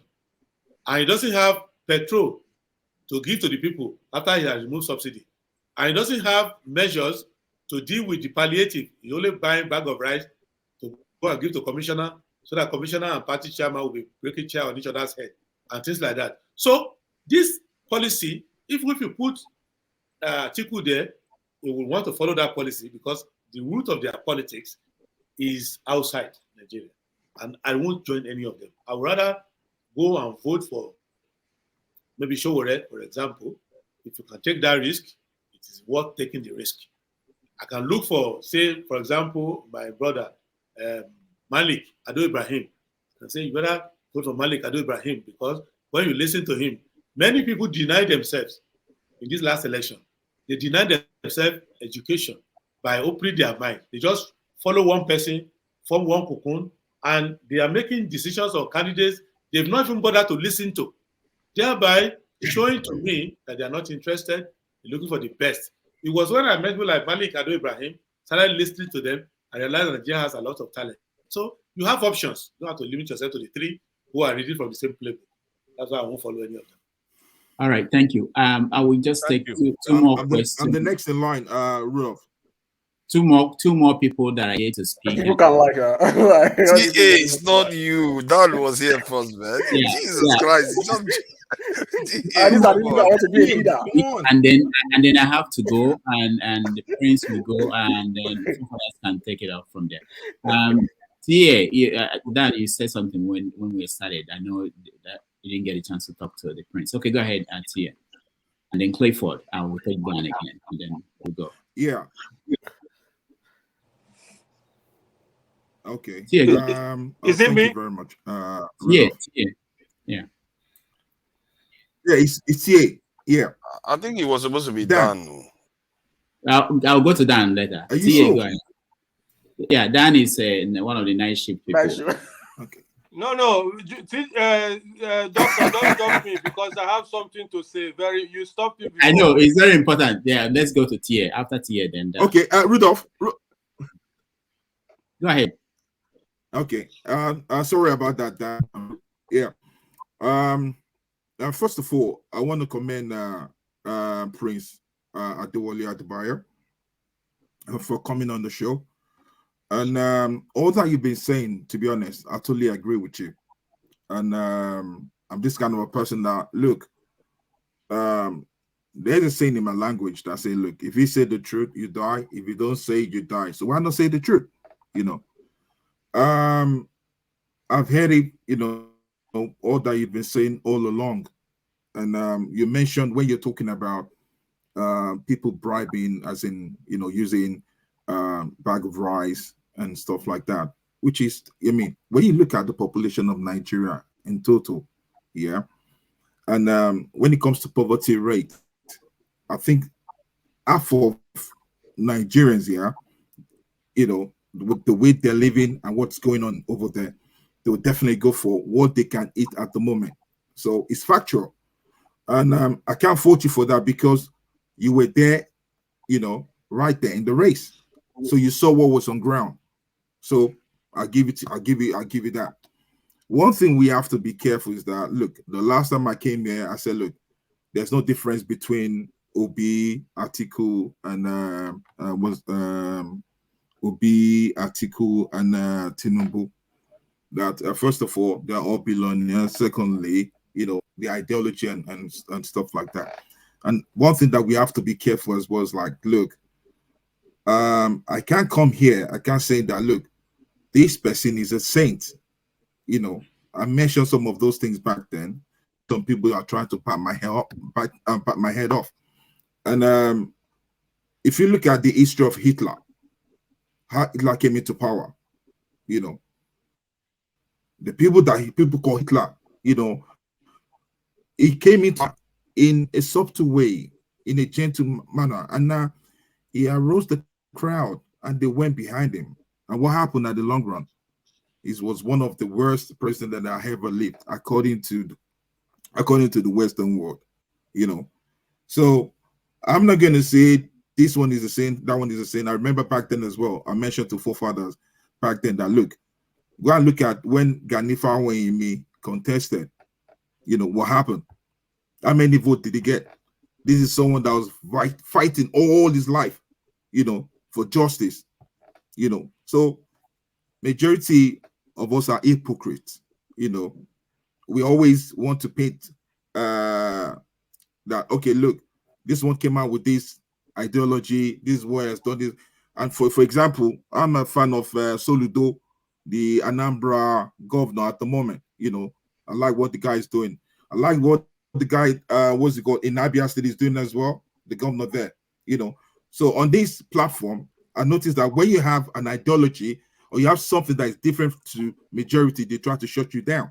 I remember the other day, Tone was saying something that, look, why don't you think about how you can develop the East? And look, none of them won't have it. They try to shut him down, So, look, whether we like it or not, Tinubu is there now. Let's give him the support, and then let's see what he can do. So, now, to round it all up, We have to go. The question, is that the no, question? lastly, Doctor. The question, okay, the question, yeah. The question is, when you mentioned about what's it called, that people were using rice and stuff like that. Did you know that? I'm trying to ask that. There's some people using religion as well, you know, to canvass okay, let me just vote. answer that question. Like, you know, yeah. The time is going to come where you have a generation that doesn't want to lie to itself. Politicians, these politicians, they know they distributed money. Some will distribute their money to religious structures. So you just see that the money gets to the church and it's going down that way. Some will distribute it through party structures. Some will use third party to do it. You know, if you look at American politics, when they limit campaign spending, people started having independent groups spending money on their behalf just to escape that regulation. The bottom line is that in Nigerian politics, what I went into, I am not theorizing. I went inside it. I noticed that if you want to cure the problem of Nigerian politics, most of them get their funding from the same source. Most of them do the same thing. And even though they look like they are fighting among themselves, most of them are talking and they are integrated. And if there are people still out there who want to have an alternative platform for Nigeria, that's what brought me to this. To say that even if you put Tinubu down, he does 4 years, even if he, by some unthinkable thing, does 8 years, it will just end up the same way Buhari is ending up. And then they will look for another person, maybe older than him, to put there. But we need to develop an alternative politics where the people have to say, whatever these people are doing, we're not going to do it. However, in this generation, my generation, they are even more conservative than generation before. People can't take risk. They will sit down on their couch and be typing nonsense, but they can't take risk. They can't quit their day job and go and run for anything. They won't take any risk.